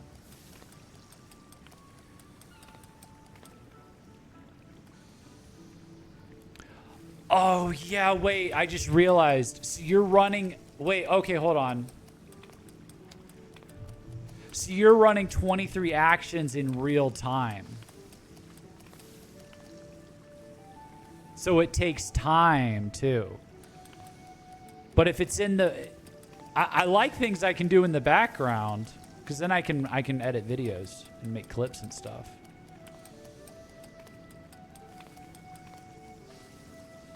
$23. I'm pressing one button, and it's doing every action order in the list. Do you have to press the button to start the synthesis every single time? Or, like, so do you have to come back in between every 23 actions for in that example you gave to press the button again to synthesize? That's not too bad either, I guess.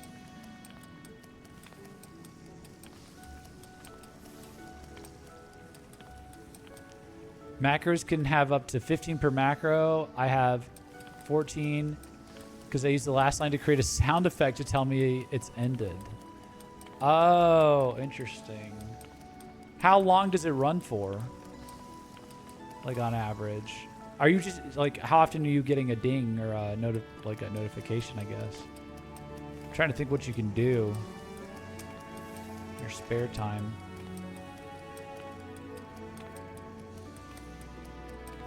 But then you're just coming back and clicking a button, and then you're going back.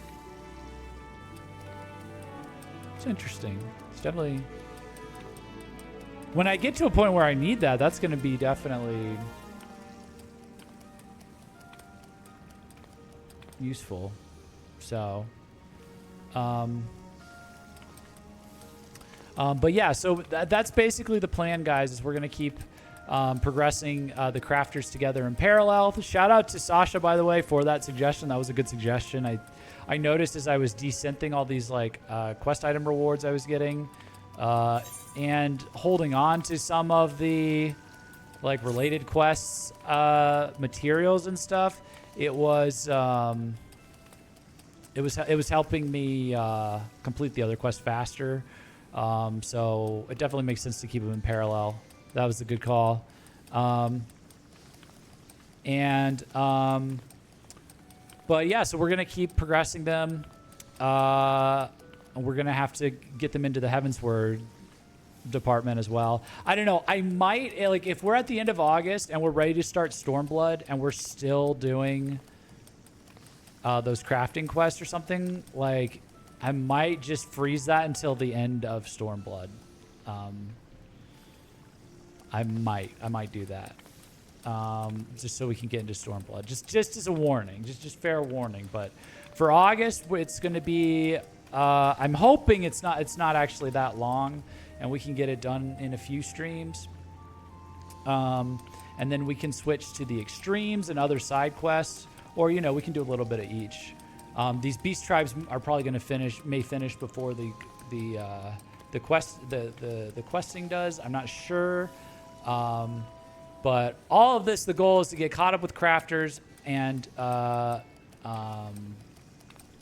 primarily to do the Heavensward intersocietal quests and experience Heavensward crafting. So, because now that I put myself through, it's like ARR trauma all over again. It's like now that I put myself through the ARR version of this, I want to see like how it feels in Heavensward. Because I've already seen Firmament and Diadem, and it's like, yeah, that was sick. That's all sick. So let's see how much the stories improve as we go into Heavensward, that whole process. So it takes approximately a full minute for the pre-craft macro, 36 seconds for the first macro, 23 for the second. Wow. Okay. That's pretty wild. All right. All right, guys, I'm going to call it there. I'm like exhausted. I'm not even exhausted because I made a horrible mistake. I wanted to really power through with this, and I drank some caffeine like 3 hours ago. Now it's like 10:45 my time, and I'm just wide awake, but my brain's fried. But we did it. We got everything caught up to level 40. Now we can. The next goal is we got to get everything to all the crafters to level 50, so we can see the grand finale of the FF14 ARR crafting quest for everything, crafting and gathering quests, and progressing beast tribes in Heavensward along the way as we do so. We'll still, we'll still do. There's plenty of other stuff I want to do as well. There's some side quests I want to wrap up. I want to do the extremes. Hopefully we're going to make time for that. But just the crafting art continues, basically. The crafting art continues. So thank you, everyone, for watching. And I'm going to try and, keep these tightened up. Keep the optimize the grind process for this, or whatever makes sense per stream to do. But still kind of enjoying myself, feeling pretty satisfied with it. Glad to see the number going up. I mean, I know the crafters themselves are already high level, but getting the quest caught up is feeling kind of good. Gonna have to do Amdapur City hard later. Yeah, we can do that. We can do that too on Tuesday maybe. Don't forget to actually stop the stream. I won't forget. Don't worry. But yeah, thanks so much for watching, and I will catch you on Tuesday. Peace out.